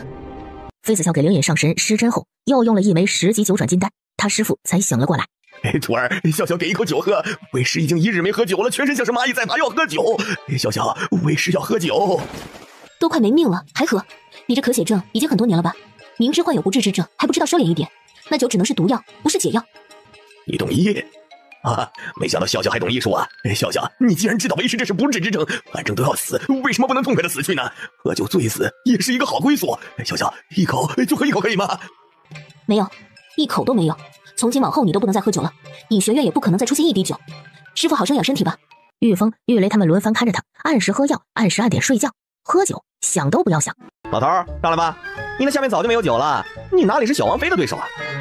这好丫头，是那臭丫头搞的鬼，可以的。那臭丫头现在长本事了，竟然能神不知鬼不觉的搬空酒窖里的酒了，气人，真是气人。师尊，你就认命了吧，生病了还喝什么酒啊？再说了，就算是你想喝，也没得喝呀。你这酒窖里的酒早就被小王妃搬空了，说不定已经用来浇灌树木了。哎，师尊，前几日我听小王妃吩咐小九他们消毒什么东西，说师尊珍藏的酒度数高，烈，用来消毒真好。都说这师尊是酒疯子，已经酒精中毒了。看来这病啊，真的是到了病入膏肓的地步了，已经老糊涂了。小王妃就是师尊的徒弟，他会什么技能，师尊不清楚吗？真是的。哎，师尊，你没喝酒，怎么脑子也不会转了？小王妃拥有冰灵根呢，你那点私藏的小酒能瞒过小王妃吗？放心吧，你也不用折腾了，整个隐学院绝对是没有1滴酒的，歇了这心思吧啊！灵隐上神生气到了极点，又是发脾气，又是碎碎念。就在灵隐师尊骂得最得劲的时候啊，口渴吗？要不喝口水继续骂？好，还是徒儿乖。喝下去，1滴都不能吐出来，吐1滴加喝1碗。端起药碗，倒头一口气就把药喝空了。行了，你接着骂吧，骂完早点休息。没骂你啊，你可是为师的好徒儿，怎么可能骂你呢？为师在骂玉峰，玉峰知道为师现在不能喝酒了，竟然惦记着为师那几坛子酒，真是白眼狼。小王妃很忙，也没理会灵隐师尊，直接离开了。行了，气什么气什么，年轻人要有点气度，生气对身体不好，别气了哈。